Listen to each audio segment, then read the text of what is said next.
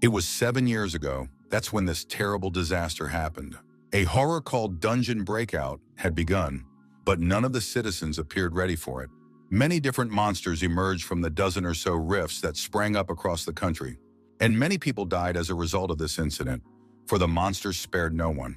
His parents were also among the dead. Michael Nodforth lost everything in an instant that day.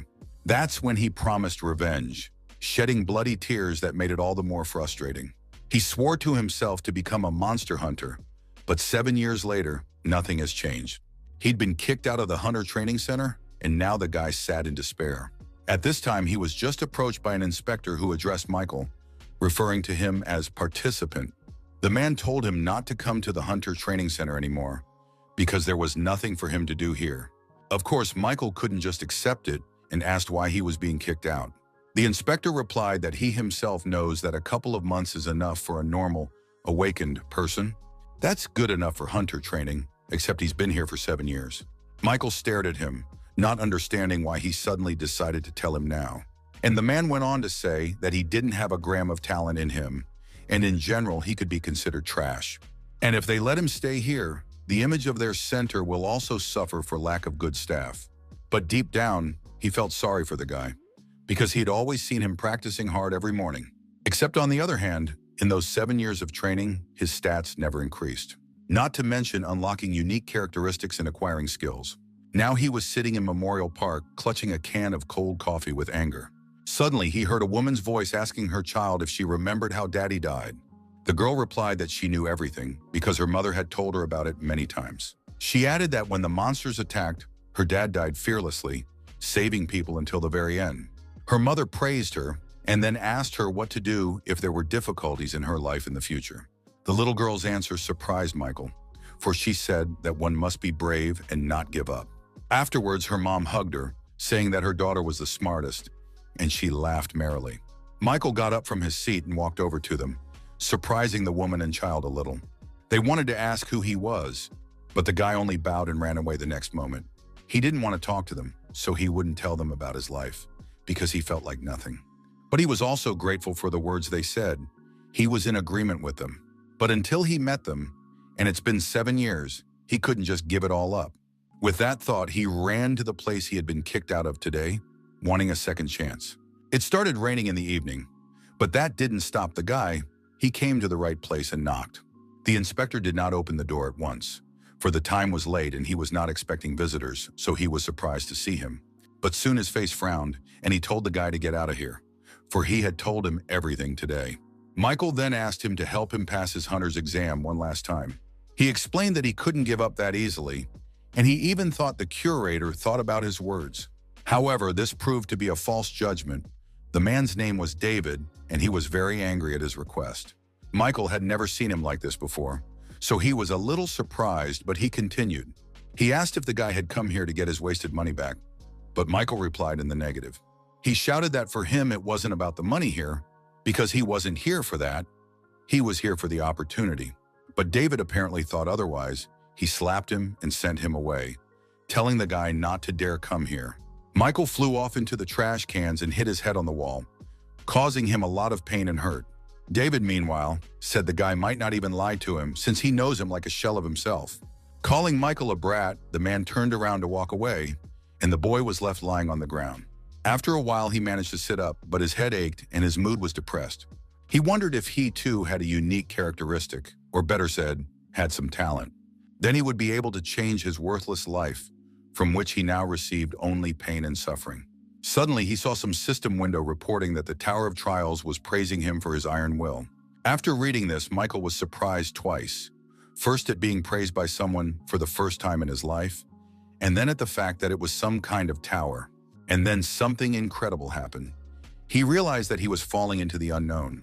At first, the guy was surprised. And then he was not on a joke afraid, because never before had not happened to him such a thing. Then there was a huge explosion that even David, being in his room, heard. He didn't understand what happened there, because only some time ago he had left Michael there. But he decided to go out to see. He thought the guy was calling for help. However, when he went out to take a look, he wasn't there. A surprised David looked around, but Michael was still nowhere to be seen. He then looked at the trash cans where he last saw the guy and saw that he was gone. Michael himself, meanwhile, was falling into the abyss, not realizing what was happening to him. It was like he was underwater, and after a while he realized he couldn't breathe and had to get out. But then the water ran out, and he realized he was continuing to fall somewhere into the unknown. He read one more message saying that the test tower had selected all the suitable candidates from the ground. And then he was asked to choose a difficulty level, and the reward he would receive would depend on the difficulty he chose. Michael didn't understand what was happening to him, but his gut told him he was on the right track. The guy, not thinking long, chose a difficult level of difficulty because he had nothing to lose. He realized that a chance had turned to him, and he must use it to his advantage. And then something started to change, and the system window said they hoped he'd get good results. Then it was said that he would soon enter the first floor of the Tower of Trials, and Michael still didn't understand anything. He suspected he was dead and dreaming it all, but he still had a headache from hitting the wall. And then suddenly he read that all status ailments and traumas were being healed from him. The trial was about to begin, and he realized that something important was about to happen. But the guy didn't expect to find himself in the desert without any resources. After a moment, however, he was given a sword, and Michael thought that with a weapon his chances increased. Apparently it was some sort of survival thing, though he didn't fully understand what it was all for. But his thoughts were soon confirmed by the system, saying that the reward for this ordeal was the discovery of a unique characteristic. When Michael saw this, he froze in surprise, for this had been his dream for as long as he could remember. The guy thought he would finally cushion what he had been working hard on for the last 7 years of his life. After all, the unique characteristic allowed him to become a hunter without problems, just as he wished. It would be so unbelievable that it even seemed crazy, and Michael even thought he was crazy. But he soon realized that his mind was not clouded, and the first thing he did was to pick up his new weapon. But as he approached the sword, the sand at his feet suddenly stirred and moved from its place. Michael started to run away from him, and he climbed higher and higher, forming a huge hump of sand. The guy read in the system window that a training trial was about to begin. His difficulty he'd chosen was displayed there as well, and Michael realized that none of this was good. A huge sand golem suddenly appeared in front of him, looking just at the guy, and the guy froze with horror. This was something incredible to him, as he had never defeated a single monster in his life. And then the status window announced that he had to survive for 10 minutes, and then the task would be completed. Michael was not happy about this prospect. He started to run away as fast as he could to avoid being hit by the golem. It also surprised him that the penalty for failing this test was death in the real world. He ran away from the monster, hoping that it wouldn't chase him. But of course, that wasn't the case. Michael himself was beginning to doubt whether he could escape from him in this way, for it was exhausting. Plus, the golem was much faster than he thought, and that only made it harder for him to survive. Primarily because of the sand, and with his endurance, it was impossible to run 10 minutes. It was also worth doing without rest, because at any moment he could be killed by a golem. The system had given him the sword and punished him to survive, so he didn't have much choice, and Michael understood that. Either he would die trying to escape or die fighting. He liked the second option better. So the guy stopped and quickly thought about how he could overpower this thing, since it was made entirely of sand. Suddenly, the faces of all those who had laughed at him all these years and bullied him flashed before his eyes. Michael remembered how many times he'd been called nothing and yelled that he was sick of it. He didn't want to die a miserable death trying to just run away, even if it looked safer. And because he would never become a hunter or avenge his parents who died as a result of that disaster. Of course, he wasn't going to settle for that. The guy was determined to fight to the end, even if he lost. When it comes to theory, he could safely say he knew more than many hunters. So he knew that running away was a bad idea, because the golems would only stop moving in one way: if you destroy their core. However, it is usually in hard-to-reach places, and if so, he must first find the location of the core and then destroy it. Michael ran upward. He knew that the nucleus was usually located near the heart in humans, but sometimes it could also be the arm. All one had to do was detect a faint red glow, as if from the heart. Michael decided to give it a try. He pushed off from the sandhill, intending to strike the golem with his sword. It was harder to do than he had imagined, but Michael didn't give up. He managed to climb to the top of the hill just as the sand began to fall from there. This played to his advantage, for by his movements at the foot of the hill, he caused a small sand avalanche. Thanks to her, the golem lost its balance and Michael was able to approach it on a sand wave. He figured he could only do it if he timed it right, so he waited a bit, and then pushed off and jumped. A moment later, he was already on the body of the falling golem and saw its core.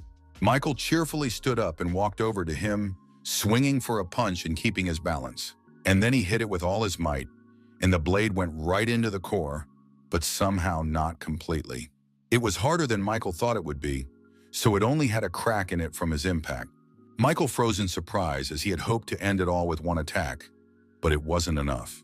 He realized in horror that he would need one more blow to break it completely, but the guy couldn't inflict it because the golem suddenly screamed in pain and started flailing his arms.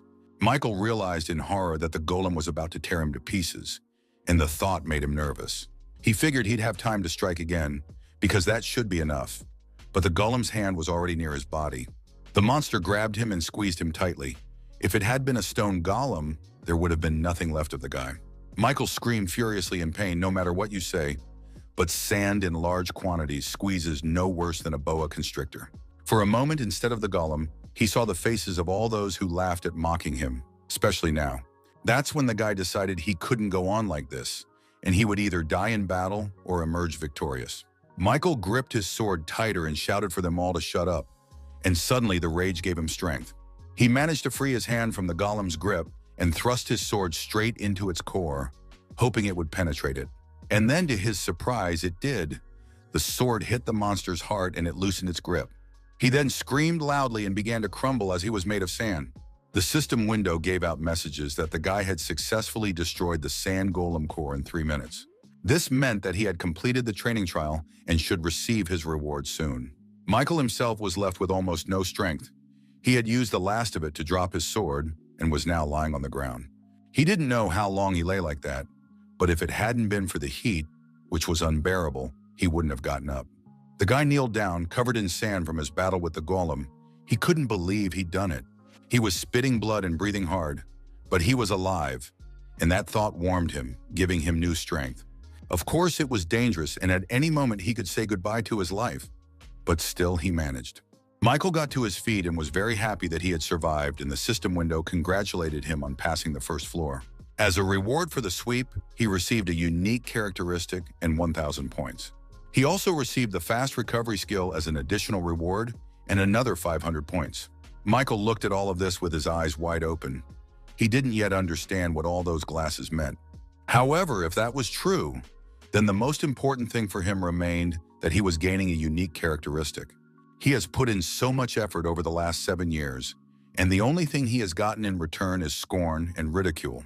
The system window displayed a message that he was receiving the unique characteristic of necromancy. The boy thought excitedly that now he could finally become a hunter too. This way, he will realize his dream, but it will only happen if he survives. He wanted to think about it some more, but suddenly he felt some strange change in his body. And then some strange red round thing appeared on the spot where he had killed the golem.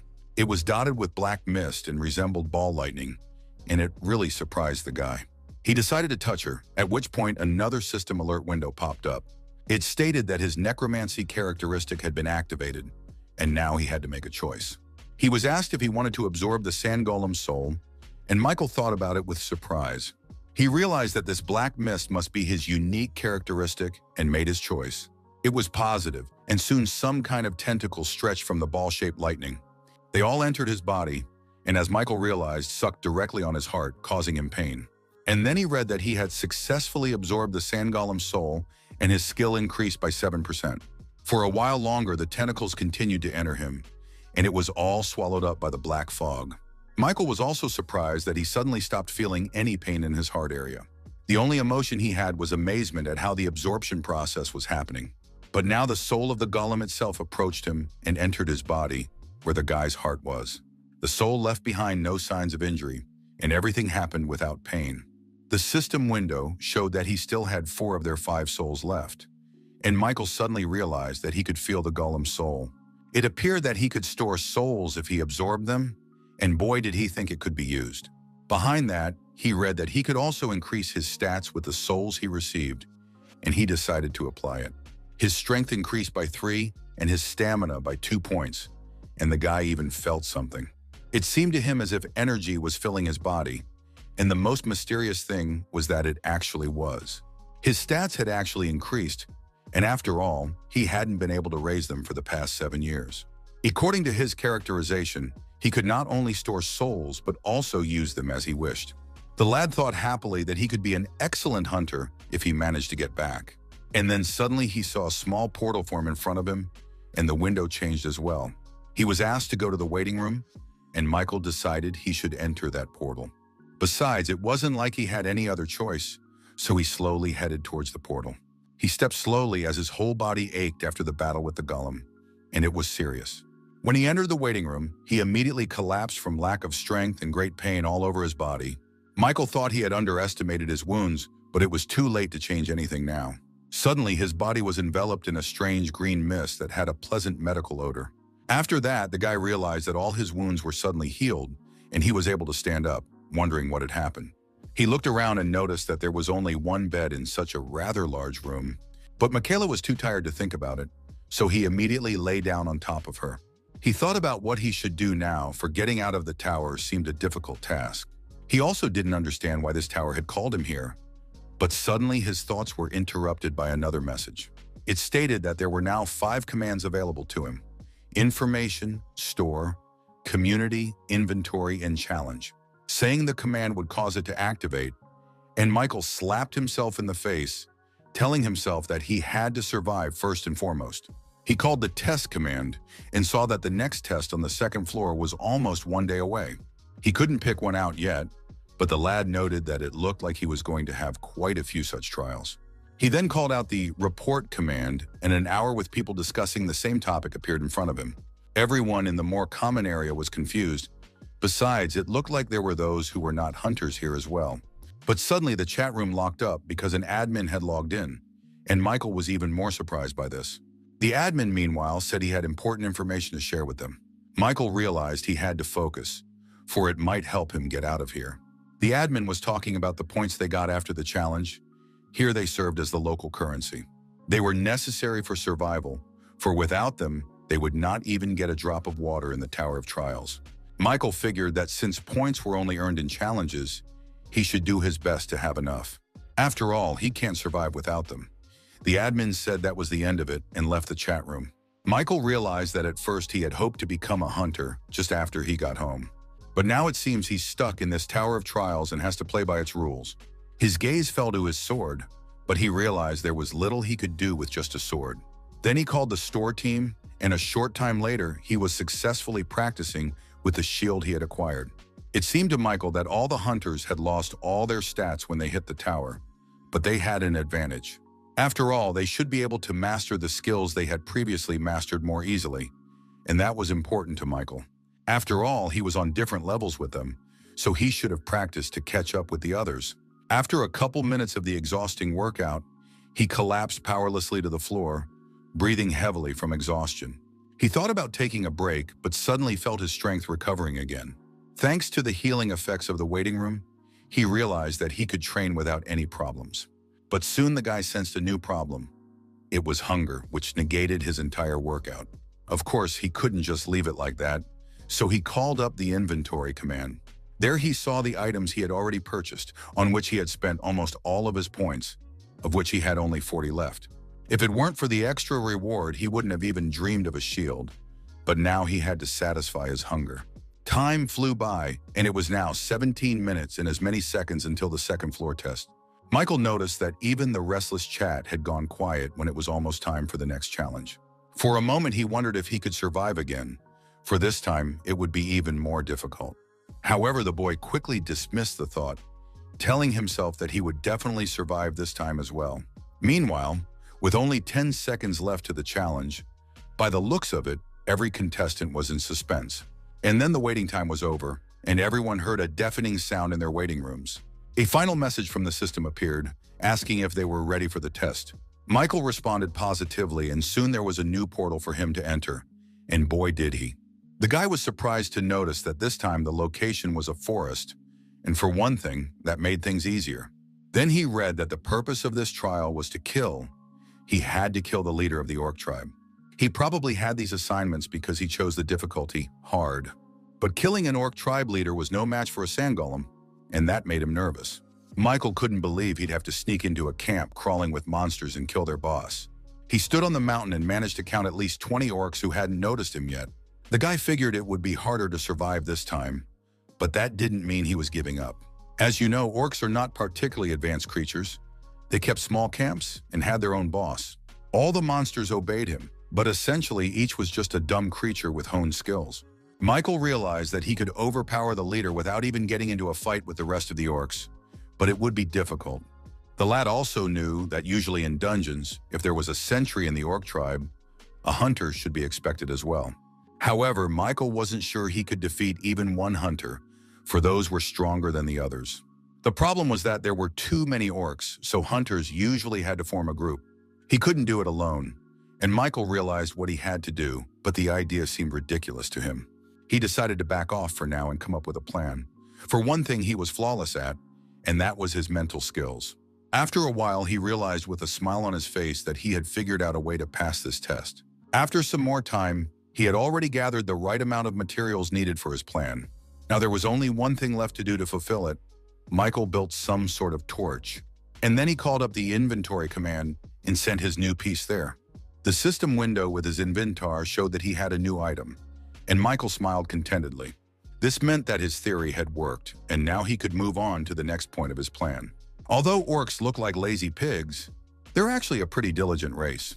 They stick to small groups, which allows them to react quickly to any danger. Hunters, on the other hand, always leave to hunt in the morning and return by sunset, so he still has plenty of time. The biggest hurdle in this mission was to break through numerical superiority.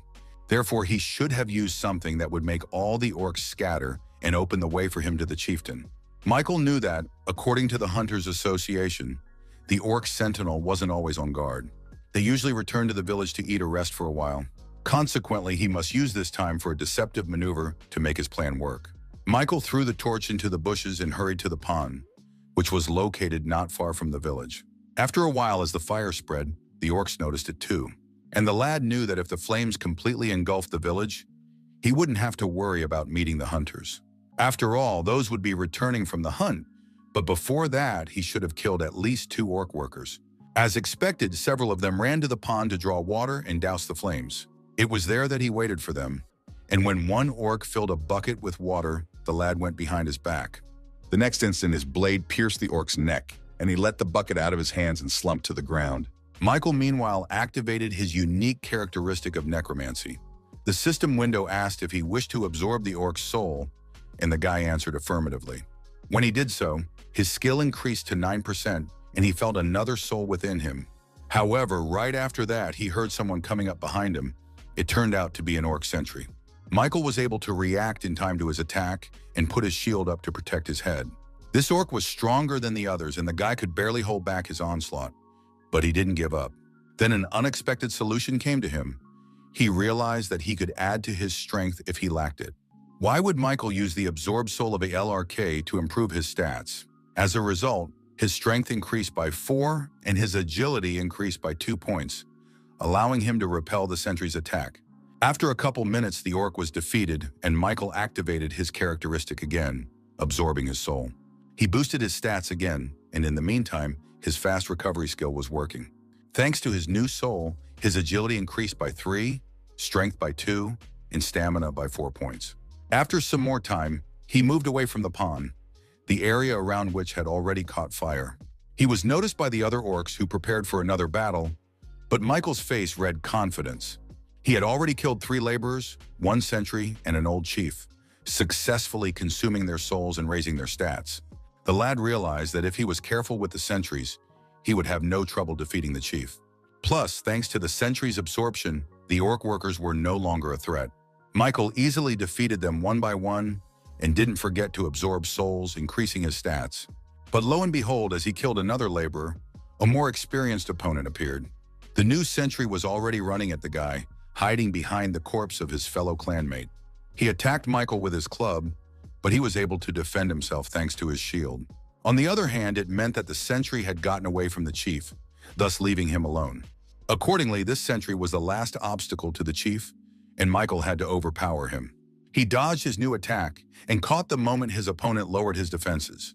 The guy then pounced on the orc sentinel, ducking under his punch which the orc hoped to get him with. He stabbed the monster in the stomach, causing it to die, and meanwhile Michael had successfully consumed the soul of the last sentry. The lad used it to increase stats, but at that moment the chief brought up his staff cane, which turned out to be magical. And then he attacked him with his charge from a pillar of fire that rained down directly on the guy. Michael didn't even realize how to react as he froze in place with fear. But at the last moment he managed to put up a shield, with which he managed to defend himself against the chieftain. That one looked surprised after all. Not everyone could survive his fiery attack, but this guy could.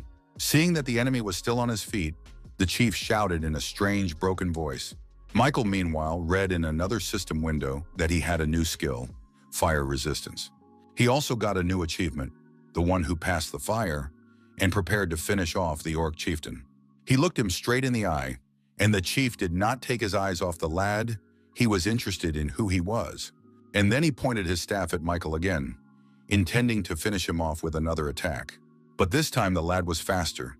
In a flash, he approached the chief and swung his sword. The blow passed near his head and shattered his mask, and the orc closed his eyes in surprise and fear. He realized that he could not match this opponent, because he was much better than him. So the orc thought of nothing better than to run away. He rushed into the tent, hoping to get away. But Michael has no intention of letting him go so easily. For all he has to do is kill the chief, and he will be rewarded.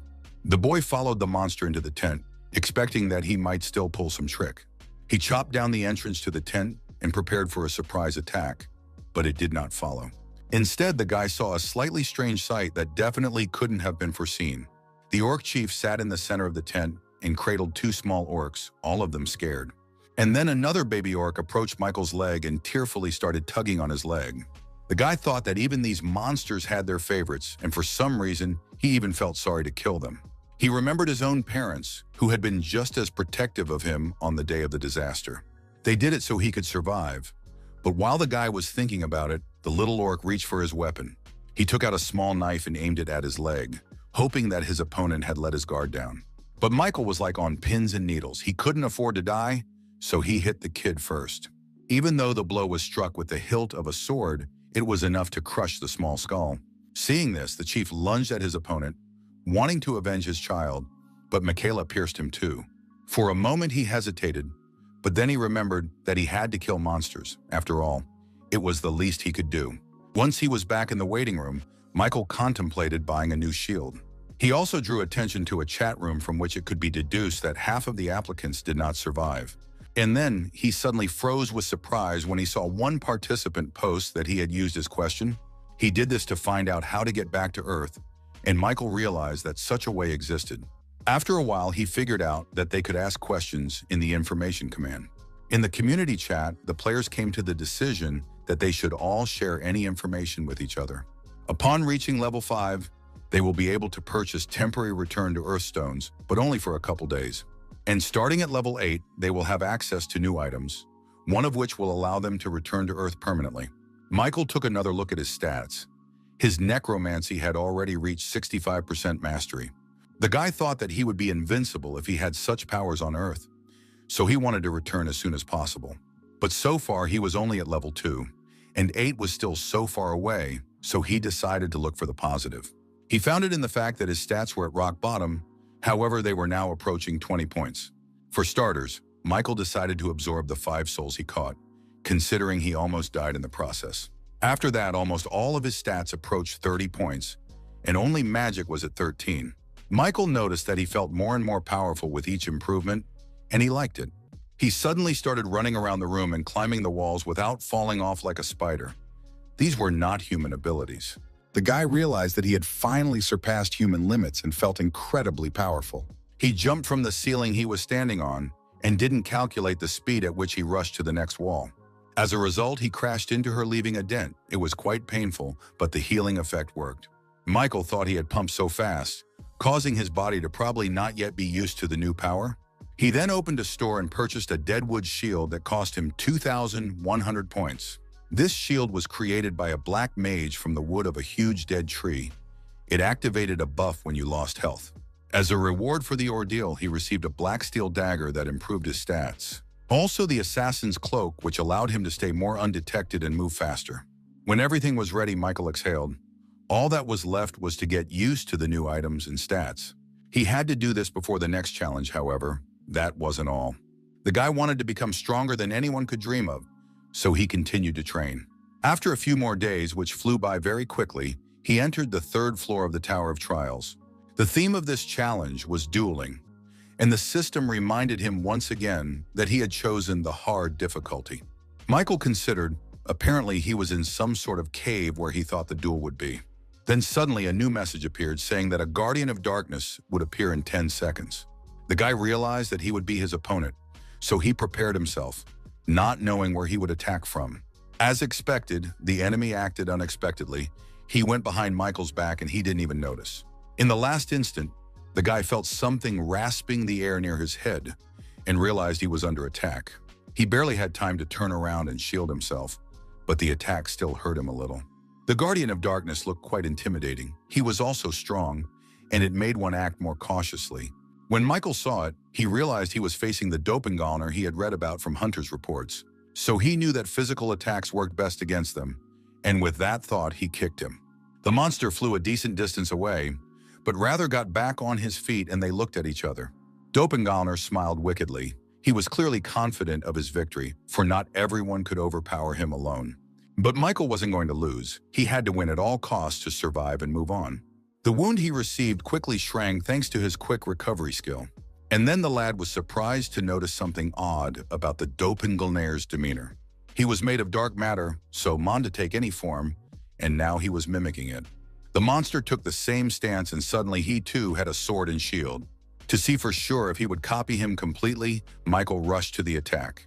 In the blink of an eye, he was behind his opponent's back, intent on a sneak attack. But the Doppelgänger couldn't react in time, so the attack was successful and the monster was wounded. This meant that he could only copy his movements, but they were no match for Michael's strength. However, now the course of the battle had changed. The guy noticed that the Doppelgänger had stopped copying him. On the contrary, he seemed to get angry, and the wound on his chest began to tighten as well. The monster looked at the guy. He was surprised that he was able to hurt him, so he didn't know how to proceed. And Michael mockingly said that he seemed to have a recovery skill as well. Doppelgänger didn't answer him and rushed back into the attack. Now he was going to repeat the new maneuver. It was the same attack Michael had come at him with, so the monster copied it. However, the guy knew that the one would act this way, so he had no trouble anticipating his movements. When the monster swung his sword, he dodged and then kicked it with his foot. He already knew how to overpower it. After all, he had the advantage of knowing how to counter his own techniques. The initiative was clearly on the guy's side. He was crowding the Doppelgänger against the wall to finish him off there. His swordsmanship skills had improved greatly during this time, and he thought that the training had not been in vain. But suddenly, when he was about to knock his opponent out, the guy saw a sword right in front of his eyes. He was able to quickly regroup and block this attack, but the monster was able to move away as well. Michael froze in surprise, not realizing what that had just been since he hadn't used that move. And then Doppelgänger took the initiative and began to push Michael against the wall. It wasn't just a coincidence after all. They had only been fighting for a short time, but the monster had already evolved. It was harder to block his attacks now, though he was still copying all of his moves. At that time, Michael activated his assassin cloak skill, and his movement speed increased by 15%. That meant he had to finish everything in less than a minute. For just how long the effect of the cloak lasted, Michael rushed to attack his opponent. The one seemed to notice the guy getting faster too, but for now the monster decided not to back down. Michael, meanwhile, was already across from him and swung around for another attack that was deceptive. So when the Doppelgänger swung his sword to repel her, Michael kicked him. The monster wasn't ready for this, but it wasn't over. The guy was already preparing to finish him off. Then followed a sharp lunge that pierced the Doppelgänger, but the lad did not foresee the consequences. He thought he had succeeded and decided to kill the monster permanently as soon as it hit the ground. So far, the Doppelgänger had only screamed loudly from the wound he had received, but then something strange happened. Michael's arm was somehow severed as well, and he couldn't even scream from sheer shock and horror. This was something he'd expected, though everything indicated it had to have something to do with the monster's copying skill. Michael was already screaming then. The pain was incredibly intense and made it hard to concentrate. But the guy realized that this wasn't the end, because if he won, he would surely get his arm back. Plus, the doppelganger hasn't moved yet either, which means that even though he has a recovery skill, but it looks like he needs time to recover from this kind of attack. So this was his chance to win. But without a sword, it was hard to do. So Michael came up with a plan. He has 15 seconds of the assassin's cloak effect left, which means he'll lose his speed soon. Deciding he had nothing to lose, he grabbed his shield, telling himself he could win. After all, it's better to take a risk than to just wait for death. It's probably been Xiaolo his creed lately. With that thought, he pounced on the monster. He had only one shield to bet everything on. Seeing the guy approaching him, the doppelganger was surprised by his determination. It even frightened him. He swung his remaining arm to block the attack, but the guy couldn't even attack. He relied on the tip of his shield, which was his new and final weapon. He hoped to impale the monster with it. And then Michael ducked under his attack, dodging his arm, and was able to press his shield into the doppelganger's stomach.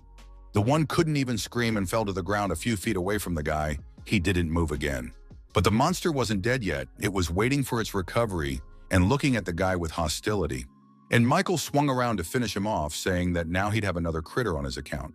It always added to his strength that he killed monsters to avenge his parents. And with that thought, he plunged his shield right into the heart of the doppelganger, causing him to die a quick death. Immediately afterward, a system window appeared congratulating him for passing the 3rd floor of the Tower of Trials. When he was back in the waiting room, all his injuries and defects were healed, and he could feel his arm again.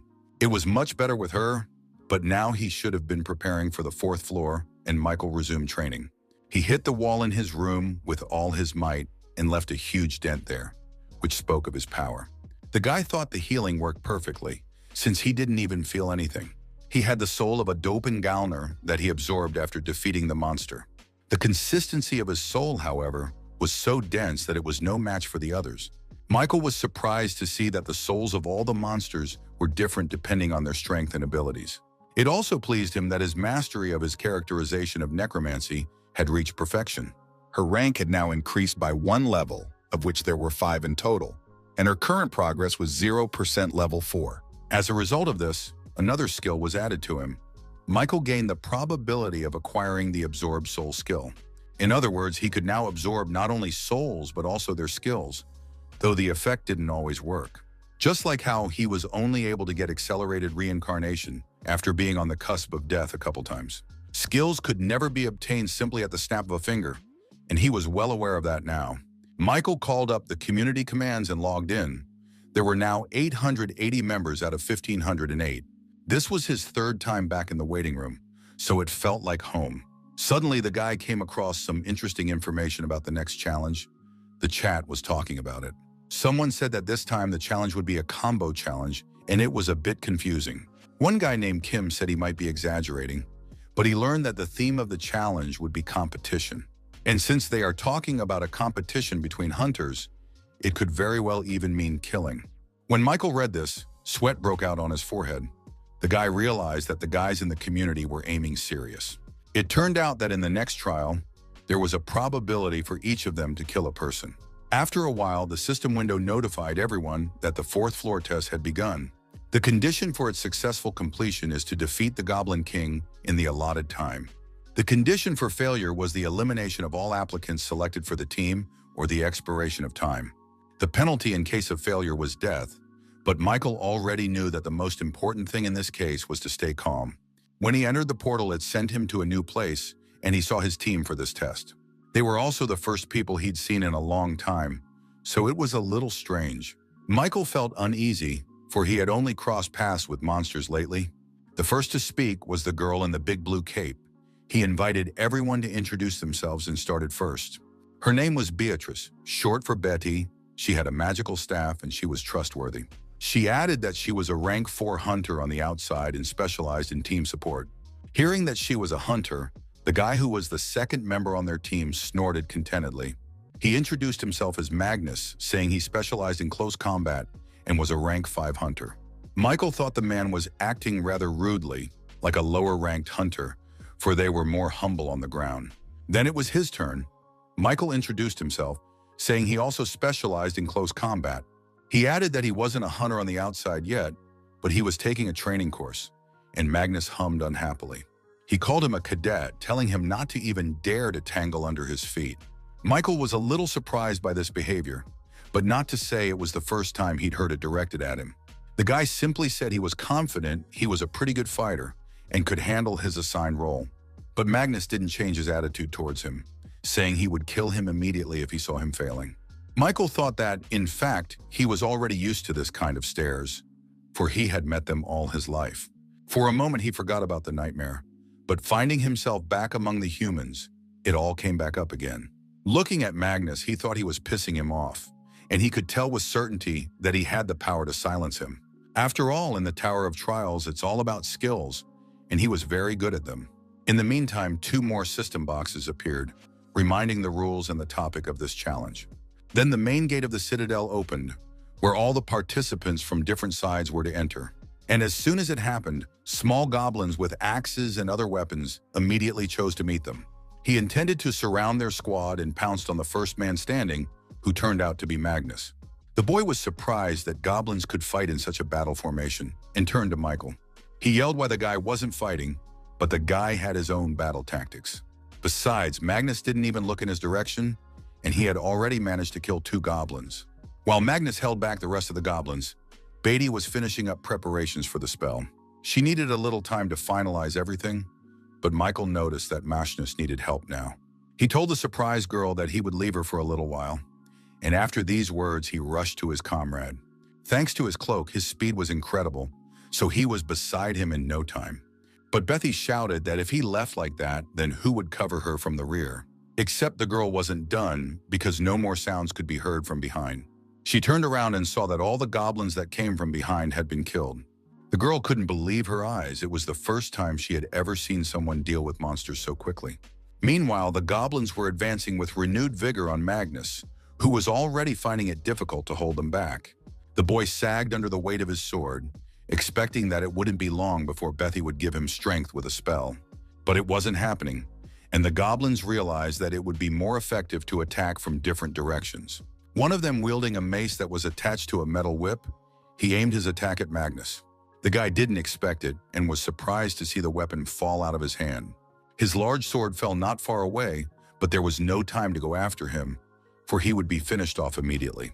Here, a new goblin with a machete jumped on him, and the guy could only cover himself with his hands, hoping for the best. He screamed why he was so unlucky to be on the same team as a cadet, but the next instant Magnus ducked because someone swiftly dashed near him with an attack. The guy looked at the man in surprise and saw Michael, who had killed the monster that was threatening him. The rest of the goblins screamed at having killed their next comrade. They retreated briefly. Seeing that the cadet had defended him, Magnus couldn't find the right words to say to him. But Michael didn't expect anything. He just told the master to stand back for now. Hearing this would normally have made Magnus angry, but right now he was rather discouraged by it. Then Michael destroyed him morally by adding that he wanted the guy to stay out of his way. In the blink of an eye, he then dealt with the rest of the goblins who continued to advance. The system window gave a message that he had gotten the new Goblin Hunter achievement.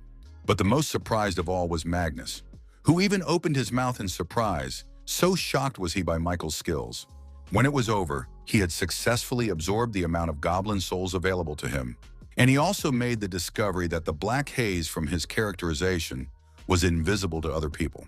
After that, he increased his stats: strength by 3, agility by 4, stamina by 2, and resilience by 7 points. But suddenly he saw that he had absorbed one of the Goblin Guardian skills as well, and it surprised Michael. This skill included a larger sight radius, which helped you spot opponents faster. Michael decided to try it out right away and concentrated to feel the skill. After a while, he got it right. It was like bringing the phone camera closer to something you can't see. Michael smiled contentedly, for it was another jackpot, though no one but him had gotten anything. Magnus, meanwhile, to make some kind of excuse, said that the cadet was very lucky. He added that he'd done a pretty good job, but both Michael and Betty looked at him questioningly. Michael then said that from now on he would be in charge of the operation, moving in the vanguard. He remembered to ask if Magnus had any objections to that, still teasing him. But the guy wasn't having any of that. He only gave him a strange look and then answered in the negative. Michael then added that the guy just needed to protect the huntress, Betty, and it would be up to him to fight ahead. To the girl, Michael told her that she should just keep doing everything she was doing before. Betty replied that she understood him and then said she was resuming her search for a target and used magic.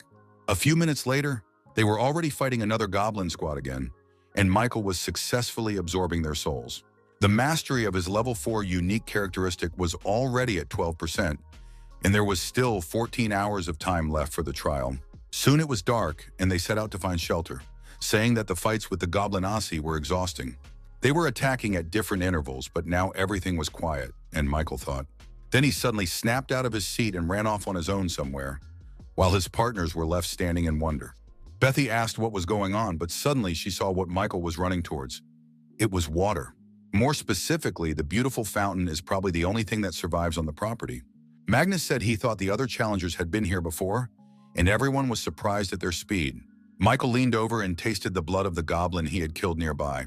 It was still warm. Consequently, if they hurry, they can catch up with the other contenders, because if the other team wins, they who fail the test will die, never to return to Earth, and will be buried here. That prospect didn't suit either of them. Michael said they'd better hurry up. Meanwhile, the other team met up with the Goblin Squad again, but they posed no threat to them. Among their team members was a guy with an inventory like Michael's, and he was doing great too. Another guy who possessed an unknown ghost art was also present. His name was Thomas, and he said he was sick of these perpetual little skirmishes, but it looked like this was the last one. After her, the boss should have appeared, but for now the focus should have been on the battle with the goblins. The guy had been sitting on the head of one of them the whole time, but then he cut it off and pushed himself off the dead body. He rushed at the goblins that were left, his eyes burning with hatred for the monsters, and it was terrifying. In a moment, all the monsters were finished. He was standing in the middle of the goblin corpses. His comrades praised him, saying he had done a good job and did a great job. But Thomas replied that he was sick of this freak hunt since he had to do everything alone. He then turned to one of the guys, whose name was James, asking if he enjoyed skimming all the cream. The man was a little confused about what he'd asked, so Thomas irritably ordered him to just open the boss's room. They already wanted to finish with everything as soon as possible and rest in their rooms. James went to open the door as he was ordered, but the guy didn't like being commanded like that. When he opened the door, the system window notified everyone that all members of the Challenger team had entered the spire. It was the home of the Goblin King, but the battle with him would not begin until one of the two teams remained. It was also reported that it will become impossible to get out of the current location at this point. As if to confirm this, a huge red barrier formed across her territory. Thomas looked at him disdainfully, asking why this was suddenly happening and what the other two teams were. But next he realized it all for himself when he saw that there were indeed 3 more new people standing on the other side. Michael's team had arrived just in time, and now the guy was looking at the men they were to fight. Thomas grudgingly wrinkled his face, saying that he had hoped to finish things quickly. But Michael suddenly said that he would fight alone, which surprised his team. Secondly, he asked Bethy to provide him with the agility-boosting buff, everything else she could supply Magnus with. The girl replied that she had seen with her own eyes how strong he was. However, humans would probably be scarier than all these monsters put together, and that was true. Michael said he heard her, adding that he would signal if he reasoned he was in danger. Until then, he was counting on their support, and with those words the lad threw himself into the fray. His agility was increased by 2 points, and this effect lasted for 10 minutes thanks to Buddy's spell. Michael himself had already convinced himself that he had surpassed the skill level of the average hunter. On top of that, he had just killed over 30 goblins. The guy noticed the other team getting ready. Finally, Michael thought that the current him was strong enough to handle the ordeal. With that thought, he rushed to attack the 3 men at once, which surprised and alarmed them a bit. Thomas didn't understand where he was coming from, but he saw that the guy looked confident enough. He ordered James to use his shield at full power and to do so immediately. The guy with the curls started to follow the order, activating his defenses. Apparently, he had a magic shield. It was, and Michael realized it too when he saw that the boys were covered by a magical dome. However, it couldn't be called a solid barrier, so he prepared to break it. He pushed himself off the ground and hit it with all his might, causing it to shatter into many cracks. After a moment, the defense disappeared altogether, and James, who was running it, fell to the ground. Meanwhile, Michael was almost approaching Thomas, and he realized that this opponent was quite strong. Michael pounced on their team, and the guys couldn't react in time. He even injured one of them. Bethy and Magnus watched it all with amazement, clearly not expecting to see such skill. And Michael continued on. He was already rushing at Thomas, who he realized was the leader of their team. The guy also realized that the main battle would now be his, so he prepared for it. Their blades met, but to everyone's surprise, Michael was stampeding the guy, and the guy was only defending himself. It was also strange that Michael's skills were inferior to Thomas's, but he easily blocked all of his attacks. The lad reasoned that, in that case, he should act more decisively. However, as he was about to perform some sort of maneuver, Michael was suddenly at his back. This was followed by a pretty strong attack that was going to be decisive for the guy. But just when Michael thought he had won, Thomas suddenly reflected his sword, twisting his body strangely in the process. He did it almost in a leap, which surprised Michael, because he had not expected such reflexes in his opponent. Thomas, meanwhile, was starting to get angry at not being able to retake the initiative of the fight, so he began to take action. Michael noticed that the guy had unusual eyes, thanks to which he could see the trace of the blade pointed at him. Thomas bounced to the side, choosing the right moment to counterattack, but Michael wasn't about to back down. Suddenly, Thomas saw the shield that had served as Michael's defense flying at him. As it turned out, this was done intentionally because this way, the guy had a limited field of vision, and Michael was already running at him with another attack, hiding behind his shield from below to hurt his opponent this time. The next instant, he pierced him with his blade, and Thomas couldn't see it because of his shield. He spat out the blood, amazed that there was someone who could overpower him and even seriously wound him. Meanwhile, Michael's system window announced that he had received an additional award after the challenge. Thomas was dead. The attack had hit vital organs, so there was no way for the guy to survive, but those were the rules. The penalty for losing was death, and everyone knew it, even though they looked very shabby. Betty noticed that Michael was trembling for some reason. She realized that he himself was also uneasy about the murder. She turned to him, asking if he was okay, to which the guy replied that he was fine. He added that the girl might not worry, but his look was somewhat detached. Betty decided he was interrupting in shock over the murder he had just committed. Michael then asked them if they would mind going and fighting the boss right now to end the challenge. Bethy and Magnus responded positively, saying they were ready to fulfill that immediately, and Michael nodded. After some more time, they defeated the goblin boss, and the decisive blow was struck, as always, by Michael. The guy stabbed his sword into the monster's back, where his vulnerable spot was, from which he died. The system window popped up a message stating that the test target had been destroyed. As a reward, all stats increased by 4, and as an additional reward, Michael received a new skill. It was a rank 3 instant acceleration, and when it was over, they walked safely to the portal. Magnus hurried back first. He was a little afraid of Michael, but Betty lingered at the portal entrance. She turned to him abruptly, telling the guy not to worry about what happened today. The girl said that perhaps her words were out of place, but he had only done what he had to do. Someone needed to kill the opposing team anyway, and if they refused, she would enter the fray. This surprised Michael a little. He thanked her, saying that her words made him feel better about himself.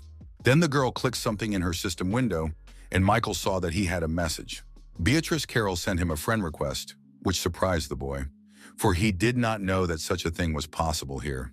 Betty explained that they passed the test today because of him, so she feels indebted. The girl added that in the future, when he returned to Earth, he should look for her in the White Guild. Michael looked at her without saying a word, but he understood what the girl was trying to tell him. When she went into the portal, he realized he had an important decision to make for himself. It consisted of whether or not to consume a human soul, he thought to himself as he looked at Thomas. Once Michael was satisfied that he was capable of something like this, he put the process on hold. He did it because he felt he was about to cross an irreversible line, but now he had made up his mind. Even though he had no intentions of killing people to become stronger, but in a situation where there is no right to choose.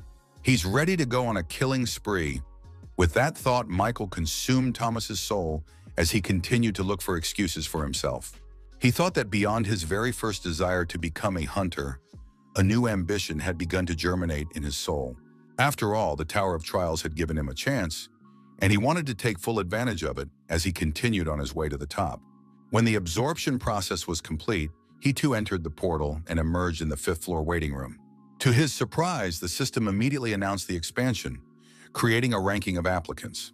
Michael didn't understand what it was, but he was required to enter a nickname.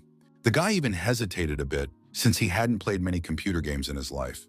He didn't have to think long, however, and soon he saw that his nickname had been changed to Hunter. The system then summarized the 4-floor test by showing a list of applicants. All were as good as gone. Michael started looking for his nickname, thinking that maybe he was on the list somewhere. He saw himself in 16th place and was very surprised by his ranking in this test. After all, that one was much higher than he thought. And then the system added that the contenders ranked in the top 50 will be designated as first-timers, and whoever has achieved that status will get a head start on the 8th floor. And if they continue to hold first-timer status all the way to the 8th floor, they get the Halo privilege. Michael was surprised by this, but thought it was some sort of granting of a skill. He decided to find out the details when the time came, but for now he should have been focusing on his growth. He could now absorb up to 15 souls and store them all, so it was worth increasing his stats. When he did so, he felt that he had already finally crossed the limits of human capability. The 5th floor opened up access to purchase the Return to Earth stone, though only for 3 days. But Michael decided to take that chance and purchase the item for points at the store. He also wanted to see if he could move with his gear. When he absorbed the Perturbation Stone, the system gave out that his next time point was Earth. The absorption process began, and Michael felt as if he were being sucked in by something. It felt the same as the time he went to the Tower of Trials, and the emotions were the same. And then it was over. As suddenly as it had begun, he was lying on his bed at home.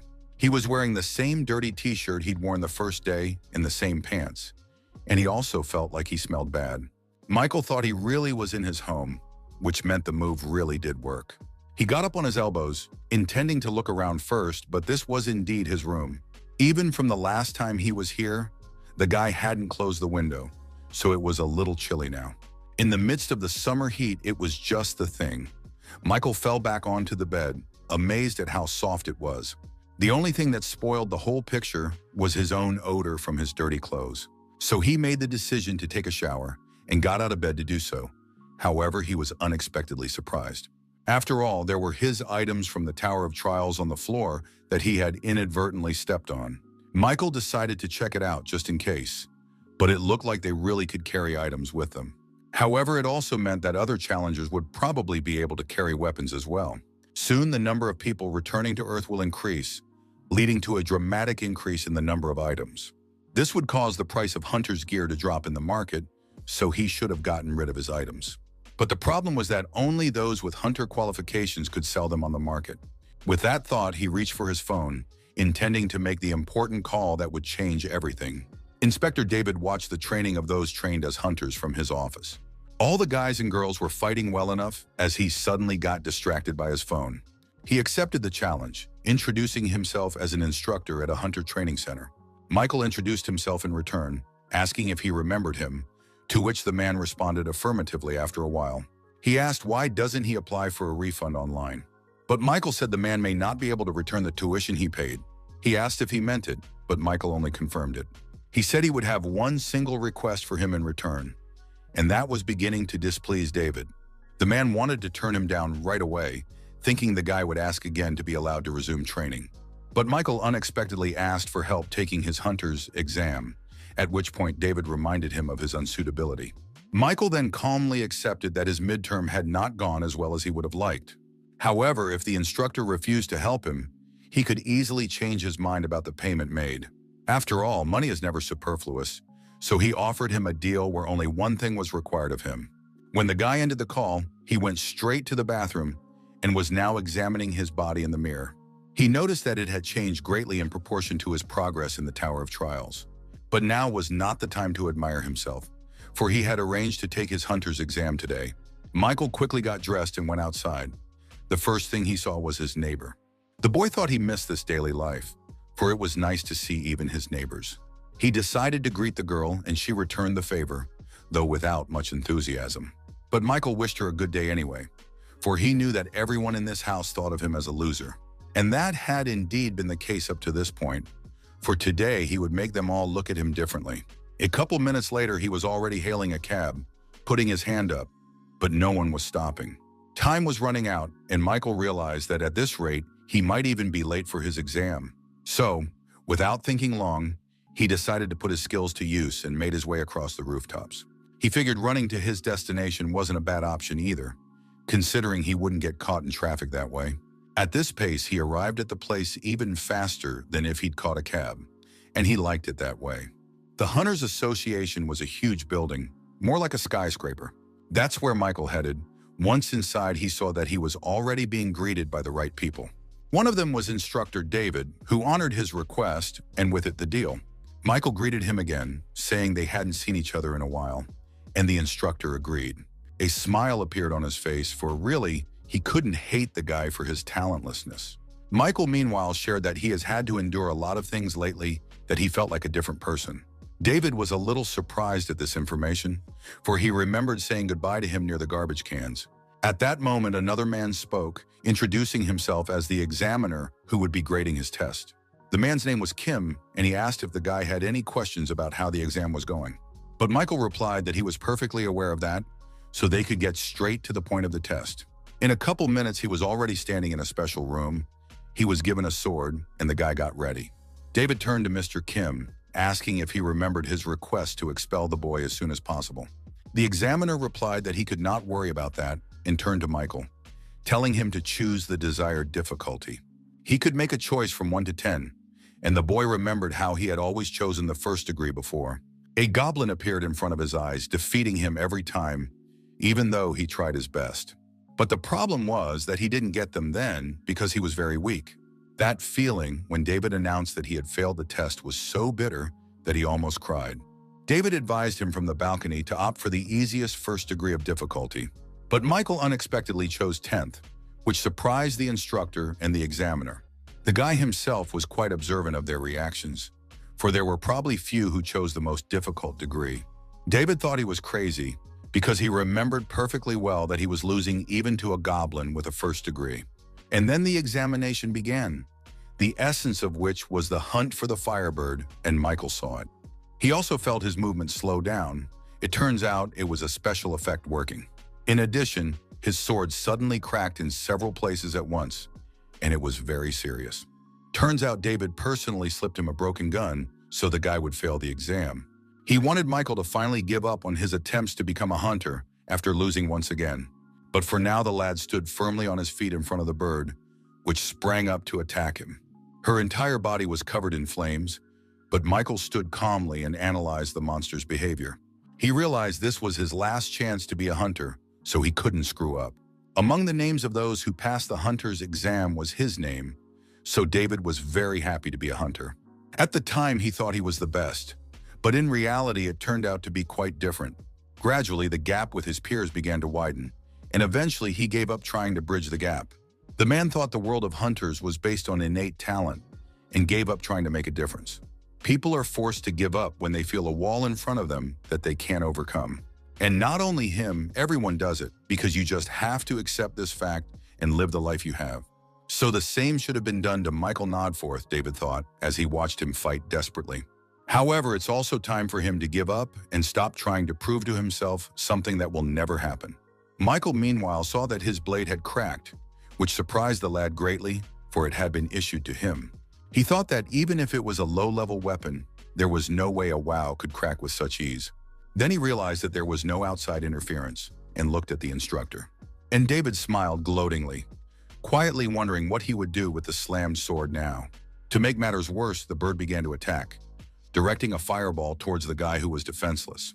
But Michael was even glad things had worked out this way, because it was the perfect situation to test his skills. He had learned a lot in the Tower of Trials, so right now he would show it to everyone. With that thought, he used the skill. It was an instantaneous acceleration, thanks to which he pushed off the ground and approached the bird. Ta hadn't expected the guy to be so nimble. Plus, he was now standing on the ceiling and looking right at her. Michael noticed that this skill was far better than the speed increase when using the assassin's cloak buff. The bird, meanwhile, formed the fireball again, intending to finish him off here. But Michael decided to be proactive and ran to her first, surprising the monster a little. He didn't even need a whole blade to wound the bird before it could attack him. He thrust his sword right into her eye, thus limiting her vision, and the bird screamed furiously. As expected, the sword was too short, so it wasn't enough to kill the monster. Michael glanced at the tile that had cracked from the bird's attack and decided he could use it. He peeled off a piece of tile and threw it with all his might at its head, intending to stun the bird. But the tile, casting at great speed, turned with its power into an axe and cut through her head. The piece of floor didn't stop there and crashed into the balcony wall where Principal Kim and the instructor were standing. David was surprised to think that Michael was doing something incredible, but it looked like he was done. The unconscious bird fell to the floor, and he was greeted with a successful exam. Michael didn't forget the instructor and examiner, apologizing for not calculating the force. He smiled contentedly, for he was able to pass the exam even with the broken weapon that had been slipped to him. After a while, the woman in charge of issuing certificates handed him a card. It had his data on it, stating that he had become a rank 2 hunter, which was pretty cool. Michael thanked her, and the woman added that he could now visit the dungeons and sell items at the market. Meanwhile, David was asking Examiner Kim how this could even happen for a guy to pass the test. After all, the man said that one would fail within 10 seconds, but in the end, on the contrary, he managed everything in that time. But the examiner replied that he had done his best, because based on the reported data, the guy would have failed. David then asked if they couldn't have given him a lower rank, but Kim replied that they already did. Their conversation was interrupted by Michael, who entered the office and announced that he had received his hunter's license. He walked over to David, noticing that he looked a little pale, and asked if he was okay. The man replied that he was fine and congratulated the guy on his new accomplishment. And Michael suddenly said that if his memory serves him correctly, the instructor had reached rank 3 before he retired. He added that he remembered fleetingly how the man had called him scum, because he really felt that way. Suddenly, the thought popped into his head that perhaps David himself was the scum he was talking about. Hearing this, the man jumped up from his seat to hit him, asking if he had lost his fear. And Michael thought that, contrary to his expectations, the instructor had easily fallen for the provocation. He dodged his blow and swung to deliver his own, eager to demonstrate his strength once again. David grimaced in pain because the guy had hit right in the solar plexus, and he understood that he would not get anything for it because he acted in self-defense. And this was in response to the aggressive actions of the instructor, who was also slapped. David had time to think and wonder how a rank 2 could have such strength, and then he lost consciousness. In the evening, when the boy was saying goodbye to Principal Kim, he queried whether the latter was offering him a job. The man responded positively, saying he would work directly for the Hunters Association, and his salary will be around 1 billion won. With those words, he handed him his business card. Finally, the man added that he was doing it because he could see his potential, but Michael wasn't interested. He said it seems the difficulty level of the exam was adjusted arbitrarily. Seeing that it made the principal's face change, he said he wouldn't make a big deal out of it. However, it wasn't in his nature to make a deal with someone he didn't have an ounce of trust in. The 2 remaining days flew by, and here he was back in his room, ready to go. The news reported that there had been rumors of a mysterious apparition of the Tower of Trials among hunters recently. Michael thought that finally everyone had found out about the towers, so he made sure he did the right thing. After all, he was able to get rid of the gear at a very good price, so those 3 days were very productive. But his time on Earth was coming to an end, and soon he saw the familiar system window. It began the countdown, at the end of which he would be sent back to the Tower of Trials. Michael even wanted it a little bit, because he would be able to progress again and become even stronger. The boy thought that after his return, he'd be busy again, and that thought made him happy for some reason. Within seconds, he was back with his waiting team in the tower, also in full uniform. As expected, they could safely move items between the tower and the real world. He took a small chest and a stone with him and decided to put it all in his inventory for now. Michael then jumped off the bed, deciding that he would start by warming up his body a bit and working out. After that, he wanted to challenge the 5th floor, but suddenly the system gave him a new achievement and a new skill. The skill was called Eye of Truth and was of the highest rank, which surprised Michael greatly as he had never possessed such a thing. Based on the description, thanks to this skill, he could get all the information about the target he was observing. His skill was certainly lacking so far, but what surprised the lad the most was the following trait. With this skill, he could determine whether his opponent's words were true or not, which was incredible. Michael figured that with that eye, he would now always be able to tell the difference when people were lying to him. It was a jackpot of pure water, because such a thing was not available to everyone, and even more so among hunters. Michael then decided to do some shopping and entered the store, first purchasing a rank 2 Thunder Sword. After that, he bought a rank 3+ Hunter Scout Shield. He spent a whole 9,300 points for the whole thing. However, though they predominantly went for the sword, Michael really liked its options, so he couldn't help but buy it. All because he had a 10% chance to apply a lightning effect when hitting an enemy. The guy then called the test team and was asked by the system if he was ready for the 5th floor test. Of course, he responded positively, and after a few minutes, he was already running into the portal, preparing for more battles. The theme of this challenge was hunting.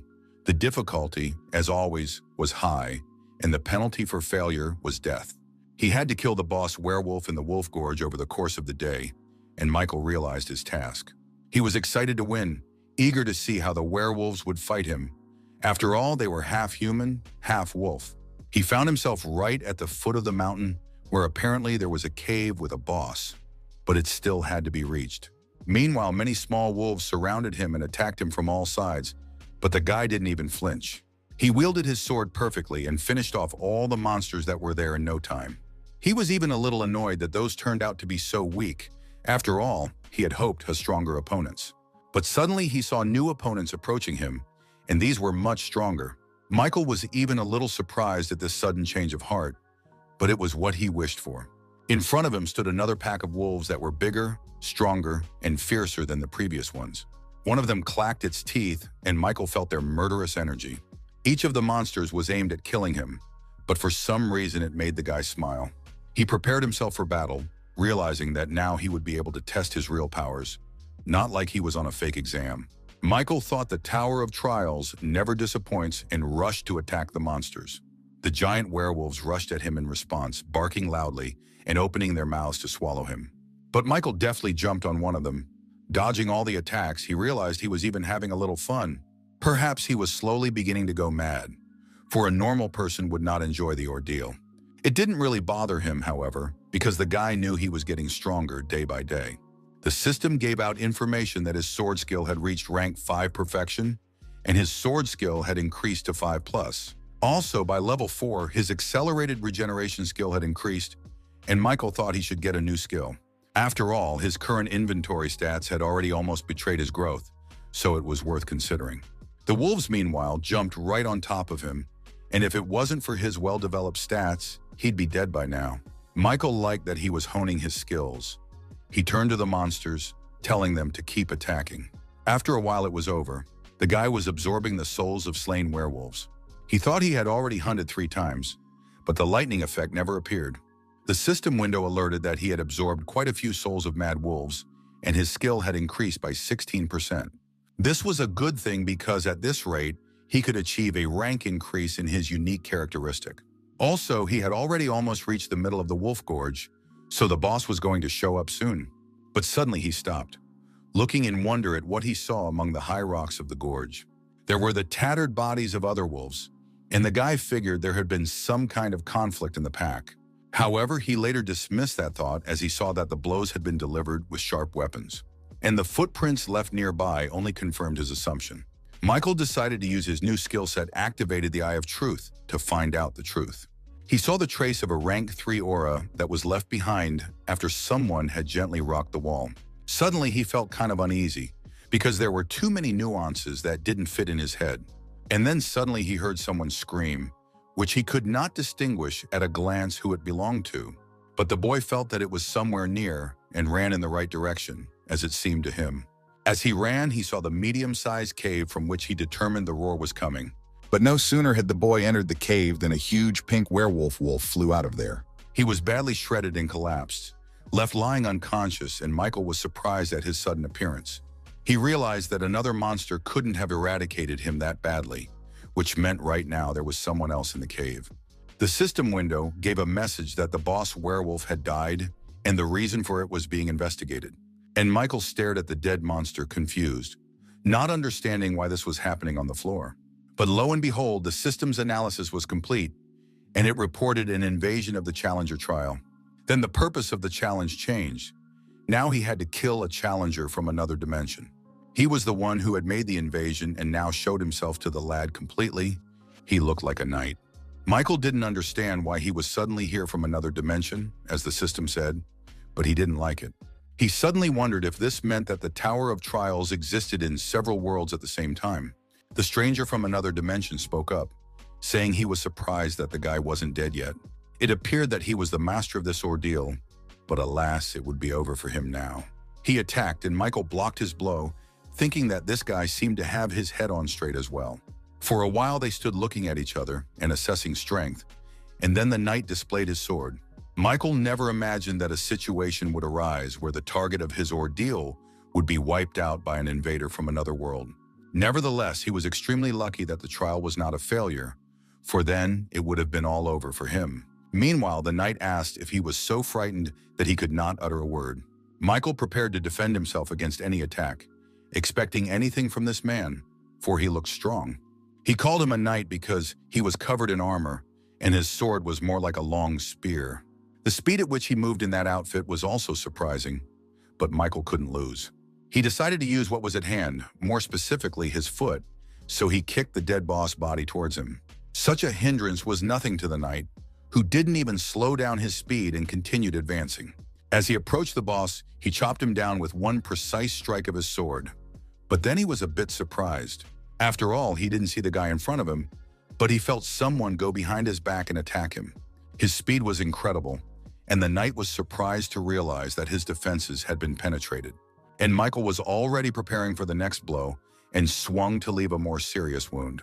The knight swung his sword, but the boy ducked under his arm and stabbed the stranger from another dimension right in the rib. To his surprise, however, the armor didn't crack, and then the knight said it fell right into his hands. Michael realized that the situation was getting dangerous, for he had planned to split the armor in half, but he didn't leave even a scratch. The knight, meanwhile, brought his sword down upon him, which would have severed his head before he could step back. Even so, Michael couldn't keep his balance, for the shock wave from his attack hit him even at a distance.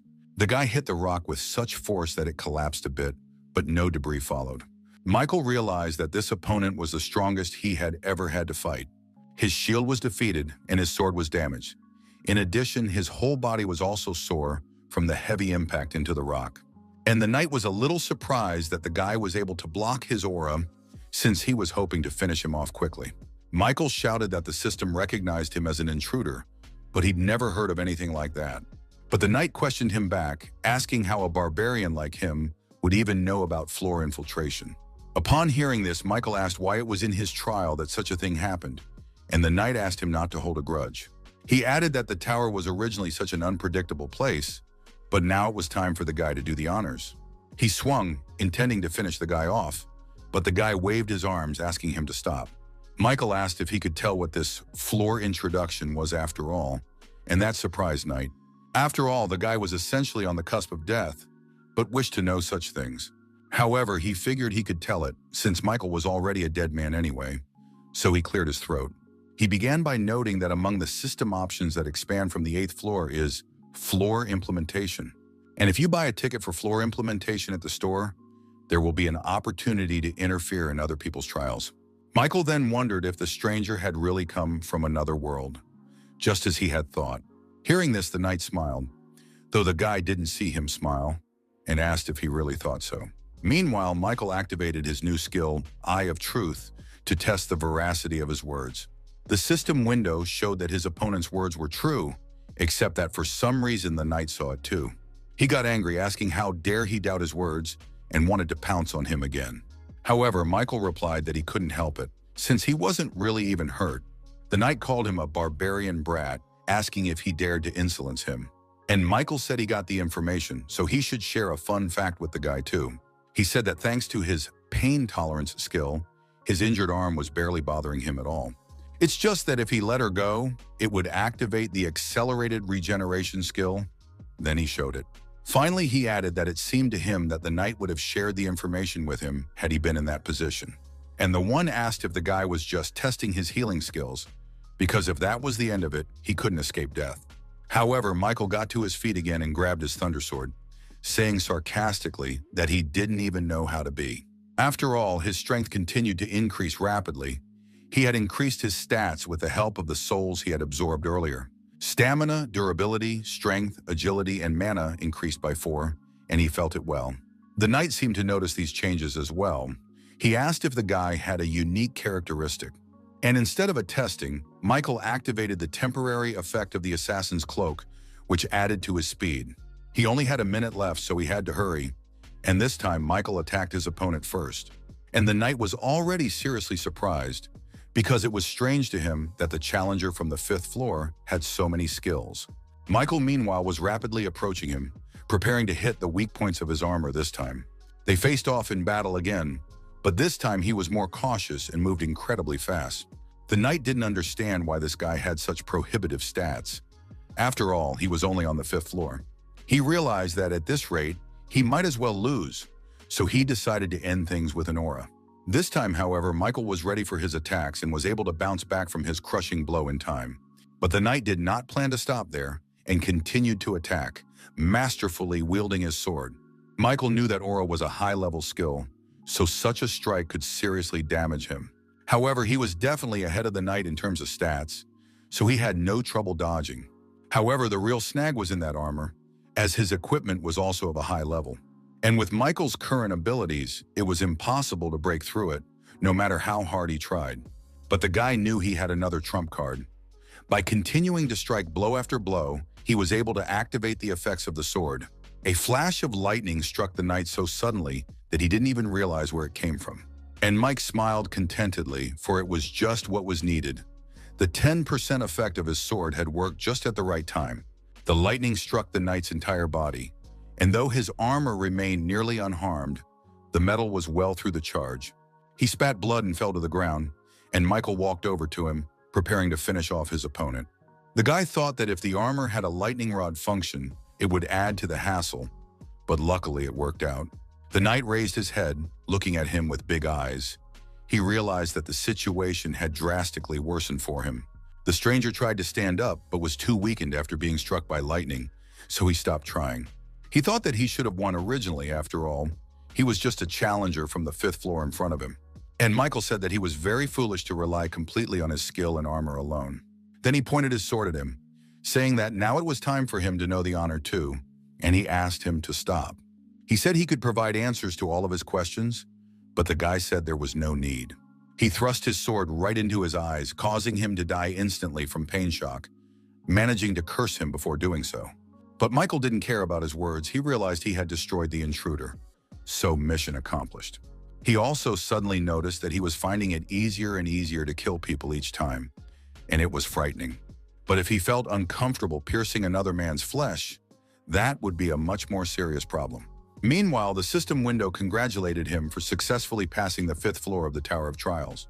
Michael, without thinking long, consumed the soul of the stranger from the other floor, as it now became clear. His skill increased to 15%, and the system window reported that he had absorbed the spirit of challenger Kata Drax. Michael was surprised to think that he had almost missed the opportunity, because the knight's body had begun to disappear for some reason. Apparently, if you die in another dimension, the body disappears like a mirage, and this was another important discovery. Suddenly, the system window gave a message that the difficulty level and the reward did not match, so the rewards would be changed. Michael looked questioningly somewhere where Cade's body had been a second ago, wondering what his rank was. He then obtained the first breakthrough reward, a high rank 3 absolute skill. As a bonus award, he received 7,500 points, and additionally received another 3,500 points. This made the guy happy. He noticed that instead of the promised rank 2 reward, he got a high rank. The invading knight must have been quite strong, since the system thought the rewards and difficulty didn't match. After a short time, he returned to the 6th floor waiting room and was healed of all defects and injuries. The boy threw his equipment into his inventory. His shield was broken, but he had other things on his mind right now. Michael tried his best to save his tickets for sending questions to the 8th floor, but realized he had to use them. He activated the right command. He had a total of 5 tickets, respectively 5 questions. Michael wanted to know more about the floor infiltration and whether it was possible to know about the impending invasion. When he was done, the system reported that his question had been sent and would be answered shortly by an admin. Not 10 seconds later, he received a reply, and Michael was surprised that it had happened so quickly. But that was even better. He opened the answer he received, waiting to finally deal with the matter. It said that floor implementation is a system that allows you to enter another challenger's trial. However, the gap between them must be no more than 10 stories, and he could only invade personal trials. Then Michael realized that, in other words, it was like breaking a ladder to the person climbing it. But then a new message appeared, saying that this information was not available on his floor. And since the request was only half granted, the ticket for submitting the question will not be used. It was a little strange for Michael, but nevertheless, he was glad his ticket was still intact. Then the guy thought it was time to use the items he had brought with him from the ground. One of them was the Kraken Tower recovery chest, which allows you to recover items. Michael used it to repair his secret hunter shield, and it was as good as new in no time. He then used another item called a purity stone, which might seem like a waste of money. But Michael thought that a couple $1,001 was not a bad price to pay for the feeling of freshness and vigor that comes from bathing. There was still an hour and a half left until the 6th floor test, so Michael figured he could still check the accessibility of the totals. But what was his surprise when he saw his nickname in 3rd place and he had an epic rank? The guy thought he had climbed pretty high from 16th place, and if it kept going like this, he would get the achievement. He was not yet aware of the advantages of the Pioneer, but he was getting closer and closer to them. And then he entered the community chat room. But what was going on there really surprised the guy, because the atmosphere of the chat room had changed.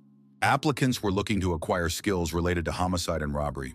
It was evident that people had become selfish towards each other, as everyone was trying to survive and pass on. Michael thought there was literally chaos and disorder in front of him. The mental resistance skills that are now being actively traded have the effect of easing mental pain. And then Michael saw a message that made him a little surprised and remember what had happened before. Someone in chat brought up Tendant, who publicized the info on floor 4, saying he changed his nickname. It was this person who then voiced the idea of killing each other, and now someone has found out that he changed his nickname to Sudi. Michael wondered if this time the guy was going to do the same thing he did on the 4th floor. For starters, he decided he should memorize this nickname well, and soon it was time for a test. Its theme was occupation, everything was given 50 minutes, and the condition for successful completion was the capture of a stronghold. Michael entered the portal, wondering what the reward would be this time, since his rank had improved significantly.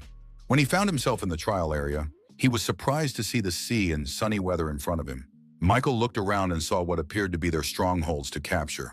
Suddenly, the system reported the selection of applicants to form teams. But for some reason, there was no one but Michael on the dock, and the guy was a little surprised that no one was showing up. He looked into the portal, but suddenly a spear flew from there, straight at Michael's head, something he definitely wasn't expecting. He managed to intercept the weapon before it hit him, however, and his master was soon to appear. The guy who was holding on to him showed up literally the next second, so Michael had to step back. Seeing his weapon grabbed by someone, the guy looked at Michael in surprise as he continued to fly. He finally lands, and Michael asks what he's even doing, since he just attacked his own team. But the guy called him a douchebag, saying he should know what's what too if he was going into the community. After all, it said that killing was the easiest way to get achievements. Michael then asked if the most important thing for them was to earn as many achievements as possible. To this, his new comrade replied that the guy should look around before playing the part of the righteous. Michael decided to do so and saw what this challenger was talking about, as other teams were killing their members as well. It was an eerie sight. People went crazy in pursuit of achievement to earn as much as possible. Seeing the whole picture, Michael lowered his head a little and drew his weapon as well, approaching the guy. Suddenly, he called him a hypocritical idiot, and the man suddenly realized that he was now facing a new battle. The other players, meanwhile, continued to hunt each other down, killing their comrades. But there seemed to be some who were disgusted with the bloodshed. Right now, 2 people had gotten their hands on it. One of them, a chubby guy, was glad to have met someone who shared his opinion. He felt that everyone else should have come to their senses, for at this rate they would all die here.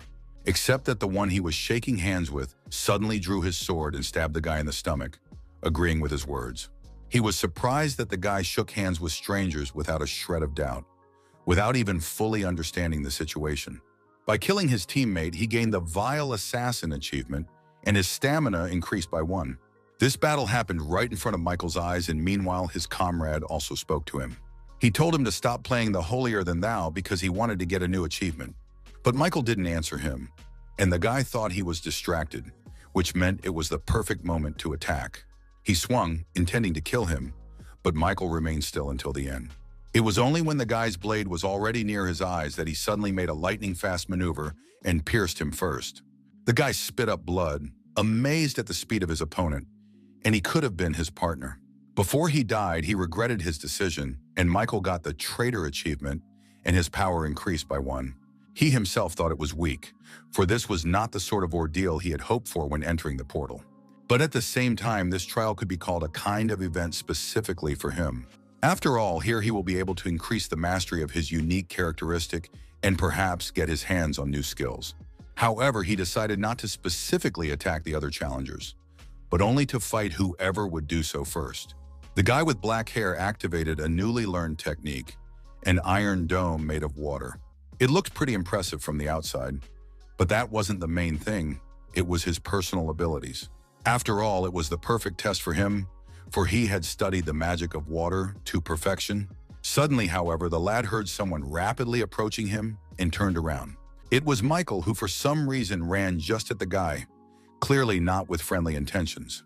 He pushed off the ground and hovered in the air for a moment, choosing the best place to attack. His eyes read determination and complete confidence in his actions, and the guy noticed it. He was surprised that he was aiming at his iron dome, for the water in it was spinning incredibly fast. However, Michael was really planning on cracking this technique and landed right on the dome. Seeing that it didn't work out, the guy gloatingly said it was an impenetrable defense. What was his surprise, Michael's corner suddenly broke through the top of the dome and flew just on top of him. He kicked the guy and then finished him off with one precise sword strike, and the guy only had time to spit up blood. His dome dissipated, and the guy himself fell unconscious not far from Michael, who landed safely. He thought that perhaps his actions were a bit cruel, but what mattered was the end result. By his actions, he instilled fear in the other contenders, who began to think of him as a monster. He had just captured the stronghold that was the target of the test, and now all that was left was to defend it. He only needed to hold out for 10 minutes without letting anyone capture the point in the remaining time. Michael thought that breaking through this challenge would be easier than he thought, as the challengers were mostly low-ranked. The trials on the 6th floor made you think about many things because it revealed the essence of man. Distrust of others, the darkness and gloom nurtured by the Tower of Trials, and also hatred and desire for power. You will think sympathy, and there is real hypocrisy, because even if he managed to ward off rivals from himself, eventually someone was going to die anyway. The system window gave a message that an enemy had joined. He looked around and saw 4 people stepping into his stronghold together. One of them, a tall blonde guy, said the guy must want to know why there were 4 of them. But Michael replied that it was obvious without his explanation, because they were just 4 idiots. Coming together, they formed an assassination squad to earn more achievements. The blonde happily agreed, saying that he had caught the gist of it, and now his sentence would be carried out. Suddenly, he became serious, telling the guy to die, and after saying that, his companions rushed to attack. He noticed a bucket of water at the fat guy's place, which surprised him, and the other guy was moving pretty fast and unpredictably. Michael prepared to defend himself by taking a stance, but the next instant his arm felt as if it had been pierced by a sword. Turns out the guy who stayed with the blonde guy used the merging hearts technique. It was his unique characteristic, and through its use, Michael now shared his pain. Taking advantage of this, the guy bared his sword and swung for a strike, except he was aiming at himself. And then he stabbed his arm, which made him grimace in pain himself, but Michael was more bothered by it. The sudden pain caused him to drop his sword, and now he couldn't defend himself against the 2 guys attacking him. Things were bad, so he activated the pain tolerance skill, and all types of pain were reduced by 15%. But in the next instant, a big man with a bucket of water approached him, which Michael wondered at first. He poured it on the lad, and the latter made sure it was ordinary seawater, for the sea surrounded them. Except next came the message that he had touched the water from the 6th floor, and his power was reduced by 10. It was the same with agility and endurance, and the penalty duration was 3 minutes. Michael realized that in this ordeal, the water in the sea was not easy, and a fine was given for touching it. Meanwhile, his opponents had almost reached the distance where any attack would pass through and hit him. It was a terrible layout for Michael, but he realized that only a normal player would fail in this situation. After all, he himself had long since surpassed the limits of human capabilities and possessed incredible skills. The first to attack was a guy who moved unpredictably, which couldn't be said for his attack. Michael had no trouble dodging her, saying that he had to admit the guys had come up with a pretty good strategy. He added, however, that they had made one very serious mistake, and he reached for the face of the first of them. After all, they had picked the wrong opponent, And with those words, he slammed his head against the floor of the stronghold. Michael did it with surprising strength considering he had it limited due to the penalty. It was instant death for the guy, and his three companions froze in surprise, marveling at Michael's strength. Toth, meanwhile, gained the new skill, Contempt for the Weak, as well as the achievement Killing with a Single Blow.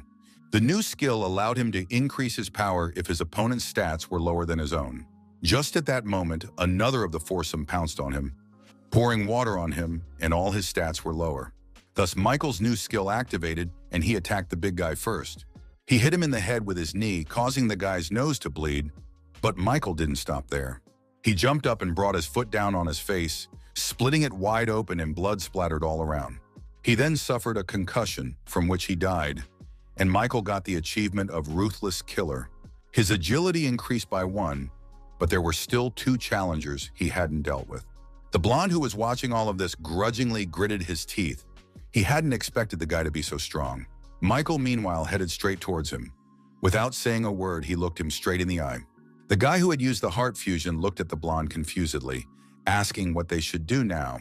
Instead of answering, the man suddenly swung his sword and it hit his companion right in the leg.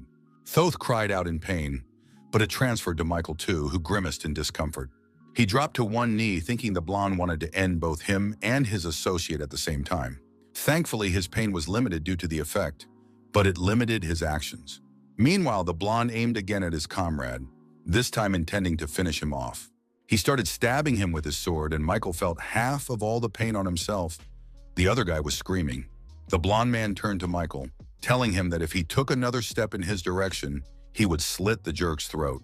Michael realized that even with the pain-tolerant skill, it would be difficult for him to react to his opponent's lunges. So, as expected, hearing him there was only one answer, which again included murder.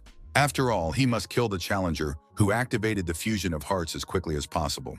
With that thought, Michael threw his shield, putting all his strength into it, and it turned again as if into a flying axe.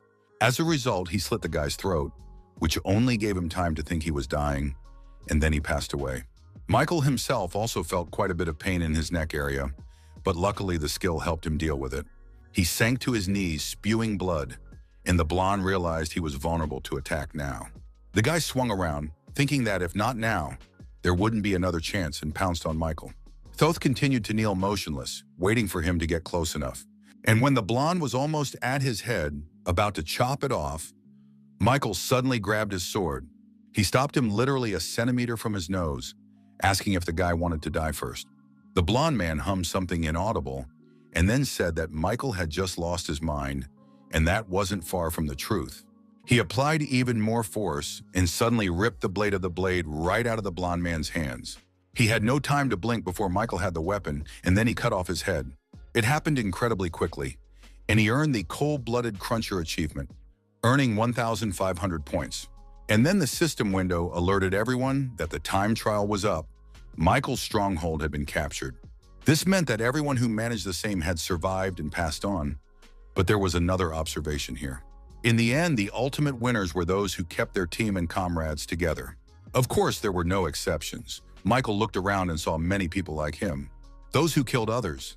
And it didn't matter if they were his comrades or just other pretenders. The guy wondered how he looked in the eyes of those who hadn't stooped to murder and kept his team together. He was probably as much of a monster as the guys who attacked him before the end of the challenge.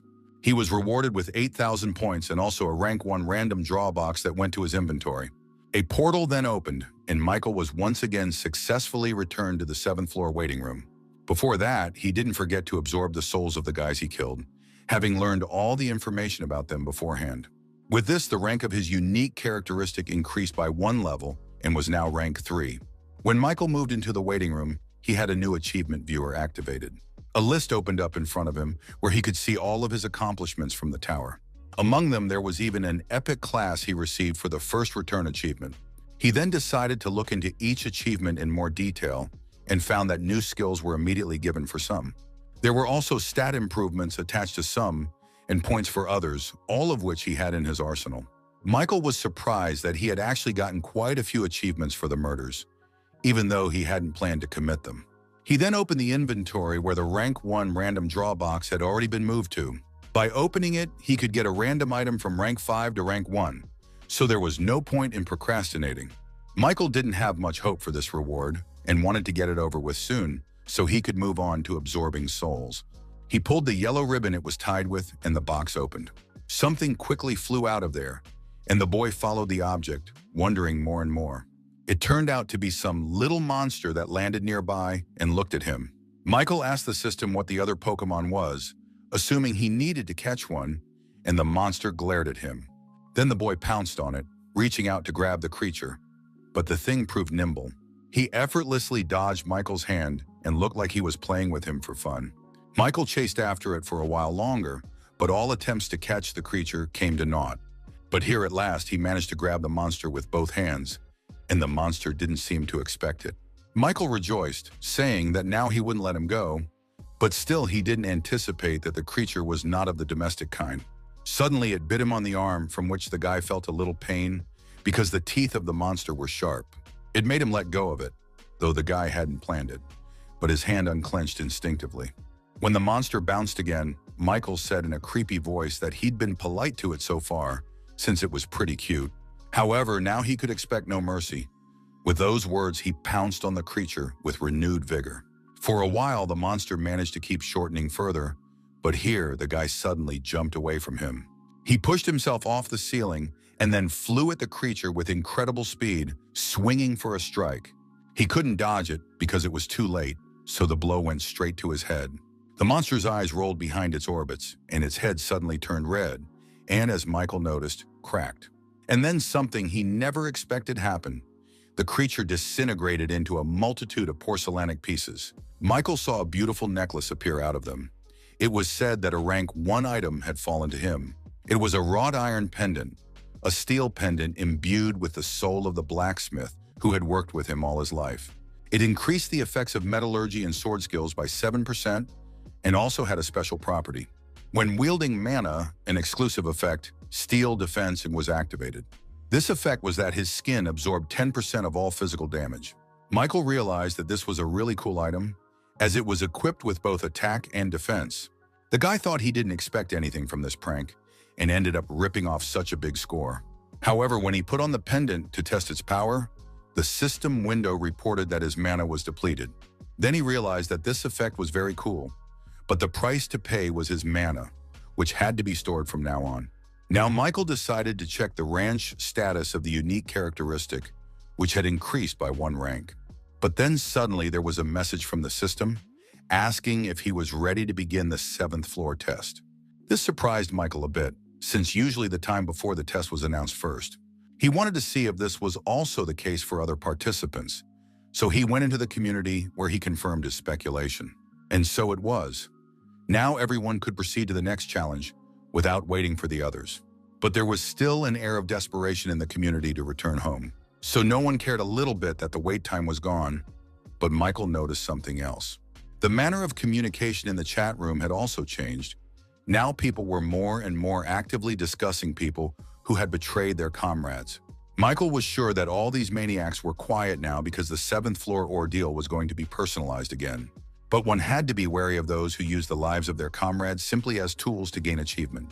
Most importantly, Michael must develop his skills that those proved to be unshakable to any variables. Then the guy finally checked the status window of his characterization and saw a new additional effect. Now he could use the souls of the dead to protect his body, but at this time his energy would be proportional to the strength of the blow. The guy also noticed that more specificity was added to the description of the base effect, which surprised him. After all, while before the main focus was on stat boosting, souls could now be used in a different way. He could use them both as magic power and as a protective shell. Michael figured that anything could happen, so the ability to protect the body would never be superfluous.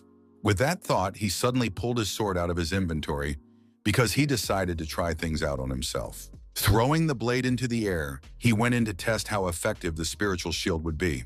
Michael put his hand out, deciding to take the risk, because even if the sword cut it off, the waiting room would heal everything.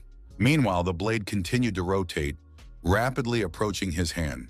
And then, as the weapon was about to touch his flesh, the effect of his characterization suddenly triggered.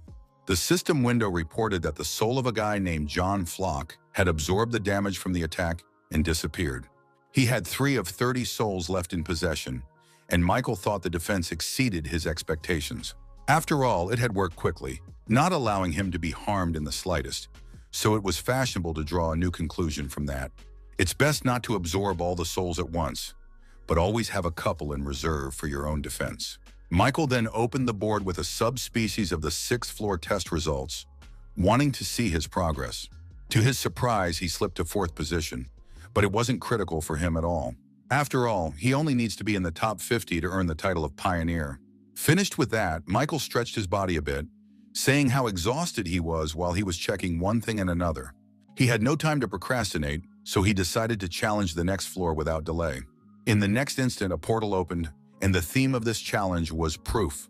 He had to pass 3 tests in 40 minutes, otherwise death awaited the challenger. But a successfully completed task gave a new skill, Wind Grace of the highest rank. When he found himself there, he realized he was in some kind of corridor with an unusual atmosphere. You literally couldn't feel anyone's presence here, and that annoyed the guy a little. Suddenly, he felt the energy around him change, and the system reported that he had entered the first zone. This was the first testing area where it was required to prove that he had overcome his fears. He was suddenly transported to the desert from where he had started his growth. It was here that his first fight took place. Michael had already guessed what was about to happen, and as if to confirm his words, the ground beneath him shook. And then it showed itself. A sand golem, this time much larger and apparently stronger. The guy realized that this space was now a reproduction of the training trial. The condition for successful completion was to break through 3 trials in the remaining time. Michael realized that as he fought the golem, 3 more challenges would appear. They too, he must have overcome them in his time, but since this is a test and prove, it will have to be done again. Meanwhile, he finally saw the golem that stood before him, its size truly impressive.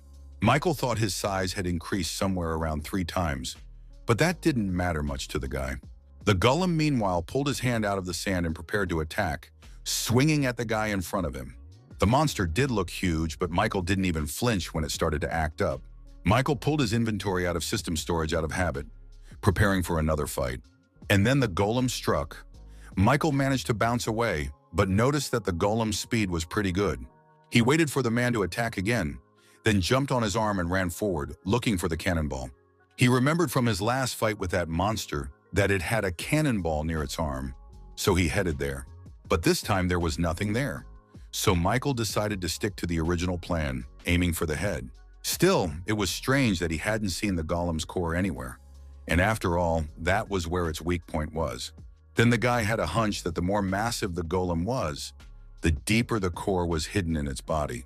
And the scheming monster attacked again. This time his movements were even faster and caught the guy off guard. Michael marveled that the sand could move so precisely, so it was urgent to come up with a plan. The golem's hand appeared before his eyes so suddenly that Michael didn't have time to bounce anywhere. Then the monster clenched it into a fist, intending to crush the guy like a bug, but it failed. Suddenly he felt something in his hand vibrate violently, and then he felt cuts. Michael had freed himself from the sand trap, mangling his palm from the inside, and was now free again. He figured since he couldn't strip the monster with one punch, he would just chop it into pieces. In the next instant, he put his words into action and pounced on the golem, attacking its entire body. The guy chopped up his head and arms, inflicted wounds on his body and legs, so he thought that was enough. However, he realized that each time he cut, it was just sand, which was immediately replenished with new sand. Therefore, he had to find the core at all costs, and he had enraged the golem with his tactics. The one swung at the guy again, and Michael had to go on the defensive again, bouncing away from him. But suddenly, after another attack, they noticed something interesting that they hadn't noticed before. He had no time to think, for the monster was going to finish him off again, this time by stepping on his foot. The guy quickly ran away from that spot, amazed at how fast and accurate the golem's attack was.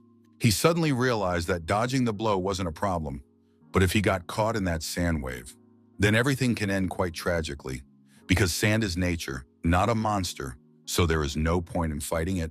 Michael ran with all his legs, hoping that he would be far enough away from the wave in time, but she was getting mercilessly closer, and the guy realized he couldn't get out of her way, no matter how hard he tried. As it happened, Piles of sand covered him completely, as if he had drowned in a sea of sand. Some semblance of a gorge was formed, in which Michael lay under the sandy rubble. Michael was annoyed by this. He realized that at this rate he could fail the test trivially on time. Meanwhile, the golem continued to advance, though he was walking towards it himself, but the sand made things much more difficult.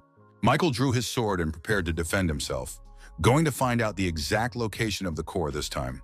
The golem was still going to crush him and had already stretched out its hands to do so, but this time the guy didn't run away. He used his new skill 3 Absolutes, according to which he could amplify 3 sword attacks. It required the use of one's mana, and as an additional effect, sword strength was increased. Michael activated the skill and rushed to attack. This time his punches actually became stronger. He was able to completely chop off the golem's arm in one blow, and then proceeded to hack away at its torso. Michael was surprised to notice that he suddenly had such power, but it was just as well. He remembered how angry he'd been when he'd first encountered the floor infiltration during the test. Now, however, he involuntarily thought he should thank the knight for invading him. Although this abominable golem was recovering with sand, it nevertheless continued to deliver slashing blows. The guy did it with one single purpose: to find the core and destroy it, so he attacked without stopping. The initiative was already clearly on his side, as the golem was only recovering from his attacks. It seemed to Michael that he had already slashed his entire body, but somehow still hadn't found the core. It was starting to piss the guy off because this could go on forever, and he only had 30 minutes left. But suddenly Michael made one interesting and slightly strange discovery for himself. He wondered when this golem had managed to get so cute, since it was much bigger before. Hearing that he was called cute, the golem's cheeks flushed. Apparently, even monsters were pleased by compliments. But it seems that the sand that makes up his body cannot be endlessly extracted from the environment. That's why he had shrunk in size. Michael had already figured out what to do with this new arrangement. He smiled evilly as he turned to the golem and asked if he wanted to slim down some more. The suggestion didn't really appeal to the monster, and he shouted something back. But the guy didn't understand his shouts. He pounced again, and the golem had no choice but to attack back. He swung his fist at the guy again, but never realized that these attacks were already useless. Michael chopped his arm with ease and continued to chop the sandy body without stopping.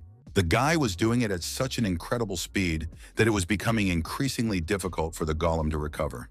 Soon he collapsed altogether, his legs and torso corroded and his arms severed. He was immobilized. This time Michael decided to wait until he was back on his feet, and now he looked much smaller. To be more precise, he looked the same as the first time the guy fought him in a training challenge. But it also meant that he could now clearly see the core of the golem, just as he had the first time. It was on his back, and since his body was covered in a thick layer of sand, it became extremely difficult to reach it. Michael also thought he should have sped up, as the test only had 40 minutes to complete. The guy had about half an hour left, but the golem itself approached him, moving faster, however. Of course, it couldn't catch Michael off guard, but he did notice that the monster had become more agile after the intense diet. It was kind of funny, but the guy added that he didn't have time, and so he'd love to play with it some more. In the blink of an eye, he was suddenly behind the monster's back and swung to smash its core. The golem felt something sharp pierce its body and screamed, then began to crumble. Still, if it weren't for the core, golems would be very tricky opponents, but luckily everyone has a weakness. The sand golem core was destroyed, the system window reported it, and then gave 2 more announcements. The first was that challenger Michael Nodforth proved that he had overcome his fear, and the second was that he had completed 1 trial. After a while, all that was left of the golem was sand, which scattered everywhere around Michael. And then the guy saw a spirit golem that was different from the one he had absorbed last time. This one was much brighter and emitted a strong energy, so Michael activated his characteristic. However, the guy didn't manage to absorb his soul, because a second portal suddenly opened. He pulled the guy into him, and the system window gave a message that he was being transported to the second test zone. Michael froze like that with his arm outstretched. He couldn't believe it was the first time he had failed to absorb a soul. Apparently, skill upgrades here were limited, if not impossible to obtain at all. But here he was transported to the second test zone, where he was required to prove that he had become wiser. Looking around, the guy realized he was at the location of the second trial in the orc settlement. Just as he thought, a rerun of the previous test was now taking place. Just like that time the settlement was burning, and he entered the tent the orc chieftain had run into then. But there was no one there, which surprised him a little. However, when he came out, he saw what was the matter. He realized that the subsequent events of that day were now unfolding before him. After all, he had destroyed the orc settlement, so now he was facing the eager orcs who looked stronger. One of them glanced at the guy, assessing him for a moment, and then suddenly his expression changed. His pupils dilated and his gaze became sort of hazy, and Michael immediately realized what the signs were. A fit of rabies was a phenomenon often seen in monsters seized with anger. An orc in a state of frenzy was no longer a pitiful monster on the likes of a rank 4, so it would not be easy. Meanwhile, a similar condition appeared in all the orcs, and they pounced on him together. But suddenly Michael noticed something interesting in their behavior. Or rather, he figured out the reason for their anger. For before this, they had bowed over the dead brethren who had fallen by his hand last time. Michael thought that monsters shouldn't show the pain of loss to family members and activated the skills. Suddenly, he too was taken by anger for the orcs trying to avenge their comrades. It shouldn't have been done in front of him after all. He had lost his parents too, so anger swept over him as well. He overpowered all the orcs and then turned to their chief, asking if it was a nasty feeling. Watching your family die and being unable to do anything about it made the head orc angry. With his last strength, he pounced on him. But Michael knew victory was already on his side and drew his sword. He was surprised at the eagerness with which the monster tried to fight to the last, so he eased his suffering. By beheading the last orc, he passed the test, thus proving to the system that he had become wiser. However, this wasn't the end of it. Michael quickly turned around, thinking that this time there was no need to procrastinate. He wanted to have time to absorb the souls of the slain orcs, for there were at least a dozen of them, but he failed again. The portal to the next dimension opened literally as soon as he killed the last orc. Nevertheless, when he was almost inside the portal, he was able to absorb a few souls of orc eggers. The mastery of the hunter's dagger skill has increased to rank 3, and the instant acceleration skill to rank 3+. And then he entered the last area of the test, expecting that this time would definitely be a blowout. To his surprise, he found himself in the location of the 6th floor test, where he had been just this morning. This was the very battleground where the stronghold was to be captured and held. However, Michael noticed that the layout of the tiles was different, and this time those were made of slippery metal. But there was nothing to be surprised about, since such an ignorant previous test was labeled Wisdom. The guy opened his inventory and pulled out a life potion from there, eulogizing 20% physical and magical strength. Without thinking long, he drank it and instantly felt the effect. His strength renewed. A couple seconds later, he stood, wondering what to do with the flask that held the potion he had drunk. Then he decided that he could litter a bit in the Tower of Trials and threw the flask directly into the sea. It's not clear if it was from the fact that he did this or some other reason, but suddenly there was a wave behind his back. It was so huge that it blew away the metal plates and started moving on the guy. And the one realized that the matter smells fried and activated the exclusive effect of the assassin's cloak. His movement speed increased by 15% within a minute, allowing him to quickly run away. Michael figured that the trials before were repeating rules that already existed, so that was the case here. It appeared that he needed to find and capture a stronghold, and before that, he should avoid the water from the sea. Fortunately, his speed was faster, so the wave couldn't catch up with him. At least that's what he thought. Michael decided to just keep going in the same direction, but suddenly the slab beneath his feet shuddered. No sooner had the fellow jumped to the other than a big wave lifted him along with the slab. He lost his balance and fell, and the system reported that he came in contact with water from the 6th floor. Strength, agility, and endurance were immediately reduced by 10, and the duration of the penalty was 3 minutes. Michael thought when the thought of the tiles staying in the same order was a kind of hope that there was some common sense in the Tower of Trials after all. She proved that wasn't true. The guy realized he was going underwater and activated instant acceleration. Pushing off the tiles, he ran down the remnants of the path, no longer afraid of coming into contact with the water. So he managed to run a little more, but the situation was getting more dangerous. For one wrong move, and he would have fallen into the sea, and the tiles would have covered him as if in a grave. Michael had no idea that one could die so easily in such a place, so he kept moving. At last he saw a stronghold that seemed to be his salvation, and the lad headed towards it. The red tile of the stronghold grew closer and closer, and Michael felt he was almost there. Soon, finally, this annoying ordeal would be over, and the thought added to his strength. Suddenly, however, the water around the stronghold swirled, forming a new wave. Michael thought that now the Tower of Trials had decided to go completely insane and finish him off. He could barely react in time to dodge a wave that would have swept him back into the sea. It was only a short distance to the stronghold, and now he could run toward it on the slabs instead of in the air. But suddenly, when the stronghold was only meters away, the wave took the form of a spinning vortex.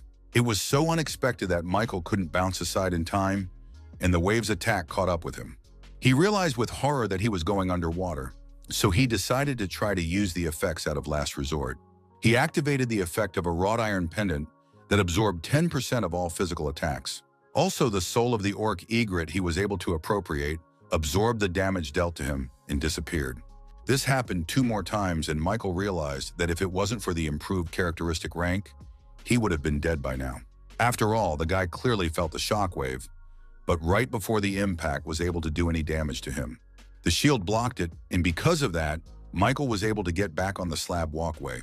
It was pretty close, but he managed to survive, so he continued running towards the stronghold.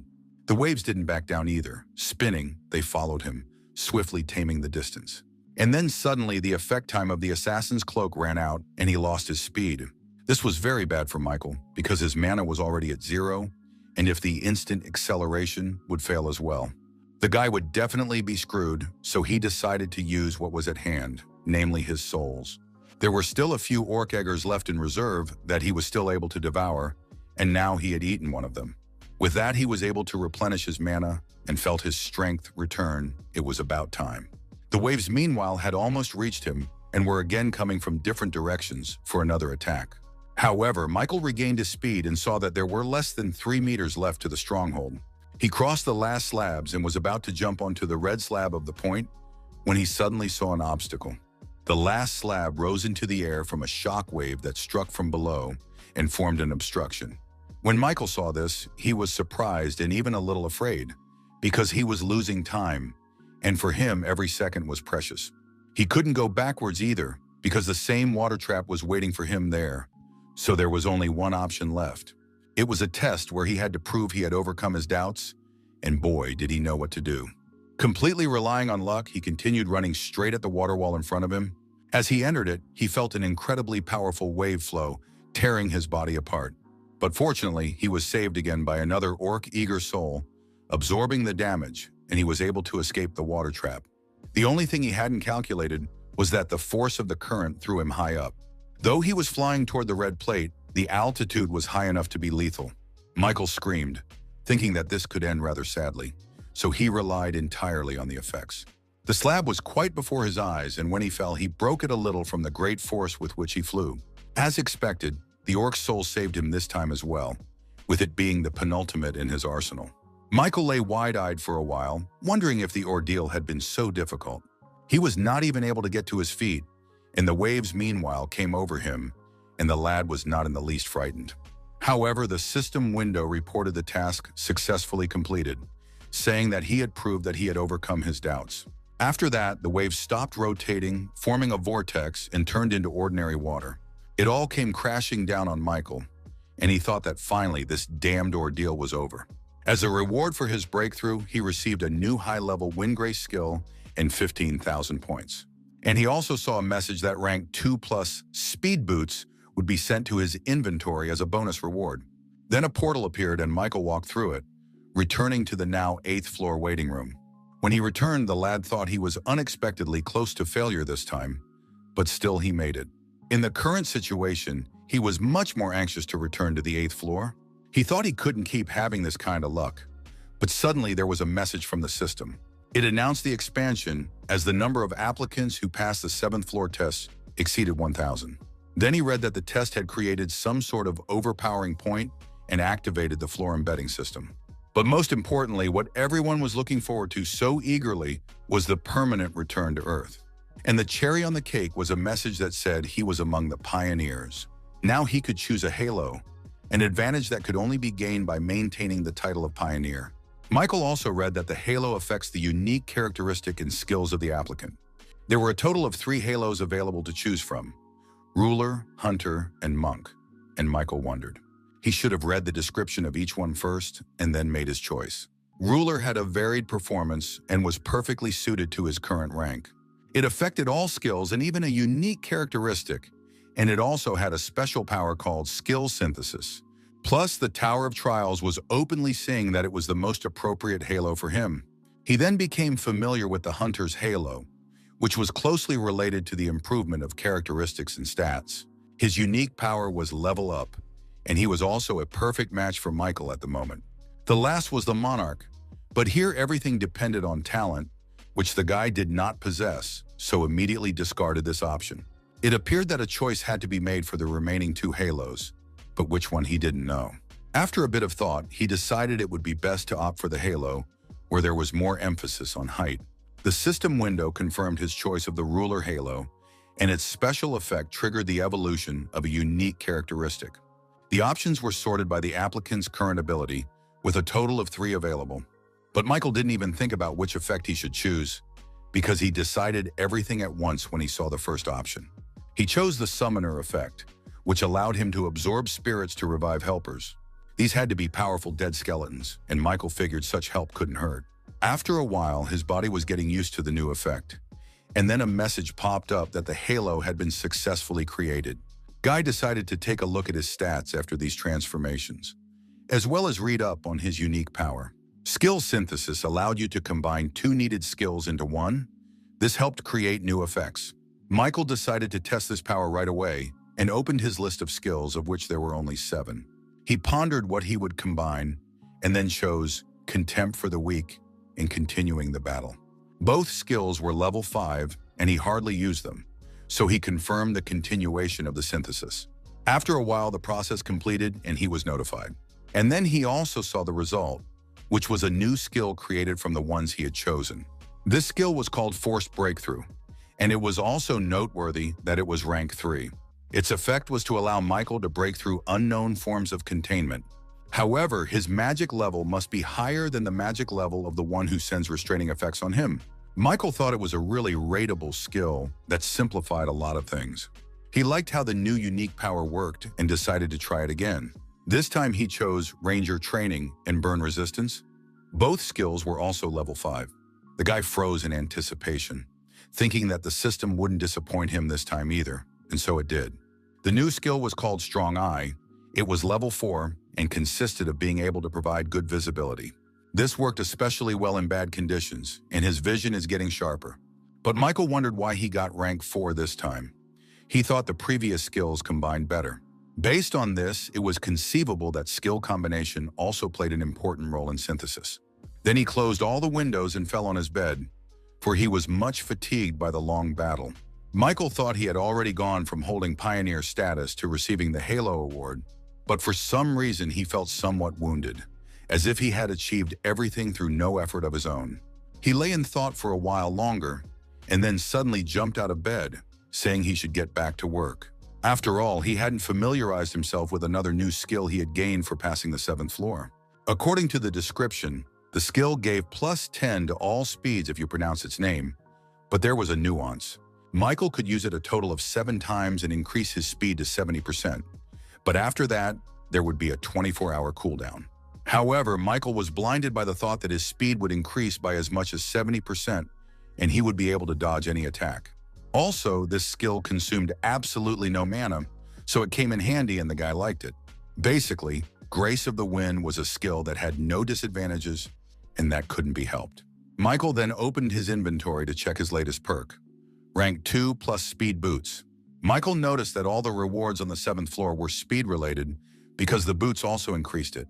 The guy then opened the skill store, which displayed all the effects available for purchase. Among them were Enhancement, Steadfastness, Monster Hide, Enchanted Weapons, Instant Acceleration, and others. Michael thought that contrary to his expectations, the quality of the skill store left a lot to be desired. However, he needed a skill related to magic, so he bought a magic chain for 15,000 points. He also acquired magic resistance for 12,000 points. Both skills were rank 3, which was already encouraging. The last skill had the effect of resistance to other people's magic, moreover increased due to the chain. Michael thought that now that he had these 2 skills, he would be able to resist attacks like Heart Fusion. He also wouldn't be caught off guard by someone else's magic unless it was an incredibly powerful technique. The magic chain skill had the effect of accumulating magic into a chain, increasing the efficiency of mana utilization. And then suddenly Michael felt his whole body burning, and the system reported that the circuits were forming. It was even a little painful, but the guy realized that thanks to these chains, he would be able to increase his mana. It ended as abruptly as it had begun, and soon he was able to sit up on the bed again. Michael got to his feet and felt a strange lightness in his whole body, as if he weighed a few grams. The guy decided to waste no time and start testing his new abilities. He stepped back a little farther into the middle of the room and stood like that for some time in thought, and then suddenly swung his leg, intending to kick straight into the floor, even though it made no sense. But Michael wanted to test how strong he had become with his skills, and the effect of the blow surprised him. He realized that the mana used randomly formed a chain and enhanced his physical abilities. As expected, he made a successful purchase, and this pleased Michael, for the points were not obtained without difficulty. A moment later, he was already reading more about his new effect that allowed him to summon souls again. The abilities of the summoned dead will correspond to the number of souls in his arsenal. Now all that remained was to make the decision on which his future progress depended. The choice was whether to challenge to the next floor or go back to the ground. Meanwhile, some guy put up a recruitment ad for the team. He needed 2 more people.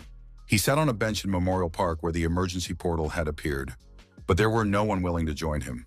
Suddenly, 3 men approached him, apparently another team, its commander laughing at him. He noticed that he never got the team together, so he should have handed the portal entry authorization to them. But the guy wasn't going to share his pass with anyone. He said he had no intention of giving it to others. Then the fat man noticed that there were quite a few hunters gathered in the park, but for some reason no one wanted to join his team. And then he said that in that case they had no choice but to take the pass by force. He added, "Does the guy really think anyone would want to be on the same team as trash like him?" Some of the hunters at the park agreed with him, saying the guy hit it right on the mark. But suddenly, to everyone's surprise, they all heard someone ask the guy if he had taken any more people in. Everyone turned around to see whoever said that, and he headed toward the guy who was sitting on the bench. Michael showed his second-rank hunter's license, and that already gave him some respect for his person. He asked the guy who was recruiting people for the team if that was enough to join. The one was a bit shocked at the appearance of such a strong hunter, so he just nodded his head. However, this did not please the big guy, who asked if he couldn't see that there was a line of people waiting. Michael only smiled at that, which provoked the boy even more, and he squeezed his shoulder. Michael then said if he was unhappy about something, he should have just applied for James's team. That was the name of the guy who got the portal pass, and then Michael added to get the big guy behind him. He told the man to remove his arm from his shoulder before he broke it and activated his powerful aura. The boy was shocked at how strong this hunter was, but his hand still clutched his shoulder. He himself was also a rank 2 hunter, but now he doubted that the guy standing in front of him had the same rank. Meanwhile, his partners thought it was their commander who was emitting such powerful energy and rejoiced. But the man replied that it wasn't his doing, and then said he'd bitch about Michael's antics this time. As he left, he added to let the man know that he was just lucky, for representatives from the Hunters Association were here. But Michael didn't care about him. He was watching James, who was upset that things had gone downhill. That's when he decided to cheer the guy up, telling him that he couldn't get someone on the team anymore anyway.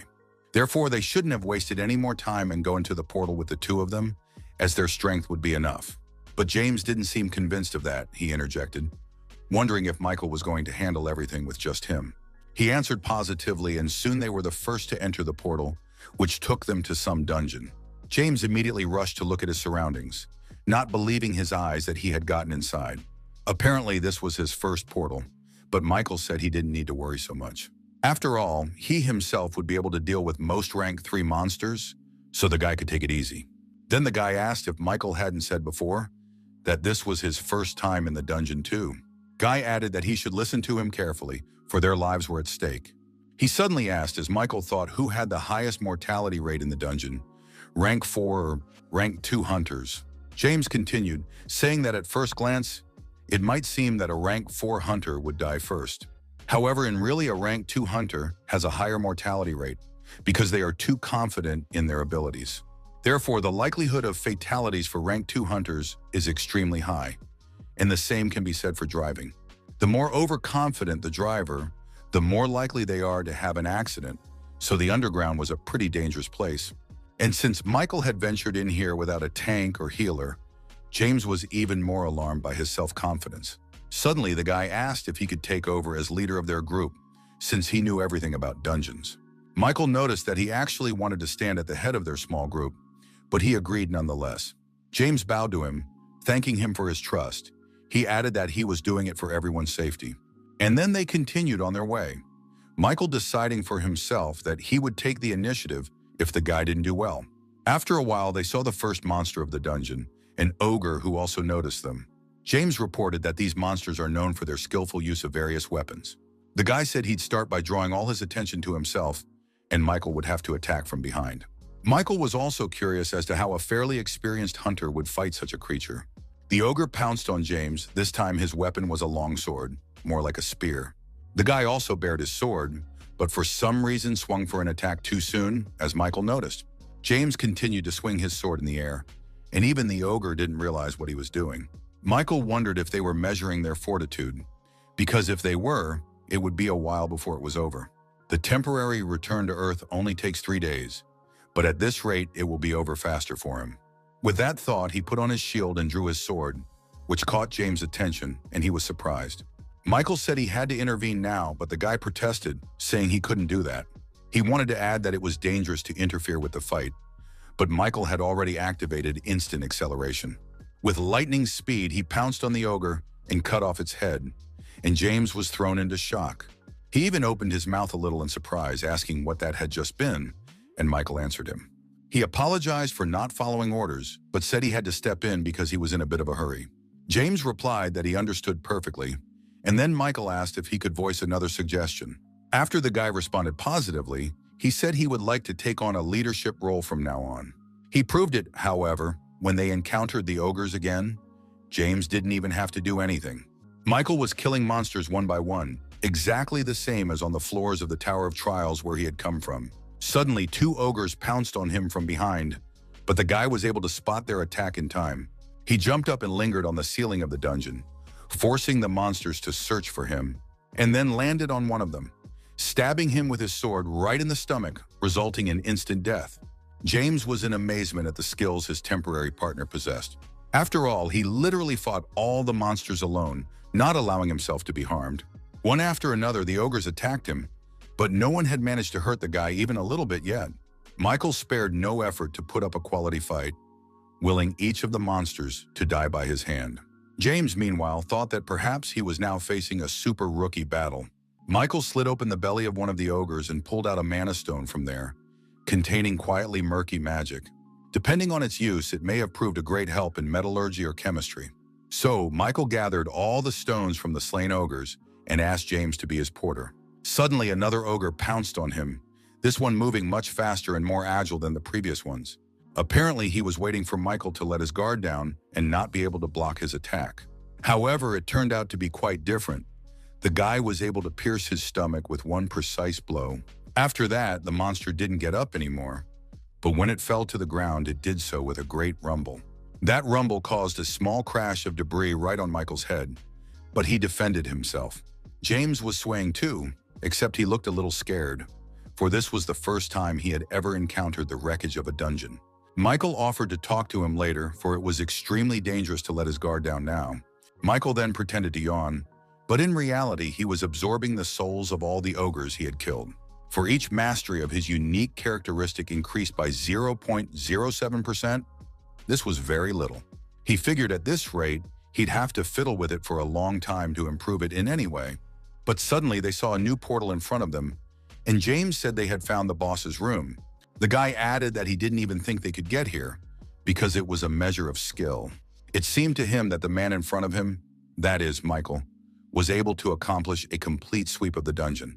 Michael himself, meanwhile, asked if he was okay with going to the boss's team now. James replied that he didn't mind, saying only that maybe Michael should take a little break. But the latter replied that there was no need for that, and they entered the portal. Upon seeing the uninvited guests, the Ogre King stood up, intending to finish off anyone who approached him. James asked what they were going to do, and Michael said he had to think about it for a while, which excited the guy. After all, he thought he had some kind of plan, but Michael was acting on the situation, and now they should have gone on the defensive. The Ogre King decided to pounce on them first, and Michael thought with a smile on his face that it was just in time. The monster had two weapons in both hands at once, allowing it to quickly both attack and defend. Michael was still using the instant acceleration skill, so he wasn't inferior in speed either. However, the reflexes and reaction speed of the Ogre King with his size amazed the guy. But Michael thought that no matter how hard he tried, he wouldn't be able to get any closer to him. After all, the one was still not fast enough for Michael to not match his pace of combat. In an instant, he was behind the boss back and swung his blade for the first attack. However, to his surprise, the ogre was able to not only repel the attack, but hit him back with his tail. The force of his blow was so tremendous that the guy was thrown right back into the rocks, and it wasn't good. James grabbed his head, thinking that Mr. Hunter might not have survived something like that, though he hoped he didn't. Fortunately, Michael's spirit-assisted damage absorption effect worked, and he remained unharmed. He decided to proceed more cautiously now, but at the same time it was a good way to test out his new skills. The Ogre King marveled that the guy not only survived, but was back on his feet. Michael turned to him, saying that unfortunately not even one stone was left of his throne. He asked if he thought it was an ominous omen, and strangely enough, the boss understood him. Suddenly, he activated magic and his strength instantly increased, and then something strange happened. The monster suddenly screamed furiously and released a bright purple ray from its mouth. This was its skill. Next, Michael saw a message from the system that he had been subjected to the retaliation wave skill, and his speed had been reduced by 25%. However, the guy didn't plan to give in to his opponent's speed and decided to use his trump card. He activated Force Breakthrough, and since his magic level was higher than the boss, the slowing effect disappeared. Seeing this, the Ogre King was even more surprised. Now he felt a little uneasy. And Michael thought the breakthrough skill was the result of synthesis, so he had his doubts about it. However, its efficiency was very high, and as a result, it was able to override the opponent's skill.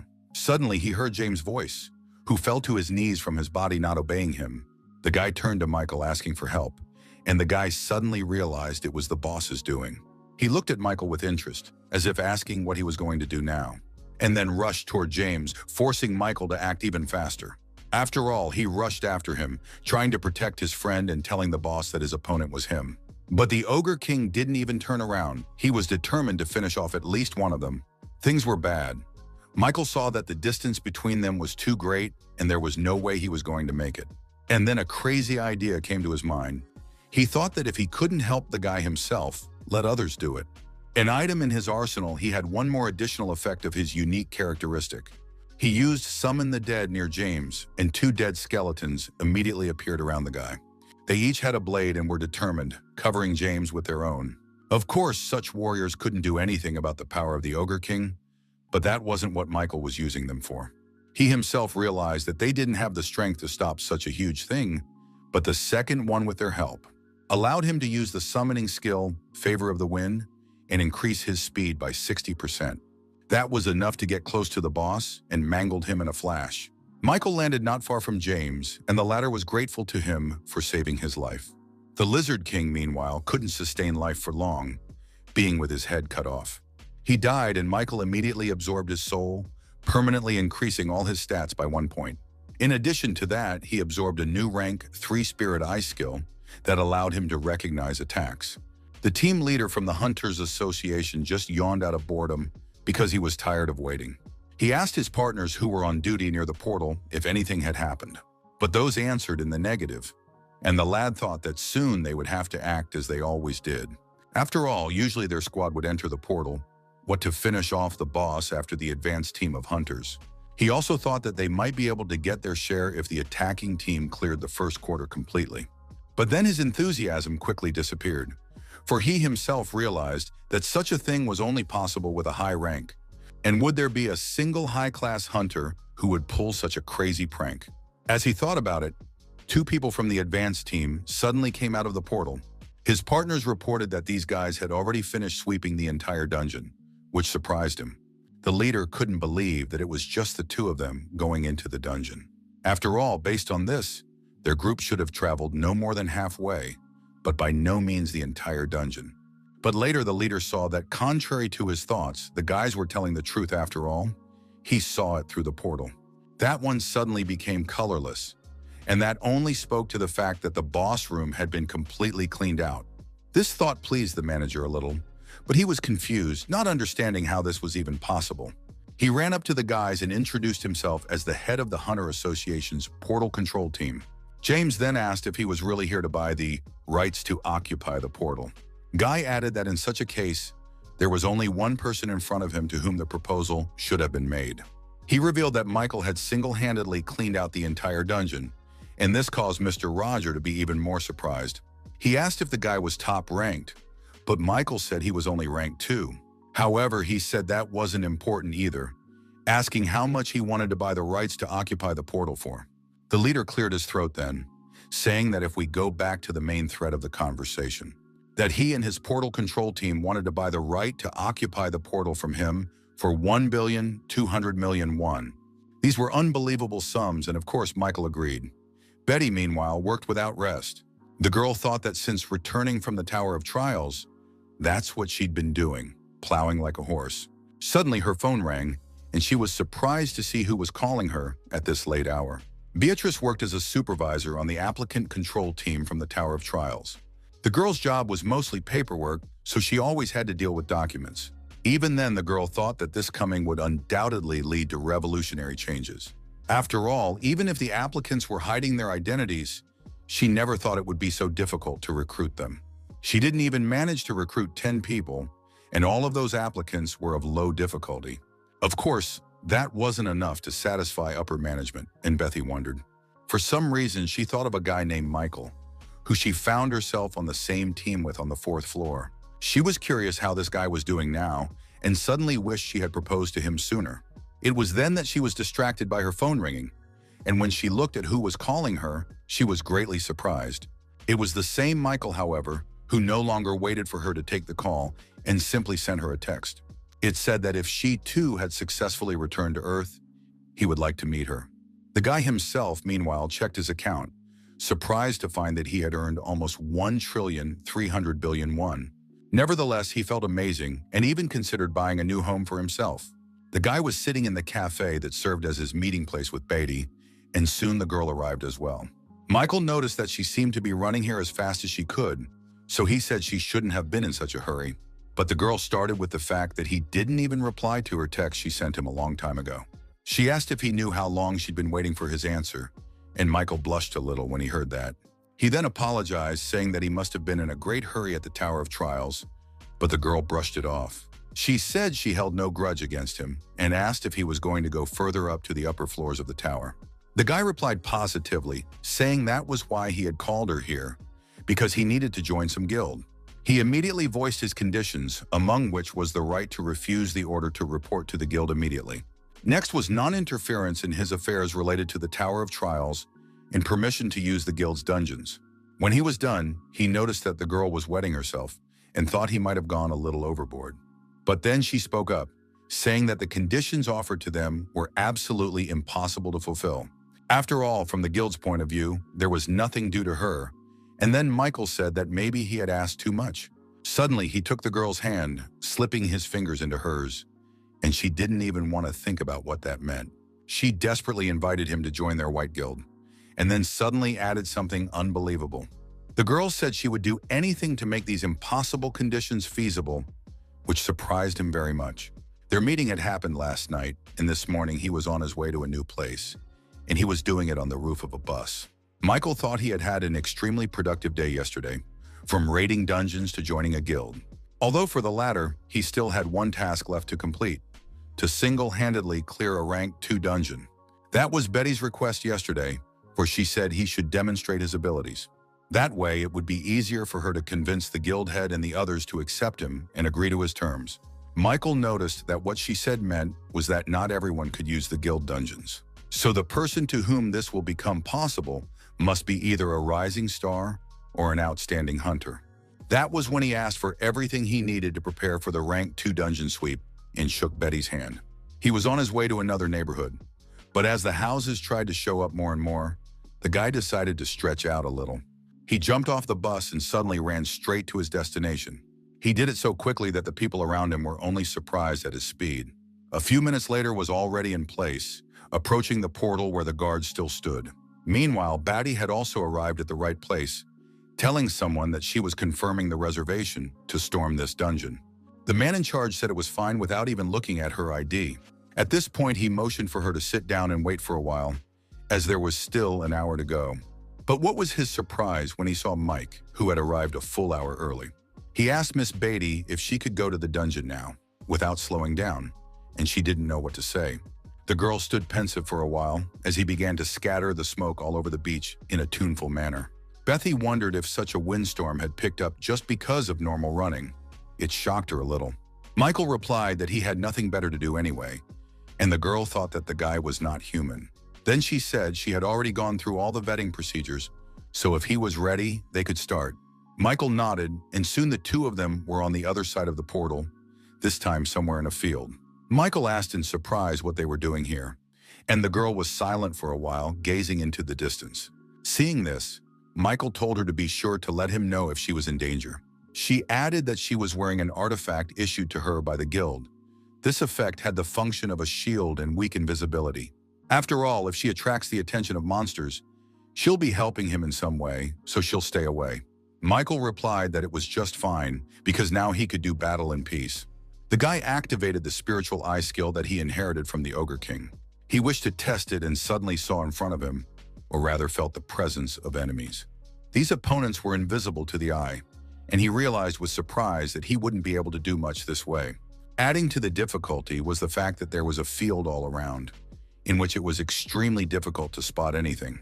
But Michael could clearly see the grass near him, shuddering with the sound of someone's footsteps, so he prepared himself. And then the enemy suddenly appeared. Several monsters immediately pounced on him from all sides.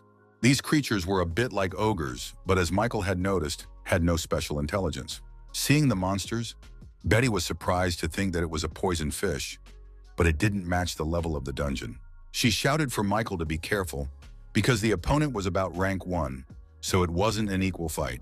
But to her surprise, the guy had already dealt with almost all the monsters with his incredible strength. The poison fisherman didn't even manage to launch a single poison attack, something Michael was very happy about. And Bethy stood in shock at what she had just seen, for it was incredible and crazy at the same time. The fishermen were arriving in new numbers from the portal leading to the boss room, but Michael fended off all their attacks. He had a lot of skills, but other than that, he had great stats, among them strength and stamina. The guy didn't seem to get tired. He was killing monsters as if he was doing it around the clock, but in fact he was. Suddenly he had a lightning effect activated, and Michael thought it was such a rarity that he had forgotten about it already. Suddenly, one of the venomous fishermen went behind his back, intending to be the first to attack him. But Michael had no intention of letting that happen. He grabbed the monster's tail and twisted it hard in the air, and then collapsed to the ground with such force that the fisherman did not continue the battle any further after that. It was the last monster to show up in the area, but the guy decided to wait a little longer. He wanted Betty to see everything in person, so he called out to the girl who was standing nearby so as not to disturb him. Michael added that he had more or less already put things in order, so the girl could approach without fearing anything. And she couldn't believe her eyes that he'd gotten to the portal leading to the boss's room in less than an hour. But the most amazing thing was that he did it alone, even defeating such difficult monsters. After all, the poison fisher was one of the monsters recommended for group attacks. So Betty still couldn't believe that Michael had been so quick to dispose of him as if he were playing a child. Plus, she realized that this was not yet the limit of his abilities, and what he would show what the future held. It was impossible to even imagine. Meanwhile, Michael had successfully absorbed souls and increased stats. He figured that with the level he had now, even the boss wouldn't be much of a threat. He then told Beatty he was going to the boss room and stepped into the portal, with the girl following right behind him. They found themselves in a huge forest that, judging by its size, belonged to someone big. Betty said it was a little strange, since they had already come pretty far, but they hadn't seen the boss yet. And usually he shows up right away if you invade his territory. However, suddenly some kind of attack came down on them from above, and they realized that the boss was proving to be cunning. All the while, he waited for them to approach the spot where he had set the trap, and then attacked from above. It was very dangerous, and Michael realized that the girl wouldn't be able to dodge the blow in time. Luckily, he was close enough to grab her and carry her away from where the boss had hit. Bethy didn't even realize what had just happened, but she felt the guy's grip on her well up. Booze Fisherman, meanwhile, activated his attack, aiming for the guy and girl who managed to dodge. It released a powerful column of blue fire that Michael had never seen before, but it looked dangerous. He continued to run away with Betty in his arms, and she pointed to the approaching attack from behind. The guy had literally 1 instant to react, because what followed was a huge explosion where they were. But Michael was able to move to safety, telling Betty that he hoped she would understand. They sat on a tree branch, which were quite large here, and watched the fish boss. The one in the meantime had noticed them and ducked down, adopting a new fighting stance to attack. Then Michael said he would leave the girl here and deal with the thing himself, but Betty stopped him. She offered to use the enhancement skill on him, but the guy replied negatively, saying he had to do everything himself.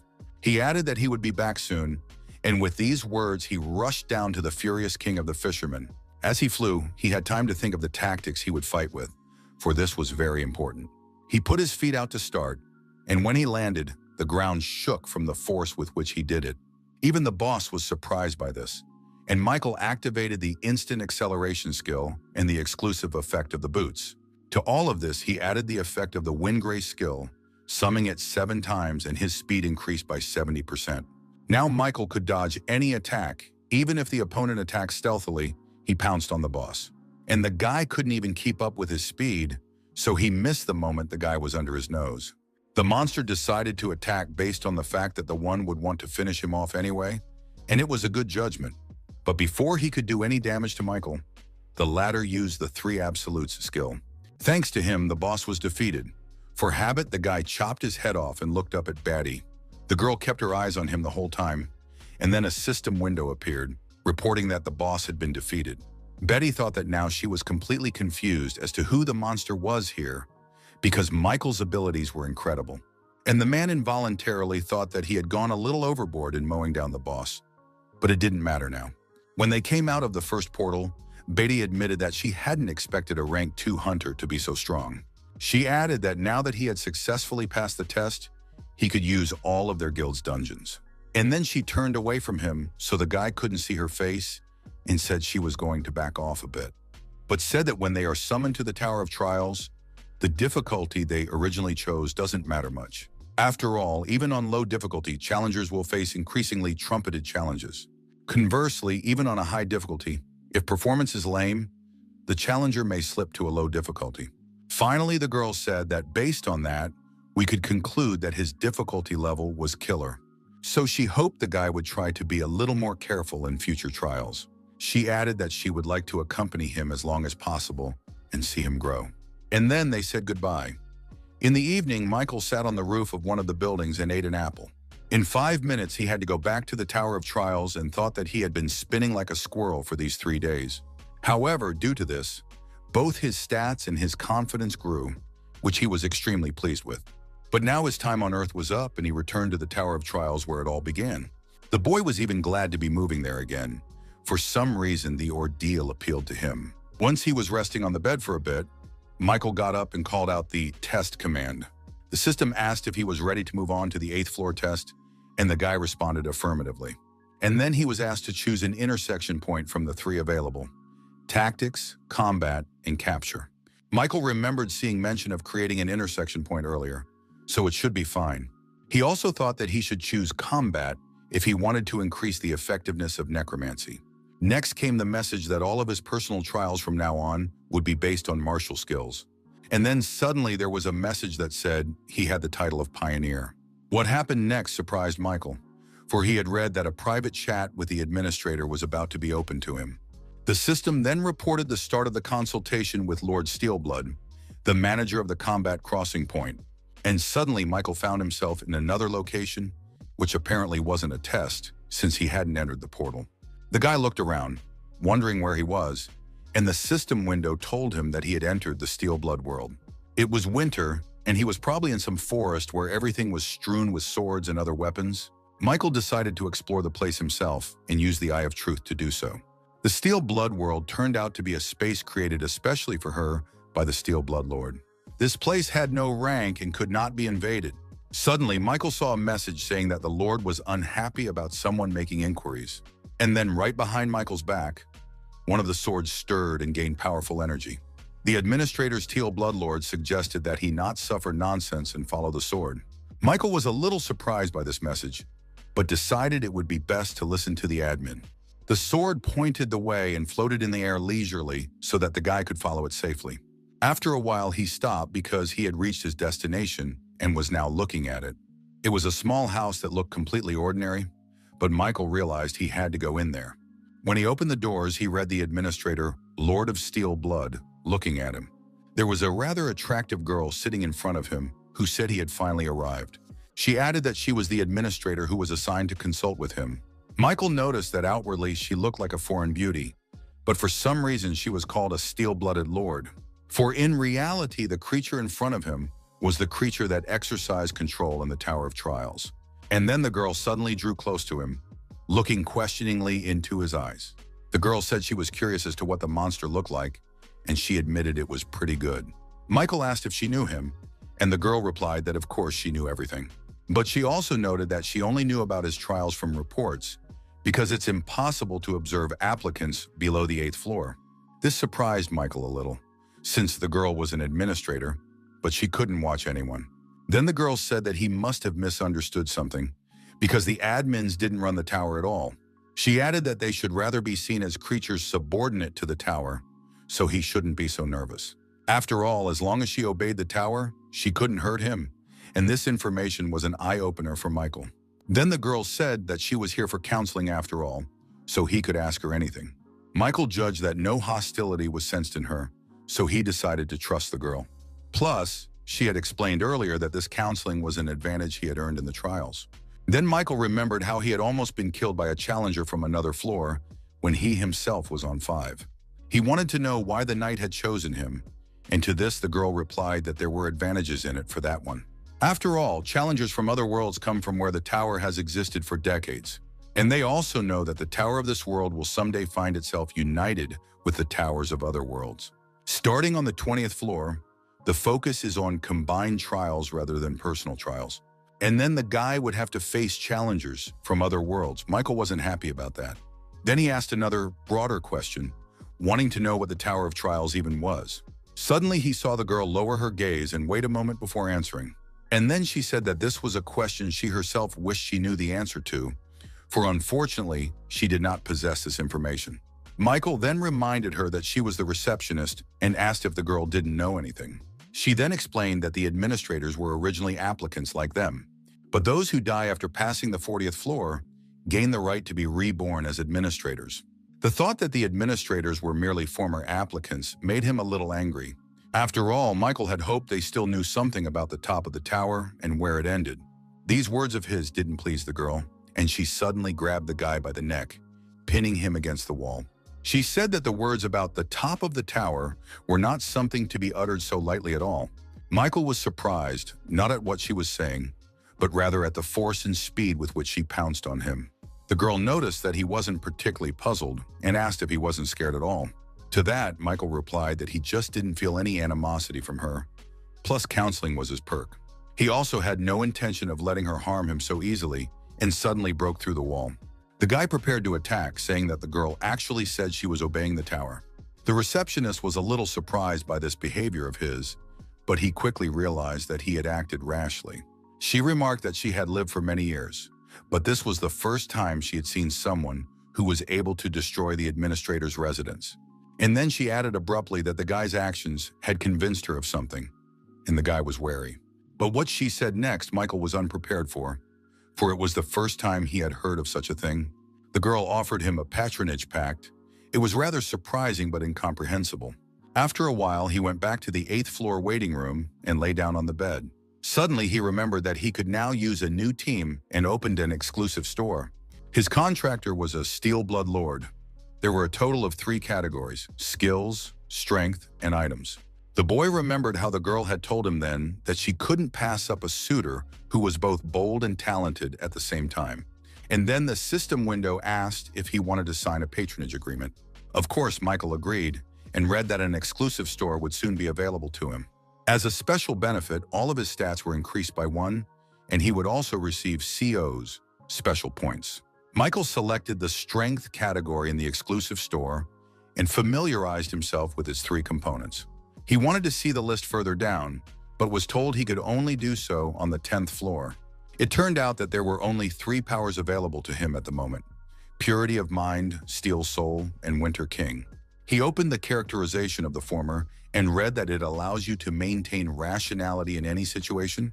The Steel Soul power allowed for a 2.3 times increase in proficiency in all weapons.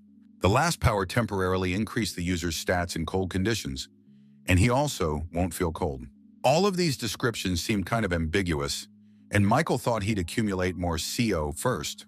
However, he quickly changed his mind and still bought his first power, which was Purity of Mind. Thanks to her, he will be able to exercise good judgment in any situation and not give in to panic and stress. After all, it was better to raise your survival bar in this way than to prepare for nothing at all, because there was a chance that he was going to face the floor infiltration again right now. The system asked if he was ready to begin the trial on the 8th floor, and Michael responded affirmatively, stepping into the portal. The theme of this challenge was annihilation. He had to defeat a lich summoning skeletons. But when Michael came out of the portal, he was surprised that the number of opponents was so large. He figured it was an attempt to overwhelm the enemy with numbers, so he decided not to delay and start mopping up. The guy jumped off the cliff he was standing on and landed in the very center of the cluster of skeletons. With a powerful shockwave, he killed some of them at once, but now there was a melee. The skeletons pounced on him. They were similar to the ones he had summoned in the dungeon. They also had weapons, but Michael successfully dodged all their attacks without even doing anything. After all, as expected, they couldn't even penetrate his basic defense. After all, skeletons were so squishy. He destroyed them one by one, but soon realized that there were more and more of them. With each new skeleton he killed, his skill only increased by 0.08%, and it was annoying. Nevertheless, the guy continued to put up a fight, intent on getting to the lich as soon as possible. But still, it was useless to improve one's skill during this ordeal. Suddenly, he heard a voice asking who he was and how dare he make a disturbance in his sanctuary. Michael looked around, trying to figure out where the sound was coming from, but it was hard to do it himself. So the guy decided to use one of his trump cards and fulfilled the call of the dead. The system window notified that he had absorbed souls to summon skeleton soldiers. He summoned almost all of the skeletons, leaving himself with only one soul just in case. Thus, he left his new assistants to deal with the enemies, and himself went the boss's head. The guy activated Wind's Grace and summoned the effect 6 times, increasing his speed by 60%. He also applied the effect of rank 2+ speed boots, also instantly increasing speed. Suddenly, he saw the silhouette of a castle in front of him and realized that the boss was probably there. Michael thought it was amazing if he could summon dead skeletons at that distance. Nevertheless, that was why it was necessary to get rid of him as quickly as possible, and Michael increased his pace. The Skeleton King, meanwhile, didn't expect to see a guy here, and also so quickly. He was standing on the roof of one of the buildings inside his castle, and Michael landed right in front of him. The king remarked that he was a defiant boy who dared to cross the threshold of his sanctuary. He added that he would make him pay in full for his insolence, and suddenly the king summoned new monsters. This time they were sand golems, and Michael was surprised that this boss could command them as well.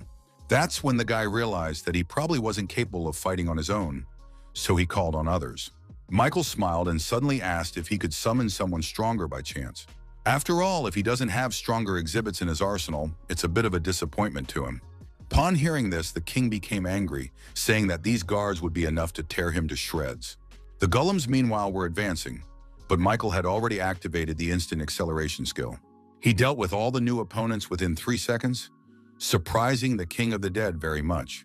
And then he even had time to be frightened, because the guy rushed straight at him, intending to finish him off. He swung and hit him with his sword, causing him to fall, and the system window reported that his skill had increased by 1.2%. Michael noticed that the undead were definitely increasing his skill quickly, and it was a good feeling. The King of the Dead wondered where this monster came from, for its powers were simply beyond the realm of possibility. In his eyes, the guy was a true monster, eager to kill all monsters for his own pleasure. Michael, meanwhile, swung around, saying that they could already finish little by little. And the guy also realized that the king freely summoned various monsters using the book. And since that was the case, he might be able to master this skill as well. Michael smiled gloatingly. He suddenly grabbed the book and threw it to the King of the Dead, asking if he could summon those guards again. The one was a bit perplexed, asking in return why he was asking him such questions. But Michael calmly replied that if he couldn't, they would end on that note, at which point the boss protested. He said he was able to call the guards again minutes after their deaths. He also asked what Michael was after, but seeing the man swing at him, he said he'd start the draft right away. A couple seconds later, the sand golems that the boss had managed to summon again were running at the guy again with an attack. And of course, within those same couple of seconds, Michael had dealt with them again, which was understandable. Then the King of the Dead asked if the guy was happy now, but Michael answered in the negative. He said they were just getting started, so the boss had yet to summon any skeletons here that weren't dead. Michael also ordered him to put all their strength into those guards and almost had him do it by force. The king didn't even understand why he was doing it. He asked until when he should do it. But Michael was busy killing monsters. In fact, he had a reason why he was doing all this. To the King of the Dead, he told him to keep going until he told him to stop. That was enough. The boss was able to summon golems that were bigger and faster due to merging with skeletons. However, it didn't make any difference to Michael. He still easily dispersed them. Also, these golems were much more useful than the single skeletons he fought in the beginning. After all, he was given plus 1.2% for golems, and soon the mastery of his unique characteristic reached 100%. With this, her rank increased by 1 level, and the guy clearly felt the change. He then smiled contentedly, for now his necromancy also had level 2, and that was impressive. Meanwhile, the King of the Dead had already used up almost all of his strength and cursed the guy for it. He called him a crazy creep who would make even the devil himself tremble. And Michael noticed that the fact that he had more and more cracks with each call spoke of his imminent demise. It wasn't a favorable scenario for the guy, as he wanted to use it a little more. King's last words were that meeting the guy was the most disgusting thing that had ever happened to him. And then Michael chopped off his head and immediately saw the message got a new achievement and increased stats. He also remembered to absorb the spirit of the Lich, and after that, the system reported a successful completion of the 8th floor. As a reward, all of his stats were increased by 2, and he also got 30,000 points and 1,000 CO. A moment later, a portal appeared, and he was safely back in the waiting room. He then got the message that the system had expanded, and now administrators could watch the trials. The restrictions on questions were removed, and rank 2 skills were becoming possible. Michael opened a window with information on his stats, all of which were roughly the same level. He went to his unique characterization information to read about a new additional effect. Now, when absorbing someone else's skill, he could completely inherit the skill of the deceased. And also, when absorbing the spirit of a deceased person, there was a 20% chance that one of their skills would be acquired. Michael thought the 8th floor ordeal had ended rather gently, but he clearly shouldn't have relaxed. The guy thought he could still continue to use the sword, but he had a problem with his shield and skills. After all, since he had brought his Hunter's Dagger skill to its maximum, Tal needed a new skill. So Michael went into the store to purchase something to replace the old effect. However, his hopes were not realized because he did not see anything there worthwhile or better than what he had. Then he thought that if there was no skill, then he needed to create one. So he bought the basic swordsmanship skill of rank 5. It was a common skill that enhanced sword abilities, but Michael needed it for another matter. He was going to increase the rank of the Hunter's Dagger through skill synthesis, so he needed a second component. The guy hoped to guess the best compatibility, so he chose these 2 skills to synthesize. The system produced a message stating that the fusion would be centralized around the Hunter's Dagger, and then he read that he had a 75% chance that a higher level skill would be synthesized. This statement pleased Michael, for he realized that he had correctly predicted compatibility. So he started the process, and after a while he saw that a new skill had been created. It was called Demon Slayer and was rank 2, which surprised Michael. He went into the store to familiarize himself with everything. This skill increased basic knowledge of all types of swordsmanship and increased cutting power by 3 times. An additional effect was a double speed increase when fighting non-humans. Michael thought that this skill was just perfect for monster hunting. He even contemplated trying to synthesize his remaining skills. After all, the guy had checked their compatibility and likelihood of synthesizing, so he saw no reason not to try it. From accelerated regeneration and resistance to the laws of nature, he gained the skill Iron Blood Regeneration. And from the regeneration of iron blood and tolerance to pain, he gained the skill Ash Blood, rank 1. It was the basic racial trait a mutant vampire is born with, and he also gained enhanced regeneration. On top of that, he could block up to 40% damage, which was already a cheat in itself. Michael figured he wouldn't have a chance to properly test that skill in the waiting room anyway. After all, it was equipped with a regeneration effect, so he canceled it at the store for 50 points. Michael put his arm out and swung his sword at her, thinking that since all the spirits had been absorbed, the shield wouldn't activate. With that thought, he proceeded to check and mangled his hand quite badly. However, the regeneration effect of the peninsula met his hopes and even exceeded them. After all, his arm had healed simply at lightning speed. In essence, he was now under eternal healing. And in addition to such a level of regeneration, he also had a spiritual shield. The guy then opened the community, but he didn't seem to find anything there worth his attention.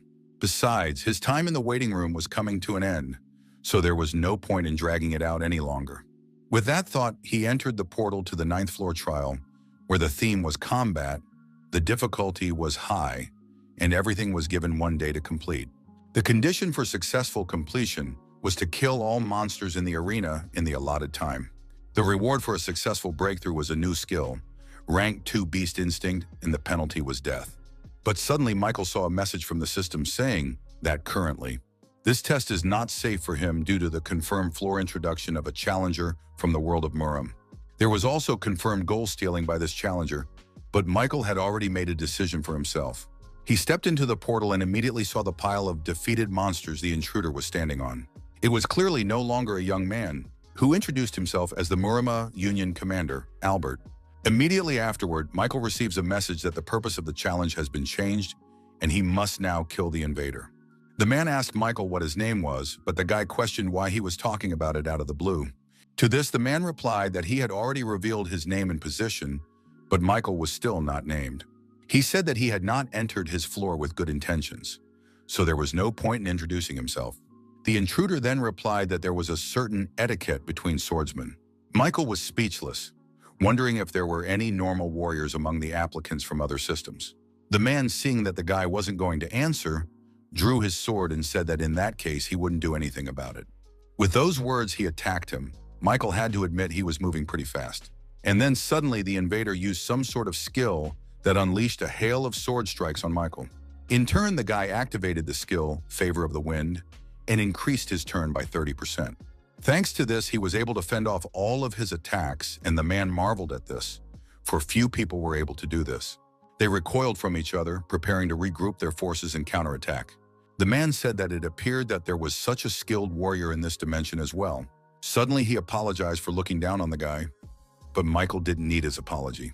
He suddenly turned to the man as well, telling him to stop being a hypocrite, for he was here to kill him. Also to steal his bounty, and if he already showed up with such intentions, then don't let him act all polite. It was disgusting, and Michael looked at him angrily, ready to pounce and kill him. To this, the man replied that probably because he was from different worlds, they couldn't understand each other. He then raised his sword, and Michael realized that he was preparing to use a new technique, and prepared himself. The man said for the lad to rest in peace, for he was about to meet his end. And Michael saw that, because of his unique sword light characteristic, he was blinded for 5 seconds. The guy realized that he couldn't see anything, and it even scared him because the opponent had 5 seconds to attack freely. Michael activated his resistance to magic skill and was able to reduce the effect of losing his vision to 2.5 seconds. And then he activated the spiritual eye skill, so he was able to recognize attacks in the invisible range. Because of this, he could repel the enemy's attack in time, even if he didn't see it. The next instant, Michael felt the blade of the blade near his neck and ducked at the last second. He even got the new achievement, Avoiding Blindness, and all of his stats increased by 2. The effect of the unique characteristics word light was disabled. Both opponents bounced off each other. The man was surprised at how the boy fought, for he was the first challenger from Earth to repel his attack. Michael's Ash Blood skill had activated in the meantime, and he thought he had almost had his throat slit. The man asked how he figured out the trajectory of his sword, but the guy wasn't going to continue to answer him. He activated the instant acceleration skill in Wind Grace, increasing his speed by 50%. And then he rushed into action, Michael wanted to straighten out this man standing out of politeness as soon as possible. Thoth saw this and prepared to defend, for now the initiative in the battle was on the draw. Their blades met, and now each tried to figure out their opponent's weak spot and pierce the defense. Michael began to use not only his sword, but his entire body. This knowledge came to him through a new skill. But to his woe, the man had time to block everything and was pretty good at fencing too. When Michael kicked him again, he swung around to stab him in the leg. Luckily, Michael managed to avoid that blow. He even decided it was worth trying other moves now. Still, it was amazing that the man had time to block all the attacks as Michael launched them with great speed. But the guy wasn't inferior to the intruder in skills either. He was also good at blocking his blows without giving him a chance to hurt himself. Their abilities were about on the same level, but Michael didn't know how many floors this man had already traveled. The man, meanwhile, noticed that the guy was using some strange and unusual techniques. He added that he was a bit puzzled as he did not expect to meet such a strong opponent. After all, despite his incredible stature, their characteristics were essentially on the same level. So after a moment, the man's face changed. He said he was going to be serious from this second on. After that, he swung his hand and used his unique characteristic again, blinding Michael for 5 minutes. But this time, the guy already knew what to do. He quickly activated the magic resistance skill and the spiritual eye skill. In this way, he was able to reduce the duration of the blinding effect to 2.5 minutes, but the enemy was already attacking. Michael noticed that the speed of the intruder's blows had increased, and that didn't please him in any way. If it wasn't for the effects of the skills, there was no way he would have seen the attack, or rather felt it. The guy activated the effect of the rank 1 wrought iron steel defense's pendant.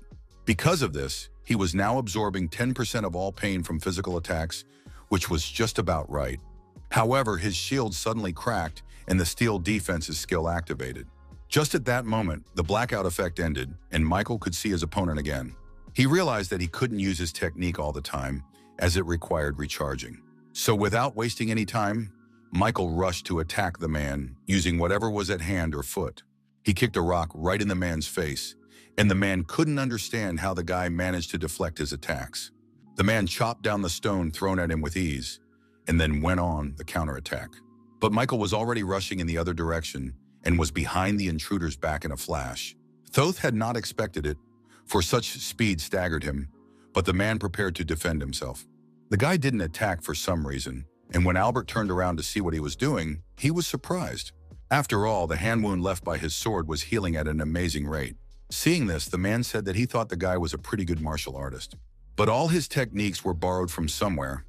Michael replied that the old man's unique power was also issued by the tower. He then activated the skill Wind Graces and increased his speed by a maximum 70%. Albert put his sword out, wanting to add more, but he didn't have time to finish due to a surprise attack from Michael. The guy was already looming over him, swinging for a punch, so the man had to defend himself quickly. He could barely make it at the last second and was greatly surprised that the guy's speed had increased noticeably. Returning to his words, Michael asked how he looked at dying from a borrowed ability. He thrust his sword harder, and Albert had to hold back the onslaught with all his strength to survive. He thought that he had done the floor introduction dozens of times so far. It was also the case with this floor. He chopped down opponents from various worlds with his sword, but he was especially fond of the planet Earth, particularly because the people from this world were weak in terms of ability across the board. The challengers from Earth couldn't even touch a hair on his head. Besides, he had always had enough of a single attack. And this time he was sure history would repeat itself again. Just at that moment, Michael almost got him. Albert ducked at the last moment and realized that he couldn't go on like this, because he was starting to lose.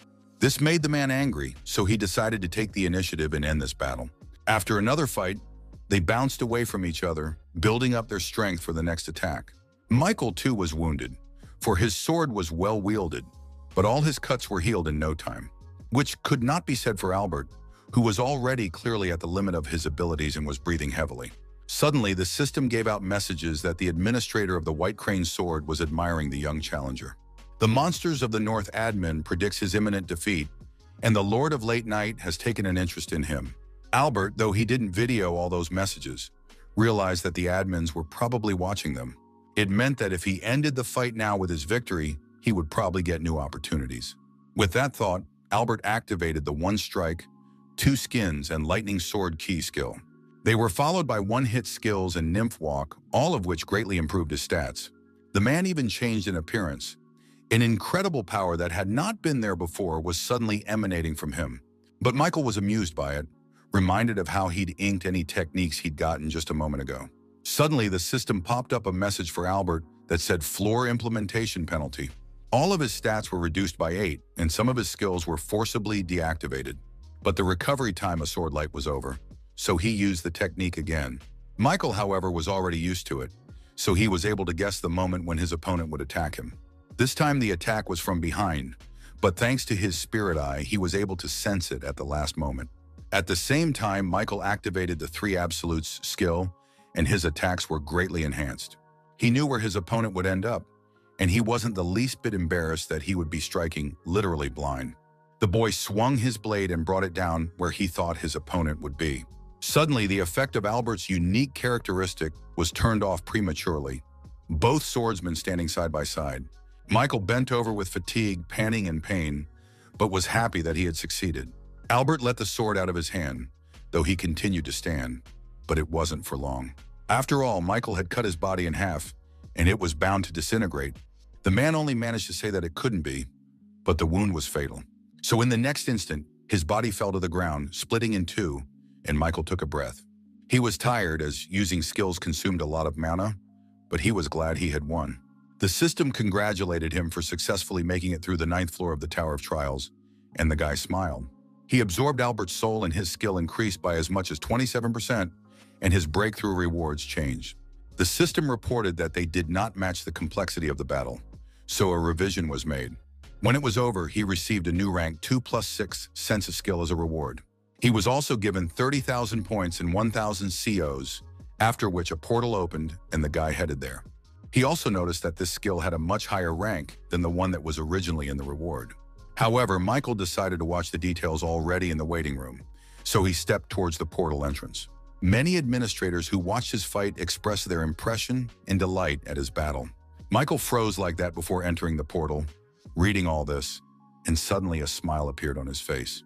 Then he remembered that earlier there had been talk of expanding the system where admins could watch him. Either way, they were left marveling at his fight, and the lad felt a slight satisfaction. Then suddenly he read that the Lord of Steelblood was condemning the excessive interest in the contactor. She added so the guy doesn't become obsessed with the increased attention from administrators. Just at this moment, the administrator of the White Crane Sword offered him an exclusive power. Michael was surprised by this, for he didn't know that administrators could give out power so easily. He then read that the Steelblood Lord was saying in a disgruntled tone that he could take strength. She added that there are times when they sponsor a force to gain favor with the contractor. The White Crane Sword laughingly added that they would have many situations in the future where they would have to clash. And the Steelblood Lord said that the power provided would be so awesome that he would feel some kind of encumbrance. Michael then said that in that case he had no need to doubt and would gratefully accept the power. Immediately, the system reported that the strength of Swordmaster Kui had been added to his exclusive store. Sword of the White Crane, with a smile on his face, asked the lad not to forget this kindness, and Michael thanked him. When he returned back to the waiting room, the system had expanded again. Now he had access to the common areas, but the guy didn't understand what that meant. He was interested in other things. After all, he didn't know if the system administrators could watch him in the waiting room too. Deciding, however, that he wasn't going anywhere from this, Michael opened an exclusive contractor store. He looked at his powers and found a new one among them, which turned out to be a good 2+ rank as well. According to the description, this power allowed him to greatly improve his sword skills, however, the sword itself as well. He could infuse his mana into the weapon and use the so-called sword chi, which was much better than a normal sword.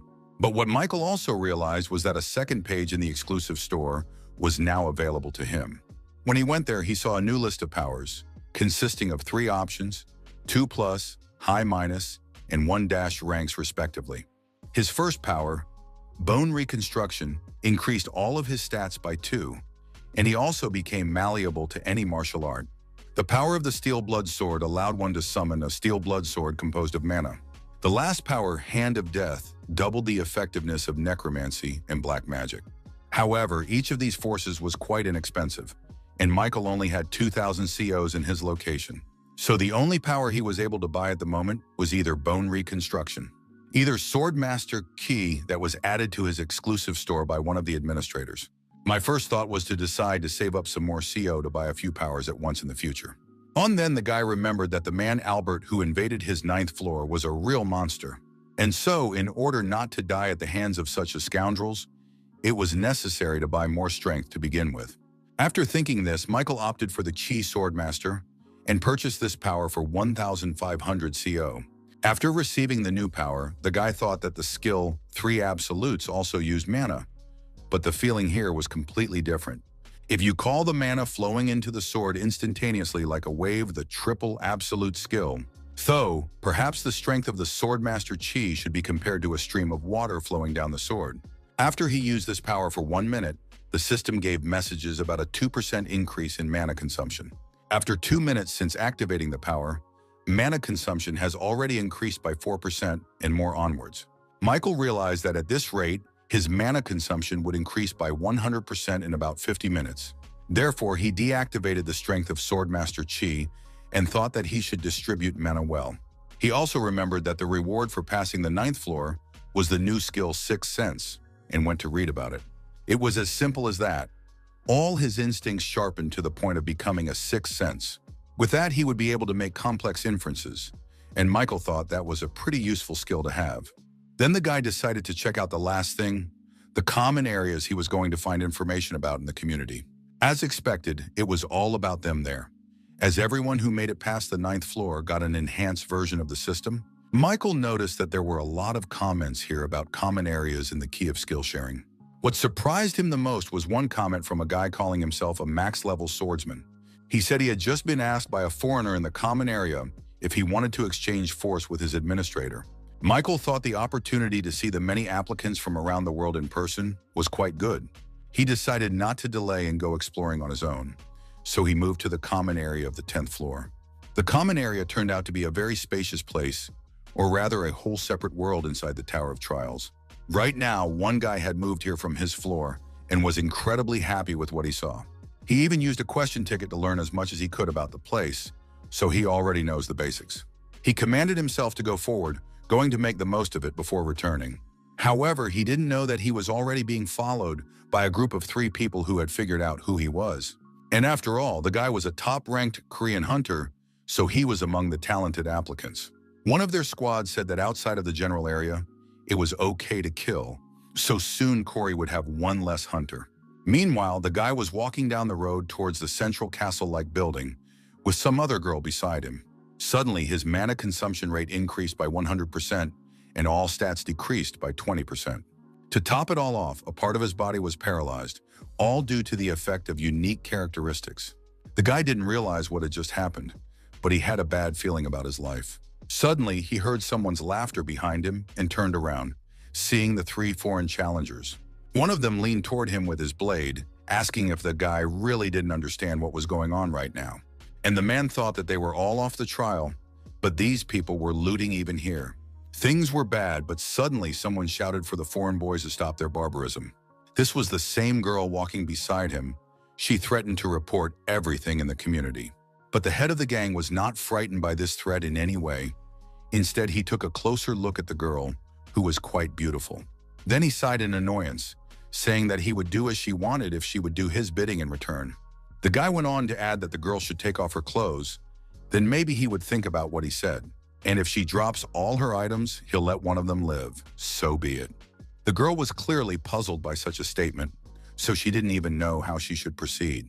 Meanwhile, the guy reached for her, saying lustfully that he would help her himself if she was unable to. However, the moment he was still speaking, someone was incredibly fast near their small group. Michael stood with his back to the foreigners, intending to continue on his way unnoticed. The guy who was apparently in charge of his team gave him a disgruntled look. He addressed him by calling him Black Robe, but Michael wouldn't take offense because that was essentially what it was. He turned around and took off his hood, asking if the guy was addressing him. The guy agreed. The foreigner then noticed that Michael was also Korean, and Michael did not deny it. He too noticed that these guys were strong contenders from another country, most likely China. Those in turn attacked him with their unique characteristics that they had attacked another Korean with before. But Michael didn't even blink an eye as he relied completely on his effects and stats. He only thought that all he wanted to do was quietly pass by, but alas, now he would have to defend himself. The guy activated his forceful breakthrough and magic resistance or skill. Because of this, all effects were canceled, much to the surprise of the foreigners, especially their ringleader. And Michael didn't think to stop there. He drew his sword, saying he didn't start this first. He was now preparing to attack, and everyone realized that they had a strong opponent when he activated instant acceleration. The three guys only managed to get a little bit back, but it wasn't enough. In the blink of an eye, Michael approached them at the throats of two of them, while the third had time to use a technique. He used the ice shield, but Michael was already standing beside him and swung to break through that defense. He had enhanced physical strength, so he hoped to break through this barrier with a single blow. It did so, and the ice shield, which at first glance looked solid, crumbled like sand. It's worth noting that this was surprised by a guy and a girl who were not at one with the foreign applicants. And the guy who was the only survivor of his little squad was scared that he was about to die himself. For when his defense broke down, he saw his opponent in earnest. The guy yelled for the guy to stop, saying he admits he was wrong to kill others. He added for Michael to show mercy, but the man responded by thrusting his blade right into his throat. Why, he quickly absorbed the spirits of all three guys he killed, and his skill increased by 6.4%. After that, he turned around to walk, but suddenly he was called out by a girl in a nun's outfit. She apologized, saying she should have helped him, but the battle was over faster than she could have thought. When Michael replied that everything was fine and she could go, the girl smiled at him and said goodbye. The guy who was alive because of him also thanked him for his rescue. Michael replied that he just thought those people wanted to kill him too, so all he did was take care of himself. With those words, he turned around to leave, bidding the boy farewell, but he had no intention of letting him go so easily. He suddenly asked Michael to leave him the corpses of the challengers he had killed, which surprised him. Michael asked why he wanted to do that, to which the guy replied that he couldn't help but thank him properly. And if he gives him those corpses, then for saving his life, he will repay him by providing power. Hearing this, Michael was surprised again, for he had not been set up for this arrangement, but it seemed favorable to him. The guy he saved had his own unique gluttony characteristic, something similar to his necromancy. Thanks to her, he had absorbed the corpses of the challengers.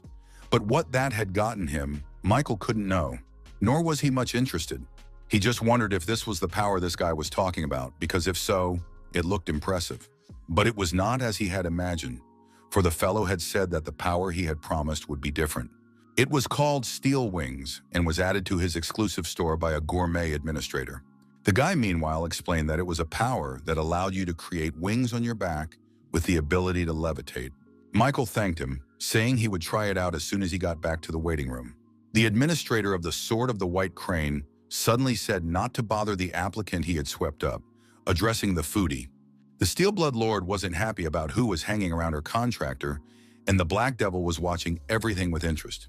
Michael wondered what kind of commotion the administrators were making, since the competition between them was already going far, and it was safe to say that they clearly wanted something from the applicants. But Michael thought he would get to the truth himself step by step, and in the meantime, he followed his new acquaintance. The guy was telling me that the common area is divided into an arena, an auction area, and a gaming area. In addition to this, he also revealed that there are only 3 other dimensions that have been uncovered in the floor implementation process. They were called Ares, Merim, and Callian, and for example, First World contenders place a high value on chivalry. Merim's challengers are similar to them, but a little more aggressive. Here, Michael remembered Arnold. The pretenders of their world of Callian, on the other hand, were known for their races, which included elves, fairies, and beastmen. Michael noticed that the guy was quite knowledgeable, and he smiled back at him sincerely. He said he found out everything in advance, exercising his right to ask questions. Meanwhile, they finally made it to the common area where more and more applicants were arriving. The guy suddenly held out his business card to him, saying that although he wasn't a rancher, he had asked to accept it. Turns out he was the head of the applicant control team for the Hunters Association. When they entered the common area, all abnormal statuses were removed, and fights between challengers were impossible. The guy said he should now slowly move toward the auction area. Michael replied that he himself had a place he would definitely go to. And when the surprised guy asked what the place was, Michael said it was an arena, then smiled. Except that after he got there, he quickly changed his mind, because his first impression was incomprehensible. It looked more and more like a big gambling house where the challengers watched the others fight. Michael was a little confused as to where exactly the battles were taking place, as he only saw chairs and some devices.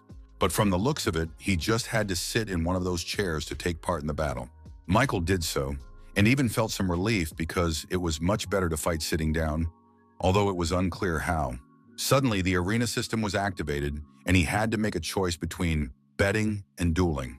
Of course, Michael didn't fully understand what that meant, so he decided to take the help. It turned out that by choosing a bet, he would be able to put points on the other contenders' duels. If he chooses to duel, on the other hand, he can fight other people for rewards. When the duel was confirmed, the final ranking and the real name of the challengers also became visible. A duel could only take place if both duelists put a skill, power, item, etc. as a reward. Also, the duel could only take place if both contenders had roughly the same level of rewards. Once the duel was confirmed, he would be able to fight his opponent in the Colosseum. It was over if one of them surrendered. Michael also realized that the reward for duels was the core of the arena, as the Mila, skills, and items were unlimited. The guy smiled contentedly and began searching for the useful skill he needed to find his opponent. Meanwhile, some of the contenders gathered to look at the girl, who was quite famous. She was called the Witch of Hellfire, and she was the famous huntress from America, Catherine Benet. The girl sat in the chair, also choosing her reward and opponent for the duel, but no one was willing to fight her. She thought that maybe it was because she had too many wins to her credit and everyone was just afraid. Catherine wished she didn't have that dueling statistic at all. Then she could challenge more often. Her administrator, Firelord, laughed, saying it was a mere trifle, but it didn't seem that way to the girl. She decided that she should stop wasting her time and leave the arena, for there were only cowards gathered here. But suddenly, just as she was about to leave her seat, a new message popped up on her screen requesting a duel. It was from North Korean contender Michael Nodforth, and it will be his first fight. It appeared that this guy came into the arena and immediately chose her. It was pretty interesting. Soon the duel was confirmed and the move to the Colosseum is underway. They turned out to be quite a spacious place, but it was the first time only Michael had seen it, so their chances were no longer equal. Catherine said she liked his fighting attitude, but before the fight, should have observed her opponent first. The duel began, and the girl immediately activated her fire abilities, to which Michael was just browsing for now. Catherine added that the guy could consider it a good experience and activated the fire birth power. Michael watched her with curiosity, for he had not yet studied this kind of technique, nor had he seen it. Meanwhile, Catherine had already attacked him with a fireball that threw a fiery tail behind her back. The attack came closer and closer, and at first Michael thought to just dodge it by moving away. However, he quickly realized that it was different with this flame, for it was literally chasing him. Seeing that he only had a little bit left before the balloon caught up with him, Michael decided to change tactics. Catherine, meanwhile, said that he might as well give up, for this was his end, which would not end until he reached his goal. But Michael thought differently. He activated a new skill Zord Master Chi and used it against this attack. As a result, it split in two, much to the surprise of Catherine, who realized she had underestimated her opponent. Sword Chi was many times sharper than usual because it was actually created by their mana, so it chopped almost everything. Judging from the expression on the girl's face, she had seen this technique for the first time and was very impressed. They were once again standing in the Colosseum arena, but this time Catherine was waiting for the right moment to attack again. She realized she could only hurt the guy that way, and he suddenly spoke, addressing her. He said that the girl noticed that he could get a good experience here, so he would provide it for her too. In a quiet, secluded place where no one lived at all, one girl sipped tea while watching their battle. She watched Michael carefully as he fought Catherine, and it was quite interesting. The administrator didn't expect him to have already mastered the release Chi energy, which was just right for him. The girl thought she had made a great move when she sponsored such a wonderful force. In the future, she will need to secure the favor of the suitor, and perhaps he will fulfill her long-held wish. Michael, meanwhile, successfully deflected another fireball aimed in his direction and chopped it up as well. But Catherine didn't plan to give up so easily. She attacked him with 3 balls at once from different directions. However, all Michael had to do was simply get away from them, and the instant acceleration skill helped him do just that. The boy found himself in mid-air, but was surprised to notice that the flames were aiming there as well. Therefore, he used Sword Chi again, which now increased his mana consumption by 2%. However, as he shattered another fireball, he saw that some of his clothes at the back were slightly on fire. More precisely, it was the hollow of his assassin's cloak, and that was rather unfortunate, for the cloak gave him speed. Michael thought in horror that now the effect of the cloak would be lost if it was damaged like this. He landed in front of the girl, who again suggested he surrender, and then they would dispense with the blood. But Michael had no intention of agreeing to this. He was only thinking about how miserable it was to lose such an exclusive skill. Catherine, meanwhile, had already prepared for another series of attacks, this time forming huge fire spheres. She said she even wondered how long the guy could hold out. The administrators appeared to be watching this fight with interest as well, their opinions differing somewhat. The girl sent the spheres straight at Michael, who, although ready to repel all attacks, realized his weakness. She had mana, after all. It had already been 4 minutes since the activation of Swordmaster Chi, and her consumption had increased by 8%. He realized that if this continued, the fight would drag on and he would be at a disadvantage. So Michael decided to add to his strength with Absorbed Souls and used Albert's Soul. Thanks to this, his stats increased, particularly his mana, and also managed to absorb one of the man's skills. The rank 1 Lightning Sword Chi had the ability of lightning forming on the sharpness of the blade.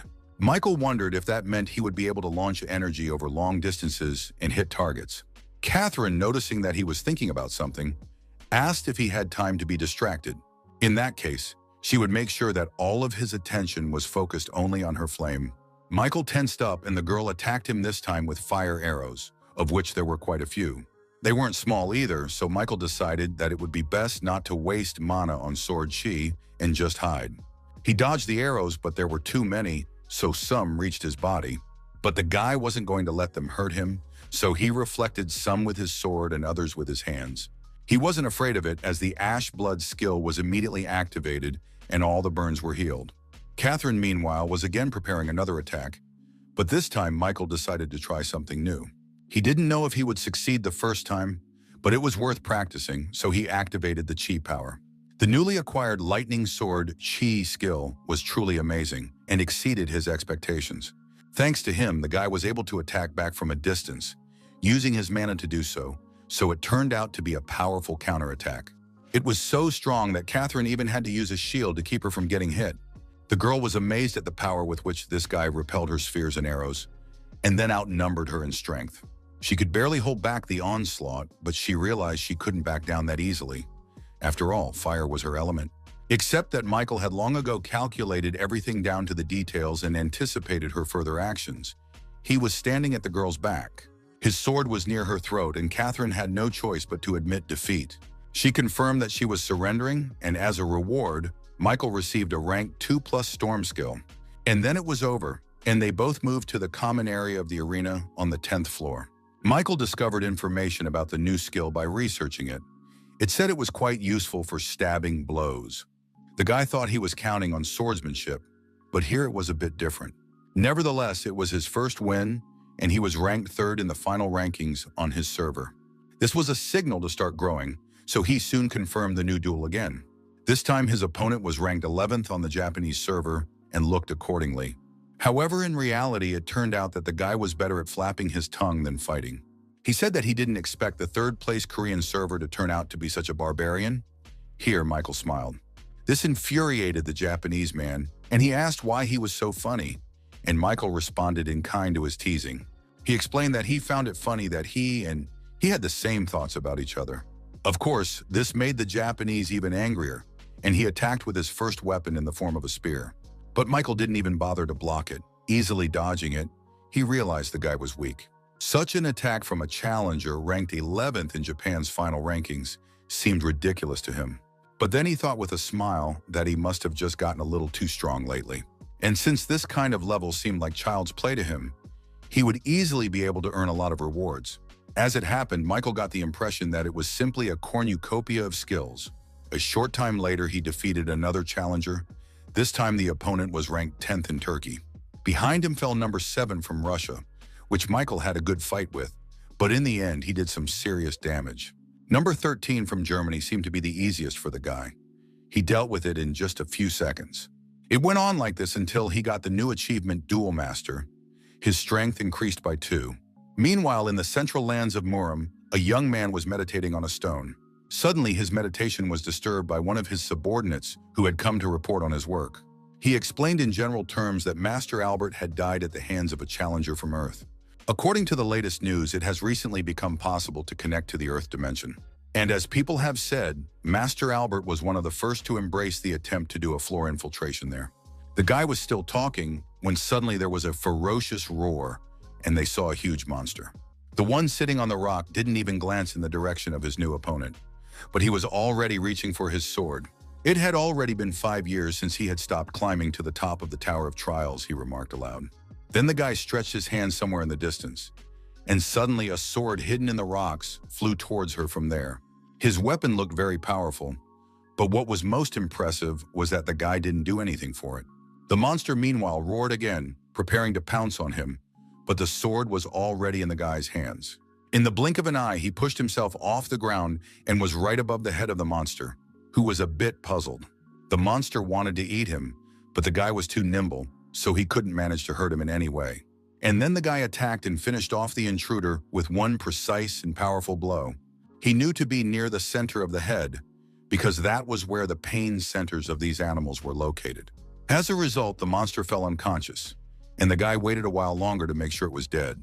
His servant was delighted to think that he had easily dealt with such a powerful spirit creature.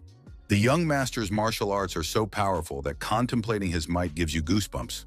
In the meantime, the latter turned to him, telling him to find out by any means necessary who exactly killed Master Albert. It was quite some time before Michael was back in the 10th floor waiting room. He collapsed on the bed, wanting to take a little break because he had expended quite a bit of energy today. But after a few seconds, there was no trace of fatigue. That was the beauty of the waiting room. The guy opened his status window, thinking he'd gotten some more powers in such an unexpected place. The first of these was the power of steel wings, with which you could fly using your mana. Just thinking about it made Michael's heart fill with joy, and he was very grateful to that hunter. Right now, however, he couldn't buy it because he didn't have enough CO, so Michael decided to read on. He suddenly got the idea to make a synthesis of skills from the ones he had received as rewards in duels. And after some hard work, he settled on 3 new skills with good ranks.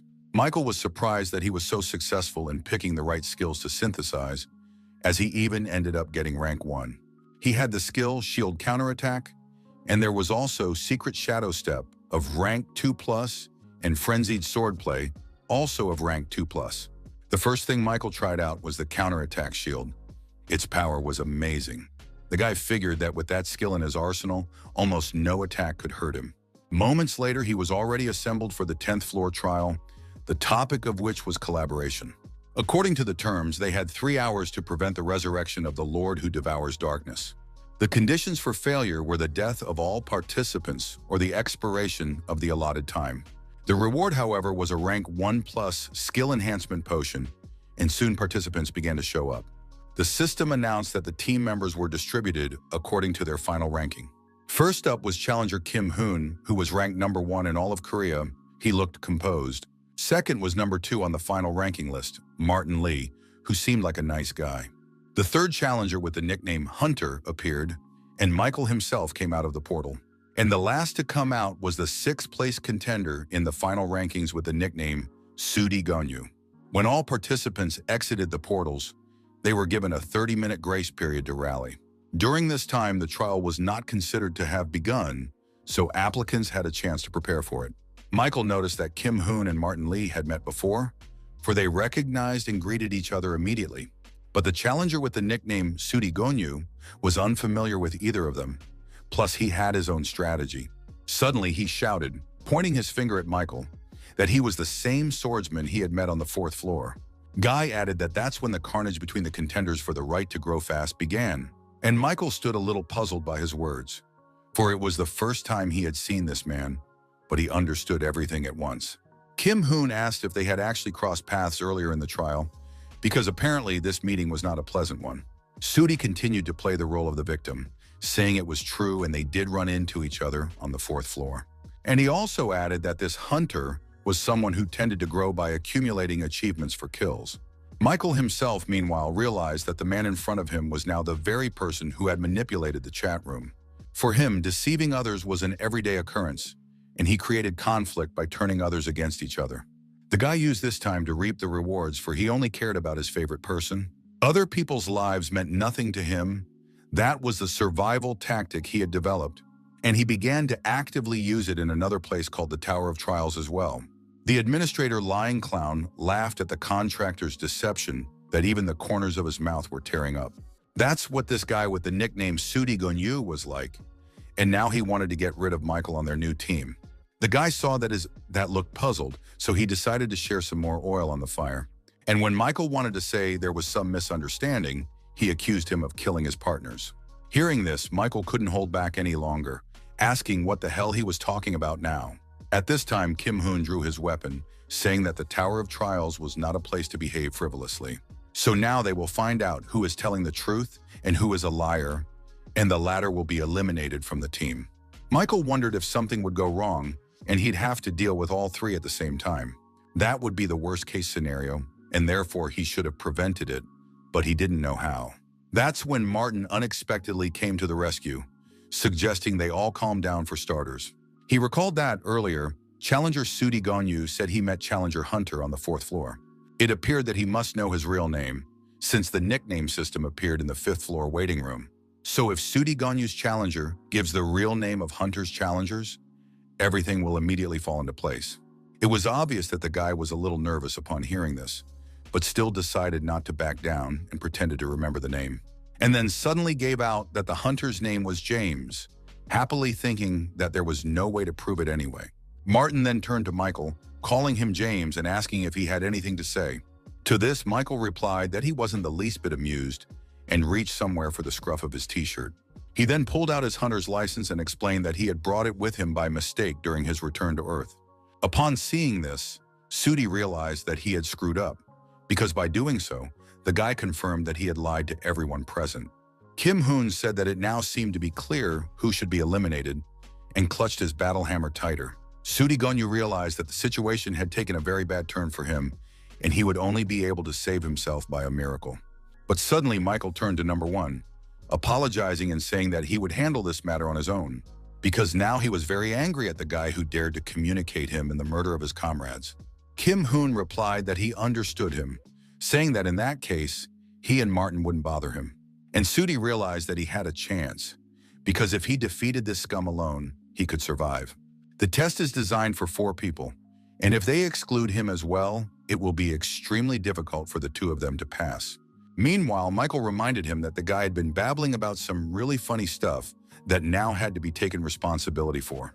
But Sudi replied that he didn't even know what it was, because he only cared about surviving. And he also said, turning to Michael, that he wasn't the only one with powers and activated some sort of technique.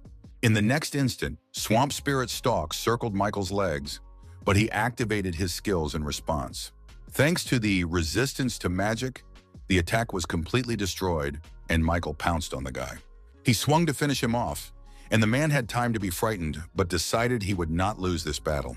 The guy immediately appreciated that his opponent had the resistance to magic skill in his arsenal, and it was annoying. This time he defended himself already against Michael's attack, forming a solid shield over himself, all of it more like spells. Kim Hoon said they should move back, and Martin replied that the battle atmosphere is better here.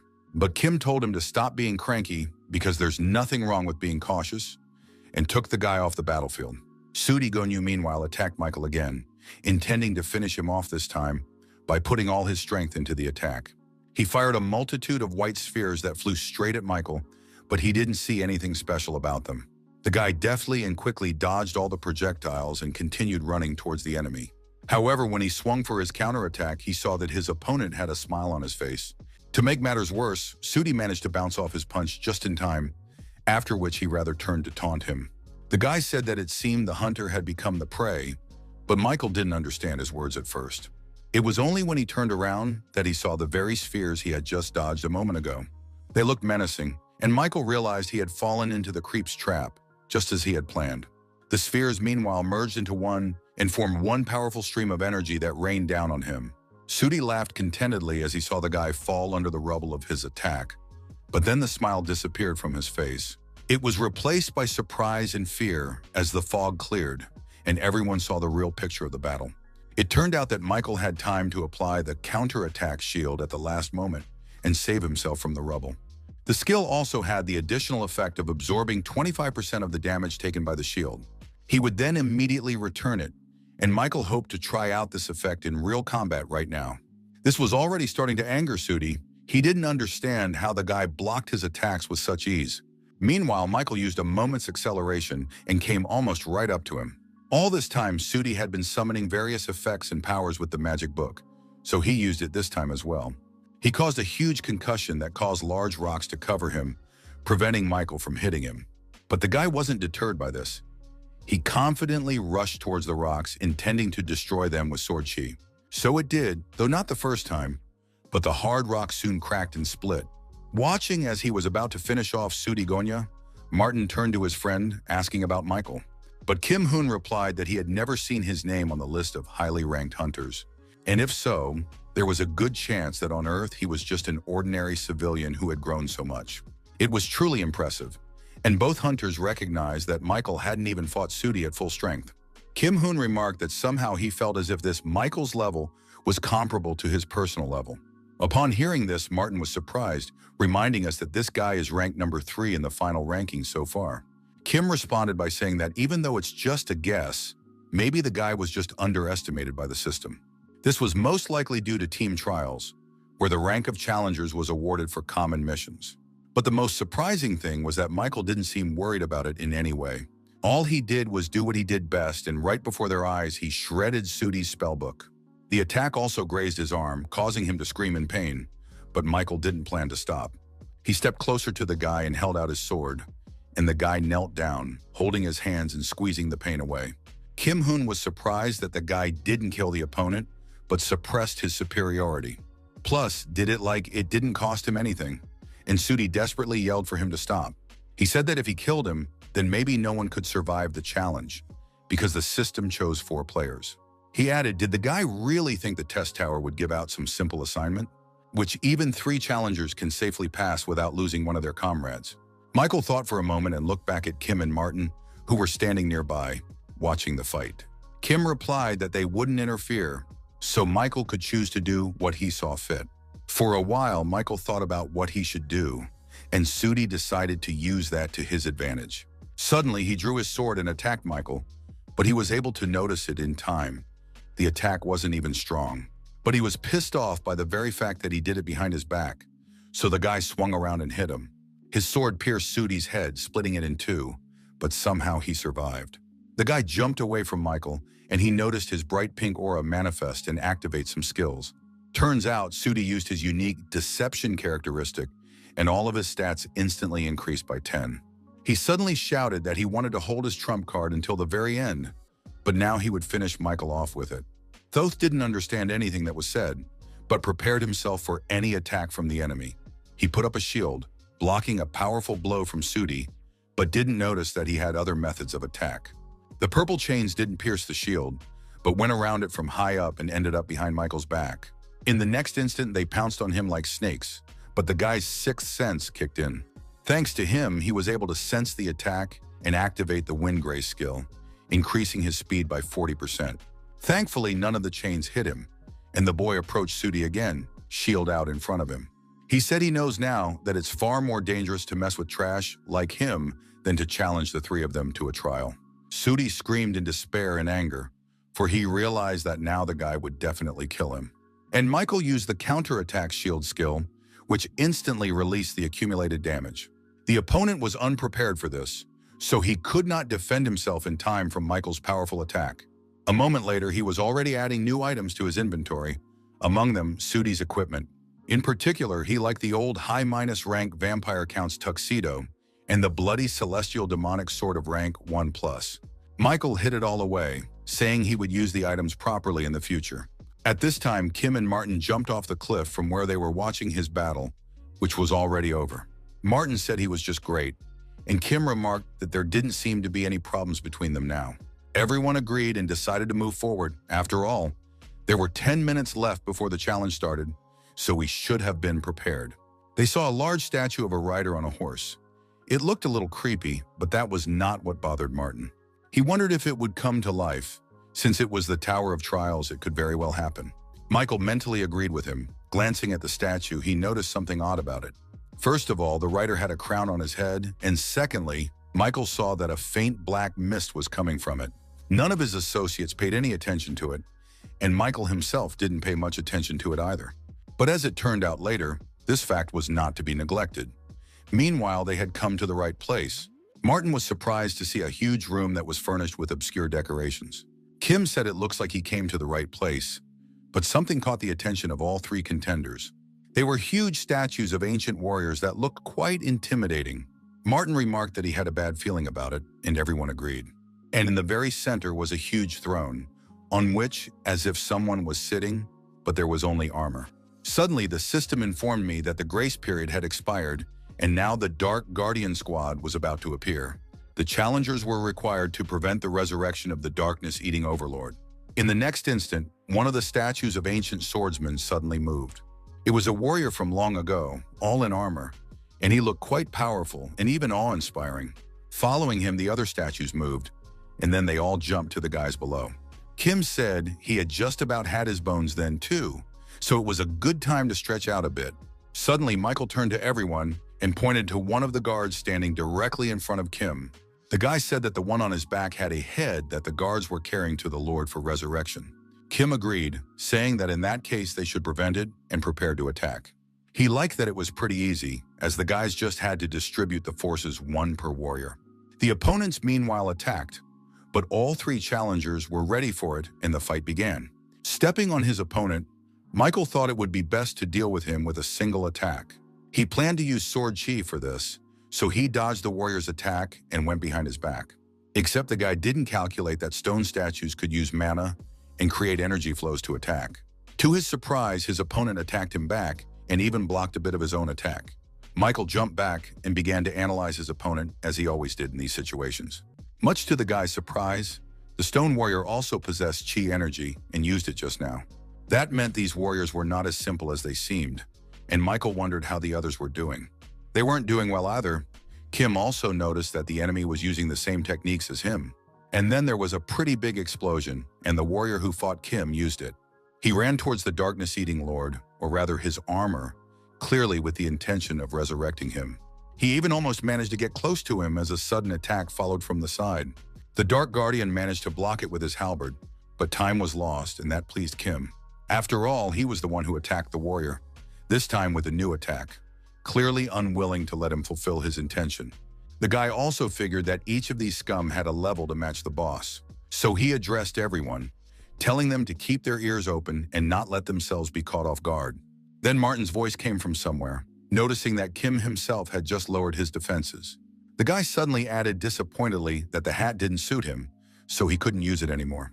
He then turned to the dark guard he had been fighting, saying that for making him wear that stupid hat, now he would have to pay with his life for this. With those words, he drew his bow, which turned out to be his weapon, and then released an arrow that traveled with incredible speed and power and hit the target accurately. But the guard didn't think of stopping there. He suddenly ran straight at Martin with another attack. The one in turn prepared to defend himself, but in this he had a huge advantage. After all, when dealing with mages, close combat is the standard, so Martin even smiled. After all, it only worked if the mage was an ordinary wizard, and he himself was no such thing. With those words, the guy summoned a new weapon. This time it turned out to be a huge, sinister scythe of death. Michael was impressed by this, thinking that after facing only weak opponents, The sight of these people stirs the blood, so the main thing is only for him not to fail in such a team. he dodged the attack of a guard who fought very confidently and could really match the level of the boss. But Michael had no intention of letting him hold the initiative for long. He counterattacked him with stones. The next step was to activate Wind Grace. The guy increased his speed by 50%. Except instead of attacking, he ran past the guards toward the throne, where the Lord was to return. Suddenly, he activated a new rank 2+ secret Shadow Walk skill, temporarily increasing his strength by 3. He then connected the frenetic swordplay skill, increasing his attack speed by 10%. The activation of the Swordmaster Chi skill was decisive, after which he pounced on the Overlord's head.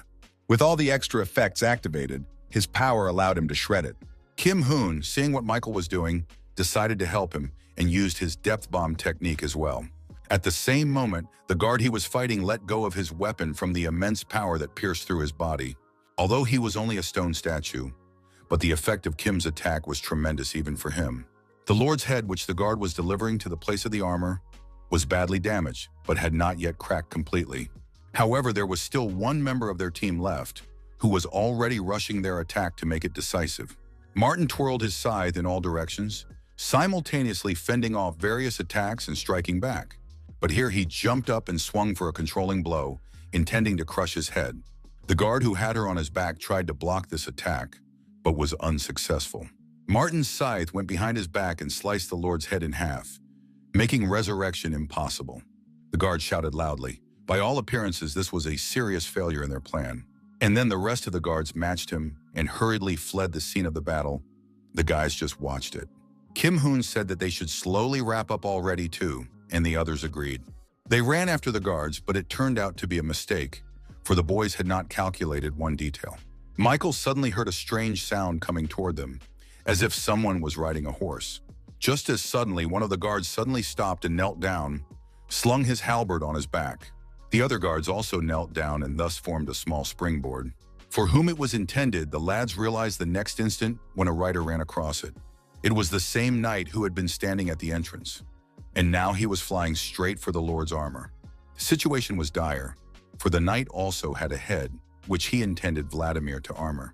Kim was the first to react and rushed after the rider, but it was useless because he was already close to the target. Michael quickly assessed the situation and realized that it was really too late to run after him. This was bad. The rider, meanwhile, jumped off his horse and aimed at the armor in a leap to put the Lord's head there. Then Michael, with his last strength, decided that the best solution was to throw something and swung his sword. The guy used all of his speed to do so, hoping that he could at least manage to knock the head out of the guard's hands. He threw his sword, which he also put sword chi energy into, but it was unclear if he had time. After all, the guard had already almost put his head in his armor. There were literally a few centimeters left. However, at the last moment, Michael's attack still caught up with him and prevented him from completing his action. The crown fell from his head, and the head itself also slipped from the hands of the guard, who was not prepared for this. He was even a little surprised that he couldn't perform the resurrection, but that wasn't the end of it. Suddenly, the guardian screamed.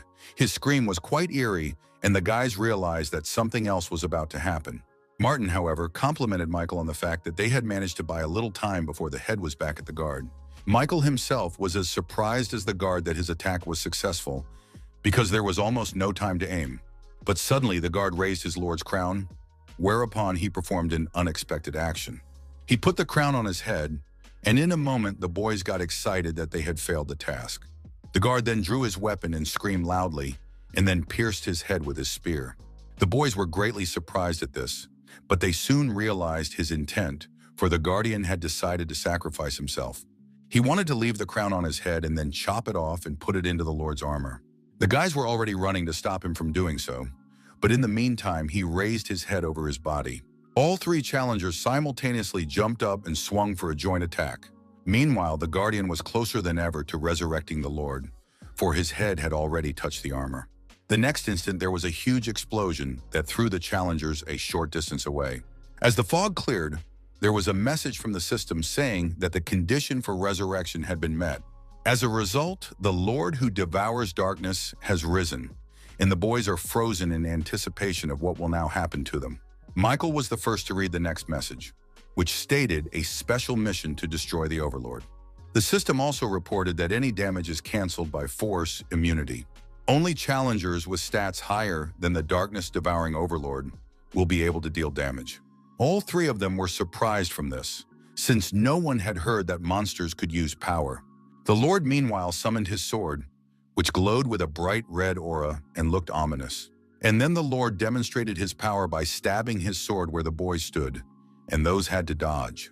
Michael irritatedly thought that it was rather unfair, since if dealing damage by itself was impossible, that means there was absolutely nothing they could do against this terrifying monster that possessed the challenger's abilities. The Overlord attacked again with his long and sharp blade, and Michael barely dodged, but the attack still hit him. These problems came down on them for failing to complete the mission, but it wasn't all bad. Suddenly, a good idea that could work came into his head, and Michael decided to carry it out. At this point, Kim and Martin ran up to him, asking if he was okay and saying they needed to come up with a plan. Kim offered to deal with the Overlord's guards first, but Michael suddenly made a request. He asked the boys to hold off the Overlord for a while because he had an idea with which they could win. All he needed was a few seconds, and then he would immediately join his comrades. When Kim asked what the idea was that had occurred to him, Michael simply replied that there was a way to kill the Overlord. This statement surprised Kim a bit, for even he didn't understand how it was possible if their stats were lower than his. However, he said that they would trust Michael to fulfill his request, only that he should hurry too. After all, they cannot stand for long, so Michael should not pull the cat by the tail, and he agreed. After that, Kim and Martin pounced on the Overlord, though they didn't understand exactly what to do with him. But the important thing was that Michael got some time to carry out his plan, and he smiled. The guy turned to the three guards, saying that they were going to have to play an interesting game with him for a bit. Kim, meanwhile, activated his Warhammer for another attack, intending to compare their stats.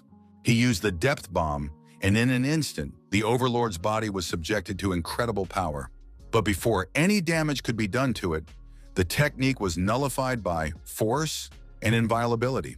As expected, their attacks were of no use to her, so the guys backed off, deciding to just wait. But the Overlord suddenly went on the counterattack and activated his Overlord greatness power. The system gave a message that the guys should show respect towards the Overlord. Any action that does not meet this requirement will be blocked. The Overlord attacked. Kim and Martin dropped to their knees but did so involuntarily, and from the fact that their bodies were paralyzed.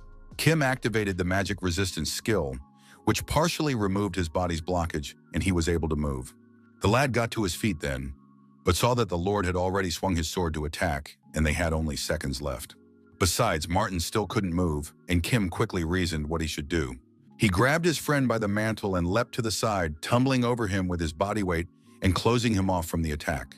But unfortunately, the Overlord's blow thus hit him himself, and Kim felt a severe pain in his back. Martin was not in the least afraid for his friend, for he usually never allowed anyone to injure him. He ran up to him and put one arm around his neck, supporting him to keep him from falling to the ground. But unfortunately, it was still in vain because the Overlord had already swung at the two of them again to finish them off. His blade was hovering right over the guys' heads, and they were already preparing for the worst when suddenly someone blocked the blow. Michael arrived just in time and used his counter-attack shield to protect his friends. He apologized to a surprised Martin and Kim for being a little late, and the two couldn't answer anything in return. The only thing they could see was that the guy had just saved their lives and also appeared to have come up with some sort of plan. Michael did have a plan. He discreetly used one of his extra necromancy skills. Thanks to the guardian spirits, he had increased his strength by 4, dexterity by 3, stamina also by 3, mana by 6, and resilience by 4. Thus his stats increased quite nicely, and the guy was able to use his shield skill now. He instantly released the accumulated damage directly into the darkness-devouring lord, and applied the power of Swordmaster Chi, but that wouldn't seem enough for him, and Michael activated a new skill called Lightning Sword Chi. This made his sword look like a lord's blade, and the guy was also able to attack using his aura. He put the maximum amount of his strength into that blow, but he couldn't put his full strength into it without passing out. However, it was quite enough, especially since the surprise effect worked. Michael saw that the attack had gone perfectly and breathed a sigh of relief, for the Overlord had not triggered a single effect. It meant that with these attacks, they now had a chance of victory. But the Overlord suddenly shouted furiously, and then he activated his Lord Majesty power again, causing Michael's body to block. The guy felt paralyzed and unable to move, but luckily he had the right skills in his arsenal. He activated Forceful Breakthrough and Magic Resistance, thanks to which he removed all the body blockages. At this moment, his Forceful Breakthrough, Magic Chain, and Magic Resistance skills increased by 1 rank, rank 2. The guy then activated the counterattack shield again and pounced on the Overlord with a new attack. It was also strange that the situation actually looked very dangerous, but somehow Michael wasn't confused by that. He suddenly realized that he couldn't stop laughing and thought it was because of the anticipation of his impending victory. His fundamental desire to get stronger flared like fire, and Kim and Martin noticed it. The latter said that this challenger, Michael, was the truest monster with incredible strength. And Kim Hoon replied that they should congratulate him nonetheless, as the top spot in the rankings now belongs to him. Meanwhile, Michael's shield's recharge had finished, and it had reached its maximum damage absorption limit. It was then that the boy realized that this was the very chance with which he could defeat the Overlord. He knew that if he reduced the shield's area of effect, the energy density would increase. He did so, and then released all the accumulated damage, forming a sharp laser that cut through the Overlord's armor. Thoth didn't expect his defense to be able to be penetrated, so he was only able to dodge, putting his shoulder in place of his head. And Michael was already running towards him with another attack while activating Wind Grace with a maximum speed of 70%. This was followed by the activation of the Furious Swordplay skill, and the attack speed increased by 10%. The last thing the Lord saw was the lad's gleaming blade, which he used to cut off the monster's head. All this time, he was being watched by the Steel Bloodlord, who thought with a smile on her face that she was very lucky. After all, this challenger showing crazy growth was her contractor. The usual challengers climbing the tower are carefully prepared not to take any risks, but Michael Nodforth is a valuable talent not easily seen in other dimensions. The only problem was that over time, other administrators would start getting more and more interested in him too. So the girl needed to develop a closer relationship with this suitor before others did. She did so for personal reasons as well, for the girl still hadn't given up hope of getting her wish. The Lord Devouring Darkness had been defeated. The system announced it, but it was clear enough as it was.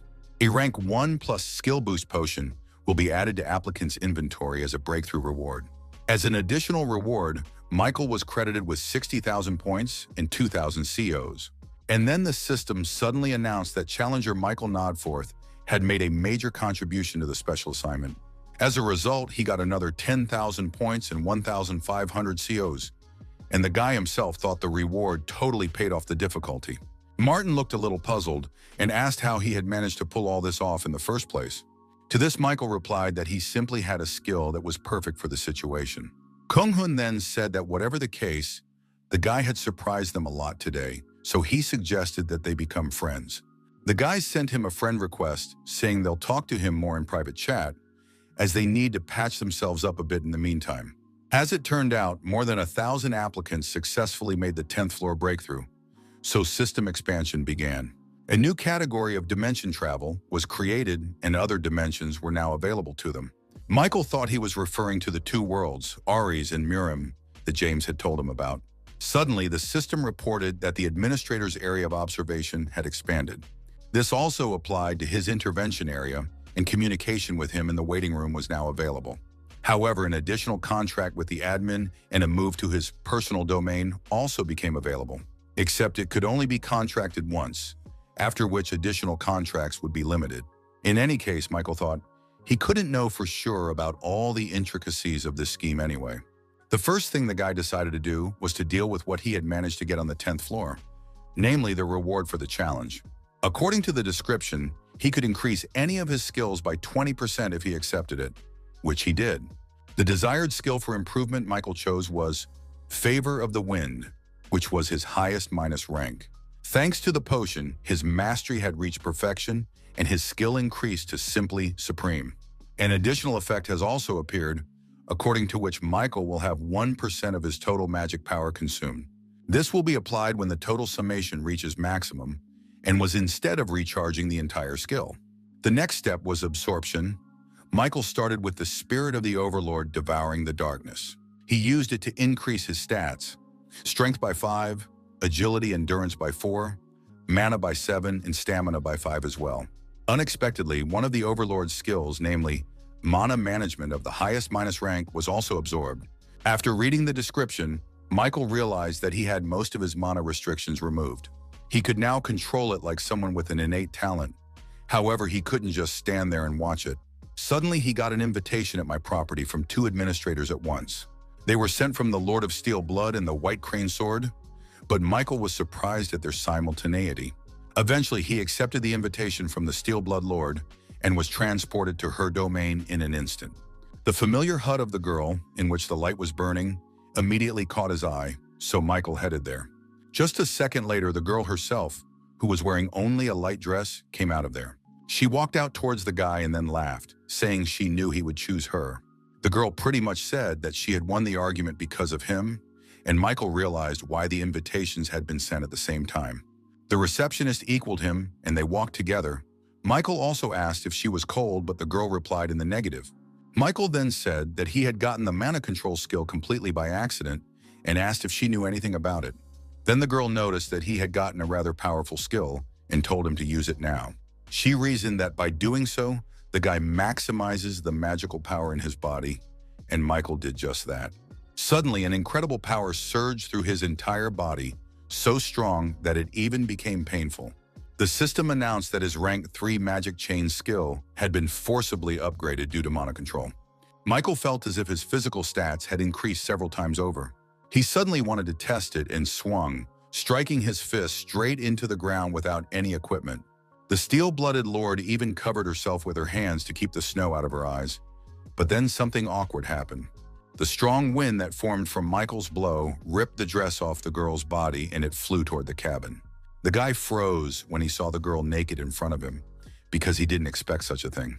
In a moment, they were already sitting at the table in the cabin, and the girl said that there was no way you could tell that Michael was capable of something like that.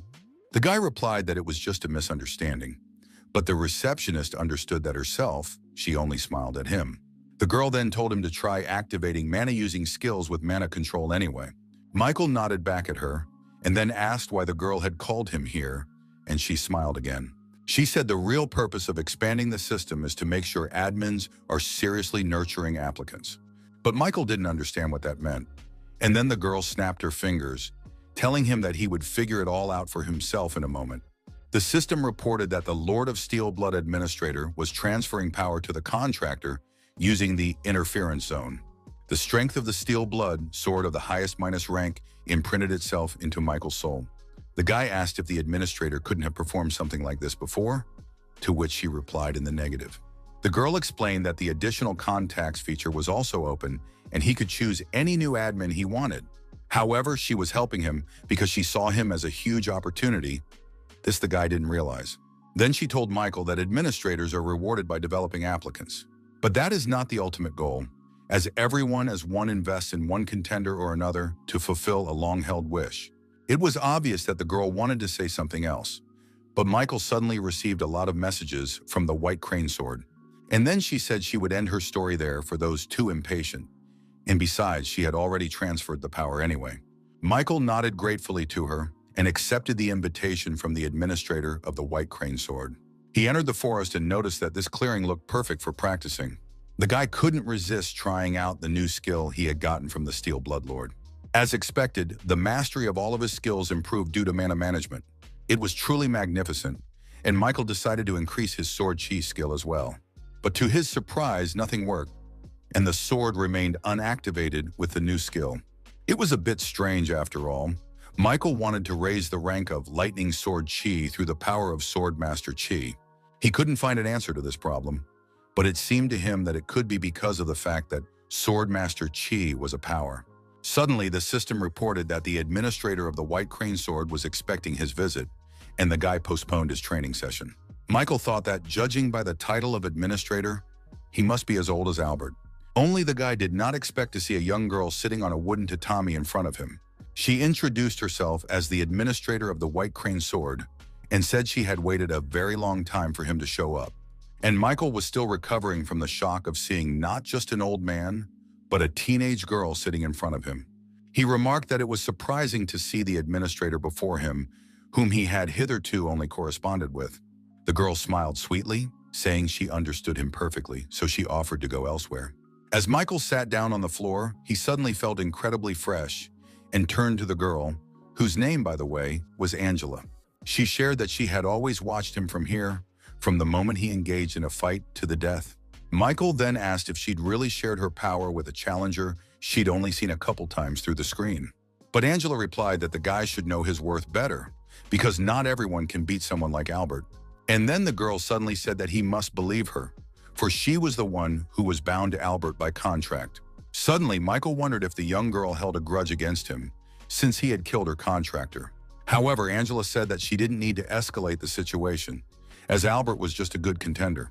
She added that she has managed to sign with many contenders in her lifetime, but she still hadn't invited any of them into her domain until she met him. Michael Nodforth. Then the girl suddenly became serious and added that she would tell him straight. She had asked him to make a supplementary contract with her. Michael in turn asked if there were any additional benefits if he did this. The girl then replied that she could make him the administrator apostle of the White Crane Sword. In Tower, the term refers to a challenger who enters into a special contractual relationship with the admin. The latter, however, can only appoint one person as an apostle in a lifetime, and also only apostles can take over all the powers of the admin. Michael was surprised that the patronage pact was so important, and he had made it with a steel-blooded lord. Then Michael remembered what had been said earlier. The DOP contract could be broken at any time. To this, Angela replied that she was going into this deal for the same reason as the steel-blooded lord. She needs the world's sharpest sword, the best sword that will never break or dull. Michael noticed that his admin had also mentioned this long-standing desire of hers, but it didn't seem to be an easy one. Then the guy decided to ask the White Crane Sword about it, relying on this young girl to tell him everything. It was obvious how Angela was at first embarrassed to hear about her long-standing desire, and then her gaze clouded over. After a while, she said the longtime admin's wish is a memory that comes from past regrets. And at the same time, a long-held wish is a right given to the administrator by the tower. Similar to her tests, a long-standing wish is a kind of also a test that the admin can give to the contractor. And when the long-standing wish is fulfilled, the challenger will be rewarded. Here the girl's voice shuddered. But she soon finished, saying that if one suddenly got a long-standing wish, it was fashionable to even change the past. Upon hearing this, Michael objected, saying that it was absolutely impossible to change any event in the past. But Angela replied that he should know everything perfectly well himself, whether she was telling the truth or lying, for he already knew what the tower was. Then Michael remembered all the strange happenings and abilities that were only unlocked in the Tower of Trials. He suddenly thought that if it was about her, everything became possible, and it turns out, even time. The guy suddenly turned to the girl, asking if he could ask a single question. He wondered how high he must climb in the Tower of Trials to fulfill her long-held wish. Hearing this, Angela was a little embarrassed, for she didn't know how best to respond to it. But soon she said she thought it had to be at least the top floor. In a few minutes, they had made an additional contract, and the girl was glad as a child. Michael thought he still had to go for it in the end. But the terms of a long-held desire were not happy. So far, all he had learned was that the top floor of the tower was the goal he must reach. In addition, he was recognized as a true apostle of the White Crane Sword and gained plus 10% to all skills in the Murama dimension. As a privilege, his strength was also increased by 3, and he was also recognized as the apostle of 2 admins already. The guy thought that he couldn't miss out on this kind of advantage, allowing him to become stronger immediately. Plus, he received an unexpected gift from Angela, who wished to strengthen her bond with him. He asked if he'd heard anything about that woman, but Michael didn't realize who she was talking about. And when he clarified exactly what the girl meant, the girl said she was talking about a woman looking for him. Angela then added that this woman seemed to have complete faith in him and all his powers. Of course, she herself, Angela, believed in him too, but she still felt she had to tell him something. She warned that his question tickets would be used in this, but Michael didn't mind as he had plenty of them. Suddenly, however, the system reported that all of his tickets had been used up, and the guy wondered what the big deal was. Then the girl began her tale, saying that in the dimension of Muram, there was a great power called the Muram Union. And Albert, whom he killed on the 9th floor, held an important position of command in that alliance. Because of his high position, there were people from the Muram dimension who were now looking for him, Michael. Michael wondered if the girl was talking about the Muram alliance coming after him to kill him. But Angela responded in the negative, saying the Union is in turmoil right now because of the fight for the position of commander. That was why Michael was being targeted by someone else, namely the Namgung family sword dragon.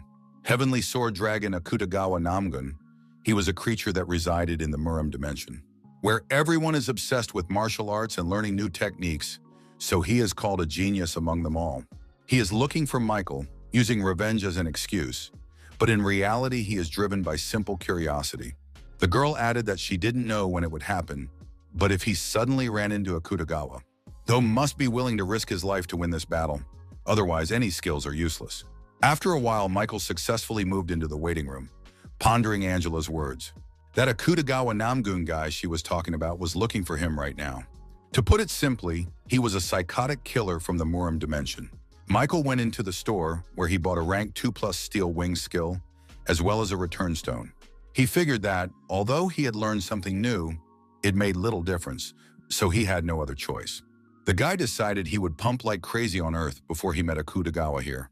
When he was back in his room, the first thing he did was check his cell phone. There were as many as 132 missed calls and 87 unread messages from Bethy. She wrote to tell him to head straight to the Hunters Association as soon as he read the message. So Michael decided to get there by activating his new skill, Steel Wings, and put on his old Count Vampire tailcoat. The speed at which he flew toward the association building was breathtaking. It wasn't even 5 minutes before he got there. Some people were just coming out of the building. A few guys were talking amongst themselves, and Michael overheard them talking about some kind of mobilization. Suddenly, the two froze in place from noticing a man who was literally flying on wings.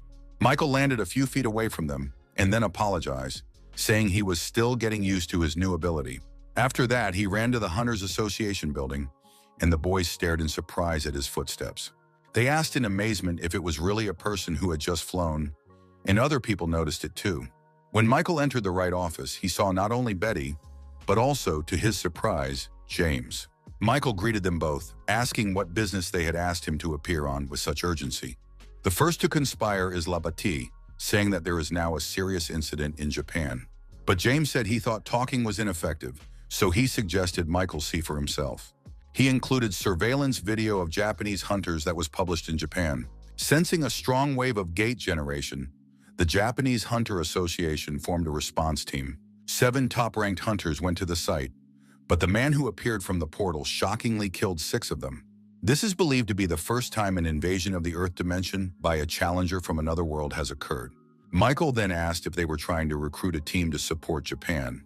The thought crossed his mind as he remembered the 2 guys leaving the building, but James didn't confirm his hunch. He said they don't recommend supporting Japan and then switched the screen again. There was visible footage of the only Japanese hunter that came out where they could see him. He was a young-looking guy with black hair and a fierce, maniacal look. He introduced himself, saying his name was Akutagawa Namgun. He was the Heavenly Sword Dragon, and he had come to avenge Albert. Hearing that, Michael thought, he never imagined he'd cross paths with this guy so soon. There was a tug on his sleeve, and Michael saw Betty, who said it wasn't a forced mobilization at all. She added that it was the first time they had met together again, so she suggested they have lunch together first. But seeing the guy hesitate, the girl changed her train of thought, asking if he was going to sign up for the squad. Unfortunately for her, Michael said he would answer Japan's call and travel to the Shinjuku neighborhood of Tokyo, where the crime occurred. Betty looked confused, for she had tried with all her might to keep him from this decision by any means necessary. She screamed why he always acts so recklessly, saying that a guy should at least think of others too sometimes. Then Michael put his hand on the girl's head, thanking her for her concern, and she calmed down. However, Michael then added that it was a problem that it was certainly up to him to solve. Akutagawa recalled how even from a young age he was misunderstood by his peers, and no one heard what he could hear. One of the boys said it was just sparring, so there was no need to attack so hard. At that moment, he approached them, saying that not everyone could master the release chi energy at the age of 13. Albert said the kid has exceeded his expectations and will go far in the future. However, he added that martial arts is not meant to harm people. It is a path to excellence, and you can't hurt people for no reason. With those words, Albert stroked his head and then took his hand away. Another memory was how everyone cheered him as he passed the 20th floor of the Tower of Trials. But climbing the tower on his own gave him no satisfaction. Such an incredible feat he accomplished at just 17 years old, but now it was time to move on. He mentally apologized to his mentor, for he began to actively use floor implementations. After all, the guy suddenly posited that nothing was more fun for him than killing other people. But as time went on, he stopped enjoying it too, and he thought that the scoundrel Michael Nodforth might be able to dispel his boredom. Michael, meanwhile, had left the association building and was already on a plane to Japan. There he was already met, and soon he was on his way to a luxurious hotel, especially for persons like him. The girl who led him to the new place pointed to the entrance of the room, saying that other hunters were already waiting there. To his surprise, there he saw his new friends, Kim and Martin, who noticed that Michael was late. Toth replied that there were only 3 of them anyway, but Kim said that another challenger from America should be arriving soon. Michael nodded, adding that at least it was safe to say that each of them had epic rank abilities. Except that the challenger that appeared in the Shinjuku area was a real monster that perhaps even the three of them wouldn't be able to defeat. Michael hoped the challenger from America would be just as strong, but soon the door opened and he saw him. Fourth on their team was Catherine, who was also surprised to see Michael here. The girl manager asked if they really knew each other, to which Michael replied that they had crossed paths at the tower before. Catherine noticed that she was not at all anxious to meet him under these circumstances. She added that she wanted their meeting to take place in a more normal setting and was nervous as a child. Kim Hoon, who was watching their dialogue, noticed that the whole thing looked more like a love quarrel. Hearing this, Michael shook his head, replying that there was no way it could be true, which made the girl a little angry. Their conversation was interrupted by the manager, who suddenly introduced herself as the Japanese Hunters Association's presentee, Julia. Michael was greatly surprised by this information, for he thought that the girl was a mere staff member. Julia, meanwhile, went on to say that few countries have agreed to cooperate with them. But Martin asked if only 4 people had come from all over the world, even with such a terrible turnout. Then the girl suddenly bowed to them, saying that she was sincerely grateful to each of them. Michael hurriedly lifted her head, telling her that now was not a good time to bend her back. Catherine, observing this gesture of his, thought the fellow was being very kind, but the fellow turned out to be just plain self-serving. After all, he added, instead of bending their backs, the president could have given them a worthwhile reward. In fact, Michael was only here for the reward, which he asked to double in size and stature. After a little thought, Julia promised to fulfill this condition, as she would have to deal with a very dangerous opponent. Besides, the girl added that it wasn't that the situation was hopeless. In fact, they had chances too. After all, Catherine Benet's abilities could make the difference in this battle. Everyone looked at the girl, and the one shared that she had a flame suppression ability that had a special effect.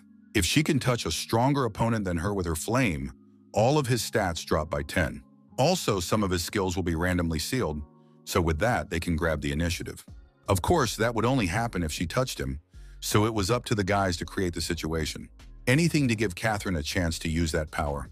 A couple of minutes later, they were on their way to Shinjuku's neighborhood. The news was reporting that a Chinese hunter of epic rank had just met a challenger from another world. They didn't move, but both of them from the outside looked like they were talking to each other. Akutagawa asked the guy if he was Michael Nodforth, but he answered in the negative. He introduced himself as Peter Darius from China, saying he would make him regret coming to Earth. But Akutagawa only said that he didn't understand why the one he told to show up didn't show up, with only bugs scurrying around. Suddenly, Peter attacked using his jerk skill, and he even managed to hit Akutagawa in the jaw. Toth staggered but didn't fall. He was interested that the guy was using a fist technique. This was Akutagawa's first time in practice, so he figured he'd fight this guy. And Peter saw something he was unprepared for and ended up bowing out with his life. There was a large explosion where they were fighting. It was the work of Akutagawa's technique. Meanwhile, Michael and his guys were approaching the battle site in a helicopter, and the battle's layout did not please them. Michael turned to Catherine, asking if she would be able to land properly if she was in the air. To the girl's surprised face, he replied that he had gotten one good but risky idea. Catherine then said that she had a skill called Jump Clear that made her immune to all fall damage. Michael replied that it was enough, for he would be able to hit the Murimian hard himself if the plan worked. With those words, he grabbed the girl by the waist and said they were on their way out, and it made Catherine a little uncomfortable. Michael activated the steel wing skill and jumped off the helicopter with the girl. Martin and Kim, watching this, decided that the guy was literally out of his depth to do everything on his own. However, they couldn't just stand by and watch all this either, so they too jumped off the helicopter. Catherine said that Michael was indeed insane, but he wouldn't deny it. He replied that he was glad that this Chinese hunter had pissed off Akutagawa Namgun. To Catherine, he told the girl to use the power as soon as it opened. In the meantime, he added that he had to leave her. And with these words, the lad increased his speed, leaving the girl behind. Peter, meanwhile, was still fighting Akutagawa, but he quickly realized that his opponent was very strong. The guy attacked using his techniques, but they were a bit clumsy in Akutagawa's eyes. Toth said that the Chinese man was not even able to properly concentrate the chi energy in his fist, but still continues to use fist techniques. It was starting to annoy him a bit. The heavenly dragon sword swung for a decisive strike using the pure chi energy released. He didn't have time to finish the guy off, though, as he noticed some new enemy approaching him from the air. This surprised the Murimian a bit, but he had no plans to retreat and still had to admit that the new opponent was fast. Michael pounced on him with his counterattack shield. It was a good move since it worked as both defense and offense. As a result, Akutagawa couldn't react in time to better respond to it and flew backwards a bit. There was a big explosion where Michael landed. With such force, he was rushing through the air. Akutagawa even hurt himself a little. He was on one knee, but hurt himself with his left arm, which he used to block the blow. In front of him, he saw a guy in a red tailcoat who had literally appeared straight out of the sky. Michael, meanwhile, told him that falling, the real sky is something you can do twice. Akutagawa was a little annoyed that he said that without taking the overall situation into account, so he asked what his name was. To this, Michael remarked that he had been looking for him so actively, but somehow didn't know who was in front of him when he finally came face to face. Akutagawa activated the first-rank Yashin's blood skill, reducing any pain by 40%. Michael responded by activating the will of the Swordmaster Chi, preparing himself for any attack from the Murimian. And the man only said quietly that he wondered who he was, except that he turned out to be a weak scoundrel. Oh, and to top it off, the guy used a fake sword Chi. With those words, Akutagawa struck out with his fists. He was furious that such a man could defeat Albert and refused to believe it. But Michael didn't care a bit about those words of his. He figured he should attack since the guy didn't have a gun. Except the one wasn't with bare hands. In a flash, he extended his arm and summoned his sword. They collided and a great tension hung in the air, making the earth shudder. Michael activated the shield, thinking they had done a lot of damage when they jumped off. But that didn't seem to be the case. His counter shield also shattered in one attack. At this rate, it would be difficult to use. In front of him, he saw a sword that was completely made of energy and mana. It must have been a true sword Chi. Michael thought that he had never seen such a weapon before, so he attacked from a distance using the lightning Chi sword. A large wave crashed down on Akutagawa, but the guy was in no hurry to block it for some reason. Instead, he suddenly swung his sword and unexpectedly shattered his attack with the power of his sword. At that moment, however, two more challengers appeared behind him, intent on attacking the blind spot. Martin and Kim simultaneously struck where Akutagawa had been standing a second ago, but he was able to bounce back in time. However, that wasn't the end of it either, as Catherine was already rushing towards him from behind with all her equipment ready. The girl activated her flame suppression skill and launched her hand at the Murimian's body, though he tried to dodge. There was another explosion, and Catherine realized that the boy had still managed to keep her from touching himself, but only the robe. Martin, meanwhile, pointed upwards, warning everyone where the enemy would be attacking from. Akutagawa stood on the lantern, saying that they kept getting in the way of his fun, so he'd get rid of them. The instincts of hunters who had been through many battles screamed one thing: this attack was impossible to block. Akutagawa knew this very well himself, which is why he directed it at them all, telling them to die. Kim, Martin, and Catherine realized that the only way to survive was to dodge this attack. That's what they did, but her range was much longer than the guys could have expected. When Michael was in Angela's possession, among other things, the girl gave him another technique. She said that it was just an ordinary mana injection, but in the future he would be able to activate complex techniques with it. And then the girl did something else and added that she had now already administered an unusual injection, for this one would build a bond. Michael didn't understand a word of what she was saying, but he was honored to have a new ability. Then Angela asked how he felt, and the guy did feel a slight difference. He said that the first injection did feel normal, but he couldn't say that about the second. He described her as if she, the master of the white crane, was inside him, and the girl smiled. She nodded and said that it was now up to the guy to do the same with his sword, but he shouldn't have used it there, because the technique could have failed due to admin interference. So Michael decided to use it in battle, and now that Akutagawa had such a dangerous attack was the right time.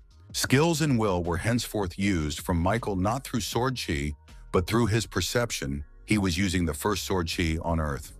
The Tower of Trials was hit by player Michael Nodforth, and he even got a new achievement. Also, due to the increase in mana consumption by the will of the Chi Sword Master, the restriction was removed. Michael thought he finally had a completed sword Chi and turned to Catherine. He asked if she was all right. The girl replied positively, for at that moment he had used an attack of the same power. Thus the blow was absorbed and the guy stayed alive thanks to him, and Akutagawa laughed for some reason. He shouted that this was exactly how the guy should respond because he was about to be disappointed in him. He added that the harder you try when building a castle, the more fun it is to destroy it. This time, Akutagawa was the first to attack, making a sharp lunge towards Michael, but the latter was alert.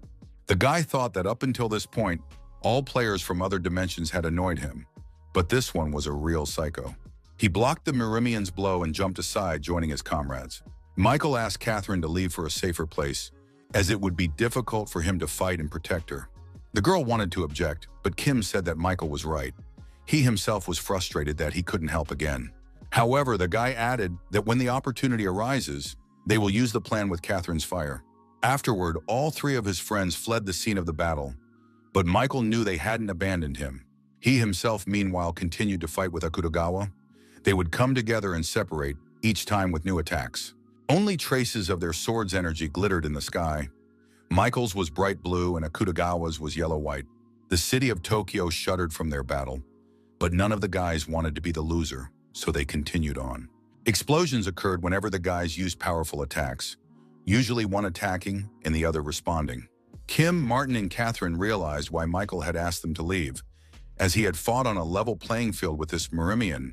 But Kim objected, saying that he thought Michael was a little behind, and at this pace he might even die. Michael himself thought that he was confident that he could fight the opponent after improving the sword chi. He remembered Angela saying that she thought Akutagawa's sword-wielding was about the highest rank. But now it seemed to Michael that before him was simply a legendary opponent, because that one was incredibly strong. After some more fighting, Michael sank to his knees, unable to get up. He realized that he had used too much stamina, and if he tired more, it would affect his actions. At that moment, he heard someone call out to him. It turned out to be Catherine, who threw him some kind of potion. The guy caught it and looked at the girl in surprise, as if asking what he should do with it. His confusion was taken advantage of by Akutagawa, who kicked the guy with his foot and he bounced backwards, dropping the potion. Murmek caught it and said he'd drink it himself, so he passed on his thanks to Catherine. The girl and Martin watched as he drank it down to the last drop, and after all, it was Catherine's only one. Michael clenched his teeth in anger at his inability to react in time, though he did manage something. Thanks to the potion, Akutagawa's stamina recovered a bit. He said people always hope. And he, Michael, was the same way, because he probably always told himself that he could win if he tried. But destroying such thoughts, the moment when optimism turns to despair, was the only thing that brought him pleasure. With those words, he lunged at Michael again, intending to finish him off this time, and the latter defending himself as best he could. Akutagawa noticed something about this guy, and he didn't like it, because he was getting that impression. That there was still hope in the eyes of this challenger, even though he was close to defeat. Murmek gathered all his power and put it into another attack, with the intention of making it his last. Michael was barely able to block it and flew back a few meters, but still survived. He banged his back painfully into the wreckage of the buildings Akutagawa had managed to destroy already. Murmek, meanwhile, approached him again with another attack, but the guy still surprised him. After all, he could no longer move, yet his gaze somehow remained as proud as ever. The heavenly sword dragon shouted for Michael to feel desperation and slashed his face with its blade. Michael screamed at the pain that stung his eyes. It was unbearably painful, but he still held on. Stamina was at its limit, but the guy knew he could make another attack if he gathered his strength. However, the problem was that he couldn't see anything, so the attack definitely wouldn't work now. Michael clenched his teeth, despair beginning to overwhelm him, for he didn't know what to do. Just at that moment, Catherine came to his rescue, suddenly running out of her hiding place. But Michael was not happy about her appearance, for he realized that the boys would just die if they interfered. He shouted for those to stay away, and it even surprised Akutagawa a little. Murms was amazed that even while virtually on the verge of death, this guy cared about others. Suddenly, it all became clear to him. His comrades were the reason the guy wasn't desperate yet. Akutagawa had told him that. Catherine, meanwhile, attacked him with her fire technique, hoping to at least partially trap him. But Akutagawa was incredibly fast. In the blink of an eye, he was behind the girl's back and swinging. Catherine didn't expect it, so she couldn't put up a defense in time, and then felt the sword cleaving her back.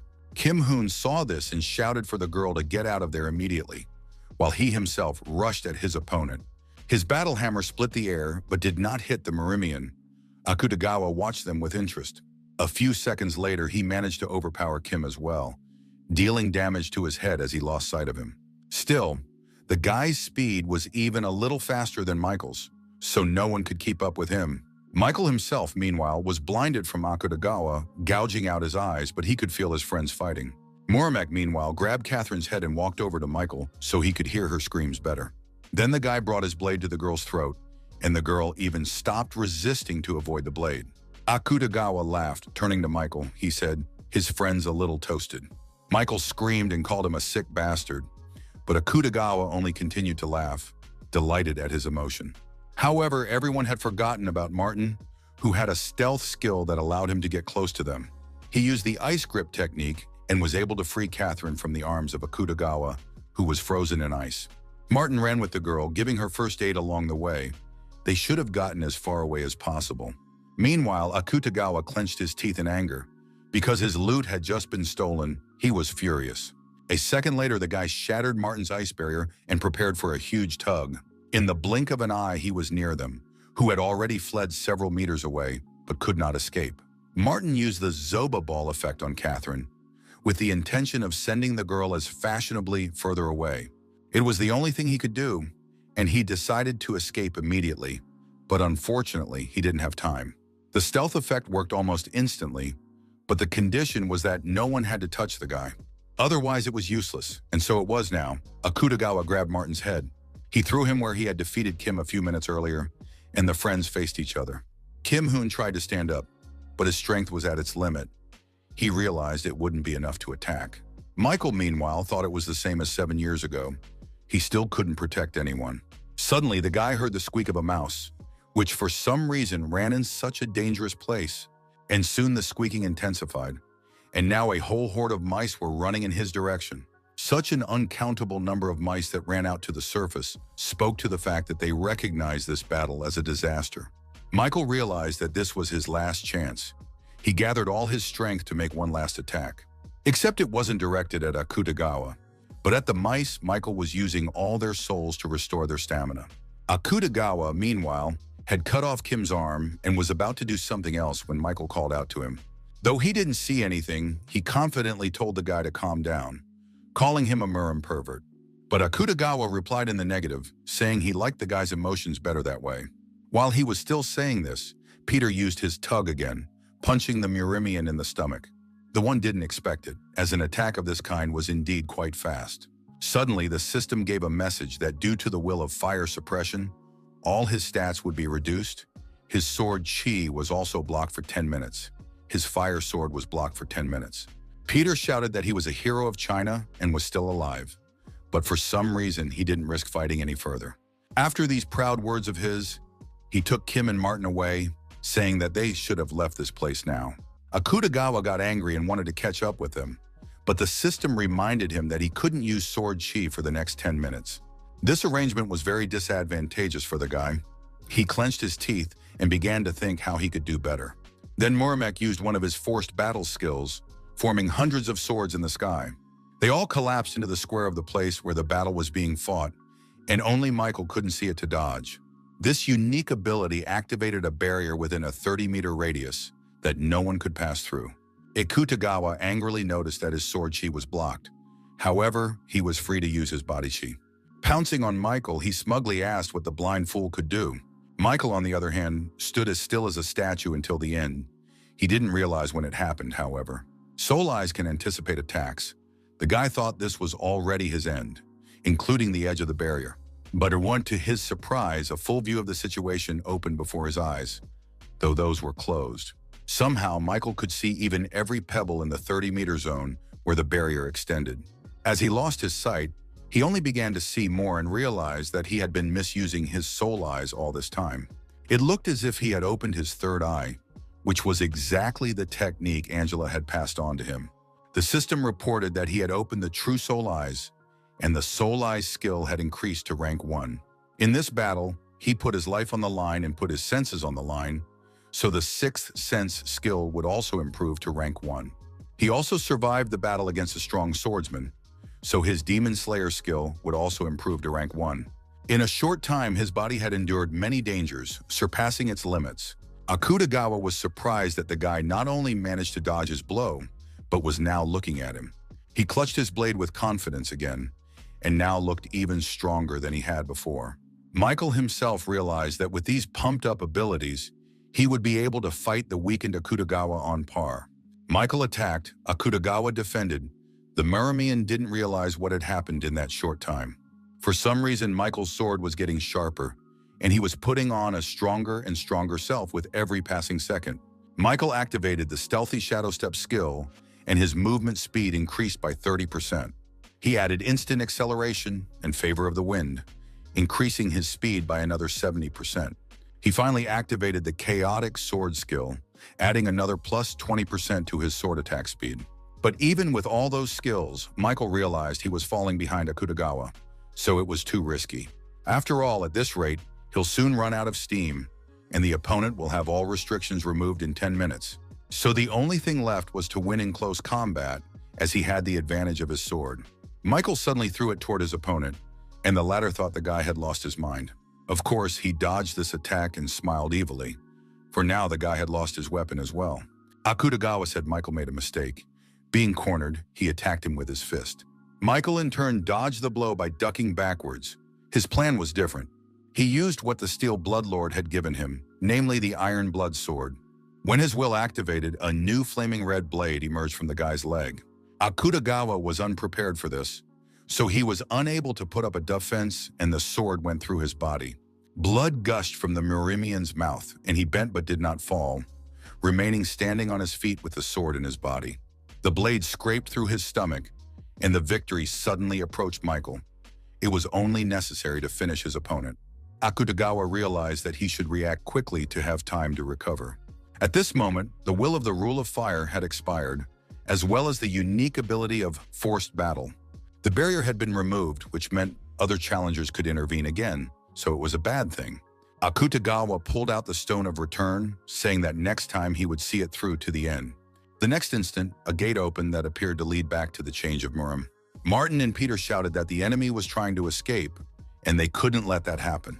Because at that moment, everyone realized that if they didn't kill Akutagawa Namgun now, it would spell disaster for the Earth. The challengers, although they were at their limit, every single one of them were determined to give their lives to defeat him. They pounced on the Murimian, saying they wouldn't let him escape, and he was about to walk into the portal. The guy looked around and marveled that they still had the strength to fight, even though they looked to be at their limit. It also pissed him off that they made it sound like he was running away, because the guy had never run away before. Anger betrayed his strength, and he used the flaming sword to end everything here and now. An incredibly powerful pillar of fiery energy headed towards the challengers who were running towards it. Catherine opened her eyes in surprise, for she herself had never seen someone with such a powerful fire energy technique before. The next instant, the entire Shinjuku neighborhood was flooded with bright light from an explosion that occurred on the outskirts of the city. Buildings that were within range of Akutagawa's attack crumbled like houses of cards.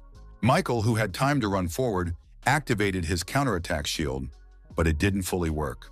The system issued a message that the damage received from the enemy's attack could not be repelled, and the shield was destroyed. The guy's arm was torn off, and Martin rushed to him with a healing technique, but Michael didn't think about it. He said the enemy was still here, and glanced at Akutagawa, who decided not to go into the portal after all. Muramet said he could have killed the guy with one punch and asked if he really wanted to follow through with it. It was disgusting, but Michael didn't know what to say because the enemy was really strong. Akutagawa took one last look at Michael, then said he'd be back again and stepped into the portal. This time, no one interrupted him because everyone was already at their limit, and there was no point anyway, because Michael fell to the ground and everyone rushed to him to help him get to the base.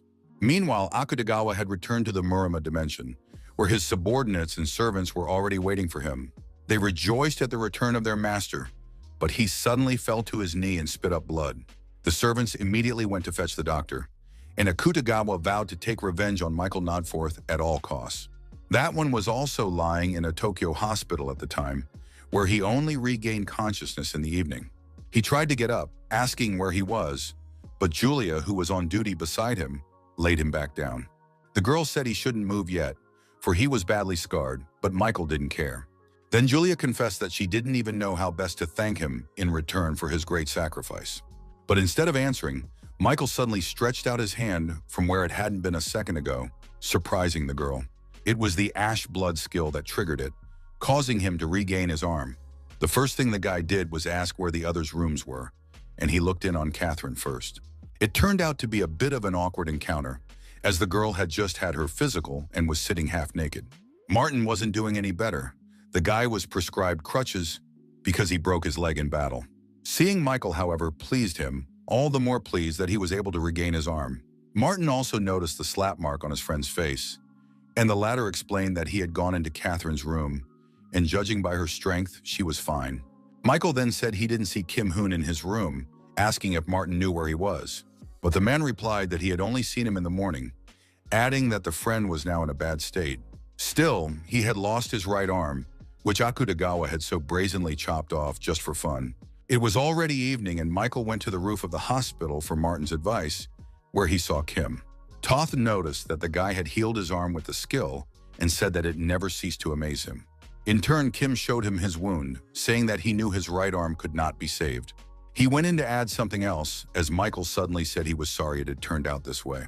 He added that it wouldn't have happened if he were stronger, but now Kim interrupted him, telling him not to worry.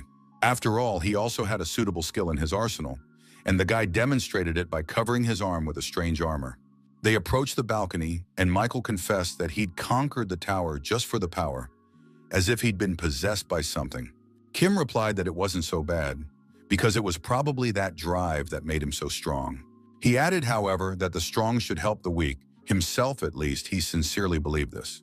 Michael nodded, saying that he had learned a lot from this battle and admitted that he had forgotten something very important. Then Kim said it was a relief that such a strong man wasn't an evil psycho. He suddenly took off his mask and lit a cigarette, offering one to Michael as well, but he said he didn't smoke or drink. And then the boy looked at his friend's face, which could now be seen in every detail, and marveled. For his face seemed incredibly familiar to him, and Michael froze with surprise as he looked him over. Then Kim Hoon smiled gently, still holding the cigarette in his teeth, and said that he had forgotten to introduce himself. A few days later, they were all fully recovered from their wounds and stood for photos for the world's press. Each of them was interviewed, especially Michael, wanting to know all the details of his battle. Michael also handed Catherine her necklace, which the girl had forgotten when she changed clothes. The gesture really pleased her, and she smiled at the guy, and the guy had to admit that the girl was beautiful. Martin, Peter, Catherine, and Kim headed toward the exit of their hospital, saying goodbye to Michael because he still had things to do. He put on his red vampire count's tailcoat, but suddenly noticed that there was some sort of change with him. The design of the tailcoat was slightly improved while he was in the hospital, and now it was even a little better looking. His equipment items were also licked to a shine, but from Japan's point of view, they were heroes, so it made sense. Michael lay back on the bed, contemplating the fact that he hadn't planned on becoming so famous in the 3 days he'd arrived on Earth. Checking his phone, he even saw a video of his battle. Turns out they were being filmed from a helicopter the whole time. Reading the messages, Michael noticed that he was compared to a sword ghost, saying that he had plenty of skill. Michael was flattered by the title, but he had not expected that Kim Hoon himself would be the Lightning Emperor. Even among the 30 hunters of epic rank, he was rightfully considered to be the strongest in Korea from this troop. He defended the portals with a speed that other hunters of epic rank couldn't even dream of. Then on the roof of the hospital, he admitted that he wouldn't mind recruiting the guy to join him and held out his business card. Meanwhile, his time on Earth had expired, and Michael prepared to go to the tower again. Still, he should have gotten stronger to wear the title of Transparent Sword deservedly. A moment later, he was already sitting on the bed in his 11th floor waiting room and taking advantage of its effects. Michael thought he'd learned some lessons from his fight with Akutagawa, even though he'd almost lost his life. It was about stamina, which he appeared to lack fully for long battles. Ash Blood is a recovery skill that boasts efficiency among all his other skills. However, it doesn't activate if his stamina is at 0, so it's time to get a new skill. The only problem was that all the skills looked pretty good, but Michael knew what to do. The best way to deal with doubt while shopping was to buy up everything in stock. He bought the skill Auto Recovery Rank 3, Absorption of Moonlight Rank 4, also Sunlight Absorption Rank 4, and Overgrowth Rank 2, spending almost all of his points. Michael's account had already been charged 55,000 points, but he videoed that he could afford another skill. It became a Rank 2 Blood Call for an extra 20,000 points, but the guy just liked its characteristics. After all, he had accumulated enough points to afford all the skills he needed, and now he could get down to the fun part. Michael used his unique power of skill synthesis, deciding to start with the most compatible. The first skill he successfully created was rank 2 photosynthesis, according to which he could even absorb mana through light. It was already unbelievable. But Michael decided to add a blood call to the mix for added effect. A new skill was the rank 2 blood contract, whereby he could extract power from slain creatures. This time Michael realized that he had failed, because the skill rank had not increased and the effects of photosynthesis had disappeared. Then the guy decided to buy the blood zone skill again, since he had a bunch of points on his account anyway. Now he wanted to try combining the blood contract with the blood call and see the result. As a result, he gained a new skill of rank 1 Bloodseeker, which indicated that the synthesis had been successful. It was truly astonishing, for he could now extract health, mana, and stamina from blood. And it was also said that he could control it, but Michael didn't realize that and decided to check things out visually. He cut his hand to do so, immediately noticing that the blood droplets rose into the air rather than being healed by the skill. It was amazing, but he really could control blood in the truest sense of the word. The guy could also give it any shape he wanted, so he decided to try something and extended his finger. He noticed with surprise that now he didn't even need to make a cut to draw blood, at least not much. As a result, Michael reasoned that this skill would be quite useful, so it was worth saving it. He went back to synthesizing, as he still had to perfect the Eye of Truth skill. This time he had obtained a high plus rank Fire Dragon Eye skill, and now he could see invisible things. An added effect was that he could see all the information about the items and recognize the lies. Michael looked at his items with new eyes, seeing phrases that were not previously in the description. It was said of the Vampire Count's tailcoat that it could temporarily create a blood shield, and now he looked at his sword.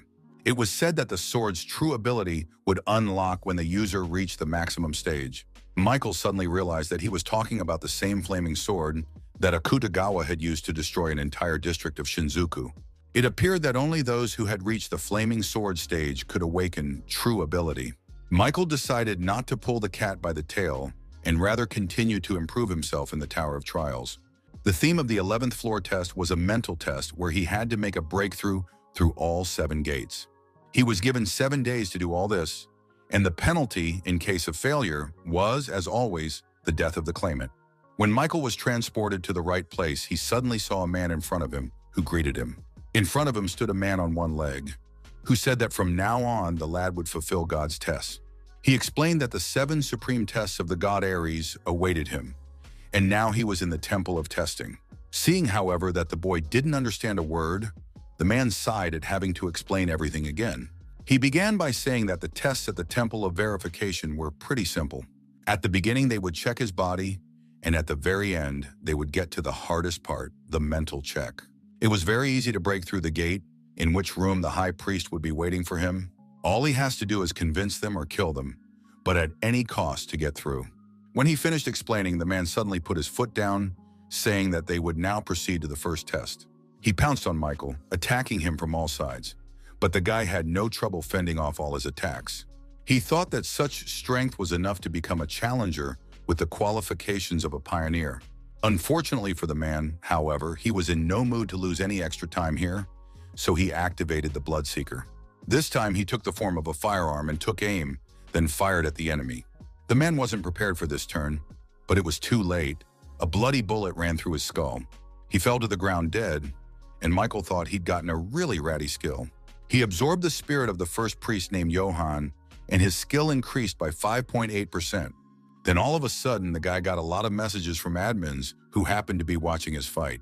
They were new this time, and given their nicknames, Michael thought he'd attracted the right kind of attention.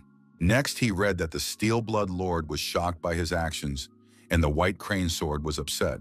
Angela was probably resentful that he hadn't told her he was going to the trial, but the guy had other things on his mind. He walked over to Priest Johann's body and pulled some sort of shiny disc-like object from his pocket. To find out for sure, Michael activated the Fire Dragon Eye skill and read the following information. Priest Divine Mirror, rank 2+, could use Divine Shield once with it. That was the end of the basic information, but the guy also read that he might be coming to prove his destiny. Therefore, using this mirror was more like a disposable protective barrier. In the meantime, Michael walked on, crossing to another testing room where another priestess was already waiting for him. Now sitting in front of him was a girl who, Michael had to point out, was quite attractive. Unlike Johann, who sat on one leg, she had a throne on which the girl sat proudly with her leg tucked behind her leg. When Michael asked if she would be grading his passing the second test, the priestess responded positively. She introduced herself, saying her name was Jane, and she was indeed in charge of the second trial here. At first glance, she seemed pretty nice to the guy. But then the girl threw a chair at him. Opinion quickly changed. Michael said that since she was using violence, he could use the same tactics. Still, it only meant that he was indeed undergoing a body check, so he should give his best. The girl, meanwhile, attacked him from a new angle. She clearly underestimated his abilities. From somewhere, she suddenly had a sword, which she swung right at Michael's head, but he managed to dodge. To his surprise, the guy noticed that she also had sword chi, only the energy was glowing pink in color. However, this variant of the sword was similar to the one he had used before, which meant it wasn't as strong. Michael used his swordmaster chi skill in response and attacked the priestess with a powerful stream of energy. The girl didn't expect this challenger to possess such a great sword chi skill. That's why Michael's attack repulsed her. The girl didn't understand how a normal player could use aura. Michael replied with a counter question, asking why not if the girl was using her herself. He then quickly approached her and grabbed both of hers with one hand, telling her to tell about the confirmation. The priestess asked what he was up to, since the guy could have just killed her and moved on. But he didn't. But Michael continued to hold her against the wall, waiting for an answer, though for now the girl was in no hurry to speak. Then Michael didn't wait any longer and turned to Jane again, telling her to just explain the ordeal to him. The girl finally spoke, telling him that there were 2 more body tests awaiting him, then 2 of faith and 1 for consciousness. But suddenly Jane released one hand and grabbed Michael, telling him that he had better give up before the final test. After all, the girl added, no one had passed it yet. Every last one of them had gone mad or died from bleeding. Just in case, Michael checked the veracity of her words with the eye of the fire dragon, but the girl was telling the truth. Jane said that as her last words, she would like to thank him for such a fight. Then Michael added that he wanted the girl to tell the way in which she could have avoided death, if there was one. But Jane answered in the negative, saying that she was not afraid of death at all, for she would simply go back to God. Seeing how enthusiastically she said it, Michael slit her throat, thinking it was pointless to drag it out any longer. After devouring her soul, his skill increased by 8.8%, but for some reason, the guy felt disgusted. Either the mood was bad, or all these priests were all obsessed with their god. Nevertheless, he continued onward, and it was not long before he approached the door of the 3rd room. Michael swung them open, preparing to see another priest in front of him, but he still couldn't hide his surprise. This time he was met by a middle-aged man who introduced himself as Lucilian, the future sword god of confirmation. With those words, he thrust his blade forward, saying that today he would test the lad's martial arts. Therefore, Michael had to prove that he was worthy to pass on, otherwise death awaited him. As expected, the old man also wielded sword chi, and his skill was vastly different from Jane. Michael even noticed that though unsteady, the man was holding the very same flaming sword. This kind of blade already spoke volumes on the 3rd trial, but Michael prepared to overpower it as well. He realized that it looked like he was going to have to risk his life, so he threw himself into the attack without thinking about losing. However, at the first fight, the lad realized that something was wrong with this priest's sword wielding. After all, it, as well as his body's capabilities, were inferior to Michael's, so he couldn't match the guy. But that didn't stop Lucilian from continuing to attack him, each time trying to hit at least a little bit of his body. But much to Michael's surprise, although the old man was inferior to him in skill and prowess, for some reason the guy's sword chi was being destroyed. After seeing Akutagawa Namgun use the flaming sword, Michael thought it was an advanced skill. But while fighting Lucilian, the guy thought that maybe Akutagawa Pupil was just too damn strong. It really didn't depend on skill. Michael was already fully convinced that his sword chi was losing. And Lucilian kept attacking him, not allowing time to respawn so the guy couldn't accumulate strength. He suddenly turned to Michael, saying that although his sword was strong, it was beyond his power to destroy this sword in his hands. He added that it can only be destroyed by those who can endure what cannot be seen. Michael, meanwhile, analyzed his opponent and concluded that he was stronger than him, but the flaming sword was ruining the whole situation. It was a little annoying because you could compare it to the feeling when someone dumber than you gets good grades. Michael decided he didn't care about what can't be seen and prepared to attack again. Their blades met again, and Michael exerted the maximum amount of force to outweigh the priest. But the one said that only those who could withstand the hidden could create a sword that could cut through anything. Lucilian's words were already irritating him beyond belief. With that thought, he pounced on the man and managed to punch him in the throat, making everything around him splattered with blood. Michael also realized the difference between the ordinary sword chi and the flame sword, for the source of the latter's power. There was a will that was getting strong enough to become real. The guy was finally able to use it himself. Lucilian, meanwhile, bent over in pain, wiping the blood away with his hand. He didn't think there would be anyone who could understand the secret of the sword. Suddenly, the old man shot up with happiness, saying that Michael had a perfect flaming sword, not what he had. And Michael didn't understand why the priest cared more about his achievement than his own death. Lucilian held out a trembling hand to him, telling him that the lad had passed his test and could go on. He added that Michael has successfully validated his martial arts and can keep it up. Seeing that the old man was finding it increasingly difficult to speak, Michael swung his sword, saying he would end his suffering. When he absorbed his soul, the mastery of the unique characteristic increased by another 14%. This was enough for his current rank to reach perfection and change to a higher rank. His necromancy was now rank 1, which meant there was probably an additional effect in the description. Michael was already excited and decided not to delay, so he immediately went into the store and found the right tab. This was his already 6th additional effect, according to which he could now absorb his opponent's will along with his soul. Seeing this, Michael couldn't hide his surprise, for in fact, he now had a skill for absorbing willpower. The guy thought his characterization never ceased to amaze, and after all, she was only another rank 1. Opening the window with his stats, he noticed that those were almost already reaching 100, which was very impressive. And he had previously thought that he would never reach this level, but now the result was in front of him. Michael absorbed the souls of all 3 priests as stat enhancements, and his strength increased by as much as 8. He also gained one of Lucilian's skills, Unyielding Will, of the highest minus rank. There was no one in the room of the last body test, which was quite strange considering all the priests before were sitting right in the center.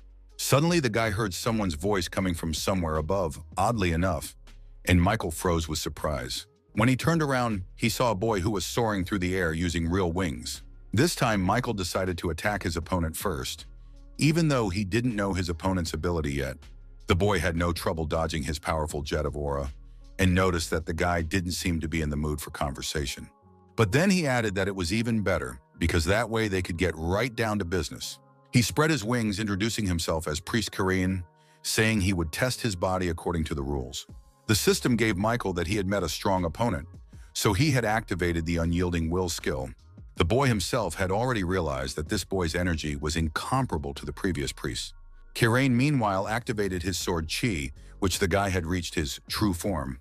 Plus, he didn't look fake, and Michael barely managed to dodge his attack by bouncing off to the side. Except he hadn't calculated that the room was made of large mirrors that reflected the attack about equal in him. If it wasn't for the Dragon Fire Eye skill, the guy would have been dead from a back attack he couldn't repel. Michael realized that he should attack while the opponent had used his sword chi again earlier. With that thought, he pounced on the boy, and the boy flew even further back and even higher to defend himself, and then immediately went on the counterattack, flapping his wings with such force that Michael flew off in another direction. As he fell, Kyrain had already prepared to finish him off with a new attack of his true sword chi. But to his surprise, the guy quickly pushed himself off the ground and was beside him again, blocking the attack. He just didn't want to let him launch that beam again, especially since the flaming sword was already new to her here. Michael suddenly thought he realized how this priest probably always wins battles. So the guy clenched his blade tighter and activated his aura, saying that this time it would be different. Kyrain, meanwhile, prepared to attack again, intending to launch her across the room of mirrors. However, when he saw that the guy was getting ready for something new, he said he would prepare a little surprise for him too. It turned out to be his new attack from 4 directions at once, and all 4 beams emitted incredible power. Reflecting off the mirrors of the room, they quickly reached Michael, who was standing downstairs just watching. And then there was an explosion, and Kyrain thought another challenger was finished. However, the system gave a message that the buildup was complete, and when the fog cleared, the priest saw everything for himself. It appeared that Michael had used the counterattack shield at the last second, absorbing the damage from all of his beams. And now his shield released all the damage it had received, which Michael aimed directly at the priest, increasing the subtlety of the attack. It went right through, cutting Kyrane's stomach, something he was not prepared for, so he couldn't dodge it. The boy spit up the blood, amazed that this was the first time he had found someone who could inflict such an injury on him. He asked the guy with a smile on his face what that was now, for he didn't think the guy had magic. The priest was then asked if Michael had divine will, but the priest replied that he didn't know what it was. Then Kyrane announced that he had passed the 4th test, for he did not run away from the battle and was victorious. Then the priest died, and Michael absorbed his spirit, increasing his skill by 13%, and also got a message. It said he also absorbed the opponent's will. Since he was stronger than him, it became a rank 2+ divine power. Seeing this, Michael thought that the priest must have used it as mana, and now it had been transferred to him as well. He could feel some energy in his heart, but he couldn't control it, for it was different from mana. After that, the guy absorbed Kyrane's soul as an improvement to his stats, increasing his strength by 4 more. Dexterity and stamina added another 3 points. Mana increased by 4, and strength increased by 5. A short time later, Michael was already standing on the threshold of room 5 with a test to his will. A little old man met him there, greeting him and calling him a martial arts nut. She explained that the guy strived to win, to grow, and one day become the strongest, which is why he was obsessed. Michael thought that he really wanted to get stronger, but he didn't even think about being the strongest. He thought his grandmother was exaggerating, but the woman suddenly said she wasn't, for it all came down to the bottom line of his endeavors. The mere fact that she had read his mind was alarming, but on top of that, the old man was at his back. This the guy didn't notice and was surprised by her agility, but he also remembered that O was his opponent. Michael swung his sword, but to his surprise, there was no grandmother in the area, and she spoke from his head. She added that it was not a test of physical ability, just a test of faith. Then it finally came to him that such movements were impossible, and the lad realized that the priestess had invaded his mind. It was a strange feeling, like he was in a battle, but there was no way he could hit the enemy. The power suddenly left his body, and the maws became many in his head, and they reached for his face. His whole body was firmly detailed by someone's hands, and in front of him, he suddenly saw the open mouth of the priestess. Before he could do anything, his grandmother consumed him, and Michael thought he had lost this battle. But in the next instant, everything stopped, and he was back standing in room 5 of the ordeal in front of the little old man. She suddenly divulged that the guy had passed the 5 gates, even though the flavor of his faith was pretty specific. Grandmother explained that initially the 5th gate begins with contemplating mentally images. In other words, only those with an unshakable will be able to look into their own world of images. And she felt this unwavering will in him, this desire to kill anyone to get stronger. She added that if he wanted to kill her, an infirm old woman, he should hurry. However, to his grandmother's surprise, Michael replied that he wouldn't do that. Such a response was quite unexpected. The priestess even questioned for a moment whether she had read his thoughts correctly, and then asked him why he had thought so. Michael then reminded her that she herself had said that the test had been passed, so he didn't see the point in killing her. He didn't even understand a little why he would ask something so obvious, but it was an unexpected turn for the priestess. She said she thought he would have done well even if she had given him the official 5-gate trials. After that, she patted him on the shoulder, telling him that the guy could go on and she wished him to go through all the gates. Michael thanked her and did indeed go on, except that his view soon became severely restricted. He realized that the surface of the mirror had been swallowed up by darkness, and very soon he found himself in a void where nothing could be seen. Suddenly he heard someone come close to his ear and whispered a greeting. It was a girl. Michael quickly realized that he had just met the priestess of the 6 gates, so he swung his sword to get her to disengage. He wondered if he was back in the world of mental images, and the girl's voice confirmed his guess. She introduced herself as Priestess Henir, saying she planted the seed so he could enter the world of mental imagery. Suddenly, Michael realized as the old man clapped him on the shoulder, guessing it might have been a sign for another priestess. In reality, the girl smiled at him, telling him not to let the guy worry too much about it, because she'll keep a good eye on his physical shell while he's in the mental image world. Michael thought that for some reason he wanted to be even more nervous about it, but the girl didn't like it. Then he asked how he should have his faith tested in this trial. Hanir noticed with a smile on her face that the guy immediately changed his tone after she put the knife to his throat. But then the girl explained that he was now in the world of his mental images. Here he just had to try to see from the northern world of images, and once he did, the gate would open. She added that the world of a person's mental images depends largely on their beliefs, but no one has the power to oversee its creation. Michael clarified, asking if he needed to see something like his thought patterns in that void. Hanir replied that he had hit it right on the mark again, so she could begin her test of room 6. She announced the start of the 6th trial, and suddenly Michael felt the water right at his feet. It was as if he was standing on water, and then he failed and began to sink deeper and deeper to the bottom of his consciousness. Of course, everything seemed real to him, and he even held his breath so he wouldn't swallow water in this state. And Hanir slyly said that she had forgotten to inform him that the pain in this state would be like the real thing. So the guy had to find a solution to this problem as soon as possible, or he would drown without any water around. Suddenly, to the priestess's surprise, Michael activated the Serene Mind skill. He was rank 2, and his strength kept him from losing his composure and the restrictions of mental images weakening. Now the situation was getting better, because the guy was out of panic and could hold his breath longer. Hanir was impressed that not only was he able to get out of the mental imagery pool, but he was moving his body. The girl noticed with some delight that this challenger was able to defend himself even on an unconscious level. Hanir even had to jump away from him because Michael swung his sword and almost left the girl headless. However, this was only his physical body, and mentally he was still under the water of his mental images. Hanir didn't understand how this was even possible, because in only about 2 hours the guy was able to completely regain control.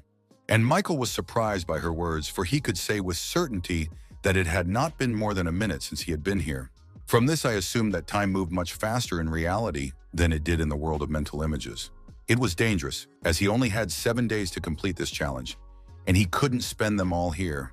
Michael thought that since he was able to feel his body again through the use of the power of the skill, that meant that activating another skill was also possible.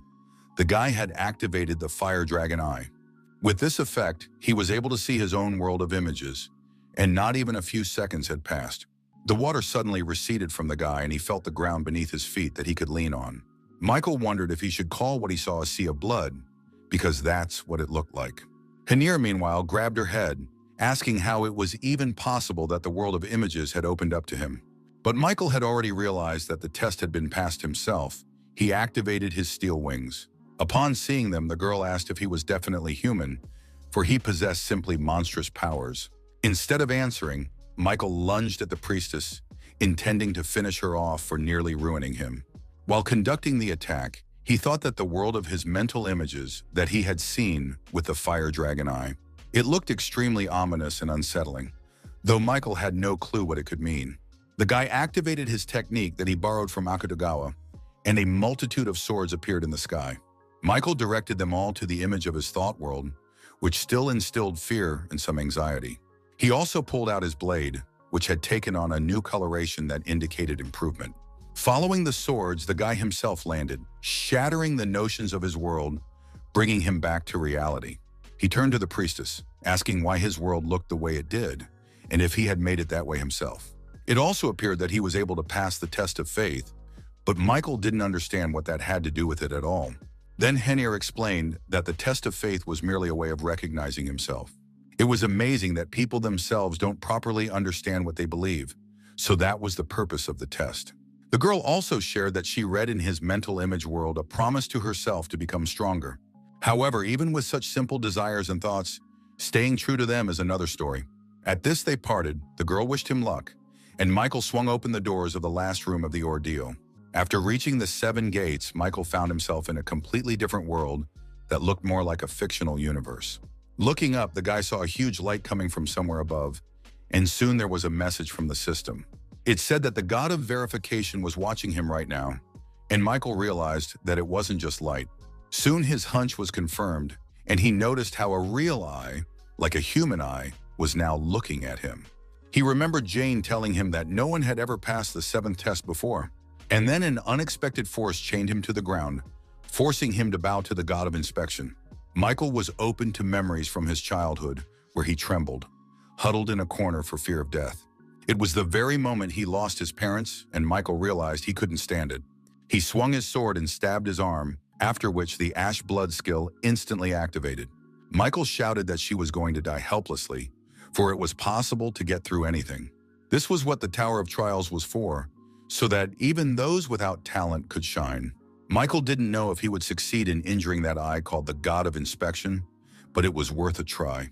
After all, if there was even a small chance, and if he got even a centimeter closer to the enemy, the guy knew he could chop it up because it was the only way to pass the test. He attacked with his sword Chi using a powerful aura flow, intending to leave at least a scratch on the god's eye. It looked pretty good at first, and the attack actually followed a trajectory right in the eye. But the closer she got, the worse Michael saw her, because his consciousness suddenly began to blur. He realized he was about to lose him, so he had to end this battle soon, though he didn't know how. Unexpectedly, the system informed him that the verification god was impressed with his stamina. He was also pleased to meet a player with a strong spirit for the first time in a long time and asked him to prove his worth. It was also said that the god of verification remembered him and warned him of the beginning of the 7th stage. Suddenly, the eye that had been looking at Michael all this time closed, and the guy was alone in this dimension. He sank to the ground, wondering what he should do next, for in fact, the god of verification was gone. But what bothered him the most was that gods did exist, and the messages from the system were an example of that. While he was still thinking about it, he suddenly saw a strange mirror appearing from under the ground in front of him. It became directly in front of Michael, and he looked at it in surprise, wondering what it could be. As suddenly the system reported connecting to him from the future and beginning to synchronize, then Michael began to understand little by little. He extended his finger and touched the glass of the mirror to see if it was real or fake. Suddenly, he saw Johan from the first stage of the challenge looking sad about losing his mirror. Michael still didn't realize anything as suddenly something happened behind him, and everything behind him was flooded with a bright light. The boy looked around and was greatly surprised at what he saw, for the room he was in had begun to disappear. Instead of her, he now saw a street filled with people. It was Christmas, and it seemed to be welcomed in Korea. And then Michael saw the same man in the red tailcoat and realized with surprise that it was him from the future. Watching himself, he noticed that he must have been testing a new skill because he walked into a back alley and cut his hand. Michael didn't understand why he was doing this on Earth, however, and it puzzled him a little, then horrified him. For in the next instant, people on the street began to fall and die from the power he directed at them. Michael screamed at himself that he was crazy, and the system gave out that the reflection assimilation percentage had increased to 10.0. The boy bent down from what felt like weakness in his legs, but he couldn't relax. He gathered his strength again and swung his sword, cutting off the head of Priestess Johan, or rather, his image. In mind confirmation, mental defense was very important, and Michael regretted being without the cold mind skill. Meanwhile, he continued to watch himself from the future, which had already gone wild. He suddenly said he would have started a long time ago if she knew what it was like, and the reflection assimilation percentage went up to 20. Michael was still stunned by his words and actions. He couldn't believe that this was really his destiny. The system reported that he was receiving a key deviation due to the severe shock, which was completely out of place. His head was bound by something incomprehensible, and the guy felt that his mind was not listening to him, which made it even worse. He also didn't understand why he had become so violent, for although he was possessed of power, he wouldn't do such a thing. But the system seemed to want him to get into action, reporting that his mana scheme would be decreasing from now on. Michael felt that she was already overwhelmed and grabbed his stomach. Then everything suddenly changed. Now he was watching himself in another dimension, namely the world of Murim, where for some reason he had gone himself. Michael from the future asked the Murimians to call the leader of the alliance to him. He added that he would spare them in that case, but in saying this, he had little enthusiasm for his words. Then someone said that a ghost sword had recently appeared in Murima, and apparently it was Michael. A man came out to him, introducing himself as the leader of the alliance, Arnold Lee, and asked him what the guy's name was. But he didn't have time to finish because Michael suddenly rushed at him with an attack that the current Michael didn't even know yet. In a moment, all the men who stood in his way were dead, and Arnold Lee was badly wounded. The latter asked if the guy wasn't ashamed that he killed everyone he promised to spare because it was so low. But Michael replied in the negative, saying that guys like that are just cannon fodder for him and don't let him get tired. With those words, he approached the alliance leader and chopped off his head and headed onward. The reflection assimilation percentage increased to 30, and this time the real Michael coughed up blood. For the dozens of times the mirror changed locations after he killed thousands of people. The guy was like a monster, steeped in madness and obsession with power and his stature. A mad monster who never loses, in a way the system itself made him that way. The reflection assimilation percentage increased to 40, and Michael screamed at the pain that shot through his head. The reflection assimilation percentage went up to 50, and that was already half of all his suffering. But for some reason, as the percentage increased, Michael became more and more pleased. Meanwhile, he arrived from the future to some place with a different location. This time it was located on Earth. Suddenly, someone kicked in the doors, and Michael saw Kim Hoon, who for the first time was more than a little pissed off. He asked if Michael thought he could get away with it after what he'd done. And then suddenly the real Michael noticed his future copy holding Martin's body in his hands. Along with Kim came Betty, who quietly asked why he did it. The girl couldn't even look him in the eye. But then she desperately screamed why he was killing people to get stronger, since he had already accomplished so much. Then Michael asked her in response, "Why ask such a stupid and useless question?" He dumped Martin's body. After all, he said he actually kills people because it makes him many times stronger. Then Kim Hoon, heading toward him, asked if the guy knew he was controlling lightning. Then he added that in this weather he had better get ready to die, and his whole body electrified in an instant. He pounced on him, saying people like him should die, and Michael spread his arms as if he was waiting for him. He remarked that even he shouldn't consider Kim Hoon an easy opponent, yet he was the almighty Michael Nodforth. In the next instant, he chopped Kim Hoon in half, and the latter didn't even have time to use a single attack. Betty was alone, and tears came to her eyes, for just now 2 of her friends had died at the hand of a third. The girl screamed desperately for him to stop, begging him to wake up, and strangely enough it worked. The real Michael could barely stand on his feet anymore, for he realized that just one mistake and he from the future would devour him. Already at 50%, his brain felt like it was tearing up, so he had to find a solution before it was too late. The reflection mastery percentage, meanwhile, increased to 60, and the mastery of his mana scheme skill decreased even further. The feeling was terrible, and Michael swung his sword with the last of his strength, wanting to dispel all these thoughts. O could no longer look at it, for he could no longer distinguish between pain and pleasure, and the percentage had reached 70. Suddenly, just when the guy thought he was already losing consciousness, he felt someone touch him. It was Priest Johann, who asked if he had taken his mirror, and the lad remembered finding it. One of its characteristics in the description was its ability to create a barrier and lower the assimilation rate. Then Michael decided to grasp this chance like the last straw and use it for its intended purpose. He activated the divine mirror of a rank 2+ high priest, and the divine barrier protected his mind from now on. The deflected chi canceled, and he from the future froze with sword in hand beside the startled Bati. Suddenly, he felt like it wasn't even his body and realized he had to free himself from its shackles. Screaming loudly, Michael pulled free of him, saying he would not allow himself to be consumed by him and do such things. He tried his best to keep the remnants of his mind now protected by the barrier, and he succeeded. The system reported that he had gained a steely mind and his stamina increased by 1. On this day, a big explosion occurred at the place where he was standing. In reality, that mirror shattered, and the system alerted that he had proven that his faith was not broken. And then Michael read a message that the god of verification wanted to meet him and was forcibly summoning him. The guy didn't understand what was happening, but the system window said that he was being summoned to the divine region. The god of verification also used his power for the sake of power in the tower, and the admins could no longer watch him. For Michael, it was comparable to the sensation of freefall, and he even screamed in panic. It was over as quickly as it had begun, and soon the lad was standing in the middle of the vast sky. And then he saw him, the god of verification, who came down to him, all flooded with dazzling light. The god asked the guy who he was, because for some reason he also felt divine power from him, but Michael was unable to answer. Finally, he was able to move his lips and asked if the tower had created him too, and the god suddenly asked him the same question. He asked if Michael himself was a divine copy created by the tower, but he didn't understand. Then the god clarified that such people are usually called administrators and asked if the guy was one of them. But Michael replied that he was a simple player, and the verification god also, after a little thought, agreed with that. He added that the guy had his own divine power and also shared his thoughts. He thought that they had finally realized that they couldn't create the real using divine copies. So they decided to use the Apostle of the Divine Copy, but Michael thought he had only killed Karain. Thanks to that, he had gotten divine power.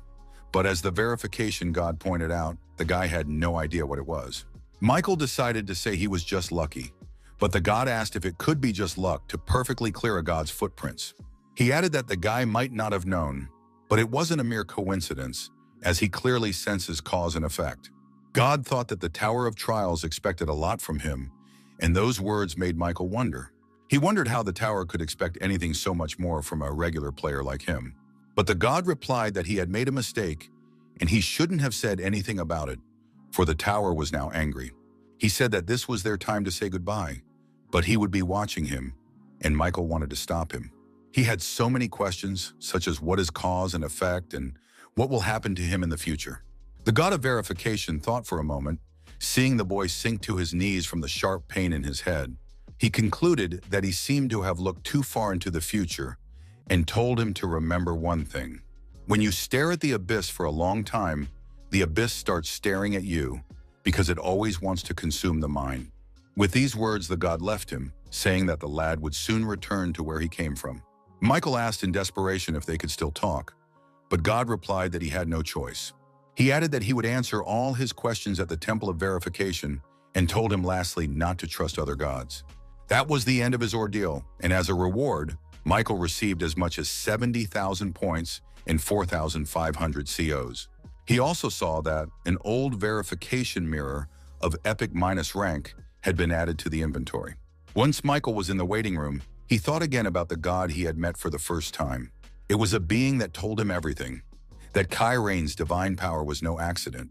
So the Tower wanted the guy to take his power, and that was probably the cause and effect. Plus, Tower expected a lot from him, but even assuming all the admin contracts were her idea, Michael still didn't understand why the Tower would do that. After all, he was just an ordinary player, one of millions of others. Administrators, divine copies, the power of the gods, and the creation of the real. The god's words jumbled in his head. Michael didn't understand anything, and it made him sad, but he remembered the verification god's last piece of advice. At the very least, even if the other gods consider him an enemy, they can't harm him thanks to the Tower. And then suddenly there was a new expansion of the system, beyond which Earth was now becoming the official dimension of the Tower. This created a defense against invasion, and players from other dimensions are penalized.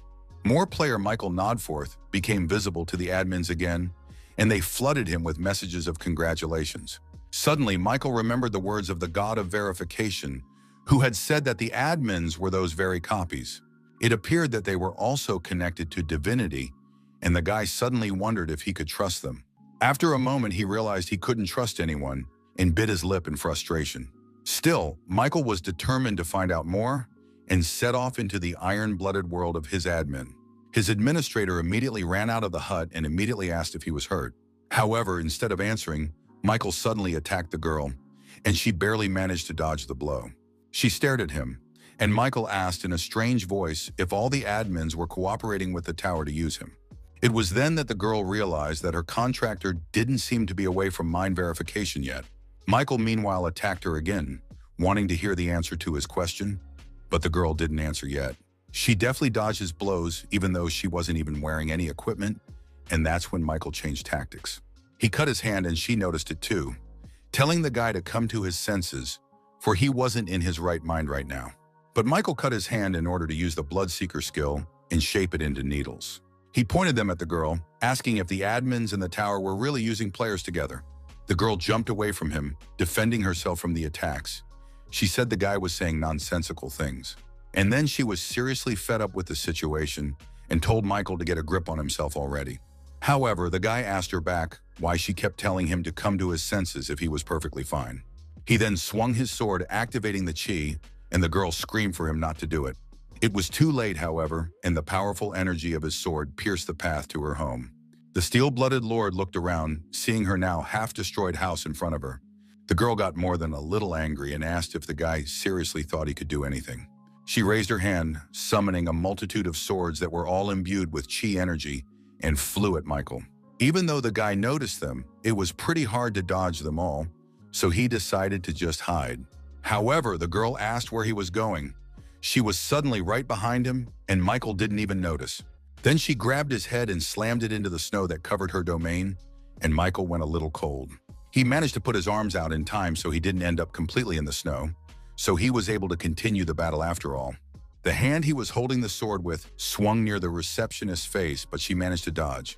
Seeing that the contractor wasn't wondering, she pointed her swords at him again, which restricted Michael's movements. It took a while longer before the girl managed to stabilize the situation and grab the guy. She tied him up and hung him from the rubble of her house, and when Michael came to his senses, he apologized. To this, the girl said that she would certainly untie him, but she was afraid that next time he would destroy her house. She set down the cup she'd been drinking tea with while Michael was recovering and told him not to worry. For it seemed to her that when he came here, there was still darkness in him, and she would forever be a part of him. After all, even though he saw himself from the future, it was still him, so his suspicions of the admins weren't entirely true. She put it bluntly, saying that no one knows what the tower wants, not even they, the administrators. Michael then asked if that meant that Tower didn't expect anything from him, and the girl agreed that it did. She activated her sword chi and swung it towards the guy's body, who closed his eyes in excitement. But the girl had merely cut the rope by which he was attached to the wreckage of her house. She added that Tower has never revealed her wishes to the players, so she probably isn't expecting anything specifically from him. However, judging by his hesitation, the girl noticed that someone had told him about it, and Michael agreed. He said that the god of verification had told him that the tower was expecting something special from him. Hearing about the verification god, the girl suddenly smiled faintly. She understood the reason for his doubts. However, as she stood up from the table, she said that all administrators like him report to the tower. She also added that she was happy that the guy liked the tea, saying it was made from black dragon urine. Michael froze with his mouth open, the remnants of his tea oozing out of it. Now he was starting to feel nauseous. However, he quickly came to his senses, saying that the god of verification had also mentioned that the admins had entered into some sort of contract with the tower. But for some reason, the girl said she couldn't tell him about the divine copies yet. She added that the guy would find out very soon anyway, and then Michael asked one more thing. He revealed that Master White Crane had told him about her cherished wish that all the admins had. But Michael wanted to know, asking the girl why she would confide in him and reveal it. The girl hesitated for a moment, then suddenly replied that she was just scared. She continued by saying that Michael underestimates himself, but she saw how obsessed he was with his height. So for the sake of his stature, she thought the guy would immediately want to take the test of a cherished wish. Hearing this, Michael thought he must have been so obsessed with height because he didn't have his talent. And the girl, as if reading his thoughts, said that very soon he would realize how much he underestimated himself. After all, the test of the 12th floor was talent. With these words, he suddenly realized he was back in his room. He sat on his bed and thought that talent was a gift from heaven that could not be changed. In the hunter world, it was divided into 3 parts: gaining skills, stat boosts, and abilities. They are called the 3 gifts for a hunter, but Michael has had none of those things since birth. He couldn't gain skills, his stats didn't get above level, he had no unique abilities. If he had the talent, he would have become a strong hunter without the tower. And the boy even felt a little sad at the thought. But suddenly he remembered the words of his admin, who had said that it wouldn't be long before he would realize that he was underestimating himself. After all, the theme of the 12th floor challenge was a battle with yourself, where you had to fight and defeat yourself. Michaela thought it was useless to just sit and think about it. After all, the point of the test was to assess his skills. With that thought, he opened his inventory and found a rank 2+ skill increase potion that gave plus 10% to any skill. It was one of the rewards from the Japanese government for helping with Akutagawa Namgun, and Catherine had given him hers, leaving Michael with as many as 3 of those potions. Without thinking long, Michael accepted it and selected the skill Magic Control to improve. It was a skill obtained from the Dark Monarch from the 10th floor, and it was the core of the rest of the skills. So it was beneficial to improve it, and the system reported that the skill was successfully improved by 10%. The next item he chose was an old epic -rank verification mirror. Michael picked it to read more information using the Fire Dragon's Eye. It said that he could only gain the thoughts of the past skill the first time he used it. Michael activated the old verification mirror by using the skill once. As expected, the mirror activated and popped up a message that the player was gaining a skill from thoughts of the past. It became the high plus rank concentration in combat skill, where the combat skills from thoughts of the past were sealed. Because of this, the skill's mastery immediately increased by 11%, and he could also increase its concentration by 20 times. And that was only for the moment. And after all, no one canceled improvements, so Michael liked the skill. He realized that he was now ready for the 12th floor test and started it. The theme of the test was surpassing limits. The condition was to kill your copy within 48 hours. The penalty for failure, as usual, was death. The reward offered was an ash crown of an ancient emperor of high minus rank. This time Michael found himself in some kind of hall, something similar to one of the 11th floor test rooms. The system suddenly reported that the blessing of the god of darkness felt the alien dude create guards.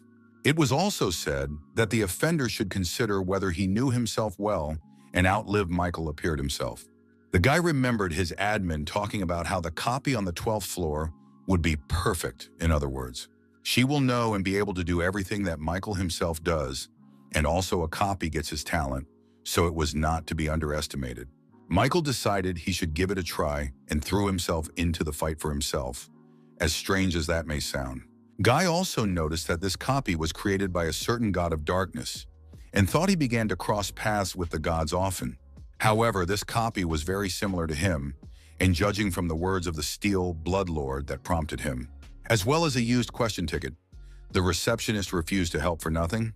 The copy could only copy one item, and it was the Vampire Council tailcoat, which meant the copy had chosen protection. But Michael figured that if the copy was of good enough quality, it was a good way to gauge his skills. He activated instant acceleration, wind grace, and increased his speed by 70%. It was all to test his talent, for the lad still didn't understand what he was about. He also activated the concentration in combat skill, doubling it, and noticed an unexpected change.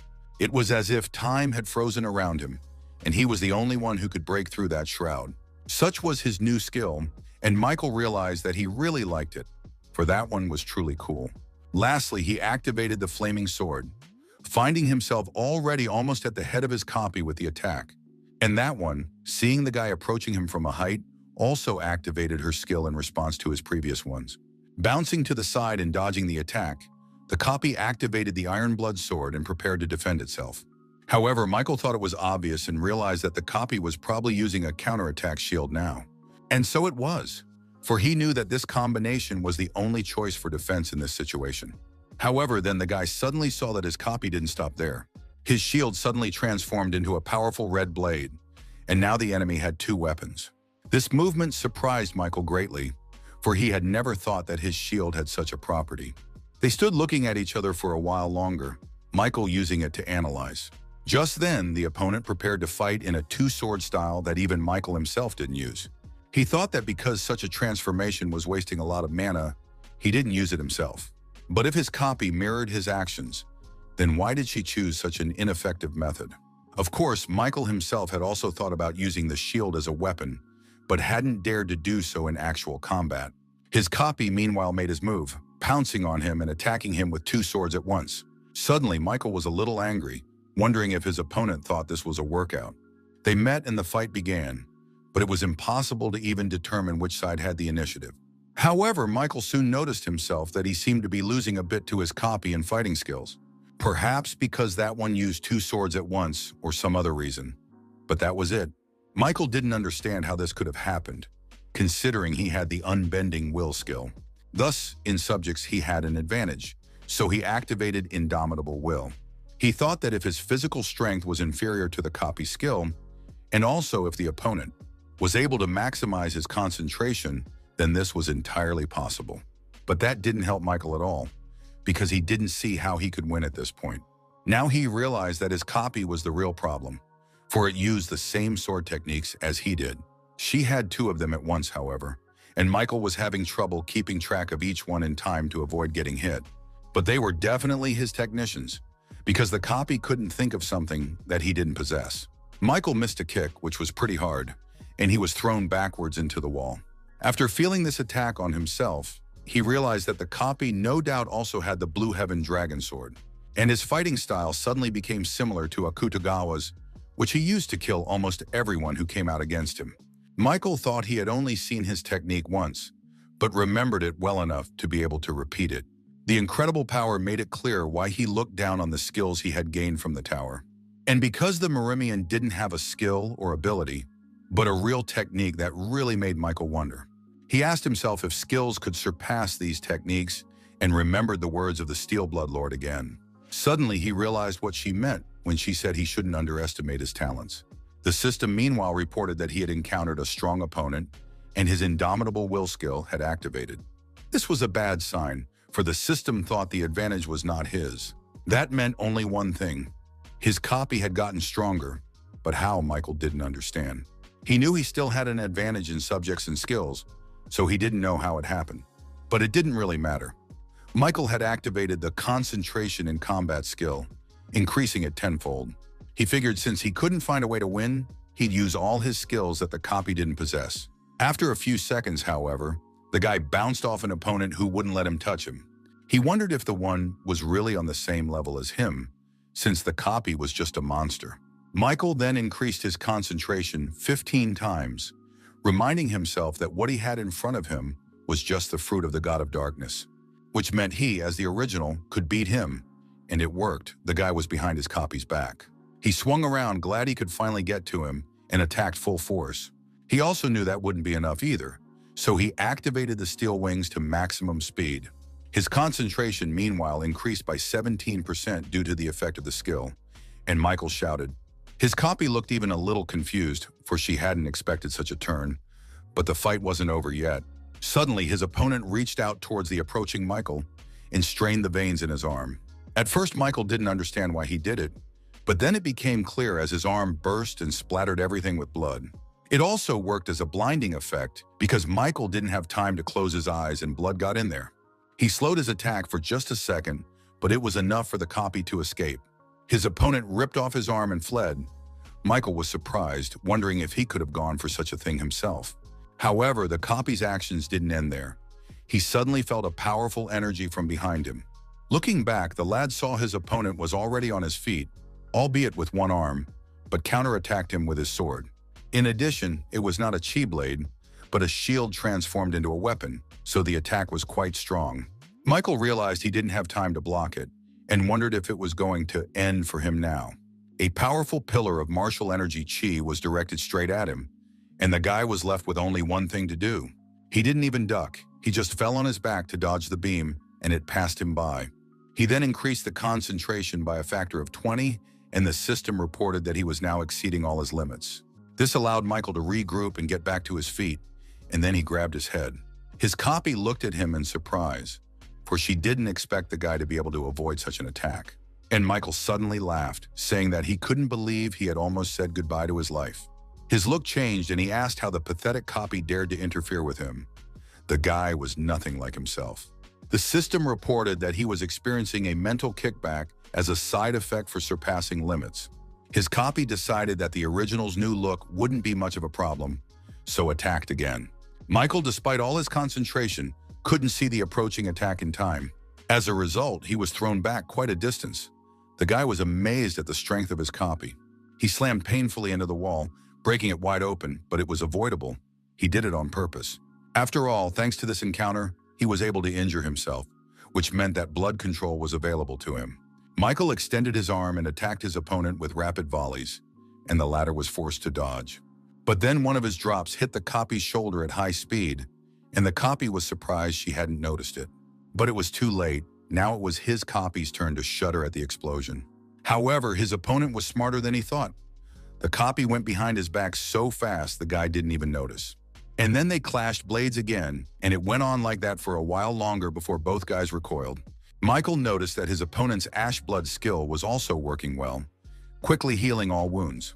It made Michael angry, but he had to admit that his copy was incredibly strong. Meanwhile, their battle was being watched by the administrators, including the Steel Blood Lord. Something irritated the girl, especially since Michael had fallen for this trick before. She couldn't openly help him, but she didn't feel comfortable just watching either. The only thing she feared was the tower's reaction. Still, the girl decided to try her luck and contacted her contractor. But suddenly her screen cracked. The system warned that her messages were temporarily disabled, so she couldn't prompt. Meanwhile, Michael noticed that his arm wasn't obeying him and was twisting oddly to the side. And then he suddenly slapped himself, even though he hadn't thought to do it. In fact, it was all just a shell. The guy bounced off his copy so she couldn't do anything while he was in that state. And his condition was indeed dangerous, for the real Michael had suddenly begun to break through. He screamed for his dark version to stop interfering with his body and leave him. But so far, it was all in vain. Michael thought he had already dealt with the version of himself from the future, but it seemed to happen again as a side effect. He screamed in frustration, saying that it was already annoying him beyond belief, which was why he was beating himself up. The real Michael tried to free himself from the bloody shackles that held him back, but it was difficult.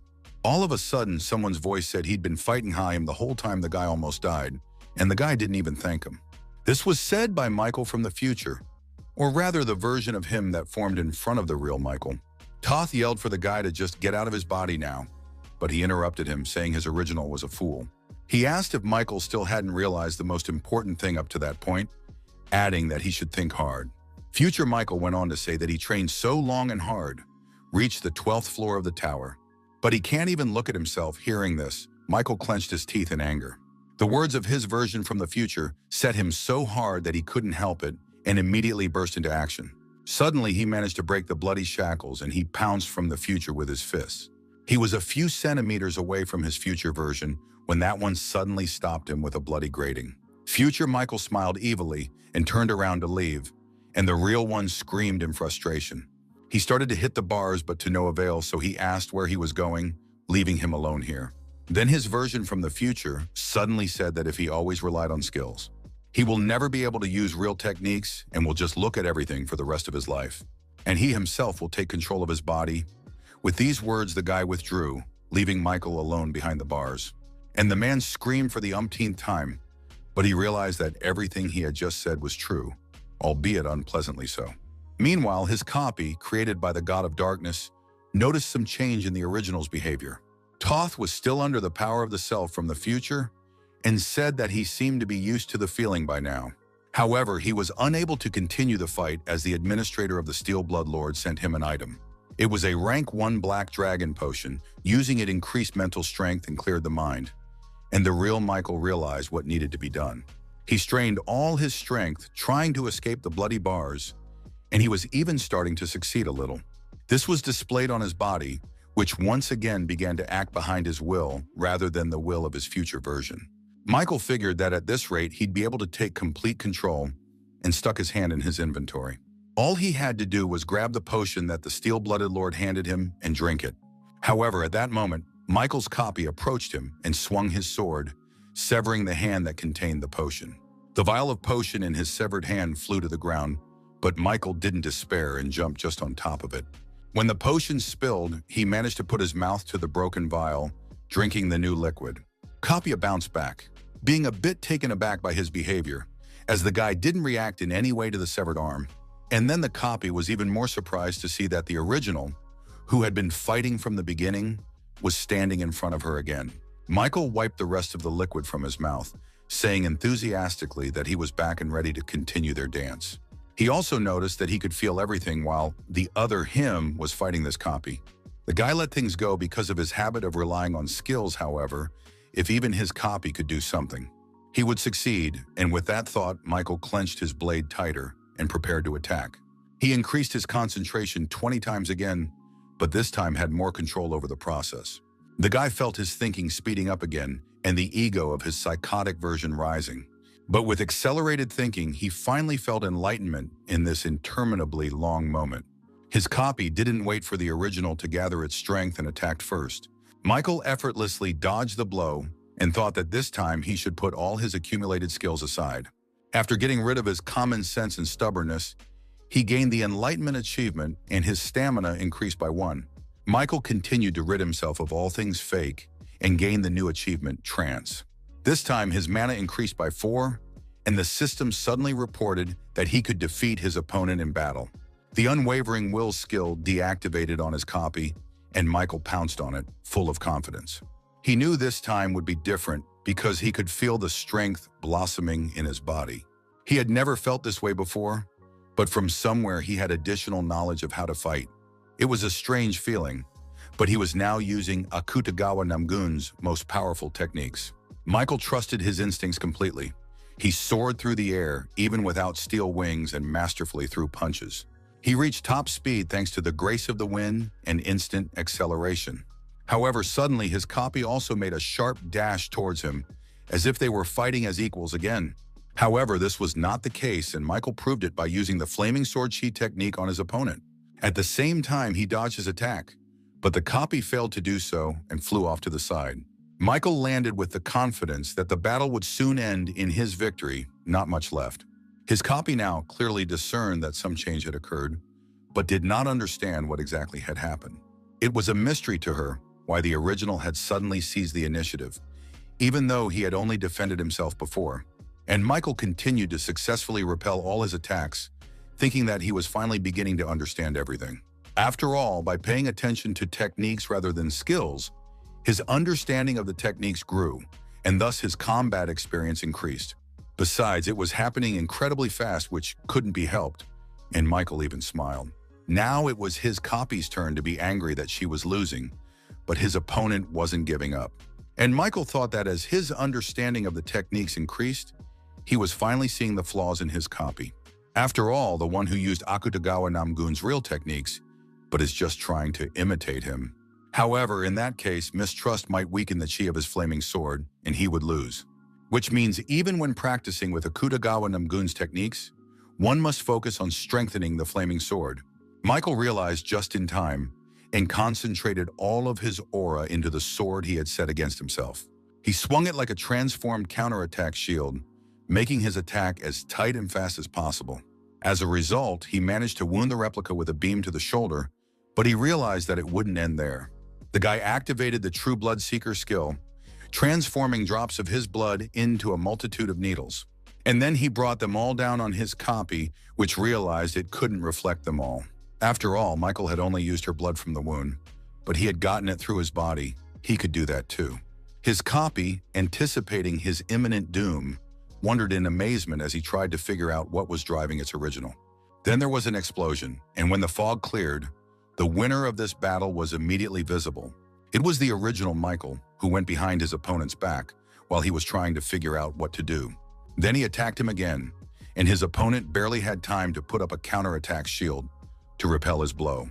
But even despite the defense, it was clear that the copy was beginning to lose significantly to the original, and Michael was happy about that. He managed to break through the shield and wound his opponent in the shoulder, making his opponent grudgingly grimace. Of course, his regeneration skill went off immediately, but Michael understood him better now.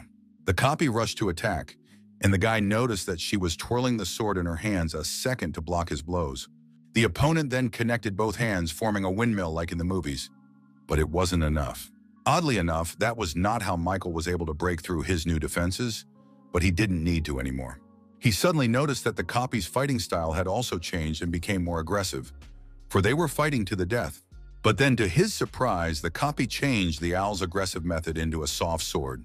It was another of Akutagawa's techniques, and Michael wondered how much longer he was going to imitate he. But as the French used to say, he who doesn't take risks doesn't drink champagne.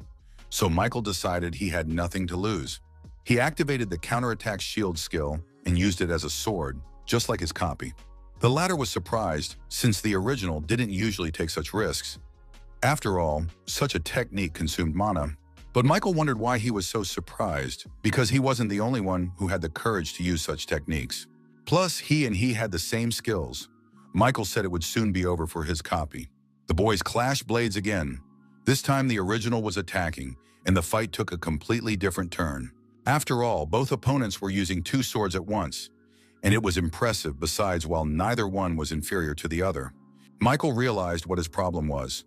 After all, he had only just mastered the true flaming sword chi, so he wasn't yet able to reload as quickly as the copy sword did, but he could take his chances.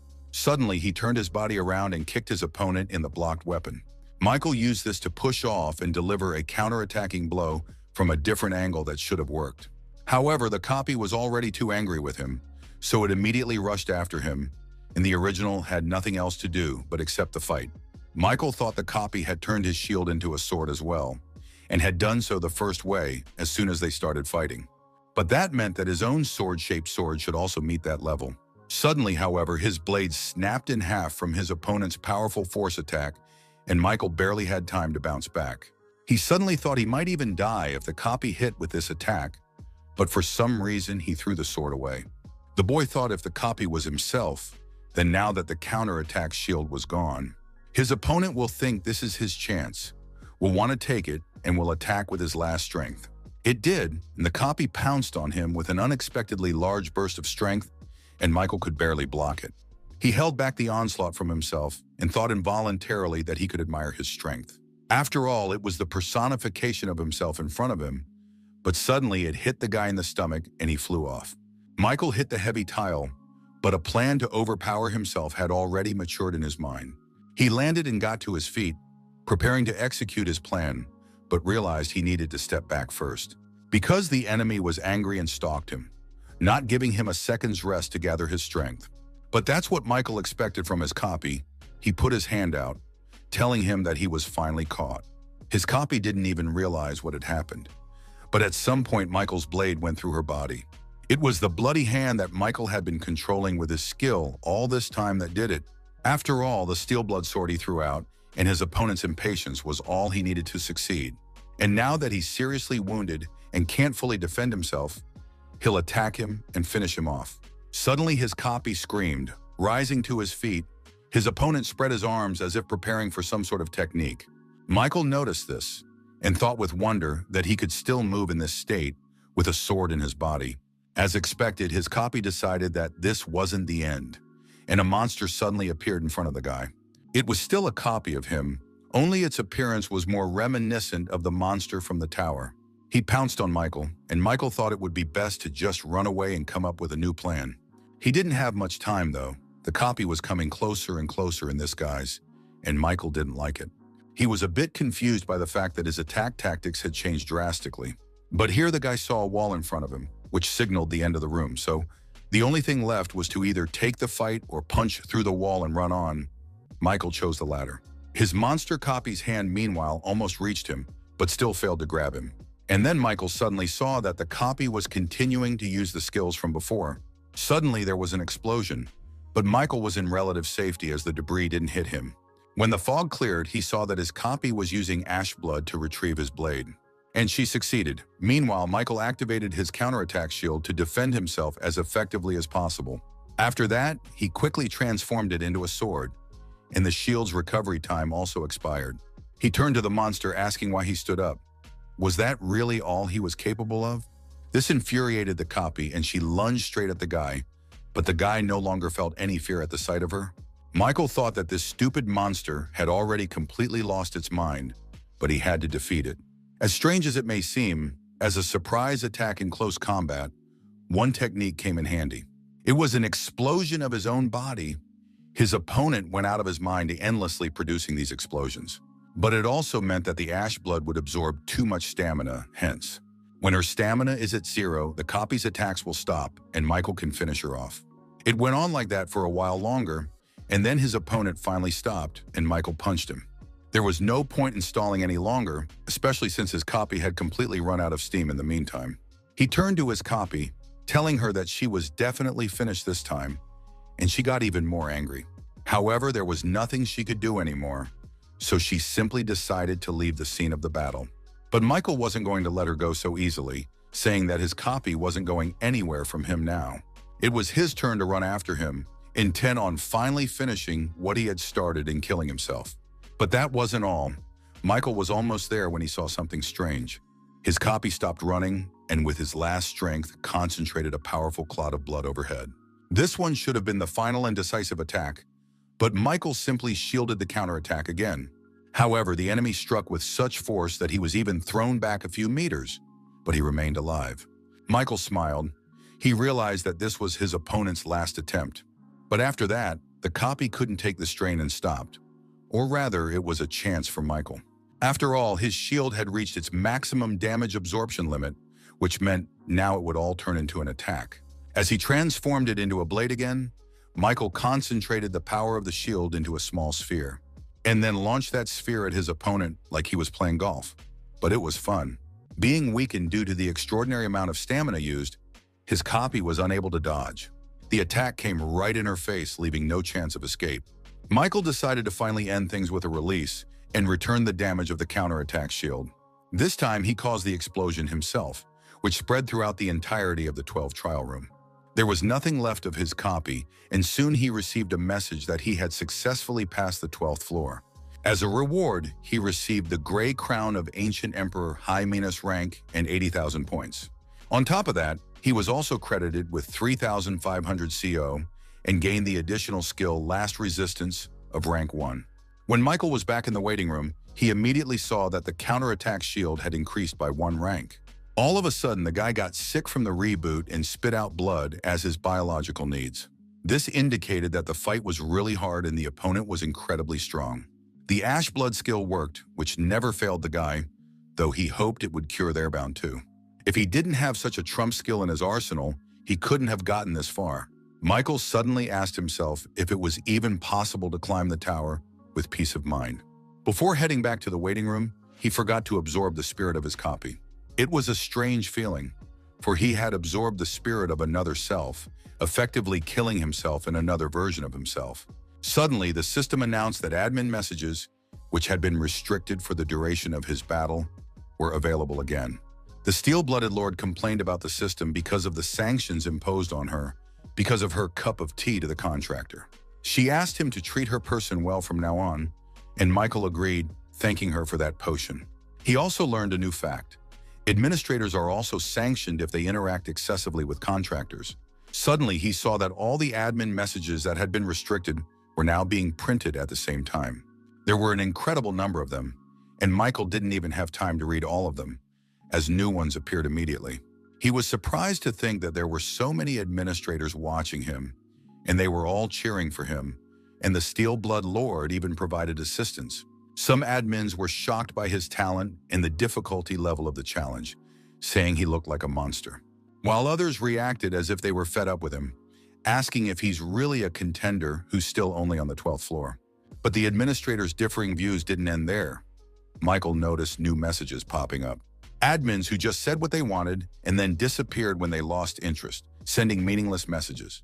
At least that's what Michael thought. He was very curious about it, but he couldn't ask directly.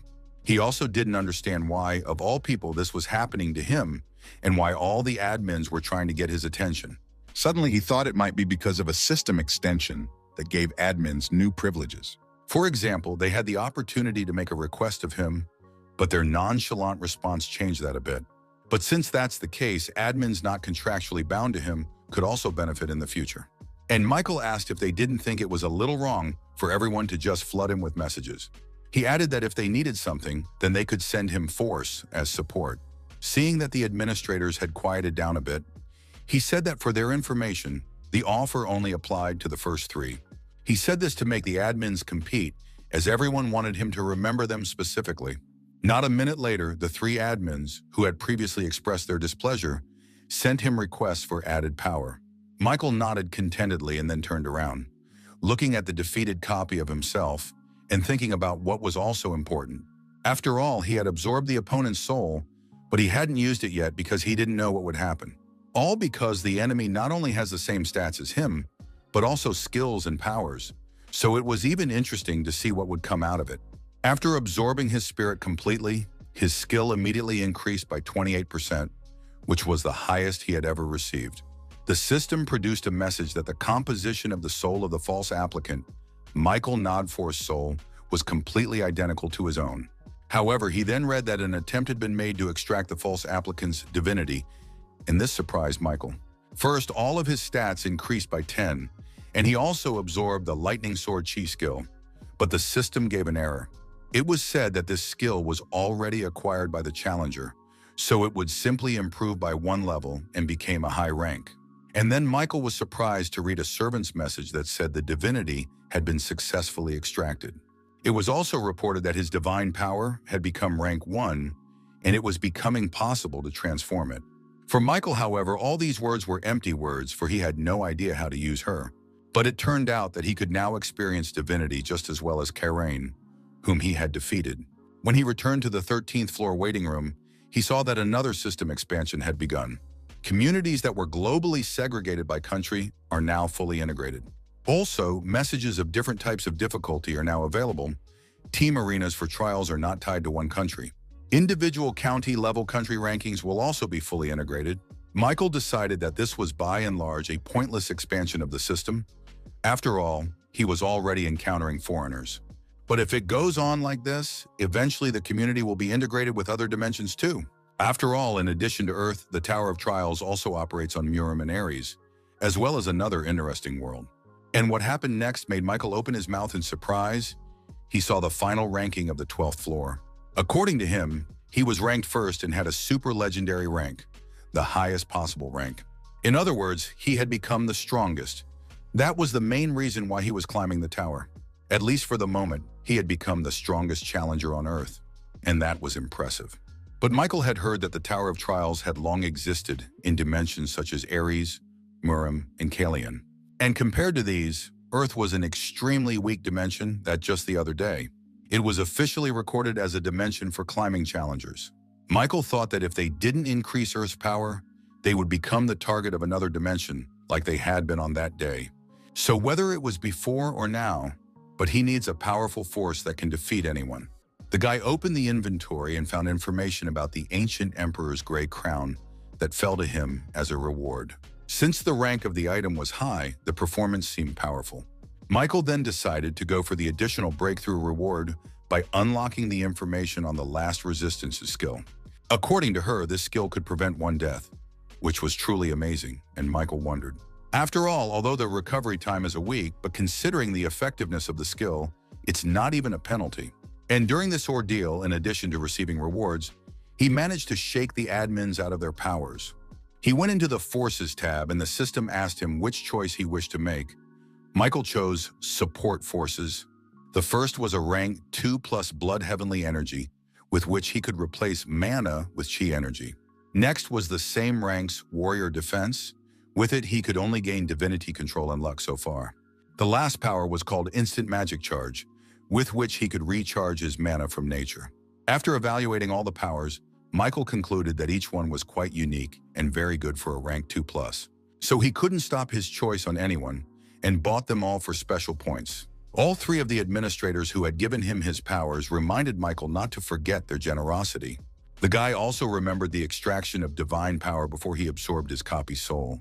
When this happened, he felt the energy settle heavily in his heart, unlike how it had been before. Suddenly, Michael decided to test this power, thinking he could now control it like Kareen.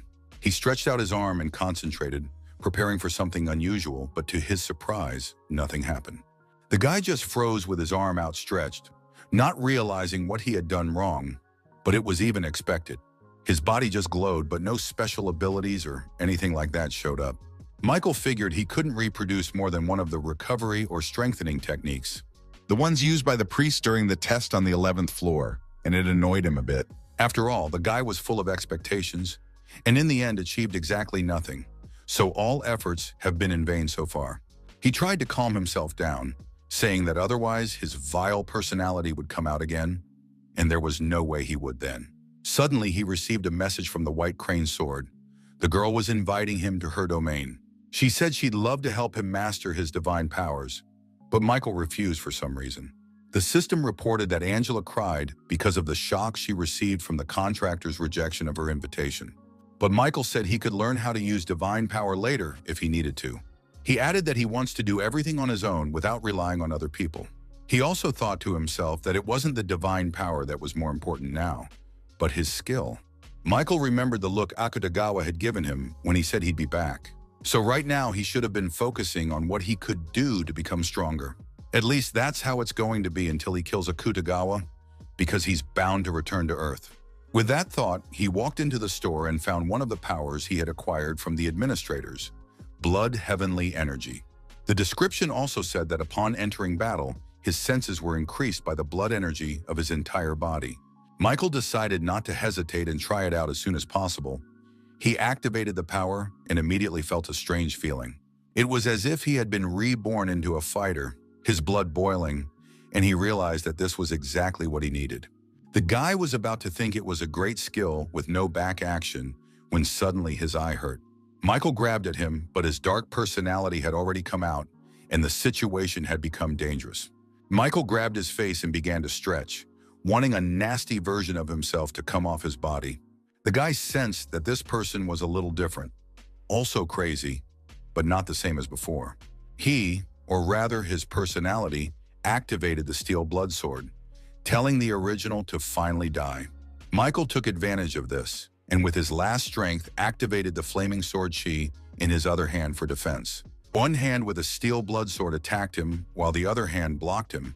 From the outside, it looked ridiculous. Michael wasn't laughing, though. His second personality said he was going to get rid of what he couldn't get. Michael swallowed nervously. This was a situation he hadn't foreseen, but he needed to find a solution immediately.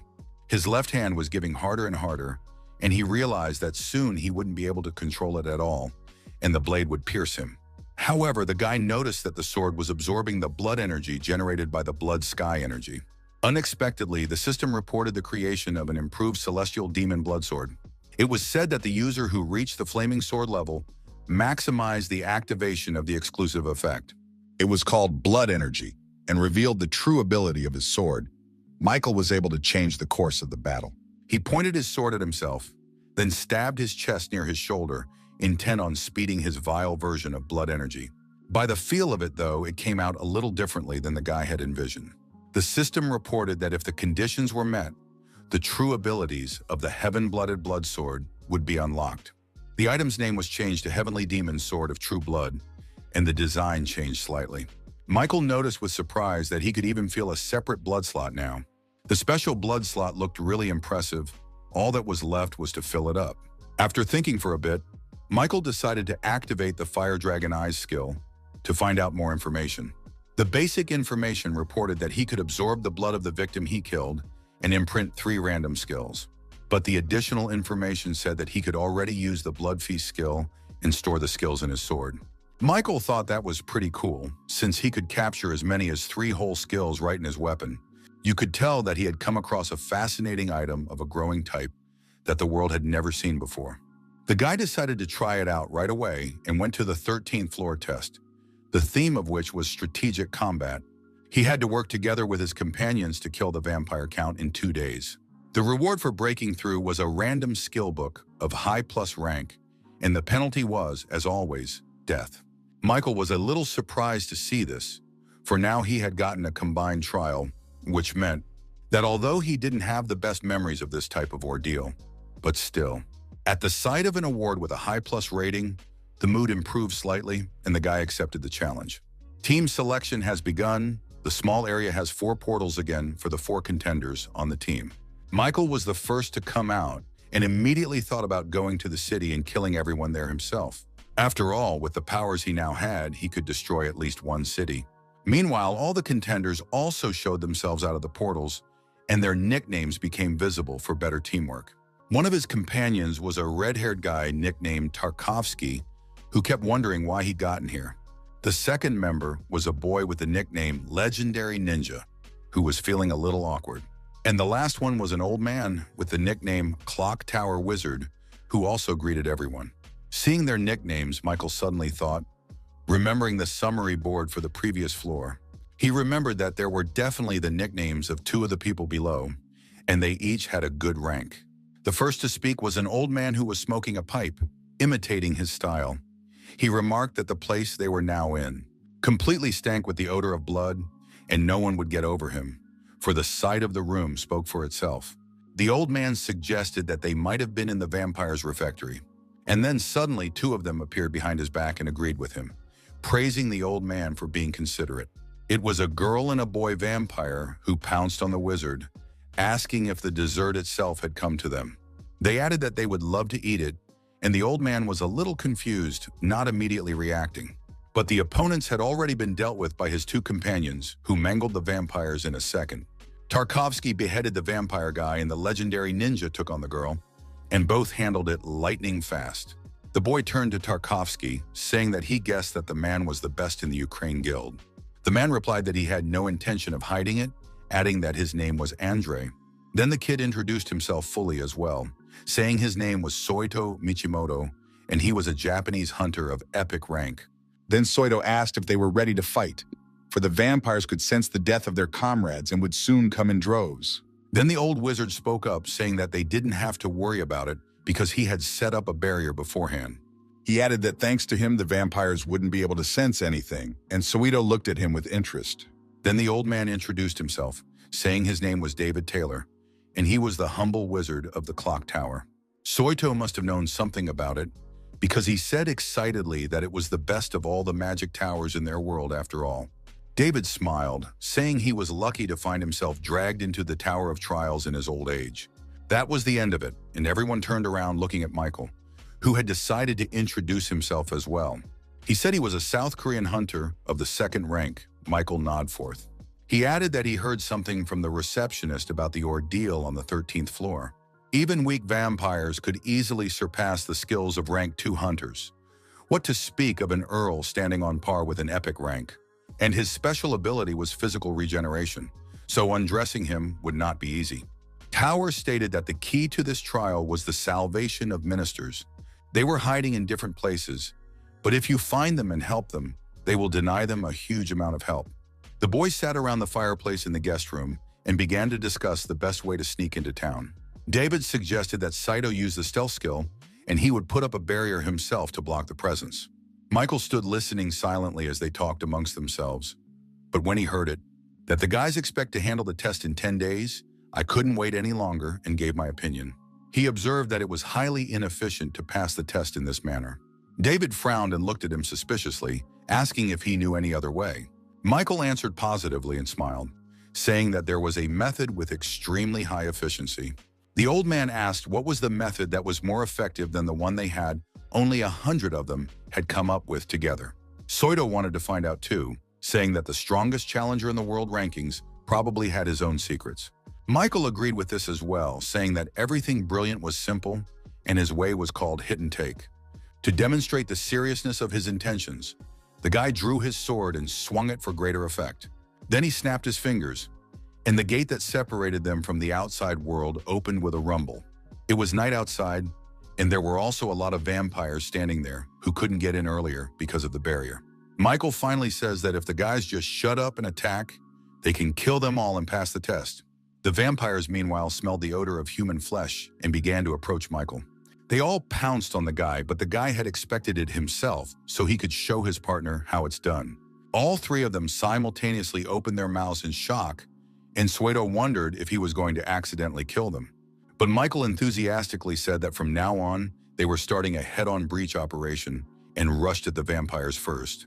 Of course, he couldn't stop everyone at once, so some of them ran at the rest of his teammates. However, as the vampire approached them, he saw the boys gradually disappear from sight. The other vampires warned their companions, saying that these human brats were using magic. This was in fact true. David had put a group cover-up on them, saying it shouldn't last long. He wondered to himself why, during every combined test, there was a fool willing to make a fuss. This pissed him off, and he told the others that, unfortunately, it would be best to eliminate Michael Nodforth and back off for now. Michael, meanwhile, marveled at the vampire's power, asking if they really had the basic Bloodseeker settings. This was quite a surprising discovery, since monsters in human form use their blood. They too had the ability to transform it, giving it any shape, and aimed hundreds of needles at the guy.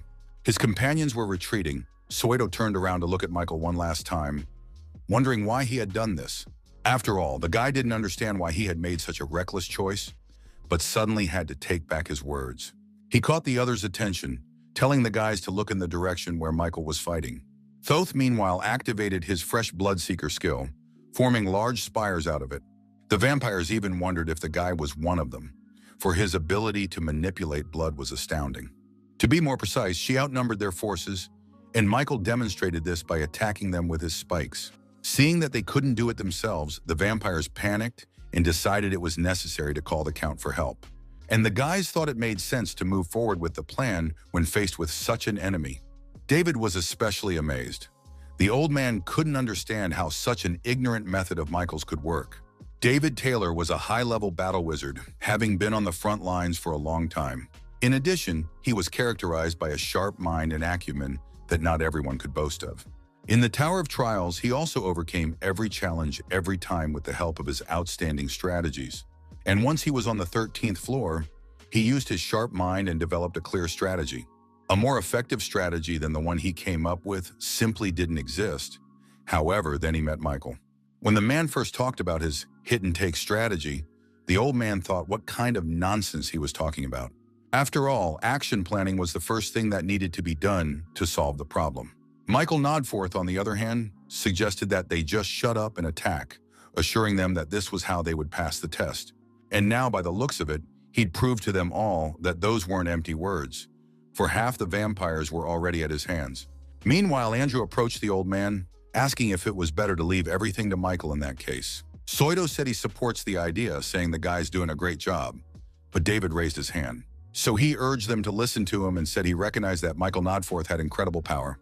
However, he added that the vampire side was literally the size of a city, and it was overwhelming for one. The old man asked why team hunting had become one of the tower's tests if everyone used to rely only on themselves. All because no matter how strong they are, when a situation of disorderly combat arises, it is simply impossible to handle so many variables alone. And soon Michael Nodforth will feel it too, so they need to be there to help him. The old man was still talking when the vampires suddenly managed to grab Michael's arms and immobilize him. The guy got nervous seeing the rest of the monsters jumped on him, preparing to attack. So he came up with no other choice but to inflate his arms, which had become the size of huge balloons. And then he burst those orbs, solving two problems at once. He drove his enemies away from him and drew more blood. This allowed him to recreate the sharp, bloody tentacles he used to impale the vampires with. At the same time, Michael activated the Ashblood skill to heal his hands. However, he noticed that at this rate, he would have to use recovery items relentlessly. Blowing up one's own body, although it was a good skill, but it cost too much to use often. But things changed dramatically when one of the vampires grabbed his head and called Michael an apostle. The others thought about it for a while and also accepted the words given as truth. Now they thought that God was punishing them. Michael thought that these vampires seemed to have deluded themselves into thinking he had come to them as God's punishment. However, one fatty suddenly pointed at him, telling everyone to take a closer look at him. He said the guy was out of breath, which only indicated that he was no apostle. Such news pleased the vampires more. They realized that the guy was exhausted and was the most ordinary person. This was worth using as a chance to attack, and they pounced together, expecting a quick victory. But of course, Michael couldn't let that happen. He used the Bloodseeker skill again. The vampires, noticing that he was trying to do something about the blood again, slowed down a bit but continued their attack. Meanwhile, Michael formed 4 bloody orbs that were probably not ordinary. But instead of attacking with them, he suddenly popped all the marbles into his mouth and swallowed them. Turns out it wasn't blood at all. In fact, he had absorbed a couple souls of defeated vampires. Michael did this to improve his performance, and the balloons were so he could open his mouth to absorb. The guy said enthusiastically that round 2 was about to begin, but the vampires scattered. Those who were right next to Michael got caught in his hot hand. Those who stood farther away were lucky to escape. Watching all of this, his partners realized why he held a respectable first position in the world rankings. Andrew was the first to stand up, saying he was tired of sitting around doing nothing, and Soito soon joined him. Michael, meanwhile, used all the soul he had and increased his stats by an average of 4. The boy was surprised to notice that his growth with the help of the vampires was even better than from his copy. Plus, if he finishes off the count as well, it'll come out a very productive test of self-improvement. And the other good thing about this situation was that he kept getting the administrator's attention. After all, Michael saw nothing wrong with appearing in a good light before the administrators. After a while, when he had finished off the bulk of the vampires at his side, he saw his comrades. Michael said that he thought they had gone in search of the priests, but they showed their heads. David said they made the decision to follow his instructions, even though they were initially hesitant. Michael noticed that they were all finally realizing the effectiveness of the hit-and-take strategy, and that was a good thing. He activated his sixth sense skill to better assess the current situation. And honestly, she wasn't happy about it. The only thing the guy felt around him was a sea of blood. It has engulfed the entire city without the ability for ordinary people to walk the streets freely at night. The entire situation in the area indicated that his main opponent, the vampire count, was about to show up. Old Man David said that the count also possessed supreme magic, but the problem was that the power of it was incredibly powerful. Listening to their judgments, Michael couldn't help but wonder if these were the same high-ranking hunters he admired. But then he addressed them, urging them to leave the place immediately and bring the ministers. Hearing this, Soito asked in surprise how the priests would help him if they themselves were around. Michael then told it like it is, saying that being around him would only get in the way. And to absorb the spirit of the vampire count, he must fight him alone. That was also one of his motives. Andrew replied that they would probably do as he asked, though the man was not used to obeying others. They left Michael, and David said lastly that they would return as soon as they found the priests. Michael could still feel the sea of blood that was relentlessly closing in on him, and wondered if it was time to fight in earnest. He activated battle concentration, increasing it by 5 times, and then the Blood Heaven energy power. Thanks to the latter, his Bloodseeker skill was fully activated, and new features were unlocked. He could now interfere with all blood manipulation abilities within the range of the skill's application. Even he felt it. The Count of Vampires sat on a throne in his castle, which was in the center of the city. He felt that some insignificant human being dared to resist his power. This he disliked very much, and though he planned to preserve the infrastructure of the city for later life. But now he will just make this place a living hell, as no one should allow themselves to resist his power. Michael, meanwhile, had also noticed the Count's presence, and suddenly realized that the reach of his power was greater than the lad had thought. He even became nervous, wondering if he wouldn't be able to block the vampire Count's attack. Meanwhile, the Count was dining on his 3rd grape of the night, which held 6 vampires at once. All because Selden Nair, that was the Count's name, was of enormous size, not even comparable to giants. He didn't even remember anymore when it started. The guy just fought again and again, climbing higher and higher. The essence of his life became a battle, as it often is with those who desperately crave more.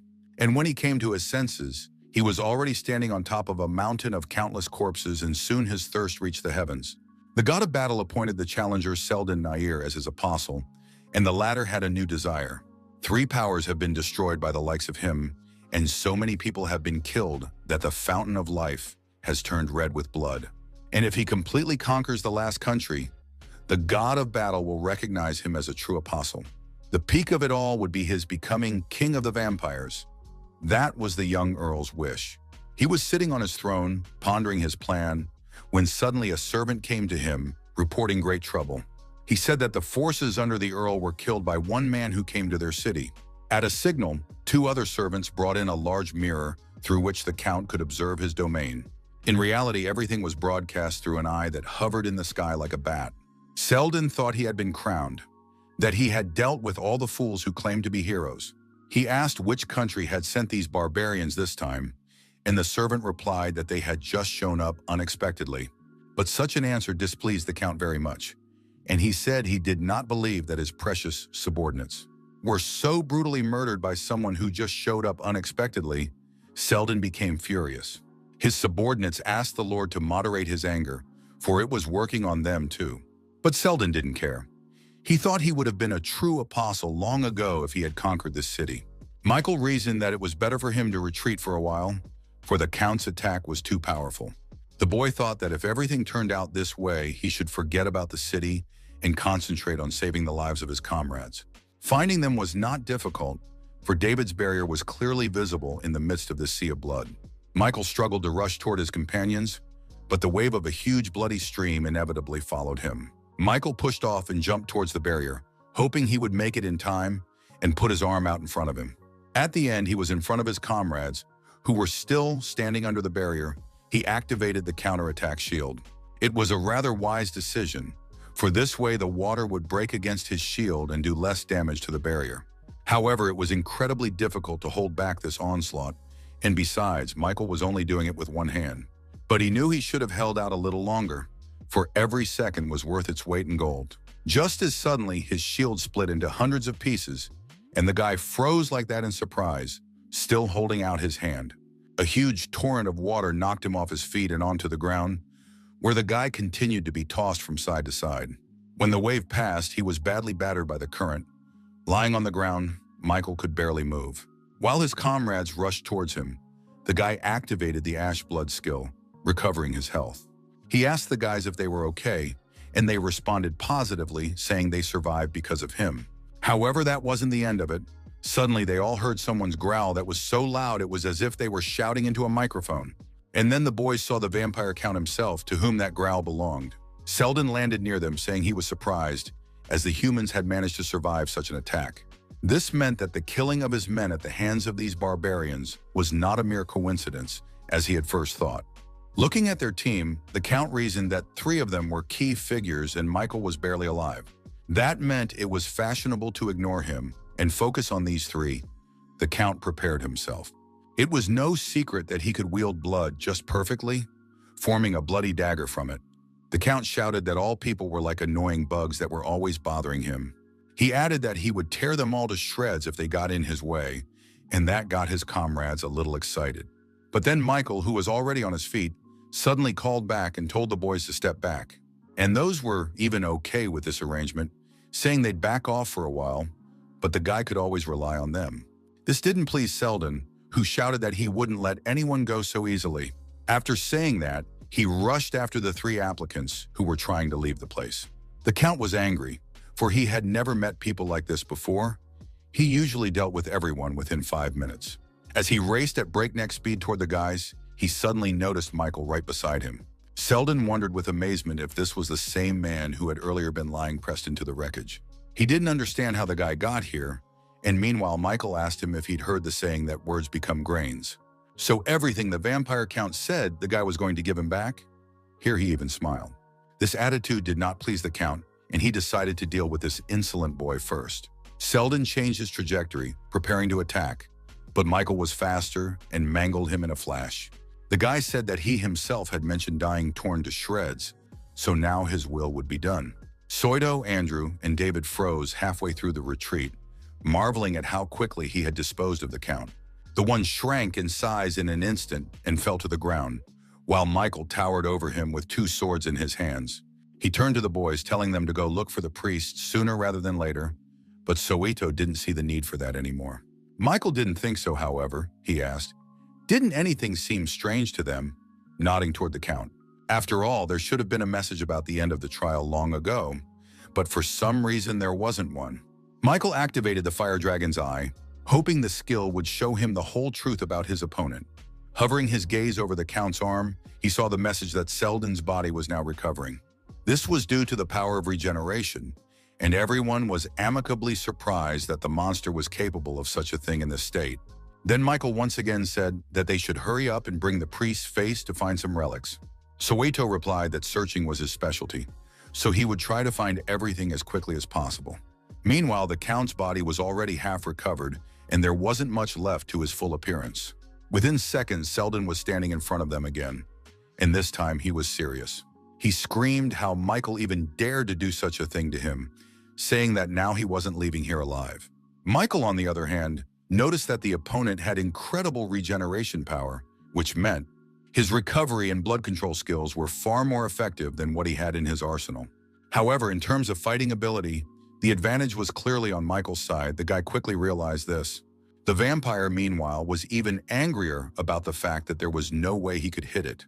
Then, instead of bodily attacks, he used his blood manipulation skill and grabbed piles of rocks.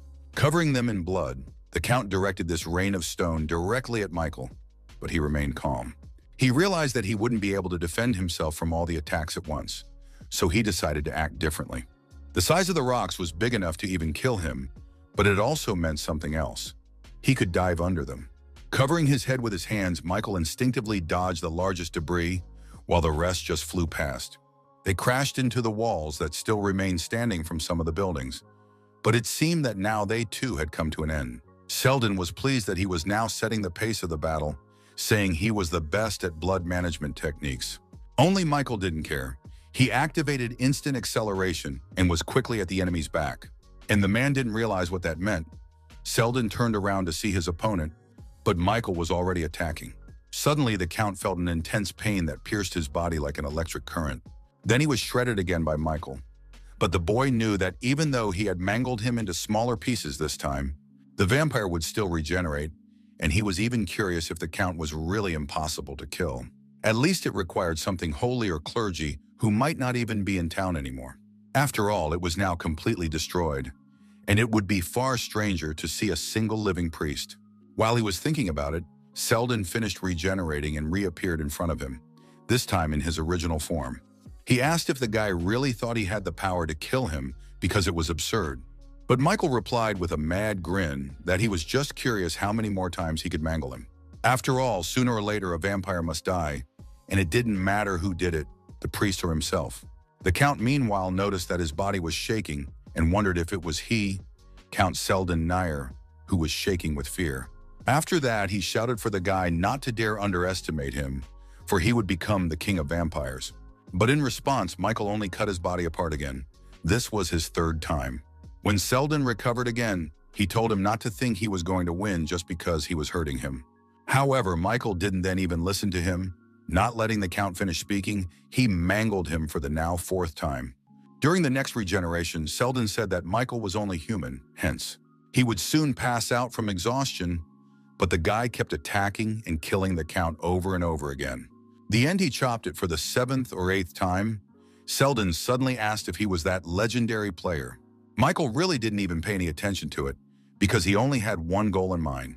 And he also got the Battlefield Artist achievement, and he has a new Torture Art rank 3 skill being created. After the Count saw that the guy wasn't getting tired, he decided that it was pointless to continue. Being almost out of clothes, Selden reasoned that it would be best to leave the city immediately to stay alive. However, Michael was already waiting for him on the retreat road, reminding him that he would return all the words he had said to them.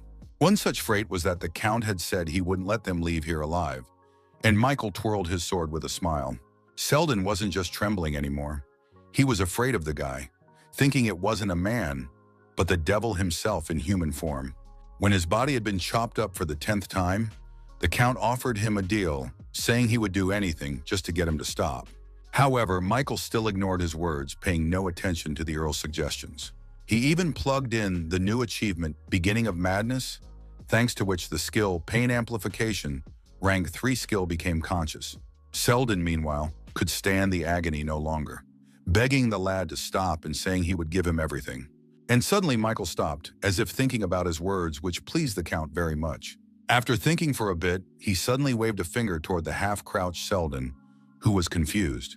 However, when the Count realized that this was his chance to end his eternal suffering, flashed a confession to him. Michael said he had a plan brewing and added that if the Count cooperated, he would give him the blessing of death. Selden was kneeling, so the lad couldn't see his face. But he didn't need to. The Count asked what he had to do. Instead of answering, Michael activated the counterattack shield skill, saying a modified version of it. It was called a counterattack sword, and the guy transformed the item into a large red cross. He stuck it into the ground beside the Count, who was still kneeling with his head down.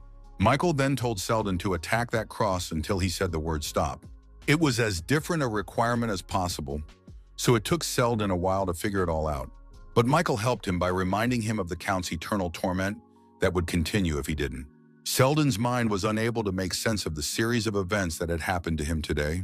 Like a snowball, first some crazy person showed up and then destroyed the greatest force in vampire history. No matter how much he thought about it, the Count of her video, there was no logic here, and suddenly he had a new hunch. He wondered if all that was happening to him now was a test from the god who had promised him to make him an apostle. And yet from the beginning, he had thought it strange that a human had the ability to control blood. A vampire savior who makes true warriors out of his subordinates teaches them to be on guard. The thought seemed very plausible to him, and meanwhile Michael saw that the shield had maxed out. It meant that now he would be able to release the accumulated damage at the right time, so he told the Count to stop. Thoth immediately stopped stuffing the cross and looked at the guy, waiting to see what he was going to do now. And Michael angrily said that now it was time for him to die, and the thought of a savior instantly fell away. Selden couldn't tell if he was a god or a man. He thought Michael looked more like a monster than anything else. The guy, meanwhile, said that since the Count was constantly regenerating, no matter how many times he was killed, he'll be atomized to the point where there won't be a single piece of flesh left. With those words, he hurled his sword at the Count, a pre-octave Selden bloody ball from his shield. He then activated an instant release of the accumulated damage that was to be poured directly into the orb. Selden was a little scared, but eventually realized that this way he could finally die. A moment later, there was an explosion of immense power, but it did not go beyond a ball from the counterattack shield. Michael just stood and watched, hoping it would work. But even if it didn't, there was still the relic plan. Fortunately, the system congratulated him for successfully breaking through the 13th floor by adding a random skill book to his inventory. He also received 90,000 points and 4,000 COs, with an additional 5,000 COs given to him as an extra. Michael thought happily that he had succeeded in killing the vampire count and now absorbing the blood he had spilled. According to the skill of his sword, he was getting a blood feast effect that absorbed the opponent's blood into the blade. The guy activated this effect, wanting to see how cool his sword was now, plus it could absorb blood too. Doing so, his sword level increased to high minus rank, and he also imprinted a 2+ blood enhancement skill on it. According to the description, it could strengthen the blood control area and increase strength and control. Such effects were very much to Michael's liking, but the others would fall off topic when they heard the conversation go on and on about blood. Michael decided to test this skill as well, activating it, and immediately sensed an incredible situation within a huge radius. He now possessed a blood control ability that surpassed even the vampire count. Michael got the feeling that he had become the vampire king that Selden had so desperately wanted before he died. All in all, things looked good, though the guy realized that there would be some misunderstandings in the will because of this ability. Michael used the Spirit of the Fallen count to improve stats, increasing everything in the range of 4 to 8 points. The system also reported that it had managed to detect divinity from his spirit, and an extraction attempt had been made. Michael remembered seeing the same message when he absorbed his clone spirit, and watched curiously further. And next, the system announced that his divine power rank was being increased by 1 level. Michael realized that he didn't know then that the condition for extracting divinity was the difference between the one. Whether or not the soul has divine powers, for considering that divinity was not extracted from normal vampires. Though, perhaps the extraction is only applicable to those with divine power, at least the same level as him. After absorbing the divinity, he also saw a message that he had been given one of Selden's skills, Charisma 2-. According to the description, when absorbing a spirit more powerful than the user, a power extraction assessment was made. Michael had some guesses about this, for it seems that spirits associated with gods or apostles were considered highly ranked. The assessment completed, and the system reported that Count Selden Nair had the power that had now been extracted from Michael. It was called Harvest of Faith rank. 2+ became engraved on the soul of challenger Michael Nodforth. However, he couldn't read more about it in detail because his comrades had already joined him. They reported that the priest had protected the people with the power of defense, and there were more survivors than they had anticipated. The civilians came out of their hiding places, hailing Michael as the hero who had saved them from the vampire count. Unexpectedly, the guy read that the power of reaping faith found a strong faith in the user. He suddenly realized that these people were sending him their faith, which was far more important than he could have imagined. In addition, apparently faith sent under the influence of delusion was also regarded as faith. After all, people thought of him as God's messenger. Michael thought he should use this opportunity effectively. So the guy activated the newly acquired skill, Charisma, rank 2 Charisma, to make himself more attractive. His weight in the eyes of others increased, and others became more susceptible to his influence. Michael thought that he had never once lied, however, and suddenly got an achievement for it. His mana increased by 1. Suddenly, the system reported the activation of a more powerful divine power effect, reporting the mythic's calculation. It was committed based on actual results versus the faith of the believers, and the myth of the vampire slayer soon formed. Michael didn't understand what it was, so he activated the mythic to check. New effects were immediately added to his attack. Inability to regenerate and exorcism didn't say absolutely nothing to Michael, but it sounded cool. The guy thought that impossible regeneration was added to it after breaking the Earl's healing chain. The exorcism effect was probably added after the mass murder of vampires in the city. Divine power combined with the newly found Harvest of Faith takes the form of myth. And Michael saw the divine power that he had never once used until now steadily flowing outward. When the myth was activated, there was an absorption of the divine power within his force. Michael is suddenly approached by David, saying he thought he was an infantile fool at first, but it seems. Missing his ability, the old man held out his hand, asking if the guy would forgive him. Michael was surprised at such a gesture from the old man, but shook his hand saying, of course, not to hold a grudge against him. Suddenly, the system reported that the god of battle realized that his potential apostle was dead. It was also said that the god of battle sensed his divine power and was hostile. Michael felt again as if someone had forcibly bent him to his knees. He couldn't get up because of the great pressure. Suddenly, the ground beneath the civilian's feet shuddered and then cracked with a jolt. The system reported entering the divine realm, and suddenly some people would fall into the lava that was hidden underground. The boy didn't realize what was happening, for the ordeal was already over. He saw David also pushed into the stream of people. The old man was far from his portal, as was Michael. Only Soito and Andrew had managed to leave the ordeal before. Michael quickly assessed the situation and then turned to the old man, saying they should shake hands one more time. David didn't understand why he suggested it, but in the next instant, after complying with his request, flew straight to the portal. Michael tossed it so at least one of them could make it to the exit, and the old man yelled that this method was ignorant. However, he added that the guy wasn't expected to be any different, and besides, the method turned out to work. He successfully escaped through the portal, but Michael saw that there were still people on the ground who were terrified. The guy yelled for all of them to move aside, and he himself slammed his fist into the ground, activating his counterattack shield. Its radius of action had spread to an area large enough to completely cover the remaining people. Old David, who was already moving to his waiting room, didn't know if this guy was a hero or not. However, he thought that if there were heroes in this world, shouldn't they look like this? The British wizard hoped that Michael would also return safely to the waiting room. Now he was a real hero in his eyes, and the guy meanwhile turned to the men, telling them to get across the bridge sooner rather than later. Michael had a little hope, but no longer felt any surge of faith, so another thought crossed his mind. He thought of returning to the waiting room as well, when suddenly the system informed him that the battle god was disgusted with him. Suddenly, some people grabbed their heads, which split open in pain and then burst. It was so unexpected that Michael froze in place, watching everything from his vantage point in amazement. After a while, there wasn't a single living person left under his shield, but Michael couldn't do anything about it. The system reported that the god of battle was saying that the pathetic dog raised by the tower had crossed the line. Michael stood motionless, thinking over his words. He suddenly felt very sorry for the innocent people he was trying to save. The boy turned to the god. Knowing that he could hear him, he said that the one who had now crossed the line was himself. After all, as long as he has the protection of the tower, then the god will have a problem if he tries to harm him. Michael added that if the god didn't have anything to say, he was off and headed for the portal. The system gave out that the god of battle chuckled back at him fiercely and said he was looking forward to the mortal's imminent end. When Michael moved back into the waiting room, he saw that the system was expanding again. Elixir-type items and Halo enhancement items were also added, which were all new items.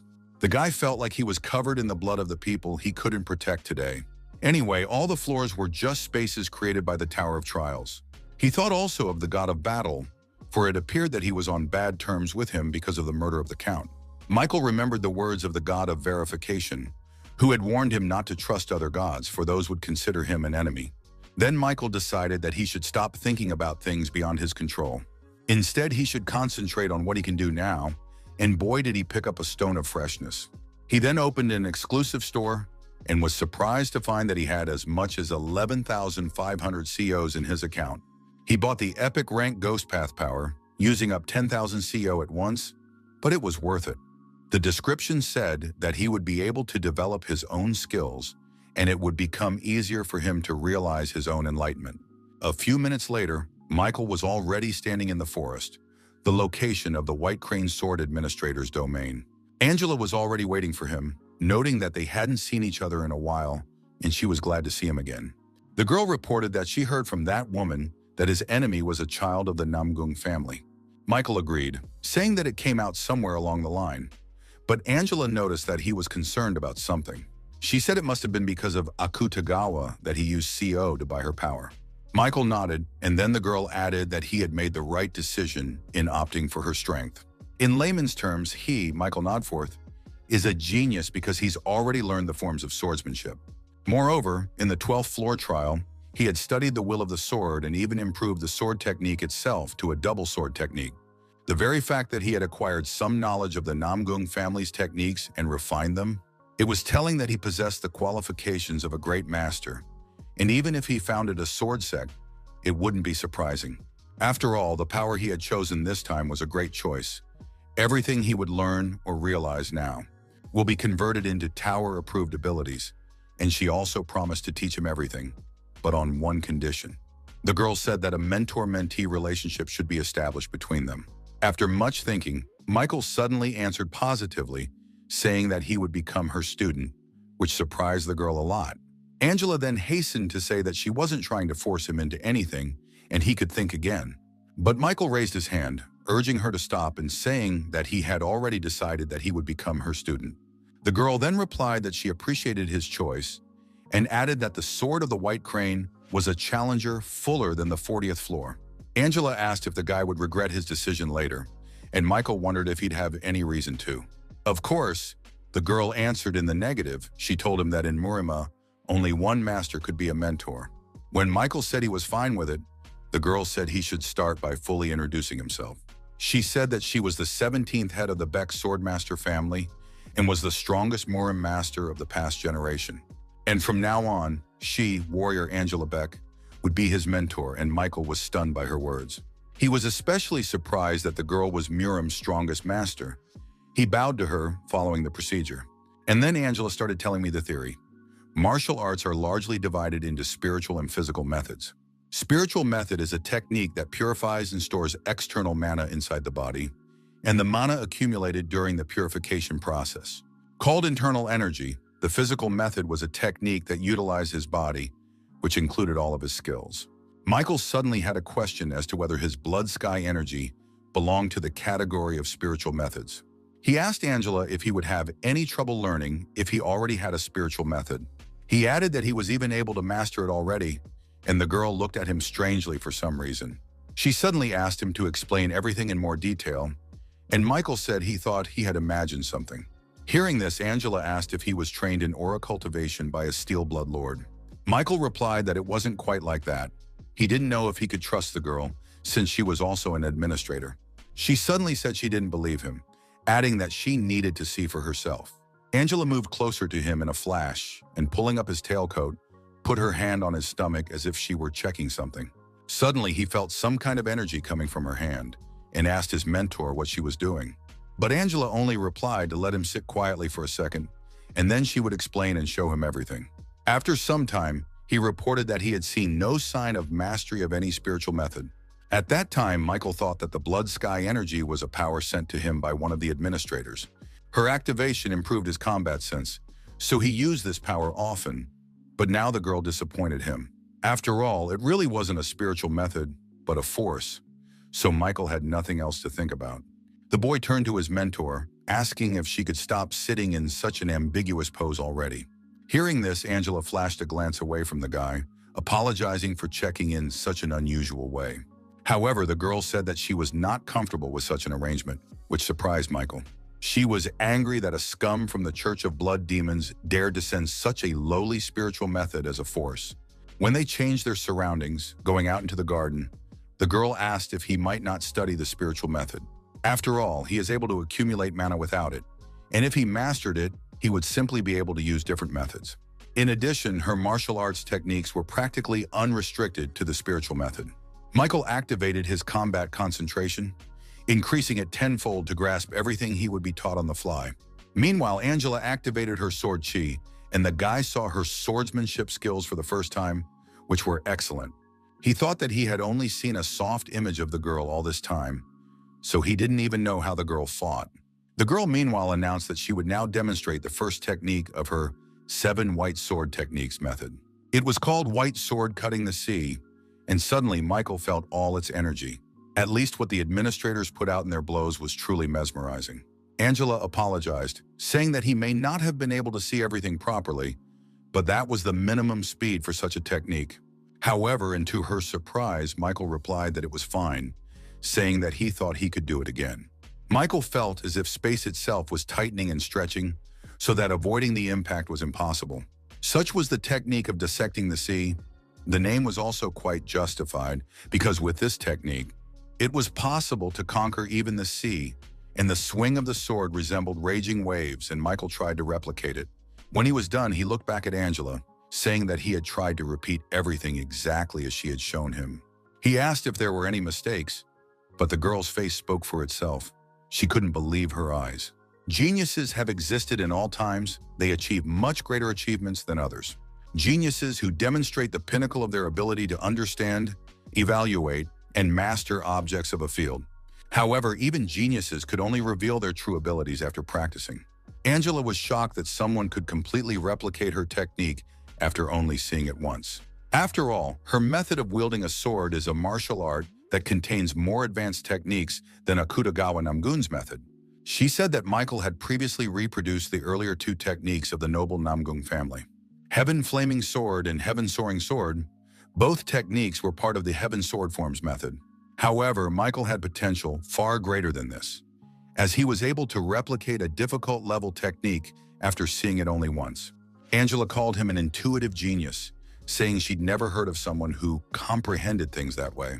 The girl suddenly smiled and said that it meant he could learn most martial arts in just one day. Originally, martial arts were understood and practiced based on each person's unique path. However, he, Michael Nodforth, doesn't need to find his way, as he can just watch and repeat. Finally, the girl told him about the mana replenishment method, the fist-fighting method, the art of body weightlessness, right down to the golden grab technique. Michael eventually mastered everything he could, and amongst it all, the most effective was the sword-wielding method of the 7 white sword techniques. The first one he had already been shown. The second technique, white sword piercing the sky, was powerful and stabbing, allowing it to pierce through the opponent's defense. White sword creating void is a defense technique that distorts the space around his sword. Seeing him successfully assimilate them all, Angela clapped her hands joyfully like a child. After quite a bit of training, Michael thanked her, saying he had learned a lot. He still addressed the girl as a mentor, and the girl was glad that she was now someone important to him. However, it was time to say goodbye, and Michael bowed to her, telling her that he should be on his way back by now. He promised that he would visit her later, but until then, he wished her good health. He called her his mentor again, which completely won the heart of Angela, who was very happy. Still, she managed to come to her senses, and as if nothing had happened, she answered him in the same way, wishing him luck. She added that if he puts in effort commensurate with talent, his skills will improve quickly. When he got back to the waiting room, the guy thought it was a bit far, what with his current level. He hadn't yet mastered all 7 white sword techniques, but it was time for a change in his arsenal. He chose the Demon Slayer technique, thinking that although it had served him well, it wasn't enough now. To cover Akutagawa's heavenly sword forms, or the mentor's 7 white sword techniques, Michael activated the Iron Blood sword power in the combat concentration skill, continuing to practice. He noticed that his steps were more perfect than before and more precise. However, it was still not enough to develop a skill from his new power sword Ghost Path. The guy remembered Angela's words saying that skill development could only be created through a system. The system had to recognize the technique as a skill, so the guy continued to practice in the waiting room. Suddenly, the system reported the activation of a more powerful force effect sword Ghost Path. And then it happened. The new skill, Sword of Mixed Beginnings of high minus rank, was confessed. Michael was happy about this effect, because he had just succeeded in creating his first skill based on the embedded effects. However, although it was good that adjustments had been made to the skill description, there was still something upsetting him. The guy opened the inventory and found the reward for the 13th floor challenge, which was a random skill book. According to its description, he could obtain a random rank 1 skill, and the book itself couldn't be given to anyone. Michael thought he could cheat a little and activated the Warrior Defense skill, temporarily increasing his luck. As a result, he gained the skill Demonic Blood Spirit Sword of rank 1+, according to which his blade was given demonic properties. But that wasn't enough for Michael. He activated the skill Synthesis, centralizing it around the Sword of Mixed Beginnings. After a while, he completed the synthesis and got a new skill. The guy worriedly looked at him. The skill was called Demonic Sword of Mixed Beginnings and had an epic minus rank. After reading the detailed information about him, Michael realized that he was now ready for the 14th floor test when into the portal. The theme of this challenge was a water fight where he had to kill all the monsters in the lake in the allotted 7 days. The reward for a successful breakthrough was a high plus rank Wind Spirit Boots, and the penalty was unchanged. Literally, as soon as Michael found himself on the location, the system reported that he faced a strong enemy. In front of him stood none other than Akutagawa Namgun, who had already defeated all the monsters of the lake. He asked why it had taken Michael so long to show up, since he'd thought he'd gotten the wrong place. And he only smiled, seeing his nemesis. The guy immediately activated instant acceleration.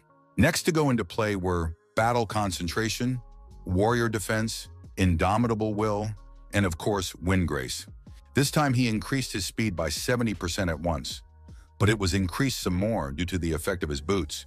The two boys pounced on each other, each of them preparing for this fight since they had said goodbye on Earth.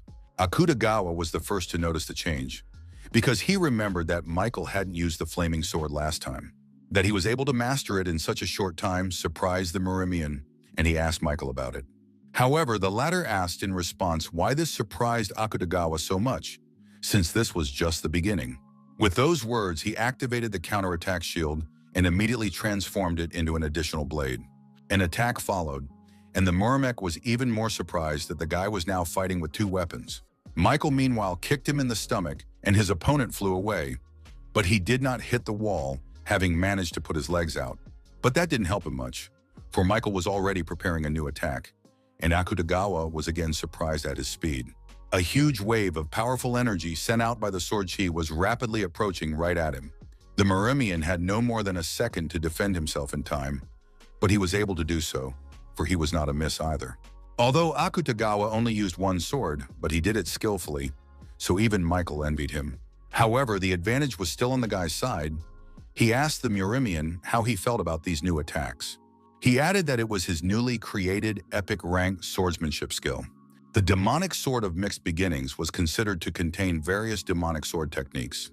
The sword attack in double attack can be performed 2 more times, completely repeating the movements of the original. And with the same force as the sword he swung himself, Michael thought it was already a kind of cheating.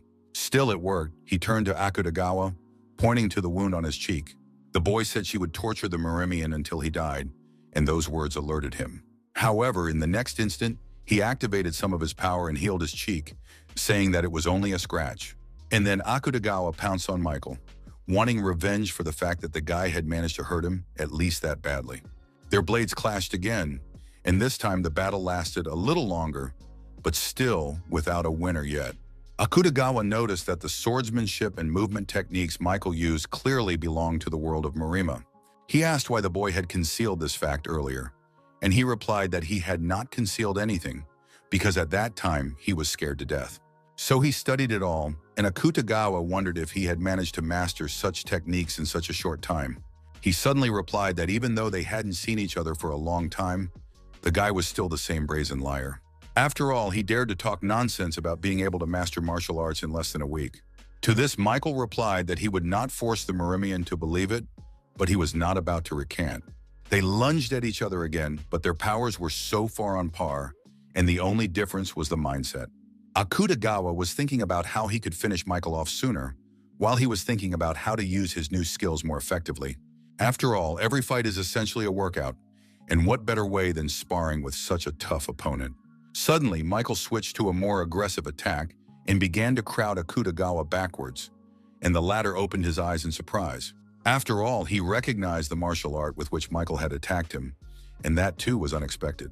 Suddenly, anger took him, and he shouted, "How dare the guy steal the Namgung noble family's swordsmanship?" This put Akutagawa out of his mind, and it was clear that their battles would now take on a completely different character. And Michael replied that he had actually created it, diligently repeating the Murimian's outbursts because he should have only seen it once. He also added that the problem was probably that his fencing techniques were too primitive. Akutagawa couldn't bear it. He shouted with anger and attacked Michael again, and the latter involuntarily hesitated. As expected, the Murmek was excellent. Swordsmanship and movement techniques, as well as unorthodox lunges. Everything testified to Akutagawa's skill, but he had no idea that he was giving Michael a masterclass. The guy knew he had to memorize everything well now, and then hit back. Akutagawa, meanwhile, activated the new technique called Battle of the Strongest again. This was something Michael hadn't seen before, so he prepared to defend himself, though he didn't yet understand how the technique worked. The system reported that within a radius of 30 meters, through a unique characteristic, to form a dueling zone. It was something similar to what Murmek had used last time, But now the walls looked even stronger. Akutagawa angrily said that the guy got caught and he would finally end it, because the guy was already annoying him. But suddenly the Muramec was forced to stop, for now it was Michael's turn to attack.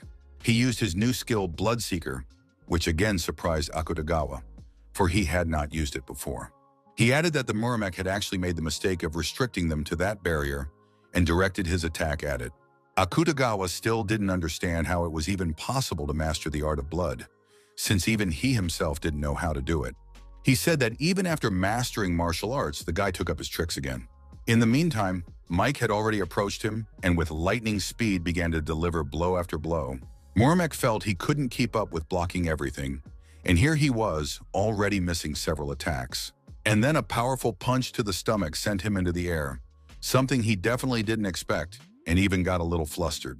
Akutagawa realized with surprise that he had been thrown back to the height of the barrier, which meant he had opened himself up for a frontal attack.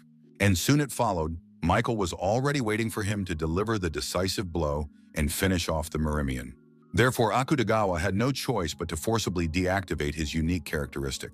He managed to avoid colliding with the guy and jumped away, but to his surprise, Michael was already standing beside him.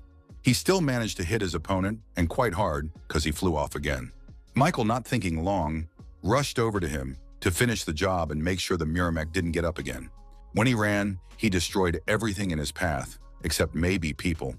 But there were none here. Akutagawa lay on the ground unable to get up, but he recovered quickly and realized the guy was attacking again. When Michael approached him again, he managed to get up, but the amazing thing was already that he was losing. Michael turned to him, saying that such floundering was not befitting of Muram's title of genius. Hearing those words, Akutagawa closed his eyes and then laughed quietly at the fact that the guy actually thought of him that way. After a moment, he laughed out loud, much to Michael's surprise, for he didn't realize what was so funny. The guy thought the Muramec had lost his mind, but then he remembered that he had and just watched him. And the man said he didn't know how he did it, but he was really able to master martial arts and become stronger. He added that Michael is an amazing fighter, even though he uses Tower's tricks, however. With those words, Akutagawa pulled out some kind of rock, and Michael decided it was a sneak attack and pounced on it. But Akutagawa continued, asking if the man thought he wouldn't have a backup plan. He squeezed the stone in his hand. Some of the energy that the Muramec had absorbed was released from him, and he felt much better now. At that moment, Michael just reached him, and they met blades again, forming a huge wave. The stone that Akutagawa used was called the Floor Introduction Penalty Removal Stone. Now, all of his skill limitations and characterization reductions, which were the penalty of introduction, were canceled out. It meant he could use his power without restriction, and the Muramec did so.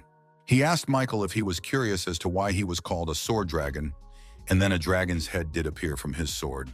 Michael watched it all and was shocked, for he had never seen a sword take such a powerful form before.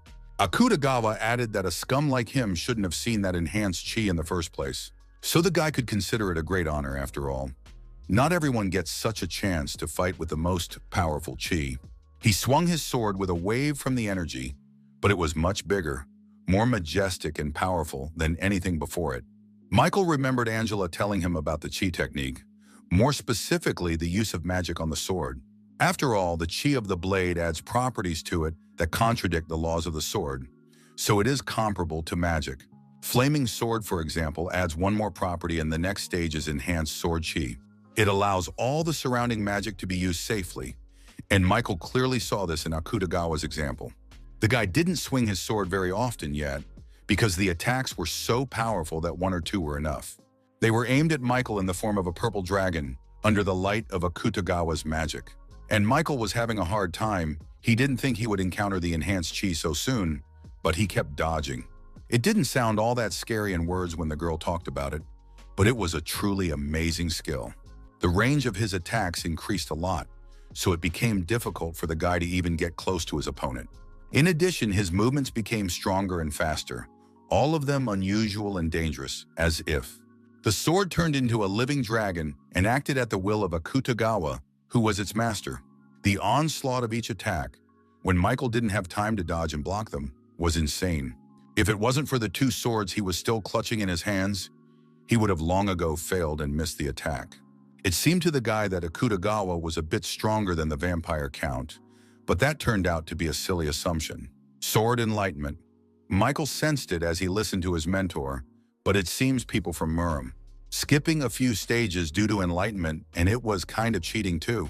Akutagawa, meanwhile, decided to move on to more serious attacks and turned to Michael with a smile on his face. He wondered if the guy wasn't having fun already, since a few seconds ago he'd said he was still learning new skills. Michael thought with annoyance that he should have gone straight for the full force and finished his opponent before he used the stone. After all, he had originally wanted to learn something, but now things had gotten more complicated and he had to fight seriously. The guy activated the will of the heavenly blood cultivation technique, which was another skill he had learned. Michael ran at the enemy with only one thought. He remembered that this man slayed a lot of people on Earth. Akutagawa, meanwhile, attacked him again with his enhanced chi attack, but now Michael knew what to do. He activated his next trump card, which was the White Sword of Void Folding technique. Thanking him, he was able to compare their strengths and respond with an equal amount of energy to the Murimian's attack. Seeing this, Akutagawa shouted, who else had he stolen techniques from? For it was all useless in front of the enhanced chi. With those words, he gave his attack more power and magnified it to a size that the guy couldn't repel. Michael in turn activated his combat concentration skill, increasing it by 20 times so he was able to dodge in time. All this time, he also had his speed at maximum, and in an instant he was behind the Murimian's back. When he realized that he had walked into his blind spot, he decided to use that momentum for his counterattack. He struck Akutagawa with his sword, and he couldn't even turn around to put up a defense. There was a big explosion. To his surprise, it turned out to be a Murimian defense technique, and Michael slumped to the ground from the pain inside his stomach.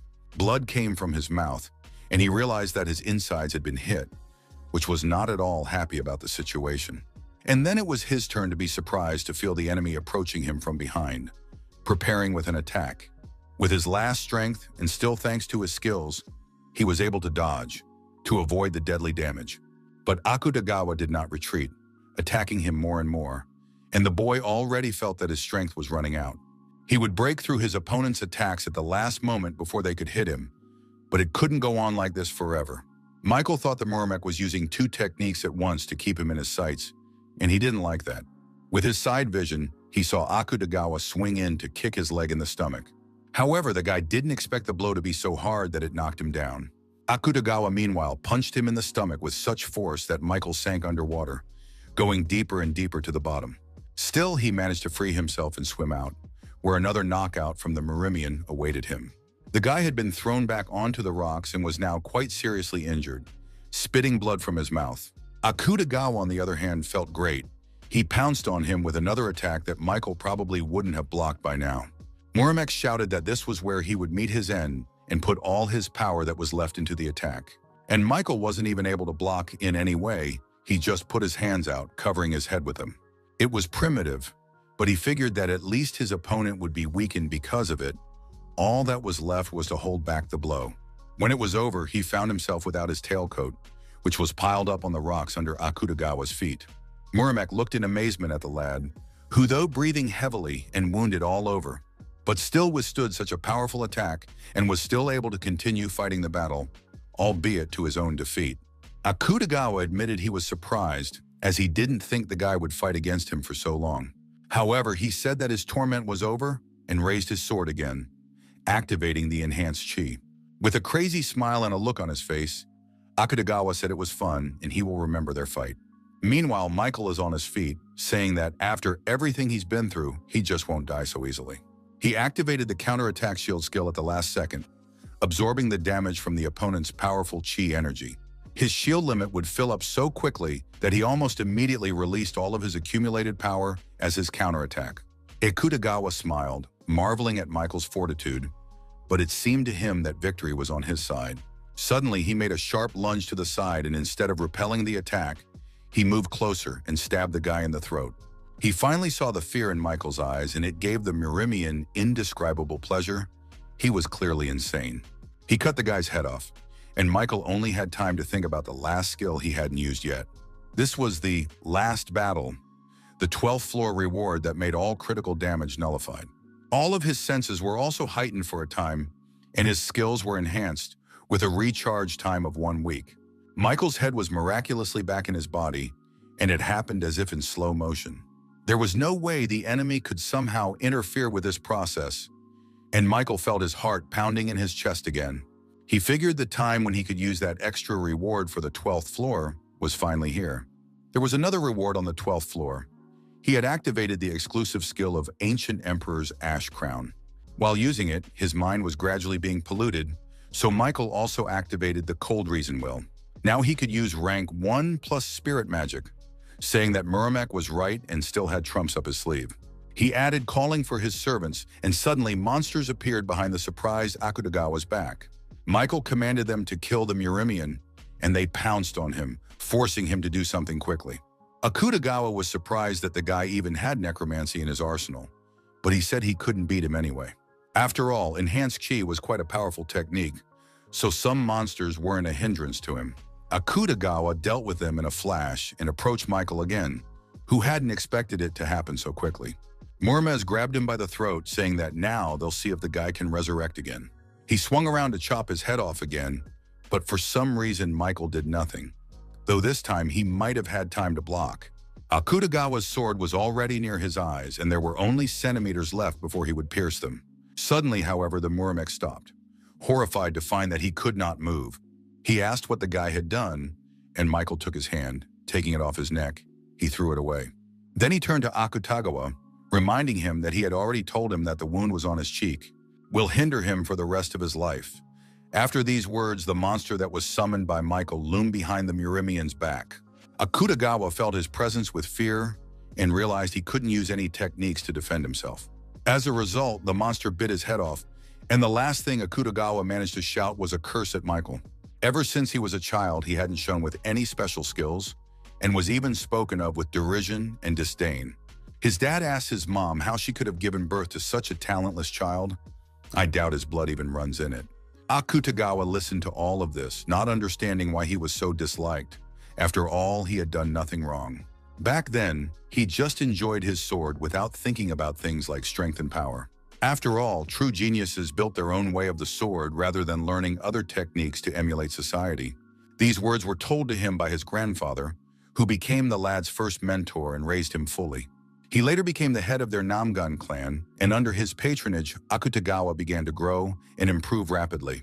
He was already becoming proficient with the sword and would rush to his father after each successful mission to brag about the results. Such was the case when he bragged about killing the disguised blood cult scum by bringing their heads. He wished his father would praise him, showing that his son had become quite strong and developed abilities. But the man replied to him to remove the abomination from the room, asking why his son was so fixated on the murders. He added that the guy should strengthen his spirit if he didn't want to become a monster. These words hurt Akutagawa. Tears came to his eyes, and the boy thought why his father disliked him so much, since he didn't even appreciate his efforts. It made it hurt even more, but for now he couldn't do anything about it, continuing to try and get his father's attention. Meanwhile, the strength of the ancient emperor's ash crown had used up, and the item was destroyed. All the monsters that Michael had summoned to distract the enemy also died, and Michael was the only one left. The boy was surprised to notice that Akutagawa was still alive, though his head was lying separate from his body. Muramek quietly asked for Michael to put an end to this, but the guy decided to talk some more last. He remarked that their meeting was truly amazing, because it wasn't even supposed to happen. Two people from different dimensions came together in a battle that was incredibly difficult and painful. But Michael suddenly realized that it was even fun, and Akutagawa was a great fighter. He said if they were friends, they would share accomplishments and have a good time together on Earth or in Marima. That was what he thought and expressed to Akutagawa, who lay in a sea of his own blood, about to reply something. Suddenly he screamed, calling Michael a stupid bastard, but the guy could see it was just a cry of desperation. Akutagawa asked if he was saying such a thing if he himself passes the tower, saying that these words are empty hypocrisy. He added that while his head was still conscious, he would tell Michael something funny. Muramek admitted that he had stopped conquering the tower and had invaded them not just to kill. After receiving divinity, he became an enemy of one god and felt threatened with death, for the latter was very powerful. The chosen inevitably encounter divinity, and they have to meet different gods. He added that it would soon meet Michael as well, but if he continued to climb the tower with such thoughts, he could not prevent the gods from destroying his world, for they had all the abilities and powers to do so. However, Michael calmly and firmly replied in the negative, saying that such a thing would not happen, which surprised Akutagawa. Activating a new and final attack to finish off the enemy, he added that anyone who wanted to destroy his home will be killed, and after saying that, he pierced Akutagawa's head with a bloody spike that he activated with the Bloodseeker. Muriam only had time to scream in pain before his soul left his body. Miriam's heavenly dragon sword was dead. The system reported a successful breakthrough, and Michael was rewarded with high plus rank Wind Spirit boots. He also received 10,000 points and 4,000 COs. But then the system said he would be given more powerful rewards. The system then reported the creation of the myth by activating the will of a divine power. A calculation of the myth's power was made based on the amount of belief, and Michael simply observed the process. The result was the mythic battle-hardened warrior, and from that point on, he gained the title Unstoppable and the reflection effect. After absorbing Akutagawa Namgun's soul, his skill increased by a shocking 47%, increasing his necromancy rank. It now amounted to a high rank, and that meant the guy could check the information for DOP effects. He also thought that when invaders from other dimensions were killed, their bodies always disappeared, but Akutagawa's body remained motionless. Having absorbed Akutagawa's blood, the rank of his sword also increased to high, and a fear enhancement slot was also added. Michael thought he could strengthen his flaming sword once more, but now there was one last problem left. These were clothes that could no longer be recovered after their battle, and thus should have been returned. The system reported that the Administrator Lord of Steelblood wanted to sponsor his contactor with armor, and the Administrator of the White Crane Sword talked about how he would be better suited for a robe, given his fighting style. Michael was surprised, remembering that the admins must have been watching him the entire battle, and were now even offering to help. Still, he decided to look in on his first patron first and moved into the Steelblood Lord's domain. He immediately noticed some changes. Namely, the girl's house had changed and now looked sturdier. It was no longer that little shack, but a whole house, and such a change was for the better, considering he was the one responsible for the destruction here. Michael approached and opened the doors of the house, peering inside where he saw his receptionist. She smiled at him, telling him that they hadn't seen each other in a while, and praising him for his good robo-tree in defeating Akutagawa. The girl added that he had crossed a large mountain so he could consider what she was about to give him a gift. Michael notices that she said she was going to give him armor, but instead the girl holds out some kind of pendant to him. But she only laughed, saying that the armor would appear if you added some magic power. Michael thanked her, saying he would find a use for it, and then went to the White Crane Master's domain. He greeted his teacher, and for some reason she looked a little hurt at the guy, pouting like a child. The girl said that she thought he would come to her first, but he chose the Steelblood Lord. He added that he was disappointed, and Michael bowed his head to her, asking that the girl not be angry. Then Angela said she wanted to ask him something, and Michael looked at her curiously. It was obvious that the girl blushed a little, but still said she wanted to do his hair.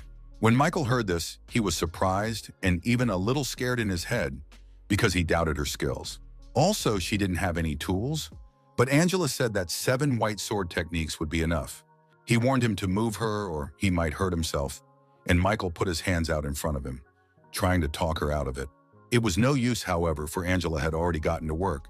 She was far more experienced than he had thought. Michael was able to look in the mirror at the result of her work in just a few minutes. It was even faster than the hairdressers. Besides, his new hairstyle was pretty good, and the guy liked it. He told the girl about it. Angela said it was a relief to her, because if he didn't like it, she couldn't take it back. And then she hurriedly escorted him out of her domain, telling the guy to use his item outside the tower. She was talking about the pendant the Steel Bloodlord had given him, but it seemed to Michael that Angela was acting strangely. So he decided to just head back to the waiting room, where the system expansion was waiting for him again. This time around, a quest feature became available, which was essentially some sort of assignments from the admins. It was also said that they would be linked to past lives of administrators and rewards would be given for them. He could get 1 quest on each floor, and Michael suddenly realized why the receptionists were trying so hard to please him. They wanted to give him a quest, but the guy had a lot on his plate right now, so he proceeded to do everything in order. First, he decided to look at the new myth. Battle-hardened warrior activated along with the titles Unstoppable. In doing so, his body was able to work at its maximum despite his condition, which was quite convenient. When activating the reflection effect, the worse his situation was, the stronger he became. Michael thought that the skill from Vampire Slayer was quite limited, but this myth was suitable for all fights. He also decided to look at the new effect of his necromancy, which said that the characteristics of the god of death had received enlightenment. Michael didn't understand what it meant. He even activated the divine power, but still nothing changed. For now it remained incomprehensible to him, but Michael knew that in time it would all fall into place. Finally, he got to Akutagawa's Swarming Heavenly Sword, which gave plus 10% to most stats. With his mana, he could activate the Heaven's Rupture effect, with the sword turning into a shaft of destruction. And when combined with the sword, the exclusive skill Sword Sense would be activated, with which he could double copy one of the sword skills. Michael thought that Heaven's Rupture could rival Sword Chi in strength, for he remembered Akutagawa's techniques. And Sword Sense didn't tie skills to items, which pretty much spoke to their versatility. He must have gotten such good items because he defeated Akutagawa, a far superior test boss. Then Michael took a new blade and achieved unification with it. Now he could copy the skill of any sword. The guy didn't think for a long time, making his choice in favor of the skill Sword Sense of high plus rank. He successfully absorbed it, and the guy liked that he now had another good skill in his arsenal. After all, he had absorbed the skill using his own, and now he had 3 attempts for a copy instead of 2. He activated the skill again and chose Heaven's Rupture of high plus rank as well. Due to Akutagawa Namgun's soul absorption, his stats also increased, increasing by 4 to 7 points. Michael also noticed a message. It was from Betty, which surprised him since he hadn't seen her in a while. As it turned out, she was angry that he had never once contacted her from the tower. After all, they were partners. Michael figured the girl was most worried about him when he went to Japan, so she should have written him off. The guy opened other messages and suddenly came across one rather strange and frightening one. Someone wrote to him with a report saying she didn't know what the situation in the tower was right now, but she had news. The girl reported an invasion by a player from the world of Ares who had massacred London, which shocked Michael. For some reason, he was reminded of Akutagawa's words, as he said that he wouldn't be able to stop the gods from destroying his world. This made Michael angry, for he then replied that such a thing would not happen, for he himself would not allow it. However, right now, everything said otherwise. A true horror was unfolding in the city of London, UK. Near the city's main tower, Big Ben, strange, irregularly shaped magical spheres suddenly appeared. They turned out to be quite hard and slammed into the tower at high speed, leaving a decent dent in it. Soon they crowded the entire area of the tower, which wouldn't be able to withstand such attacks for long. The civilians who stood below it were pounced upon by unknown dragon-like creatures. They were grabbing people and killing them. This was the second invasion of the Earth dimension in Michael's memory. The UK government has already sent in a rapid response team, tells them the situation. Something similar was also organized in Korea. They were told that first the challenger from Ares created a black sphere over Lon. Right after the first massacre, the strange magical creatures suddenly disappeared and he hid inside the black sphere. However, it was rapidly increasing in size and to prevent further casualties. The British needed their help. Then one of the hunters asked why Korea had become so active. Not if it made money, because during the Shinjuku incident in Japan's Shinjuku region, the flow of hunters was cut off. After the incident in Japan, the status of their country was elevated, and this had a positive impact. These words were said by Michael, who was also present at the meeting, though he was standing apart from everyone else. He was spotted by Betty, who saw that the guy had changed his hair, but more than anything, she wanted to talk to him. When the meeting was over, they met at the exit, and Michael apologized for returning to the tower without warning her. The girl replied that since he had realized his mistake, perhaps they would close the subject. She asked that he treat her at least a little like a partner from now on, and asked what about his battle gear.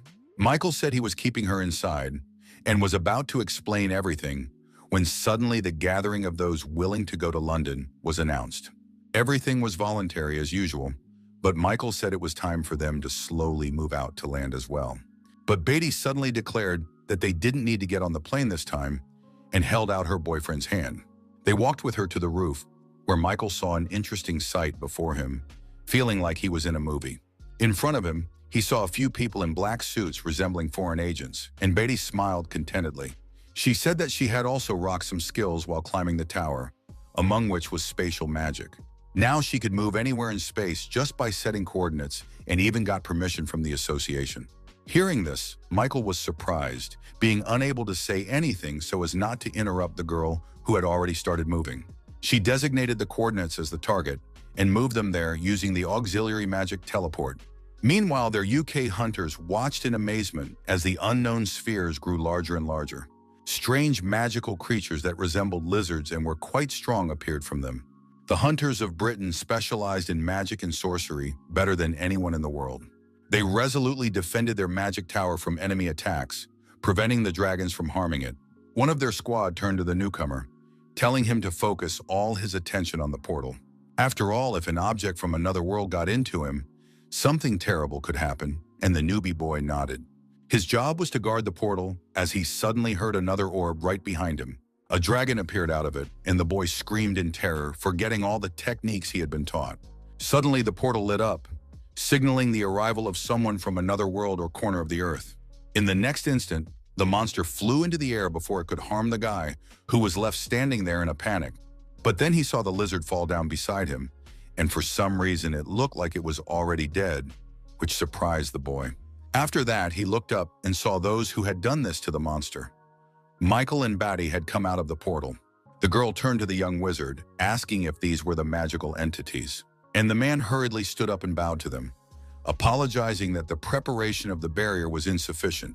Michael replied that he shouldn't have worried, as they would provide their assistance, and Betty asked when the second attack had occurred. This time another mage answered her, telling her that they could leave the mopping up of the place to them and head to where everyone had gathered. He ordered the newcomer to escort them to the right place, and the boys followed the kid down somewhere. They were ancient steps that led to a dungeon or something, but Michael paused a bit. After those steps, there was a not very long corridor that they needed to run across. And when they'd managed that too, the kid opened the massive wrought gold doors and invited them inside. It was a lavish hall where other contenders from around the world, including Korean contenders, had gathered. Michael noticed that this time, a lot of hunters had rushed out to lend support. But for some reason, he had the impression that the wizards of the magic tower were acting somewhat arrogantly. After all, everyone outside was laboring in sweat, and the top officials were just sitting at this table. He also suddenly noticed that David, the wizard he knew, was sitting in the chair of the tower's chief executive. Seeing Michael, the old man was also very surprised, not hiding his delight, for he was glad to see the lad alive. David said there was no way he expected to meet him like this, adding that he was honored. Bethy looked at the guy somewhat surprised, quietly asking if he was really familiar with this man. But Michael didn't have time to answer because he got to the point, saying that the huge black sphere was a high-level barrier.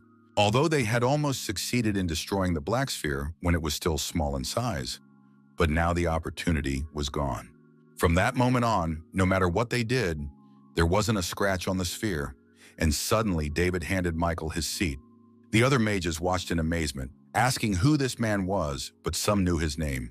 But the old wizard thought that giving up his seat at the head of the table to save the country was nothing.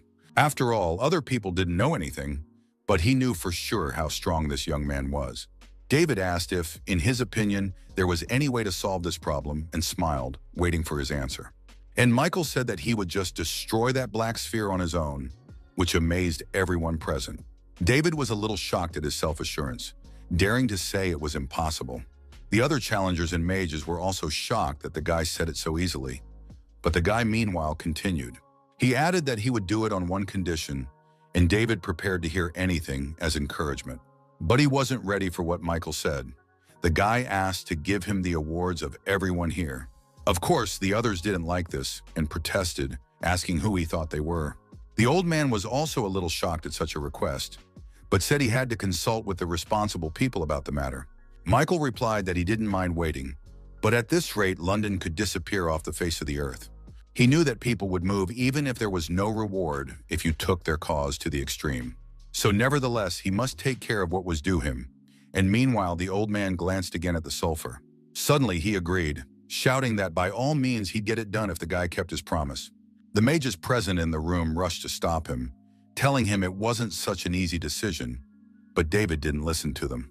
He asked Michael to destroy the damn orb as quickly as possible, and that was all he was waiting for. He took out his pendant, given by the Steel Blood Lord as armor, and activated it. In the blink of an eye, he was wearing protective gear, and the guy now had two swords in his hands at once. He suddenly swung them and directed his attack towards the wall, behind which he could see a black sphere. It wasn't the best way to get to her, but at least it was the fastest, and the guy punched through the wall. He prepared to head off to eliminate the sphere as he suddenly heard someone call out to him, and it was Beatty. The girl looked a little worried, and Michael wondered if she was worried about him again. He smiled at her, showing her that he would be fine and would get this problem over with quickly. And then the guy jumped off the tower, saying he'd be back soon. Now he had to come up with a plan. He activated the exclusive effect of the Wind Spirit Boot's Wind Path of high plus rank. Because of this, he was able to run through the air straight towards the black sphere and had already figured out how he would proceed to start. The hunters and mages, meanwhile, simply watched him, amazed at his speed, for he was almost at his goal. A moment later, Michael was standing on a sphere that seemed even larger up close. However, the guy drew his swords, saying that it was about time to start trying to chop up the stale breadcrumbs. He activated the Heaven's Destruction skill, the additional effect of which was the ability to destroy magic power. With that thought, he swung both swords at once and prepared to strike the center of the sphere. With his new skill, even the system reported that he had no limits to what he could break. Michael decided to test it out. He struck with all his might, and the people watching him, even from the tower room, could feel this incredible power. The black sphere suddenly split open, and the characteristic purple light from Akutagawa's sword effect appeared around it. Michael smiled at the thought that he had managed to get his hands on it and even copied it on his original sword. He squeezed it tighter, pressing it deeper into the split in the sphere, for it was almost cracked. The crack had reached almost to the middle of the sphere, but it was still holding. But it was enough already, as a hole formed in the center upstairs where Michael was standing. It was large enough for a man to enter, and Michael, without thinking long, jumped into the sphere itself. The system reported that he had entered a magical void zone, and so far the guy hadn't sensed anything. He wondered if he should consider the inside of the barrier as a completely different dimension. After a bit of thought, he realized that he could find out with his spiritual eye, but what he saw shocked him. It was said that any entities other than the owner of the zone would see a terrible illusion that could not be dispelled by skills. Also sealed all sentience-related skills, and there's also a penalty of reducing all stats by 18. Michael turned around, seeing a multitude of monsters in front of him that, although they were only illusions, looked very real. Suddenly, one of them attacked him, and the guy had to defend himself. He hit the monster and killed it with the first blow. However, what surprised him was that the illusion was so strong that it was even capable of using physical force. Michael activated the power of Serene Mind, and the effect of the magical zone void was canceled. Through the magic resistance's skill, disorientation was also canceled, and the sealed parts of the skills were canceled. Through the skill, forced breakthrough penalty in the form of reducing all stats by 18 units also ceased to take effect. All the monsters surrounding him disappeared, and Michael saw the bright light that marked the end of the chasm. But thankfully, he landed on his feet, except it was still dark all around, and that annoyed him. Michael knew that these clothes that the White Crane Master had given him could be restored with mana.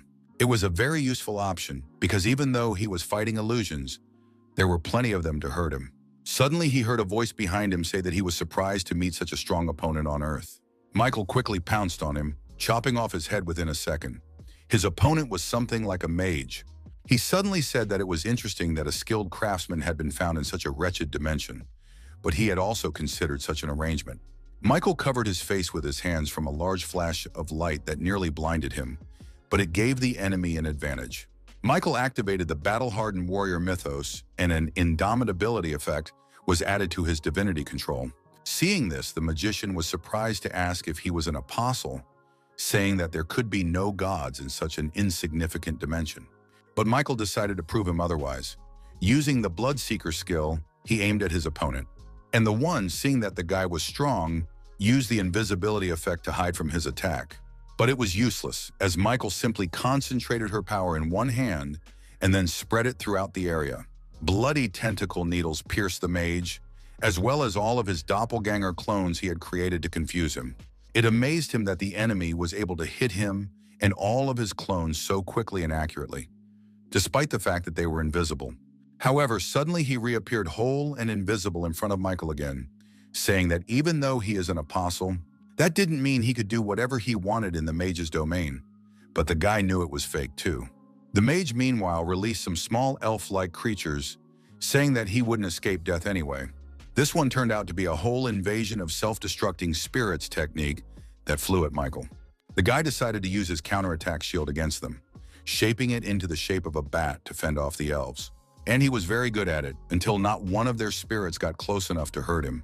His opponent, meanwhile, was surprised at the guy's savvy, so he decided to retreat, preparing for a new plan of attack. Michael thought he wanted to have a protracted battle, but that wasn't the way to do it, because the guy wanted to end things quickly. Although the space of this sphere is quite large, it is all about limited space. So even though it was a bit barbaric, Michael thought he could just destroy the entire inside of the sphere. He released the accumulated damage of his bat, activating the heavenly demonic sword sealing skill. After which, the exclusive effect of the demonic sword of mixed beginnings skill, double attack, was activated. He then directed all that power at the sphere's wall, followed by a huge explosion inside it. From the outside, the sphere looked like it had been cut with a knife, but not all the way through, making it appear even larger. Inside, however, things were a little different. Michael stopped trying to break through the wall and approached his opponent, who didn't even notice him. The mage breathed heavily and sank to his knees, surprised that the guy was able to wound him in his own space. It made him angry. Plus, he asked Michael why a monster like him was in such a miserable dimension. But the guy didn't even let him finish, telling him to immediately destroy that black sphere. The magician replied that it was complete nonsense, because he had put so much effort into it, which was why Michael had broken his arm. To do so, he used two skills, among which was pain amplification, and from now on his enemy felt double pain. The mage grimaced in unbearable pain, questioning how dare he do this to the future archipelago of the Empire. The enemy could no longer even kneel, collapsing on the ground in a pool of his own blood. He realized what Michael was trying to accomplish, so he shouted that he couldn't destroy the orb. Michael used fire dragon eyes, but the skill showed that there was no lie in the challenger's words. Then the guy ordered him to call himself, describe his dimension, and tell him the purpose of the invasion. It turned out that the mage's name was Seindal, and he was from the Ares dimension, and the purpose of coming to Earth was to gain faith. Michael wondered, asking what he meant by that, and Seindal wondered if he had come here without even knowing. This tone didn't please Michael, and he stepped on it with his foot again, reminding him not to let the mage talk for nothing. Then the one told him that in the hidden ruins, he had seen an ancient text that said outstanding wizards and knights can break through the wall of improving skills through faith. Through people's faith, divine power is accumulated in the heart where the ring is located. Michael then interrupted him, asking if he shouldn't have, on the contrary, saved people to gain their faith. Seindal replied that fear of the absolute was also a kind of faith, so he decided it would be quicker to achieve it that way. When asked by Michael why he chose Earth, the mage replied that there seemed to be no gods here to hinder him. Michael took his foot away for a moment, saying he had one more question. He wanted to know about the god of verification and verification. But Seindal replied that he didn't even know if such gods even existed, except that it was a lie. After all, Michael still had his spiritual eye skill activated and could tell when the mage was lying and when he was telling the truth. The boy thought he'd ask that just in case, but it turns out this Seindal clearly knew about these two gods. So he approached him, saying he understood. The more important the information, the less likely he was to share it. But he had a few more visors in reserve. Michael activated the torture art skill and used it on his opponent. His gaze was as if he was ready to sizzle him, saying it was interesting to see how long the mage would last. Meanwhile, it was getting dark outside, and Seindal was screaming from the unbearable pain that pierced his body time after time. The mage asked that the guy just kill him, but the guy healed him with his skill over and over again after each torture. After a while, he managed to get a lot of information about divinity, magic, god of verification, and god of battle. Also, it had been about 7 hours since he had entered the sphere, and the long torture had worn down his strength as well. However, nevertheless, he finally understood what divinity was, and that was perhaps the main thing he had learned. First of all, simply having this divinity does not make him a god. And when the magical organ, called the nucleus in the center of the abdomen, in Marima, or the ring of the heart in Ares, is opened, it was becoming possible to accumulate the very divinity that was essentially the purest energy of them all. the purest form of magic that responds most easily to any will, and by accumulating this power, he would be able to increase his level dramatically. The only problem was that the guy still didn't know how to use this power properly. There were two ways to accumulate divine power in one's heart, but it was very difficult to dismantle and purify the magical power one drop at a time. Therefore, the way to solve this problem was nothing but faith, for if one has a strong faith, strength will accumulate in the heart faster. That was all Sindel had learned from the ruins. He said it was a prophecy and added that the priest of the god of battle had ordered it not to be told. Hearing the mention of the god of battle, Michael clenched his blade with anger, for he had not expected it to be directly related. It was just as the god of verification said. He would not trust the other gods, for they would consider him an enemy. But he had no idea why a god he only knows about through a couple short messages had enlisted him as his enemy. Except that the battle god's hostility towards him was clearly having an effect on Earth as a whole as well, which Michael really didn't like. If this continues, his world will eventually come to an end, because this has happened before. Michael thought that now this god of battle had become his real enemy that he must destroy. He soon killed Sindel, ending his torment, and then absorbed his spirit, increasing his skill by 4.4%. After activating the exclusive skill Blood Feast, he also consumed the blood of the challenger, Sindel. His sword had now gained a new rank, going from high minus to just high, and it also absorbed a new skill. The blood slot imprinted a rank 1+ soul ego grant skill, but Michael decided to read about all of that already in the waiting room. Michael thought that in order to fight a god, or rather to at least try to oppose him in some way, he would have to grow his divinity. And then it was business as usual. He defeated the enemy, and his black sphere technique dissipated on its own, and Michael was honored as a hero. He thanked the mages, saying that he had thoroughly enjoyed his 2 days' rest and should now head back. He carried with him to the tower the dimensional bag that Body had given him, telling him to treat it with care. Michael patted it. It now held all of his awards earned in this raid. There were a lot of them. Skill enhancement potions, random skill acquisition books, physical ability enhancement potions, etc. The guy was able to snatch an incredible amount of items, but it clearly won't be a big loss for the UK. He picked up his name tag, which showed that his rank had increased and was now listed as high. Looking at it, Michael involuntarily remembered how he constantly thought about it. You could say it was his dream. He had previously thought that his desire to become a high-class hunter would remain nothing more than a dream. Now the guy was asking why he didn't have an epic rank, which would have suited him obviously better. After the raid, the British Hunters Association made a request for a press conference, where in addition to being asked if he had any desire to stay in the UK, he was made several annoying suggestions. Similarly, in South Korea, they tried to lure him with various baits like various tax breaks. But wealth and fame on Earth were not so important to him now, for if the Earth itself disappeared, it would be of no use to him. What he really needs to achieve is growth, for he had a battle with the god himself ahead of him. And even if a god were to concentrate the power in his hands to stop him. Behind Sindel's words, divine power is the result of putting magical power into its purest form. So Michael set about practicing his concentration, training his divinity. He tried to feel this dantian, which was the core in the center of the abdomen, or the ring of the heart. However, as expected, no matter how many times he tried, the result was the same.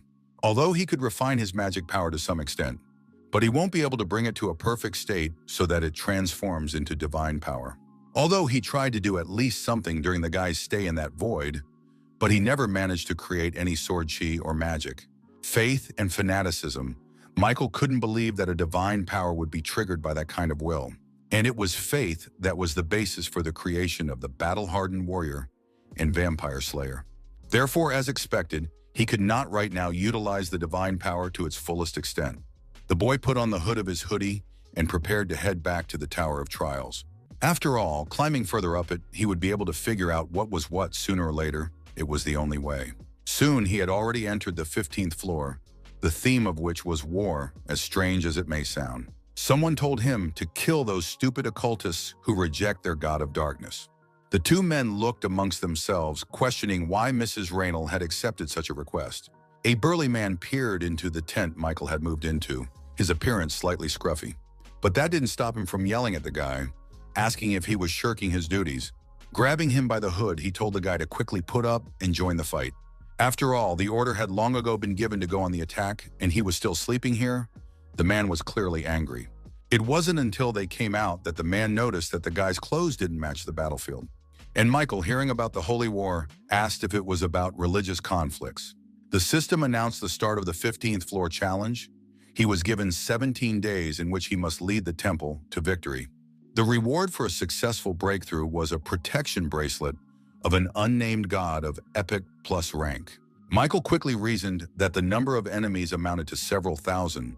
It was probably the most he had fought. The men on whose side he fought were praising some Mrs. Raynal, who was leading them all into battle. The big guy explained to Michael that she was the commander of their mercenary squad that everyone feared.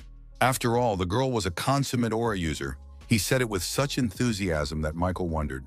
Meanwhile, the sentry on the tower reported that a new stream of battle god occultists had arrived and everyone should get ready. Michael at first just watched everything with interest, but when he heard about the god of battle, his face changed. After all, if one were to organize everything that was currently going on around them, one could draw the following conclusions. He's a mercenary hired by some nasty guys serving the god of darkness. And at the moment they are at war with the side of the people who worship the god of battle. Suddenly, Michael felt motivated. For to him, in any battle, there was bound to be a winner and a loser. The system announced the beginning of a special task, Leader's Path, according to which he must win the recognition of the leader. Raynal had a strong desire to learn the secrets of the sword and was a commander recognized by mid-level mercenaries. For her, a person with no aristocratic roots, the battlefield was the only place to grow up. And so, after going through many battles and having been between life and death a bunch of times, she reached the level of aura user. Her actions were limited, however, as she had never before been trained on how to use it. Therefore, she had no choice but to continue wandering around the battlefield and risk her life. This the girl did so skillfully that she would be the envy of the best knights in the kingdom. Her sword technique reminded Michael of his lightning sword chi in some ways, yet he couldn't feel that energy. Raynal thought that even by eye, the number of enemies numbered in the thousands. And as for the number of their allies, including the corpses summoned by the priests of darkness, there were about 700,000 heads. The picture was completely different from what the priests of darkness said, and if the slightest mistake was made, they would all be in danger. Her mercenaries had rushed to the girl, but she had broken away from them. After all, it was dangerous to fight any of them, if only because she would be the one who would have to defend them, not the other way around. A siege golem that was very large and sturdy suddenly appeared in front of her men, instilling terror with its appearance. The big man, who turned out to be the vice commander, was approached by his comrade, reporting that the lady had been ambushed. The man shouted that it couldn't be, but the situation looked like this. Only a miracle could help the girl. Not only did she find herself cut off from her squad because of the golem, but she was also surrounded on all sides. Raynal also realized that she had no strength left at all anymore, as the first opponent suddenly pounced on her. The girl only had time to think, is this really how she's going to die? An insignificant, pathetic death. And because she never made it to the top, it was quite sad, so tears came to her eyes. As she closed her eyes and prepared to die, she suddenly felt someone's powerful attack knock back all the enemies around her. Raynal looked at her rescuer in surprise, not believing she had escaped death. Michael, meanwhile, told her that he would be away for a while to block the attack, and she'd better back off. On a battlefield that could safely be called insanity, such a calm voice came from somewhere. The girl even thought she was dreaming, not believing that Michael was real, for he fought even better than she did. The guy also had his own fiery aura with which he overpowered his opponents. The girl stopped crying. The people who fought on the side of the god of battle were surprised at the sudden appearance of such an experienced warrior. Michael, meanwhile, was killing one after another of them, not allowing a single attack to get close to him. He had the perfect combination of strength, flexibility, and grace, and Raynal had the impression she was watching a god. It was truly beautiful in her eyes, and Michael seemed to her to be a fruit of art that was peerless. The guy himself noticed that he was very strong in such fights and could fully replenish his stamina. However, skill only grew by 0.00001%, and that was a bit sad, but it was happy to at least absorb skills. There were countless of them, and Michael thought he could create some legendary skill through synthesis. He continued to exterminate the enemies, who were already far fewer in number than they had been before his appearance. And after a few more minutes, the battle god's side announced the retreat of their forces, seeing that they were failing. One of the commanders said that people should not fight this monster alone, but rather send forward golems. Then huge golems grew in front of Michael and became his new opponents. One of them swung his arm at the guy, and the guy used the 7 white sword techniques. The first technique was the white sword piercing the heavens, which Michael applied at the right moment. He then jumped upwards, completely shredding the golem into pieces. It was quite easy. Even his allies on the darkness god's side marveled at his strength, as the guy destroyed the golem with a single blow. Raynal noticed that Michael had used the same skill again when he'd saved her, and she got an interesting impression of the guy. It seemed to the girl that he was distorting space itself, and that was beyond the sword's capabilities. Meanwhile, the golems summoned by the supporters of the god of battle had been defeated. People marveled that Michael dealt with them in seconds. They had never heard of it. Then suddenly everyone fell silent, for the general of their troops spoke up, asking what they were making a fuss about. The man said that this guy's appearance only meant that they only had one opponent now. This man was named Mobir. He was a priest of the god of battle and personally came to the battlefield for support. The man ordered a group debuff to be prepared, their secret weapon that could temporarily restrain even a dragon. He added that if they catch this guy, they will have the victory in their hands. Michael, meanwhile, continued to fight. He could sense that there had been some changes on the battlefield, but he couldn't figure out what exactly it was. Feeling his opponents approaching him from behind, he attacked them with a powerful wave of sword chi. People were frightened by such power, so no one dared to approach him for a frontal attack. Mobir saw it too. He was shocked that the guy managed to fend off a group attack so easily. He even thought that there was a priest hiding somewhere near Michael to help him dodge these tricks.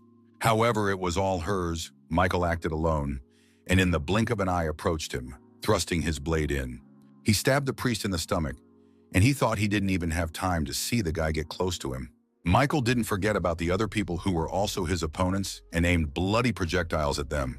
Those were confused, covering themselves with their hands. They thought Michael was a real monster. And the one decided that since he couldn't openly use blood control, he'd at least enlist that. He applied drops of blood like bullets, which, however, killed deadly as if they were fired from a firearm, especially since he had killed their priest who had come to support his men, and that had to depress the situation. As it was, the people soon realized they couldn't handle Michael, so they decided to call the bishop. They retreated, and the system reported that everyone on the battlefield had sensed his presence, and he had completed the special mission. As a result, the Invincible 1 achievement was obtained, and all of his skills increased by 4. Meanwhile, the Darkness God squad had also retreated. Michael was offered to take the best barracks. He headed toward her, as he suddenly heard the same big man who had dragged him to the battlefield address him. He bowed and apologized for his behavior, but Michael told him not to worry, calling him an orc. He added that he would like to get some rest and headed for the barracks, saying that the man could go as well. Michael thought that once he defeated 1,000 opponents, everyone began to respect him and even gave him the best seat. He opened the system window because he remembered that a message had appeared there during the battle, but he didn't have time to read it.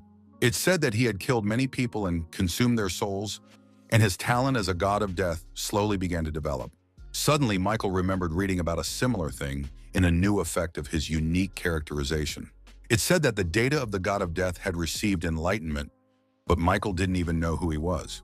He was very interested in what it all meant, but for now he could only speculate. Suddenly he felt someone's presence, which clearly said that someone was watching him. Michael swung his sword at the roof of the tent, for it was from there that he sensed the strange feeling. It did not move, and in the next instant, not the ground fell to Raynal, who had been watching him all this time. The girl hadn't expected to be noticed at all, but now she found herself on the ground in front of Michael, who was eager to hear her explanation. Raynal stood up, saying that the other was not to be expected of him, for the lad's senses were incredibly developed. In the meantime, the latter appreciated the girl as a warrior and concluded that she did possess some talent. Still, the guy asked what she was doing here, adding that she was lucky she hadn't died from blood loss then. But the girl replied that she was fine now. It was mostly thanks to him. Michael asked if everyone here thanked people so secretly, and Raynal was confused. She suddenly changed the subject, asking if he happened to be someone important, for she hadn't seen him among the mercenaries 5. Michael thought that was problematic. Since he stood out so much on the battlefield, the girl had already figured out what was up. Raynal added that she felt a divine presence, and ordinary mercenaries aren't capable of that. So the girl suddenly became serious, asking who he really was. Michael thought for a moment before answering, then suddenly decided to play with the girl a little. O answered her that the god of darkness had sent him, and Raynal was greatly surprised to hear this, for they were in fact his servants. Michael didn't stop there, adding that he was his apostle, justifying himself that he had no other choice. Then Raynal asked if that was really true, and he realized that he might have already guessed that he was lying herself. But suddenly the girl sank to the ground, saluting the apostle and saying that she had insulted him. She apologized, and Michael involuntarily thought he'd gone a little overboard with his alibi. He turned to the girl, saying they should keep it a secret so the spies couldn't find out anything. However, Raynal asked if he could then tell it to her. Michael replied that it was okay. After all, true comrades see each other at once. He smiled at the girl, portraying the very sincerity. And that one, hearing of true comradeship with the apostle of the god of darkness, glowed with happiness. Michael, meanwhile, has started a new special object of admiration assignment. According to him, the strongest mercenary among allies should be admired by him, and this object will be noted. After completing the task, the strongest mercenary could take command of the army. Suddenly, Michael saw a mark of some kind light up over the girl, indicating that she would be his target. Michael thought as he went through the guide's way task, he didn't know how he was going to manage the men of the squad. However, things looked much easier now, for with Raynal's help, he would be able to arrange it. The guy took the girl's hand and thought that this floor would probably be one of the easiest. All of his stats reached triple-digit value, averaging between 113 and 121. That was great, and Michael smiled contentedly at the fact that he felt so much stronger physically now. During this battle, he had also absorbed a bunch of skills, which now had to be organized. He opened the list of his powers and skills, intending to read in detail about each new skill. So the guy went into the tab for recently acquired skills, charisma being one of them. Since he already possessed her, the rank just increased, but there were many others besides her, except that the ones that might come in handy right now were especially absent, so there was only one option left. Michael activated his unique skill synthesis power and immediately amplified its effect with warrior defense. After all, this avocado added luck and infusion that was incredibly important. The powerful force became visible even through the tent of his barracks. Crossing skills, he sat like that until evening. However, his labors were not in vain. He received an absolute attraction of rank 1+. Also, the whole arsenal was replenished with Steps of the Wolf of Darkness. This skill was already of high minus rank. The last one was the Steel Jaws skill, which Michael also liked and decided to keep. Warrior's Defense is the power that activated last time his sword was synthesized. And come to think of it, Michael could have said he had it all. He meant sword skills. After all, there was a Sealed Blood Enhancement skill, a Soul Ego Grant, and a Soul Enhancement skill, all of which had different ranks. Michael decided to familiarize himself further with the Soul Ego Grant skill he had received from Sindel. The description said that once used, the skill was gone forever. But the guy even liked that. He decided to apply it to his swords, activating the right technique. Now he had to choose a barrier or object. After all, that's where the Soul Ego Grant would go, and Michael thought for a moment. To grant an Ego Soul Grant means to give an item a personality that supports it. It wasn't about a one-time use, so naturally Michael chose the Celestial Demon Sword. He thought it would be more appropriate to use it, as it was a growing type item. The system reported that the True Blood Heavenly Demon Sword was impregnated with the soul energy of Heavenly Demon Askhold. Suddenly, Michael heard someone's voice rejoicing that he was finally back after such a long time. This was spoken by the Heavenly Demon Askhold, who enjoyed universal reverence, worship, and applause. Michael thought he seemed to have put some crazy person in his sword. Meanwhile, some guy had activated a corpse mixing technique that was supposed to help in the battle. Suddenly, there was a rider on horseback.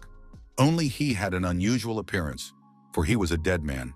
The other fighters praised their comrade for such an admirable technique, and the latter thanked them.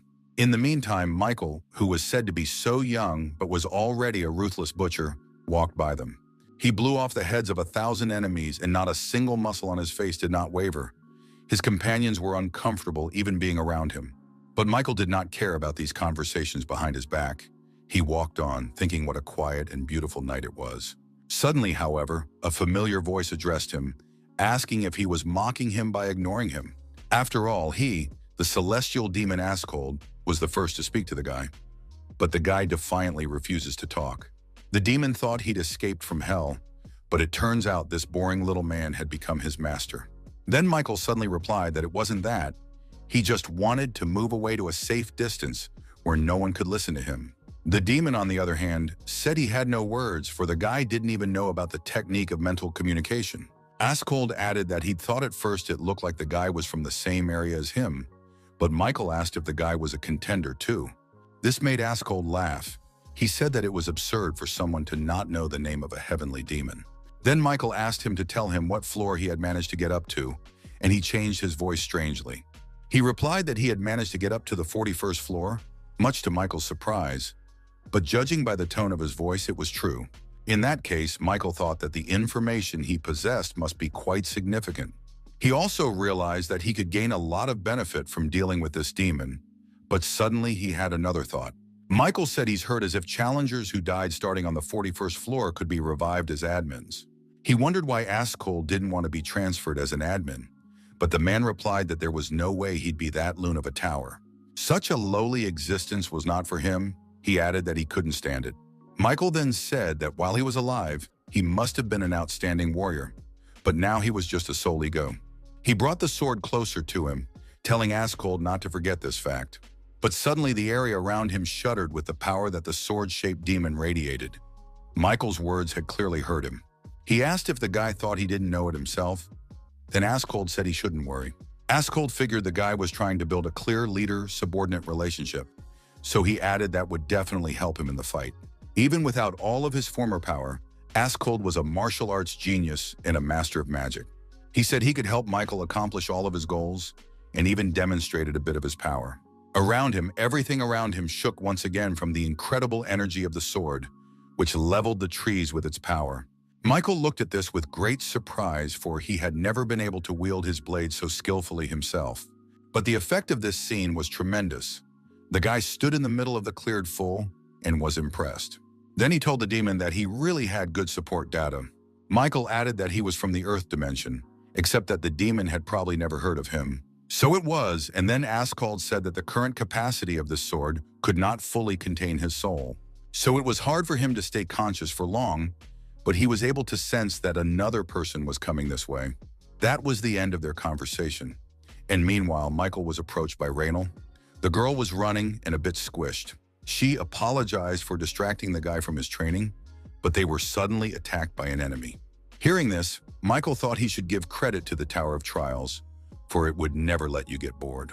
He asked the girl to tell more about the attacking elite units of battle priests that were also pulling up to the battle. Michael himself also said he would go there immediately to assist the priests. Meanwhile, the battle raged on full blast, the soldiers protecting the priests, for if the enemies killed them, that the magic of necromancy would be dispelled. Enemies they called vile animals who cowardly crept in under the cover of night. Michael noticed that there weren't as many enemies compared to last time. There were somewhere around 100 in total. However, these ones were clearly of a higher level, for they used powers that were definitely divinity-based. Though it was a trifle by his standards, the enemies, meanwhile, continued to close in on the priests. When Raynal arrived at the scene of the battle, she was surprised to find that quite a few people had already died. She saw that there was a very strong aura coming from some of the enemies, and realized that those were clearly highly ranked fighters. But Michael, who suddenly put his hand on her shoulder, asked if he could ask the girl for a favor.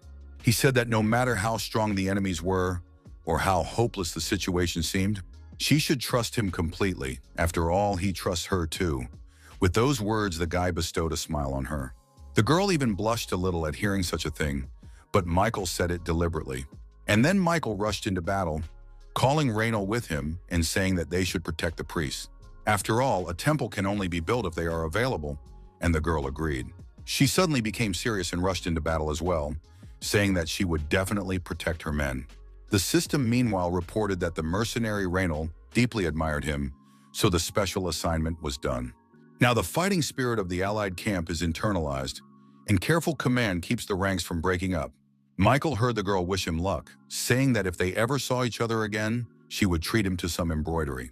Michael replied that it was the nicest thing he'd ever heard, so he was happy to accept her invitation. The guy activated the steps of the Wolf of Darkness' skill because the time of day was just perfect. It was a walking technique that mimicked the movements of the Wolf of Darkness, a legendary creature. Its effect was to increase mobility by a factor of 2 in the dark, and Michael quickly internalized it. He had killed many opponents already, noticing that not all of them were highly ranked. One man, who had interrupted a dozen of their men, was surprised to feel that the line had reached him as well. Michael was rushing at him from behind, saying they would regret daring to attack their camp at night. Meanwhile, near the entrance to the garrison of troops, things were somewhat worse. But the men were not wondering. The enemy had already broken through their equipment and were moving toward the main camp where the command was located. The big guy, whose name was Dean, shouted for his comrades not to panic in close ranks. The onslaught of the enemies was difficult to contain, but they had the advantage, for they were on the defensive. Therefore, if they scattered now, they would only face a miserable death that would end everything. But unfortunately, so far that was the case in many cases. His men lacked combat experience. Suddenly, Dean felt himself being kicked in the stomach as well, but he remained standing on his feet. He only grimaced in pain and marveled that he couldn't spot his opponent's attacks in time. But fortunately, and the man was already being rushed for help, the rider Raynal herself was running to save him. The girl swung her sword. In a flash, she was near her opponent. She killed him with one accurate strike. Michael was surprised that her blade possessed divinity. Also, the girl's swordsmanship skills were astounding. Dean was surprised by this as well, though he'd videoed Mistress in battle many times before, but each new fight felt different. The girl meanwhile turned to him, asking if the man was going to play sick. After all, he'd only been punched in the stomach, and Dean replied that of course he hadn't even thought about it. Raynal stopped, suddenly snorting. She felt like a sort of squad leader again. So the girl shouted, giving the command to form up, leaving only the tankers in the vanguard. The girl ordered them to take a defensive position, and they immediately followed her orders. Next, Raynal moved on to the archers, saying that they are their main fighting force, will be standing behind the tankers, and the melee damagers would be left to protect the healers. The morale of all the soldiers increased in an instant. Now they were all ready to fight back against the enemy, who still had quite a few men left. However, camping, the enemy also had a few rounds up their sleeves, for their opponents looked on with a smirk. They rushed to attack, saying they would glorify their temple, while the side of the god of darkness prepared for defense.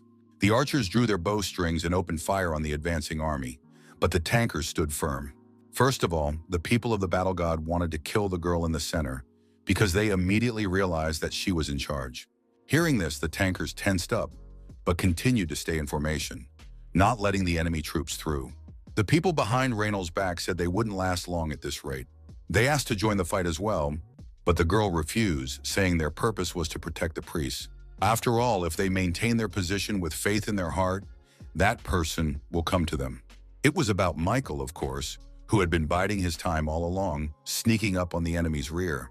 The battle god's side was surprised that he was here so quickly, and Michael had already prepared to destroy them one by one, doing so with great skill. Raynal couldn't hide her joy upon seeing Michael. She glowed with happiness as she watched the boy fight. Meanwhile, Michael used his Bloodseeker skill, forming new targets to attack. They turned out to be bloody rods that bound all the enemies in a flash, taking them hostage. Suddenly, Askald turned to him, asking how dare he use it not in battle, but like this. However, he admitted that he had to like the way the guy mercilessly chopped down his enemies. The demon suddenly added that Michael would be a great swordsman if he came from Murim, and the guy himself felt the sword suddenly filled with mana, which spoke of the demon's presence. Michael thought that this was the technique of mental communication. He just needed to transmit his voice through magical power. This surprised Askald, who asked if in such a short time the guy had been able to master her. And Michael asked in response, "Isn't something like that something anyone who knows how to control mana can do?" Then Askald said that if you follow his logic, half of the martial artists are in Murim, not even up to being called them, for if he wasn't a genius himself, he wouldn't be able to summon his soul. Hearing this made Michael a little uncomfortable. He said he probably understood what the demon was talking about. Askald said he was starting to feel sleepy again, so he had to leave. Michael turned around to walk as well, when suddenly he was approached by some priest and stopped. The boy said that the senior priest wished to see him and asked Michael to follow him. He was surprised at this statement, but decided it would be impolite to refuse. He was led to a room where several other priests were gathered, as well as their chief. He also addressed the guy, calling him the killer, but Michael said the guy could just call him Nameless. Then the old man remarked that he was sure the boy would please the god of darkness. Michael thanked him. The elder priest then asked if he knew that he had called him here to discuss the reward. When Michael answered in the affirmative, the old man became serious and asked him to tell him what reward he expected. But Michael said he would ask a counter question in that case. He asked the high priest what kind of libation he was willing to give him while activating the absolute attractiveness skill. Because of this, senior priest Kano found himself in an abnormal state. It was a state of fear. He now clearly felt Michael's presence, saying the maximum reward he could give. These are holy relics of the highest quality of the Church of the God of Darkness, and it was an impulsive decision. He was even told this by the other priests, saying that they could not put relics into the hands of outsiders. But the old man shouted for the boys to be quiet, saying that before them stood the man who would lead them to victory in this holy war. Kano thought that for a moment he could clearly sense the terrifying energy in this man. It was so powerful that the old man thought for a second that he met the dragon's gaze. Relics are marvelous objects that contain the power of God, and right now they are being brought out for Michael. Kano said that these holy relics of the God of Darkness were of the highest quality. Therefore, it was worth handling them with care. Michael activated the Fire Dragon Eyes skill. The first item was an offering seal of a unique rank. With it, you could obtain a new skill. Next came the Veil of Night-Absorbing Flame. The same rank. With this skill, he could revive after death. These were very valuable items that Michael decided to save for the trial. However, judging by the augmentation he read with his dragon eye, he wouldn't be able to get them further than the 15th floor. However, he couldn't help but be excited, because nothing happens by accident in the Tower of Trials. Obtaining such items meant that he would have to face some pretty strong opponents in the future. Michael already had a sense of impending danger that made him uneasy. He took the seal and veil, intending to take them with him, when suddenly the priest addressed him again. The old man said that the war had just begun, and he hoped the lad would demonstrate a decent strength. But Michael replied that they didn't have to worry about that, because he had already earned Mrs. Reynolds' trust. At this, he said he had to leave them, and the priest waited for the lad to leave. Afterward, he suddenly wept at being forced to give up his relics. Michael's technique dissipated, and he was walking contentedly down the road back to his barracks. Suddenly, he was called again, and this time the person was Reynolds. The girl wondered if his private conversation with the high priest had ended on a good note. Michael responded positively, saying that everything had gone well. However, he suddenly noticed something. The boy wondered if the lady swordswoman had been waiting for him here all this time. The girl stammered and looked away, saying that she had promised to buy him a drink. She also had one request for him. Reynolds said it so embarrassed that Michael smiled involuntarily. However, when he heard of the request, he became serious, for it could even mean a new special assignment. A few mirths later, they were already sitting at one of the tables, and the girl was drinking even more than Michael. However, he noticed that the alcohol was not very strong, for the guy was sober as a whistle. But it seems even that was enough for Reynolds. A moment later, she collapsed on the table. In fact, his body had long since exceeded the human level because the alcohol was very even. However, Michael managed to continue to stay sober. Reynolds said he was definitely like a monster. Michael replied that the most important thing was that the drink had a wonderful flavor, and then reminded the girl of the request. He said she was going to ask him for something after all, so she should have done it now. For some reason, Reynolds lowered her eyes and even frowned slightly, as if she was about to say something she didn't like. She suddenly remembered a situation from her childhood, when the people from the castle took away all their food. This was done for the needs of the kingdom, but countries clearly abused it and took more. She even remembered one of the knights hitting her daddy and how she pounced on him, beating him with her fists. Then she was kicked painfully in the stomach, which made the girl burst into tears and cry. At that moment, she faced the injustice of this life for the first time. And the man who hit her said that if she was jealous of them, then let her become a knight too. Her parents were annoyed by this behavior of the king's servants, but they knew there was nothing they could do about it. And now those memories flooded into Reynolds' mind, and she made a decision for herself. Suddenly, the girl looked straight into Michael's eyes and asked him to be her teacher. She wanted him to learn her swordsmanship, and Michael wasn't ready for it. He even stopped drinking, setting the mug aside, and quickly began weighing the pros and cons. For secretly, the lad hoped the request would be to his advantage. But it was a simple and personal request. Michael completed the special assignment, became an object of admiration, and thus got everything he could from Reynolds. Paying more attention to the characters of the World Tower recreated was just a waste of time. So he got up from the table, saying he was refusing, and turned around to leave. He told Raynell that she should get a good night's rest, as the fight would continue tomorrow. However, the girl had no intention of letting him go so easily. She suddenly snapped to attention again. Raynell said she had to get stronger at any cost, though it sounded quiet but confident. Suddenly, she too rose from her seat and approached Michael, then surprised him with her determination. The girl fell to her knees and bowed, her face right on the ground. Michael looked at her differently, now interested in why she wanted it so badly. Raynell, meanwhile, continued to plead with him, saying that no one but him could help her with this. She was just bound to learn from him, so she was willing to do whatever he told her to do. Then Michael smiled involuntarily and thought that a little fun couldn't hurt. After a while, they were already standing on the makeshift training ground. The first step was a stand-up, but Mike immediately said the girl didn't need to be so serious. It was good that she was trying her best, but if she overdid it, she would become too conniving. She also lacked combat experience right now, so the girl needed to strengthen her mana network. Michael added that now they would practice her aura a bit and turned Raynell around with her back to him. He then activated the Fire Dragon Eye skill and stimulated the girl's chakra points. Raynell thought he was showing her the path of mana, as if telling her to follow him. In essence, it was similar to her method, but there was one difference. Michael's way was more refined. To put it more accurately, he was gorgeous, but Raynell didn't understand how one could achieve such a thing. Michael, meanwhile, said that it was her personalized mana pathway that he had created based on her needs. He added that a girl should train her aura every day using this method. That was the end of their session, and soon he was sitting in his barracks again, deciding to check his awards. The guy pulled out a bag he had gotten from Beatty. It held all the awards for helping Great Britain. He stuck his hand into the bag, which was actually much larger inside than it was outside, and pulled out the first item. However, he decided not to waste time and dumped all the contents he had received from the British Association on the ground. There were quite a few items, however, in Michael's eyes it was just a bunch of useless trash. After all, he basically already had all sorts of effects and skills already. The last ones he synthesized were 3 high minus and rank 1+ skills, so it was time to use them. With that thought, he activated the steel absorption skill. Something akin to a mask formed on his head, which, however, was alive. Or rather, he could control it himself. The description said that absorbing the steel made his body stronger. It also boosted one random characteristic. Michael figured he'd see everything right away. He brought the first steel object from the bag up to his head, which was now wearing this mask, and then took a sharp bite on a piece of metal, which to his surprise broke through like a rusk. The system reported that he had absorbed the steel cloud cane and his mana increased by 1. The guy was even surprised because the stats were increasing so fast it was a bit cheaterish.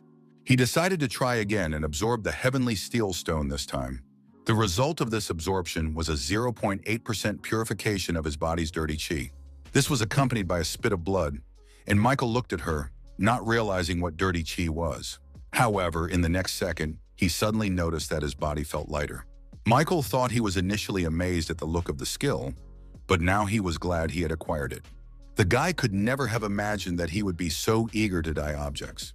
He had already absorbed 8 of them, but suddenly received a message that he could no longer do so. Turns out the mask had a recharge feature that only allowed you to absorb 8 items at a time. But compared to the speed of characterization gains, it couldn't even be called a disadvantage. Michael disabled the skill and the mask disappeared. Now he turned his attention to another curious object. His guy didn't absorb it, of course, because it was a sacred relic of the god of darkness. His black seal activated an offering effect that allowed him to summon items. Michael figured that if he put that seal on his hand, there was a chance it would stay after the 15th floor. It was a little scary to instill it in himself, but he decided to test it out and prepared to imprint his hand. He pressed the seal onto his hand, the system immediately reporting the activation of the effect. The object was absorbed by the mark on his hand, and Michael watched the seal slowly fade away. Suddenly, a bright beam of violet light illuminated his barracks, which made the guy squeeze his eyes shut. And then he saw a mark on his hand that was made in the shape of an animal that looked like a wolf. The system informed him that the tag would never disappear, and the next thing he knew, he was suddenly bombarded with messages from the admins. Michael was surprised to read them. They were all a little strange. The admins were not happy that the tower had gifted him with such an item. Michael thought the admins had been silent all this time, but started writing as soon as he used the seal. Some said there was still time to change his mind, and that increasingly surprised the guy. He even wondered if it was a useless item after all, judging by the admin's reactions. The tower was giving him something he shouldn't have, and it was making Michael quite tense. All of these messages explained exactly nothing, so Michael didn't understand what was going on. And then suddenly the system reported a leak, temporarily blocking admin messages. Admin Tower has warned administrators that if this happens again, they will be banned from viewing player Michael Nodforth's trials. Michael, meanwhile, thought that this relic mystery might be bigger than he realized. However, the guy is determined to find out everything once he uses her. With that thought, Michael activated the offering effect that spoke of sacrifice. Based on that, he could sacrifice any skill, talent, or treasure to the God of Darkness. However, this didn't really appeal to the guy. He didn't understand the point of it. After thinking about it for a bit, he still decided that he should have a good look at everything first. In this, he was aided by Beatty's bag, from which he drew a new object. It was some new wizard's cane that he had decided to donate to a god. So Michael chose to donate the treasure, and the system asked him to leave the item in the right place. Michael did. He decided to donate the most useless item. Next, the system asked him to choose a god to whom he would donate the item. This greatly surprised Michael, for he thought that since the signet belonged to the God of Darkness, he would be the one to whom the sacrifice was made. However, his surprise increased several more times when the system suddenly reported an error. She said there was no trace of God in his divinity, so the redirection process kicked in. Michael was recognized as the owner of his own divinity, so his own donation would be addressed to him. The guy couldn't check into that. After all, the rank 3+ item, Little Wizard's Staff, was his own victim. The system reported that he could also transform the item into divine power. Michael looked at all of this with his eyes wide open. He didn't realize what was even happening right now. It was a bit confusing, however, one thing he realized for sure. Now he could increase his divine power by himself. However, there was a slight nuance. He didn't know how to use this power. Though as new myths are obtained, so too will the uses of divinity be found. And while he could only hoard it, with that thought, Michael moved on to another relic.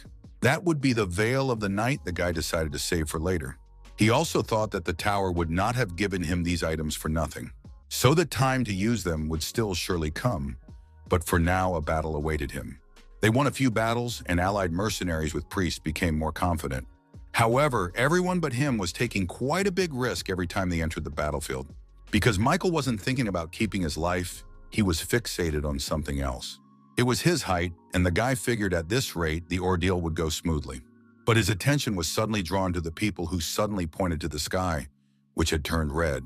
It turned out to be a very real portal that drew the gazes of all the participants in the battle. Michael was also surprised at this appearance during the battle, for it could only mean one thing. Someone is about to appear from this portal. Steam suddenly had a strange feeling, and then it was replaced by horror, and he thought, this can't be happening. But that seemed to be it. The system reported the activation of the divine punishment will.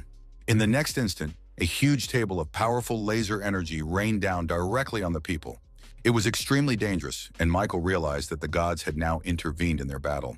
He extended his arm, preparing to use a counterattack shield when the pillar reached him as well. Michael made the shield as huge as possible so that it could cover as much area as possible. However, it was also much harder to contain him like this. Soon the attack hit the shield, and then it stopped.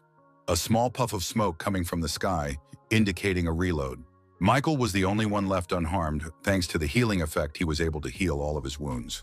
And there were quite a few, for the attack was strong, and he wondered who it could be. Meanwhile, the people he saved were amazed that they managed to survive it. But some fell to the ground from lack of strength to fight anymore. Michael didn't like that. And then suddenly, a guy from the sky who had wings like Karain appeared. He turned to the men of the God of Darkness, saying that he had good news for them. The people, meanwhile, thought the guy was a real angel of their god, except that in reality it wasn't like that. For he added that the merciful God of War had decided to use divine retribution on them specifically.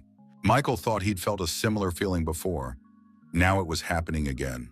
They were taken by surprise, and what could men do against the power of a god? The system reported that the God of War used divine power to partially condescend. During indulgence, a god cannot fully control his myths and will. God has condescended into Apostle Jeranavia, who cannot utilize all the divine power. The difficulty of Michael's 15th floor challenge increased dramatically, and he thought, Here they go again. However, the system suddenly gave a message that it thought the guy could handle it. So the ordeal would not be interrupted, but Michael thought Tower should have asked him first. Meanwhile, the god of war in the apostle's body said that today he would be able to kill this dog with his own hands. Of course, he was talking about Michael, who had prepared for defense. The guy figured that if he didn't start putting his best foot forward right away, it would be dangerous. Therefore, he activated instant acceleration and wind grace, increasing his speed by 70%.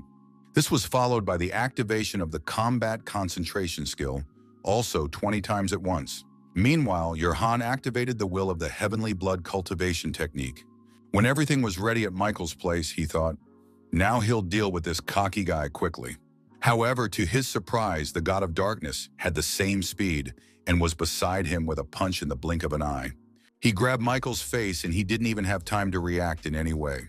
The god of darkness then slammed his head against the rocks and continued to hold his head while closing his eyes. This was so the guy couldn't see and block his next attack up close. It was going to be decisive, especially given Michael's condition. The guy spit up blood. The attack had damaged his internal organs, and her power was staggering. He suddenly thought that the opponent was, for the first time in all his battles, the strongest. Because the system suddenly reported that he had died, and it was a bit of a weird feeling. It was as if he was floating in the air, unconscious, but he could feel his body being destroyed.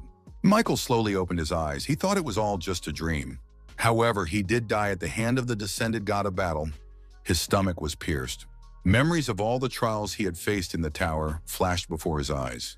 There really is a lot that has happened in that time. And up until now, he had handled everything well on his own. However, now was different. All the fateful meetings and connections he had made with people were now meaningless. For him, everything will come crashing down in the here and now, because unfortunately, both wins and losses are part of life. That's how it ended. The wound on his stomach was too deep for him to continue fighting. The guy was slowly dying and thought that the only thing left to do was to accept the fact of his death. Probably because he had already decided everything for himself. Even this darkness seemed cozy. Suddenly, he felt as if someone was approaching him from behind, and it made Michael turn around. This was some girl who wanted to hug him, but he wouldn't let her. However, the girl said that he had nothing to worry about since she was not his enemy. Michael then asked who she was, and the girl smiled lightly, saying it was a little funny. After all, although the situation had been recreated by the system, it was a bit unfortunate that he didn't recognize the one he had entered this war for. Michael then asked if she was the god of darkness on whose side they fought. The girl responded positively and complimented him for being so quick-witted. She wanted to pet him, but Michael again wouldn't allow it. He stopped her hand. The guy told the girl not to touch him, and the girl suddenly agreed to that too. She replied that it wasn't time yet, but that he would soon figure it out for himself, that she wasn't his enemy. And now that Tower had made a mess, the girl suggested moving on. She added that the guy should humor her properly since she lent him her power. Suddenly, Michael felt the wound in his stomach begin to heal, and the girl continued. She said that from the moment he opens his eyes, everything around him will change. At first, Michael only realized that she had helped him heal his injury. Suddenly, a sword appeared in front of him, which he gripped tightly, and the god of darkness smiled as she looked at him. She allowed him to utilize the blessing of apostleship that had been bestowed upon him. Michael still lay motionless, but the god of war realized that he was still alive. The price a man deserves for daring to defy the position of God was death. The people who saw this cried out that they were now doomed. This caught Johann's attention, and he glanced in their direction. A while back, a guy named Michael Nodfort used a magic shield. This meant that his power was now greatly reduced because there was now no one who could protect these people. The god thought he would finally destroy them all this time, and suddenly Raynal ran up to Michael. The girl saw only the guy's weapon, to which one of the relics was strapped, and soon she saw Michael himself. Noticing the wound on his stomach, she thought it couldn't be, for that one was fatal. Plus, it hadn't lingered yet, since all of this was happening while Michael was talking to the god of darkness. Johann, meanwhile, flew off to the right distance to deal with all the humans on the side of the god of darkness. He thought that, as expected, the body of the future apostle was unable to withstand the coming. It was an extremely weak body, which annoyed the god of war, but there was no other option. He had to cancel his adventuring, but even without it, he was incredibly powerful.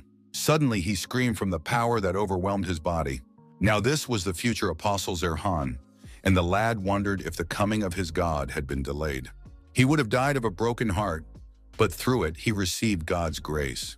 His divine power became stronger, and the guy thought that he had become the strongest being under this heaven. The god of battle commanded the future apostle to stop talking nonsense and quickly prepare a force. It was the power of heavenly punishment, and the guy suddenly felt the wrath of his god for procrastinating. A column of powerful energy suddenly descended from the sky again, falling directly on the place where Michael was lying. Everything was up in smoke, so it was hard to see anything, but Zerhan realized it wasn't good. It was actually the activation of the exclusive Veil of Night effect. In a little while, there was to be a complete revival under her influence. The system also added that an apostolization state entry was made, and a moment later Michael was reborn. The qualities of the god of death manifested more strongly, loudly announcing his presence. And challenger Michael Nodforth recognized as quasi-divine for the duration of his tenure as an apostle. He had 3 key divine words: death, darkness, and immortality. This greatly surprised Zerhan, who realized that the coming of the god of darkness had now occurred. However, there were no apostles on her side, and that didn't please the guy. He pounced on Michael. The guy screamed that he would rip him to shreds and pointed a huge trident at him. But Michael didn't even blink an eye as he collapsed on top of him, now possessing a new power. Michael used it to activate a new absorption effect that worked perfectly. The guy's appearance had also changed. His body was now covered in unknown armor, and he was wearing a mask. It all looked more like a masquerade costume, but Michael was focused on his opponent. His aura also changed and turned black. It filled the space around him. Zerhan was surprised to notice that underneath the mask of this new creature was the same guy, who was defeated by his god a couple minutes ago, and Michael noticed him too. He remembered that this man was his enemy, so he prepared to attack him. Then the guy, clearly not wanting to get involved in this battle, headed away from it. But Michael had already pulled out his sword, which looked somewhat larger than it had originally. He took aim and realized that it was about 70 meters away from the fleeing future apostle of the god of darkness. Michael then used the divinity Death, and his power increased by leaps and bounds. The true blood heavenly demon sword he possessed also poured with a new ball. It was an incredibly powerful energy that he sent as a chi attack at the guy, and the guy was chopped in two. Zerhan couldn't even scream. He was only greatly surprised that he had been hit from such a distance. Michael thought that this attack was better than the clumsy chi used by Akutagawa. The guy activated a more powerful effect, the serene mind power. Now the condition had stabilized a bit, but the problem was the coming of the god of battle. Looking at the body of the future apostle cut in half, Michael thought there was nothing more to worry about.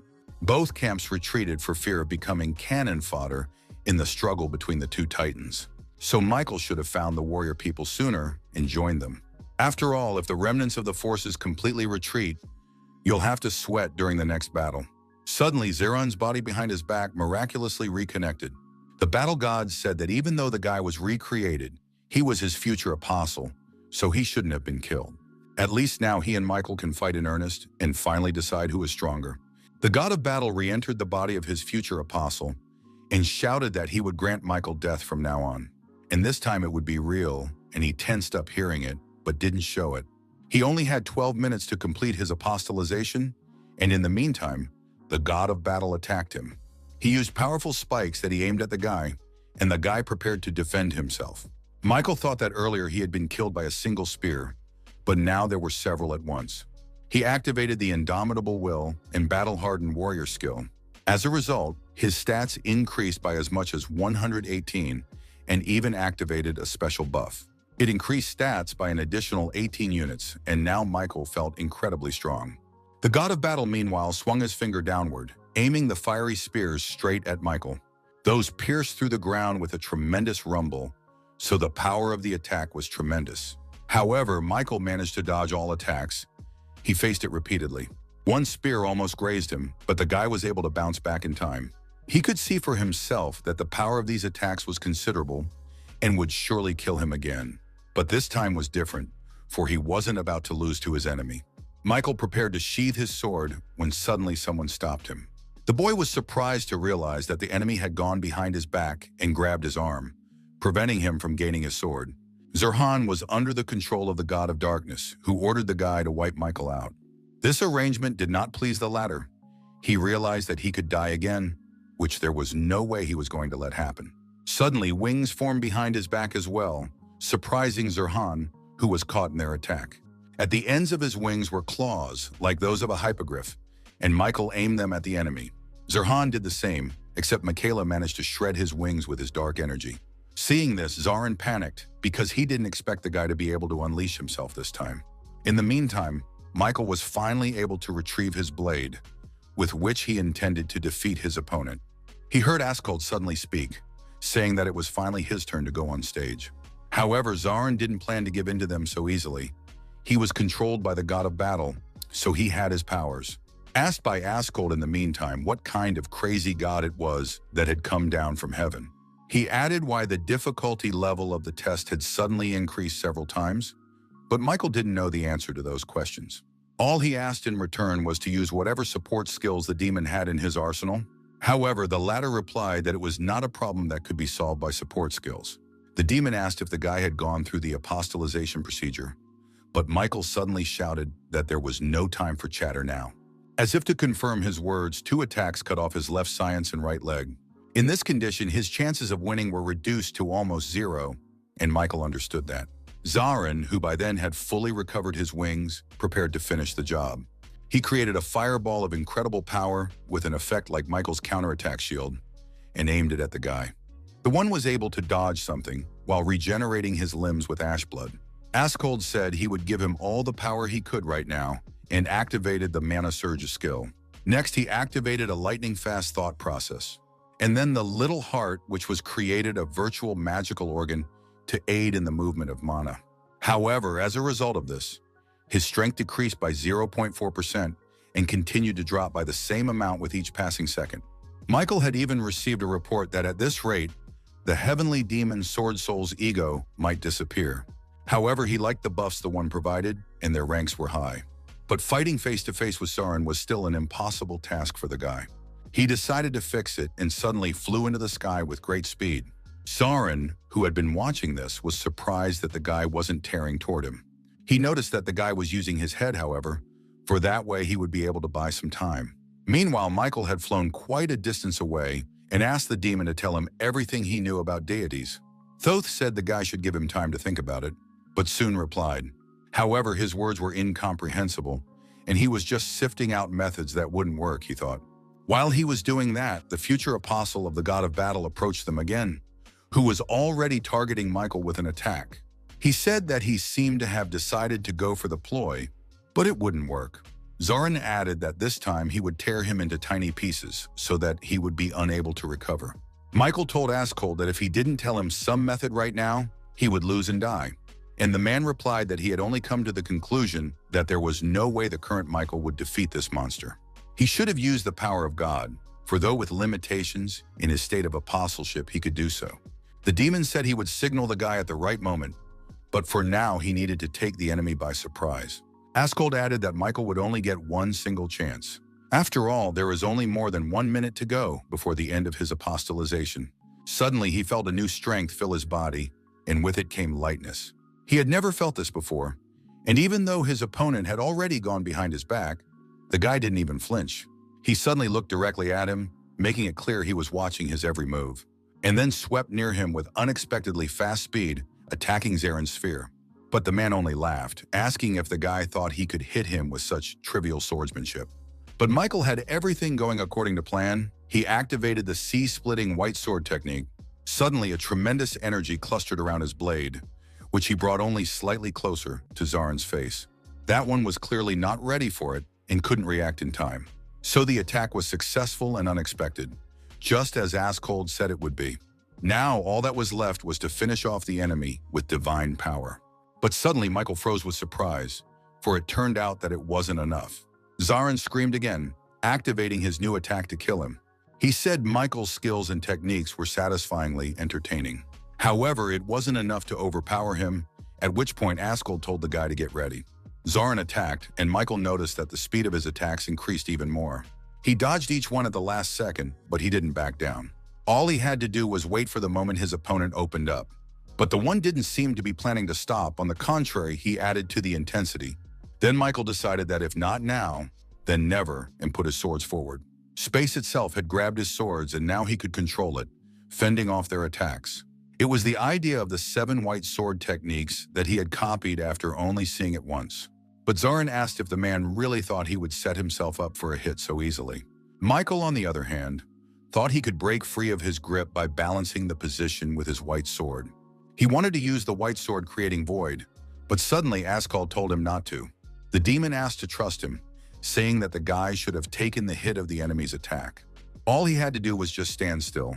A moment later, the attack reached him, and Michael realized he had to hold the blow. This, however, was quite difficult to do, for the enemy used all his power. Zarin asked with a sneer, did he really hope to block that with his power? He approached the guy, thinking he could kill him permanently, and suddenly Askald signaled. When the attack was right near Michael's eyes, he used his divinity. It was exactly what the demon had advised him to do, but so far it had had no effect. Though Zarin's attack pierced the lad's eye, the future apostle was greatly surprised. He saw that Michael had activated his divinity, and with it his deathlock. Askald, meanwhile, explained that it wasn't to stop the blood chi. It was only necessary for the enemy to weaken their defenses. As it happened, it was now Michael's turn to attack. With his Bloodseeker skill, he bound Zarin's body, forming it into a bloody ball. He puffed up more and more, and the future apostle realized he couldn't move. However, this effect wouldn't last long, so Michael had to destroy the enemy. Because of becoming an apostle, divine power was consumed at an insane rate. Michael realized that this was only enough for him to use divinity one more time. This time he used one of his keywords, namely death, and then swung his sword imbued with imminent death towards Zarin.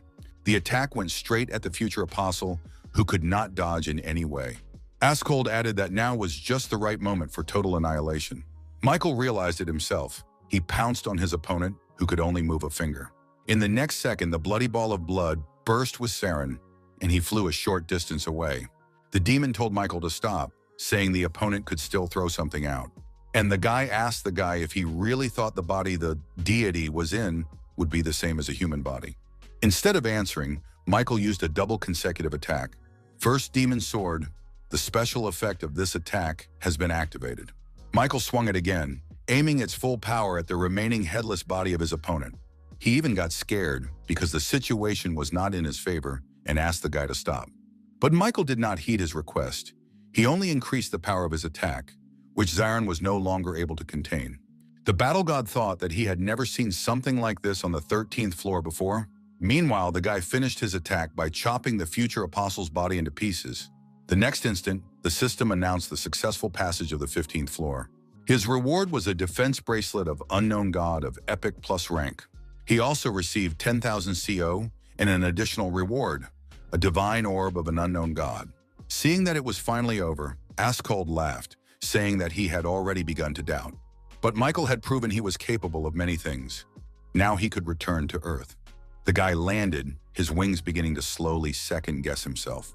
He also gained the Reincarnation and Opponent achievement, resulting in an 8 increase in his stats.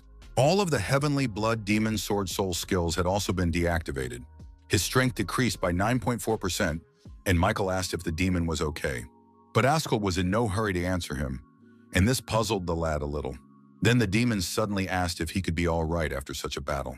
He added that Michael was lucky it wasn't a completed descent, or they would have died by now. Michael, meanwhile, looked at Askald, who actually appeared to be a girl. However, she said that the guy shouldn't judge her by her gender. However, he realized that himself in his battle with her. Still, Michael was greatly surprised, for her voice seemed masculine to him as he fought her in the form of an apostle. Then he asked if the girl had possessed the ability to show herself like that from the beginning. But she replied in the negative, saying that she thought Michael himself was the cause of it. Or rather, his divine power. With these words, Askald approached him. The girl said she couldn't keep this form up for long, so they should have gotten right to the point. Michael didn't understand what she was talking about, but he braced himself just in case. And Askolda suddenly reached out her hand using some sort of blood consumption power. An unknown energy pulled from her hand that reminded Michael of his Bloodseeker skill. The system reported that due to the activation of the sword's special effect, his rank had increased. There was also talk of a new ability engraved on Michael's soul. Askolda said it was the consumption of the true form, and now the effectiveness of the ability will be much better. She also asked how come he was fighting a god, but she needed to rest for now. Using her abilities made her want to sleep, so the girl told him to tell her all about it later. After that, it became a sword again, which Michael took in his hand. This discovery of the girl's abilities surprised him, as did the fact that the demon was female. The boy walked over to the corpse of the defeated Zarin, who lay motionless. Michael's attention was drawn to his wings, which he wielded so skillfully. However, suddenly the guy saw them stirring and prepared to attack again. He didn't understand how this was possible after all. He had even received notification of a successful mission. But Zarin's body was really aiming at him, so it was worth doing something about it. In place of the severed head, it created an eye-like sphere that was still pointed at the guy. And Michael didn't understand why this was happening if he had already defeated his opponent. And then he suddenly remembered that successfully passing the test was winning the war. However, it must have been because Zarin couldn't do anything else that the tower counted it as a successful pass.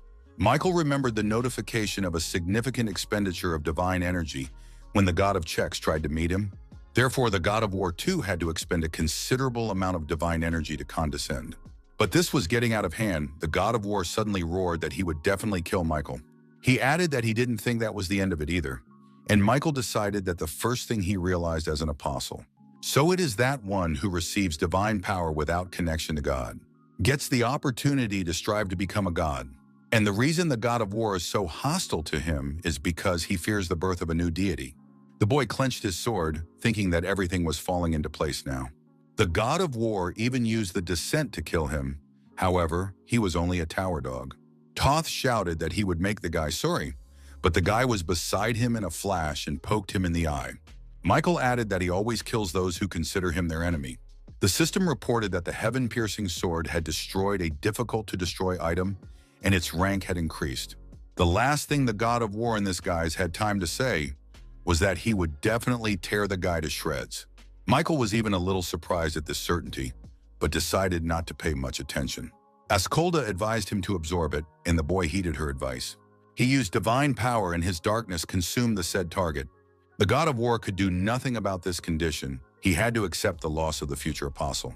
The system announced that Michael had successfully absorbed Zarin's soul, increasing his skill by 7.7%.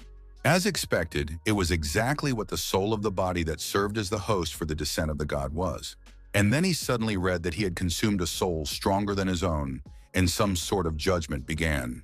The presence of will in the soul of prospective challenger Zarin has been confirmed. The system extracted it for Michael's benefit, which surprised him. As a result, the instant Step 1 Plus will was engraved on Michael's soul. Now he could instantly move to a location within his field of vision. That meant he could move anywhere from now on, which made the guy very happy. He decided to check it out immediately, but suddenly the system crapped on him again.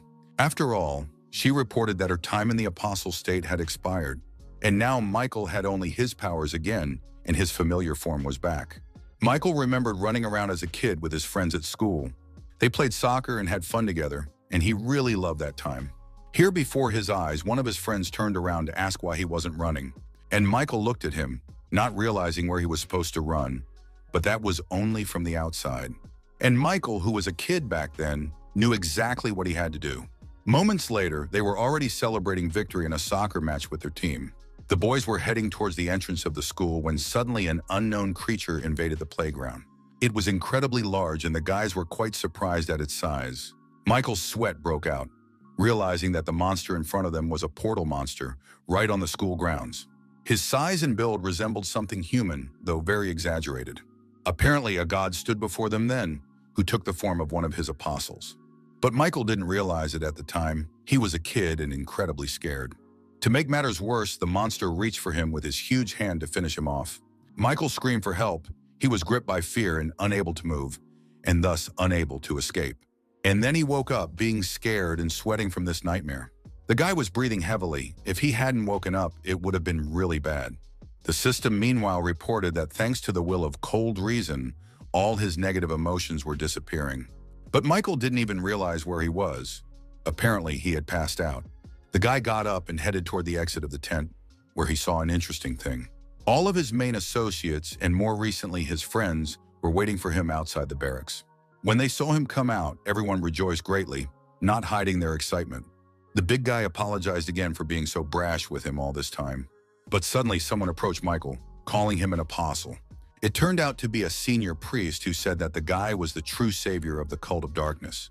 Then for some reason, he fell on his knees and asked why the apostle didn't help them when things were so hard for everyone. Hearing this, Michael frowned a little. He made a serious look on his face, saying that everything had to be in a timely manner. He explained that he could not have acted sooner to express the apostle of the god of war. But after all, their cult won the holy war, and that was the most important thing. He told the old man to wipe his tears. After all, they had won, so they should have been happy. Michael then activated his absolute charm skill to make his words sound as convincing as possible. The system announced that the crowd had fallen into a worship status that caused people's judgment to slacken. They were now acutely aware of Michael's presence, whom they perceived as their protector. Unexpectedly, the guy got a message from a verification god who was impressed with his cheating skills. The god of darkness also smiled contentedly, and Michael meanwhile began his faith absorption. It was gathered from nearby territories, and enough of it accumulated to create a new myth. Michael was very happy with this news because he will get a new effect. This time, it was called First Savior and was safely brought into his divine power. When using this mythic, it had a save effect activated, as well as the Truth Seeker effect. Both effects increased his stats and divine power. Michael raised his hand, saying goodbye to the men and wishing them luck. Then he bestowed his smile on them and took off into the sky, flying off to the right place. People looked at him with admiration. Michael had completely succeeded in taking control of their hearts. He himself, meanwhile, was flying to that place, hoping to get there as quickly as possible. Soon the boy found it and smiled happily, for at last he would be able to leave this fictional world. There was a portal in front of him, which he approached to return to the waiting room. Michael landed somewhat awkwardly, thinking that the first thing he should do was rest. He also noticed that he'd never been through floors for so long before. And at this rate, he might as well have gotten attached to all those people in their tower-created world. Soon he entered the portal and returned to the waiting room, and the receptionist began to congratulate him. Two of them, namely the White Crane Sword and the Steel Bloodlord, had invited him into their domain. Michael apologized for making them worry, saying, however, that he would stop by another time. He thought of the divine power that used to simply accumulate in his heart. It could have been used and spent on myths and wills, but much has changed. Through apostolization, Michael was a pseudo-god and could use divinity directly. And he also remembered that that one had gotten darker for some reason, and realized that the description said something about the god of death. The guy concentrated divinity in his hand and aimed for the floor. He then kicked and punched the tiles in the waiting room, which, however, was a frequent occurrence. Michael was greatly surprised at the effect, for the walls of the waiting room that usually recovered in seconds now did not regenerate in any way at all, or rather did it much slower. It was quite unexpected and surprising, so Michael decided that it spoke to the power of his strength as well. He then moved on to the 15th floor's reward. The first was the defense bracelet of an unknown god. He also received a divine orb of an unknown god. Both items were worthwhile. Plus, they had to be pretty strong since they had an epic minus rank. Michael absorbed Zarin's soul and increased his stats by an average of 3 to 7 points, as well as one of the apostle's skills, the rank 1, Lament of the Strong. But Michael remarked that given his efforts, it wasn't much of a reward. He had extracted divinity from Zarin's soul, and that had been successful. Michael felt his own divinity greatly enhanced. He then opened his assignments, looking through the requests from the admins. There were up to 87 in total, each admin wanting to give him his own special assignment. Michael was surprised to see so many assignments, however. There was nothing wrong here. Suddenly, a task from the administrator of the Soldiers of the Fallen World caught his attention. He gave out his Savior of the End quest, and the reward was the ability to put an indestructibility effect on 2 products. Such an assignment was just right for Michael, as he was thinking about how to fix the Celestial Demon Sword. Because of the EEG of the soul, he was hard-pressed, so the guy didn't hesitate to accept this assignment. The system reported the replacement of the 16th floor test with an End Savior task. It was also said that only a few administrators would be able to supervise him. The test began, and its theme was simply, Warrior was given 48 days to complete. The condition for successful passage was to make a choice he would not regret. It was a bit odd wording, but Michael figured he'd find out all about it later. Suddenly, he found himself on a bed somewhere in the room and noticed that his body was unbearably sore. His gear was limited and some items were moved to inventory. It was also said that the guy's strength exceeded the test limit, so all of his stats were set to 50. Michael got out of bed and realized he didn't feel well. It felt like he was sick. Suddenly, a gag reflex formed, and the guy covered his mouth with his hand to keep from spewing it all out. He hurried out of the room he was in. For some reason, it reminded him of a fighter's barracks again. Meanwhile, some girl came up to him, saying he was finally awake. Michael turned around and wanted to ask what was going on, but he couldn't finish. He suddenly had the urge to vomit again, and this time the guy couldn't hold back. The girl who came to him told him not to overdo it, and she would call the others in the meantime. She added that they would be here soon and suddenly turned to Michael, calling him Neil. He didn't understand at first why she suddenly said that name, but when he looked at his reflection, he understood.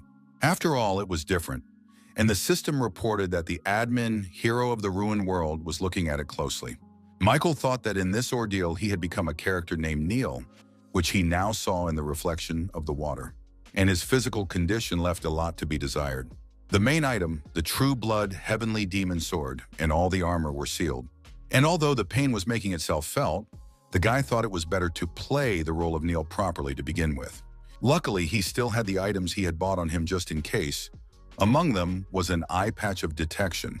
Also, handmade explorer gloves that helped me adapt to unfamiliar situations. Suddenly, he saw people in front of him who were all glad he had finally opened his eyes. It turns out he was an apostle chosen by the goddess, and his return was also called a miracle. Suddenly, the blindfold reported several enemies approaching the ne'er-do-well. This was very useful information. Michael began to look around, and then he simply activated the exclusive auto-detect effect. According to him, enemies caught in sight were surrounded by a red halo. The guy realized with great surprise that it was working out. All these comrades were his enemies. Now he understood why the quest settings are geared towards psychological difficulties. For starters, he reasoned, something strange must not have happened in the tent. By then they had moved exactly there, and Michael thought his skills were still working. An old man with green hair looked at him questioningly, asking if he had lost his memory. Then Michael decided to answer in the affirmative, saying that he couldn't even remember who he was. The girl who saw it first said the aftermath was worse than she thought. However, she said they didn't have time, so she would explain it briefly. The girl said that Neil was the troop's only apostle of the Dragon God Church. They set out together to defeat the Demon King, with the guy getting seriously hurt in the battle with the Great Evil. That's why he lost his memory. Besides, the Demon King serves the Demon God. And together they planned to bring the incarnation of the Demon God into this world. And if that were to happen, their world would come to an end. To summarize, Michael realized that in this world, only a KO warrior under the protection of a god can kill a Demon King. Because of this, people had to force him, who had been riddled with battle, to join the campaign. And he, a warrior, will have to face all kinds of enemies until he gets to the Demon King. In the meantime, he needed to recover his skills as soon as possible. The rest the girl offered to discuss on the way. They were already on their way to the demon realm. There were 3 people in total, not counting the guy. One guy, a blonde guy, asked if Neil, really didn't remember anything. He wondered if the man didn't even remember his name, but of course Michael didn't know it. The guy then introduced himself, saying his name was Alan Nix. He added for Michael to stop using that kind of speech already. She was a little too respectful, and Michael realized that his character didn't talk like that. Michael turned to the old man then, and the man introduced himself as Jack, saying that titles didn't matter much to an old magician like him anymore. Alan has noticed that even when the world is on the brink of destruction, the belly clock is in full swing. He offered to do a little hunting for some game while they drove. After all, they have lost all their food, so if they don't hunt, they have nothing to eat. The guy stopped, saying they'd get something edible, and Michael could rest for now. In a little while, they were already roasting the killed game, and it was getting dark outside. For now, they were sitting without the guy, and Jack said that Neil was so KO wrecked that he couldn't act as a rescue warrior. However, they weren't wrong. Even though it was mean, it was the only way to save this world. Acting in moderation so the guy wouldn't die, Alan offered to take him to him. Everyone agreed with the decision, prizing the fact that Michael was just a tool to save the world. However, they didn't even realize that he had been watching them the whole time. He suddenly thought about just finishing them all off here and now, but held back. The boy shook his head, pushing those thoughts away, and thought about what he should do. After all, you should not have forgotten that you need to fulfill certain conditions to pass this quest. And if he acts in a hurry and something goes wrong, it could complicate the situation. After that, the comrades continued to go out hunting whenever they had the opportunity. This allowed Michael to have some free time, which he used for personal purposes. He ran from where they had stopped and came to a halt in a spacious clearing. The guy thought it was the perfect place to practice, when suddenly he heard someone growling. Some kind of monster suddenly appeared behind him, and Michael thought he had wandered too deep into the forest. In a moment, he had disposed of the monster and was sitting on it, contemplating what to do next. He decided to start with a snack and cut off a straight raw piece of the monster, which tasted like chicken meat. Currently, his body had no problems with physical activity, and even if he didn't eat or sleep. Eating rat meat for days was a tough task for him, and his comrades also banged pots at night. It seemed like normal childish antics to him, but for now he was able to tolerate them. However, Michael thought it was time to slowly retake the initiative. He activated the Ash Blood skill and improved his body condition in an instant. Because of this, he had made a full recovery. But this was unknown to anyone but himself. When he returned, his companions were already seated near the carriage, and he had to explain that he had been away for a short time. Michael noticed that the hunt ended earlier than usual today. The girl from his team, meanwhile, rose from her seat. She said he wasn't feeling well, so he might have difficulty acting on his own. But Michael replied that he thought the girl was just annoyed that he was out of her control. He added that he'd been in bed for days and was bored, and Jack suddenly stopped him. The old man could see that he had completely healed his body and asked how he had managed it. Michael replied that he was just on vacation for a few days, but added that it was fun. After all, the old man had said he was not a mage specializing in healing. Yet somehow he was able to recognize at a glance the changes that had taken place to his body. Jack didn't know what to answer, so Alain came to his aid, telling him that they needed to hit the road. A moment later, they were once again traveling to the demonic realm. They didn't have much time left. Jack hesitantly asked the guy if it was possible that his memories had come back. But the man replied that his memory was still not recovered. He was about to add one more thing when suddenly their carriage bounced on the road. It was because the horse that was carrying her refused to go any further. So the boys got out of the carriage and looked at the place where they had arrived. The system reported that they had been exposed to an environment filled with demonic energy, and the longer they were exposed to it, the more spiritually drained they became. The girl, whose name was Isabella, said that henceforth they could not travel in a carriage. That meant they couldn't take care of Michael anymore either. But he suddenly answered in the negative. He said he, on the contrary, was more comfortable with that option. In the demonic dimension, the chi of demons drove people crazy. There were countless monsters here that could single-handedly wipe out hundreds of people, and even the warriors who had passed through all kinds of hardships said that no one could survive in the demonic dimension unless they were willing to die. Michael and his team stood in front of the dimension exit, all looking surprised. Even Michael himself admitted that he got goosebumps from the place. And Alain was shocked that he didn't even remember that. Apparently, his memory was completely lost. He was suddenly approached by Jack, who pulled out a strange object from somewhere. It turned out to be a sword, and the old man said it was a weapon the lad held dearer than life. It was called a holy sword, and Michael immediately felt its power. The lad was also surprised that Jack had shown him this, for the gesture was clearly made out of goodwill. Meanwhile, the monsters in the demonic dimension saw them. They prepared to attack the humans as soon as they entered their territory. All the while, the owner of this quest experience was watching. The administrator of the Soldier of the Fallen World thought he could handle it since it had been so long. He could no longer bear the bitter memories of that time, for then he was weaker than ever and needed the help of his comrades. However, what they had done to him did not settle in his mind even to this day. The administrator remembered this battle well, for it was because of him that he had lost his life. But now it was a quest test for Michael, who saw no obstacles in front of him. He did not depend on the support of his comrades and was the first to rush into battle. This forced Neil to just watch him, not interfering with the guy going through his test. Thoth activated the exclusive effect of his homemade gloves, and now his mind was protected. Due to the large amount of demonic chi, his mana was also increased by 2. It was remarked by his companions that though he had lost his memory, he remained just as impatient. However, they thought it would be difficult for him to fight these monsters alone, and Alain offered a solution. They just pretend to help and exhaust him like he said they would. It had to be done to make the guy feel desperate. But so far, Michael was only toppling his enemies. His comrades had to admit that the one was incredibly strong, and it surprised them. In fact, at this time in his past life, The real Neil wasn't actually that strong. He used his sword's ability, Sacred Light. A sphere of powerful and light energy formed at the tip of his blade, which he directed at the monsters. Those were unprepared for such a thing, and the attack was successful, flying a little ways away. There she met an obstacle in the form of the first monster she encountered. And then there was a huge explosion that severely damaged the monsters' bodies.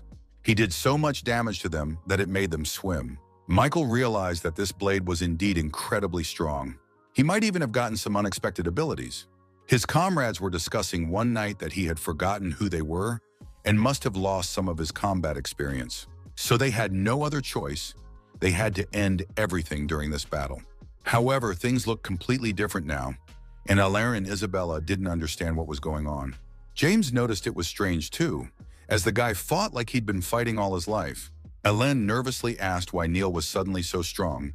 This was clearly not part of their plans. In the evening, they camped again to spend the night. Everyone sat in silence and munched on the yushka that had been prepared in advance. Michael glared at them all, but no one dared look him in the eye.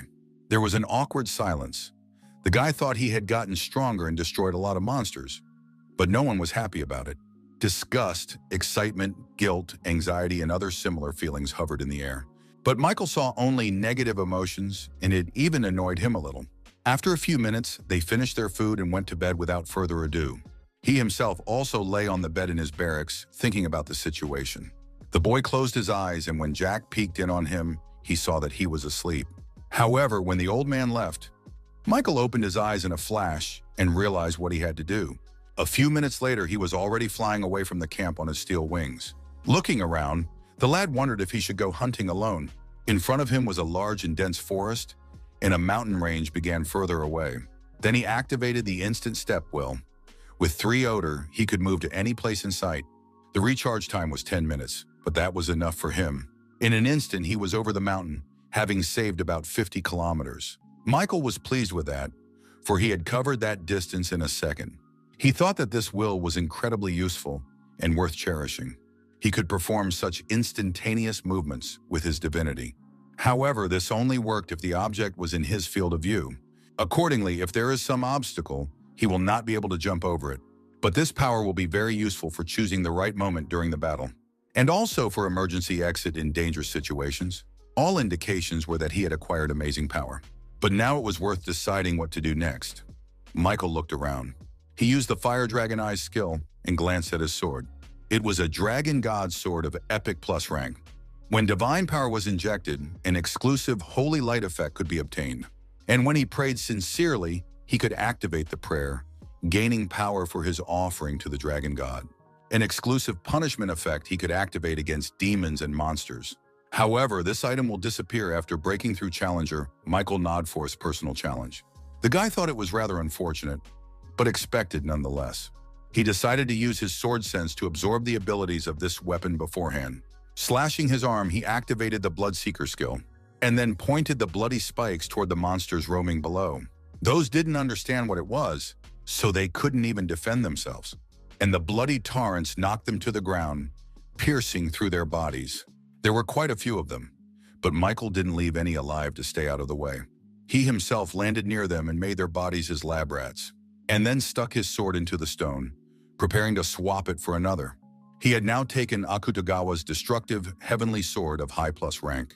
He could acquire the item's exclusive effects as skills. Michael could only convert 2 of the 3 effects of the holy sword into skills. And of course, the abilities he should have chosen were the best. The first one he chose was the Holy Sword, which immediately became fully mastered. It was the same with the second one, which was the Punishment skill. The system reported that the number of uses of the Sword Senses skill had been exhausted. Michael decided it was worth it, for the Saint Sword's abilities were too good. In particular, an effect such as Holy Light, the power of which is far more powerful than even a counterattack shield. And most importantly, like the shield, it can be used immediately. The guy activated the skill. Now, having absorbed the effect as a skill, he could use it without a sword. It was easy enough to just put his hand out and concentrate, which he did. However, at the last second, he suddenly noticed that something had gone wrong. There was a large explosion, which, however, was directed in the wrong direction. Michael had to use the Bloodseeker skill to heal his injury because he had the entire lesson to himself. He didn't understand why he couldn't control the direction of this sword's attack. And the monsters that surrounded him started laughing with him, which Michael really didn't like. He pointed the blade at them and once more used the holy light. This time it was more successful, and the monsters succumbed to the incredible power. The guy didn't understand why, when he used the holy sword, everything worked properly. And then a crazy idea suddenly came to him. He wondered what would happen if he exercised control with something other than mana. And through divine power, with this thought, he once again prepared for the attack. This time he gave direction with divine power. As expected, that was the answer. The attack worked perfectly. She zeroed in on the monsters that stood exactly in front of her as test subjects. The power of this attack was incredible too. Michael liked that he understood how it worked. He was now able to control this skill more freely. One time Michael even decided to use it to its full potential. Alain, who in the meantime had gone to take a leak, didn't expect to hear something like that. First there was a small sound somewhere in the direction of the mountains, and the guy turned around. And then the sky was illuminated by a bright light from an explosion that occurred in the area of the mountains. Alain was greatly surprised at what he saw. It even made him tense up. Michael, meanwhile, was delighted with the effectiveness of his attacks. She was a roofie, and of course he was sorry to part with that sword after the ordeal was over. He received the achievement Warrior Successor and the special power Dragon Transformation. It has now been restricted from receiving it due to a special test penalty. Michael, who had not heard of this power, was surprised that it was so powerful. The system then announced that the Dragon God had sensed his substantial presence. He was very much impressed by his exploits and watched the lad with interest. Unexpectedly, he offered him the position of apostle, but Michael declined. However, the Dragon God didn't seem to take no for an answer. He offered him the position again and again.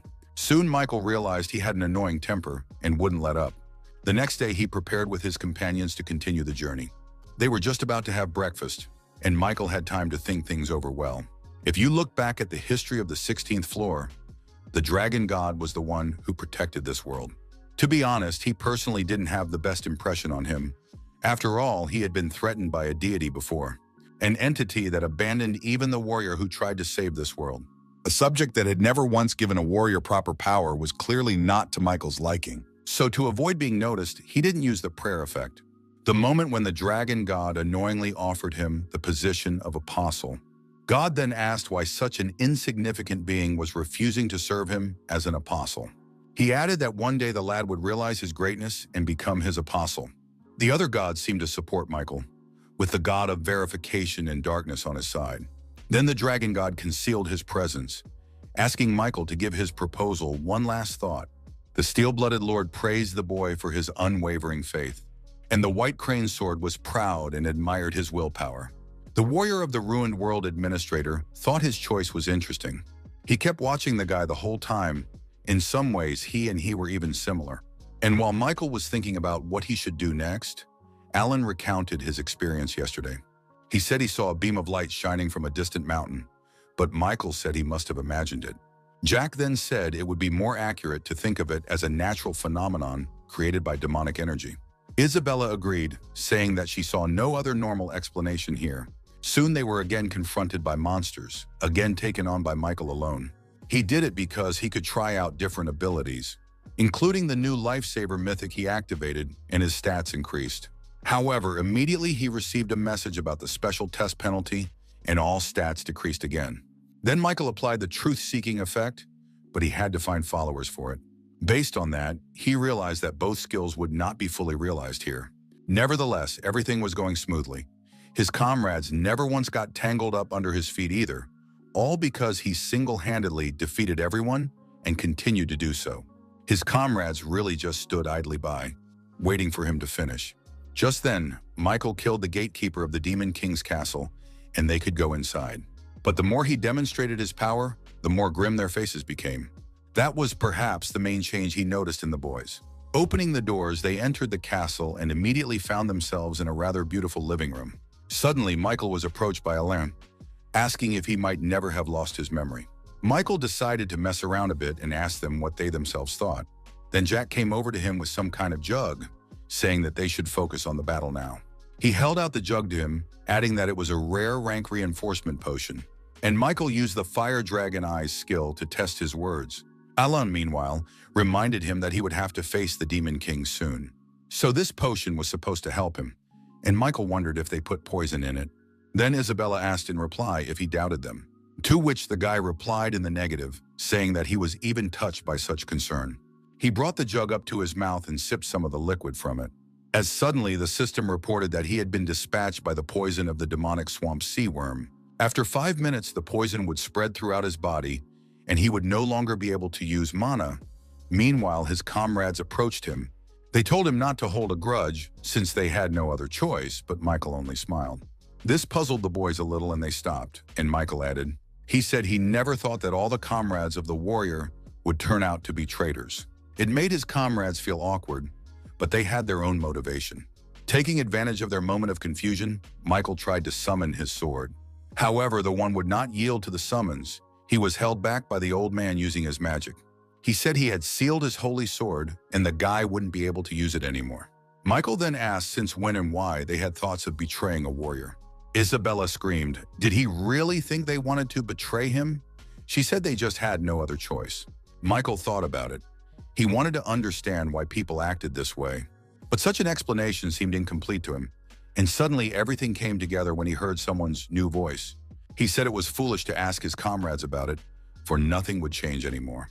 They are just faithfully fulfilling the contract they made with him. The Demon King said so. Michael asked if he was the one behind it all to begin with, and he smiled wickedly. The king added that they had seen each other once before, when Michael had defeated a great evil. Then Michael realized that it was about the warrior who was the master of this ordeal, and this demon came close to his companions when he lost consciousness during a battle with a great evil. But Michael didn't understand why the man used treachery when he could have just killed the warrior. He asked the king about it, and the king replied that it would be too boring. The guy was also amazed that the dragon's fire eye skill didn't find any lies in those words. The Demon King meanwhile added that this was far from all. He suddenly laughed out loud, saying he was so smart and savvy. In truth, this very situation was a tribute to him. It surprised Michael greatly. And the king continued by saying that just like Michael went through a lot of suffering to be recognized as a warrior of the dragon god, he also goes through trials to become an official apostle. And lastly, all the guy has to do is be sacrificed on the altar of the demon god and die. Then Ume, the king of demons, will be able to become an apostle. He asked Michael how he felt now.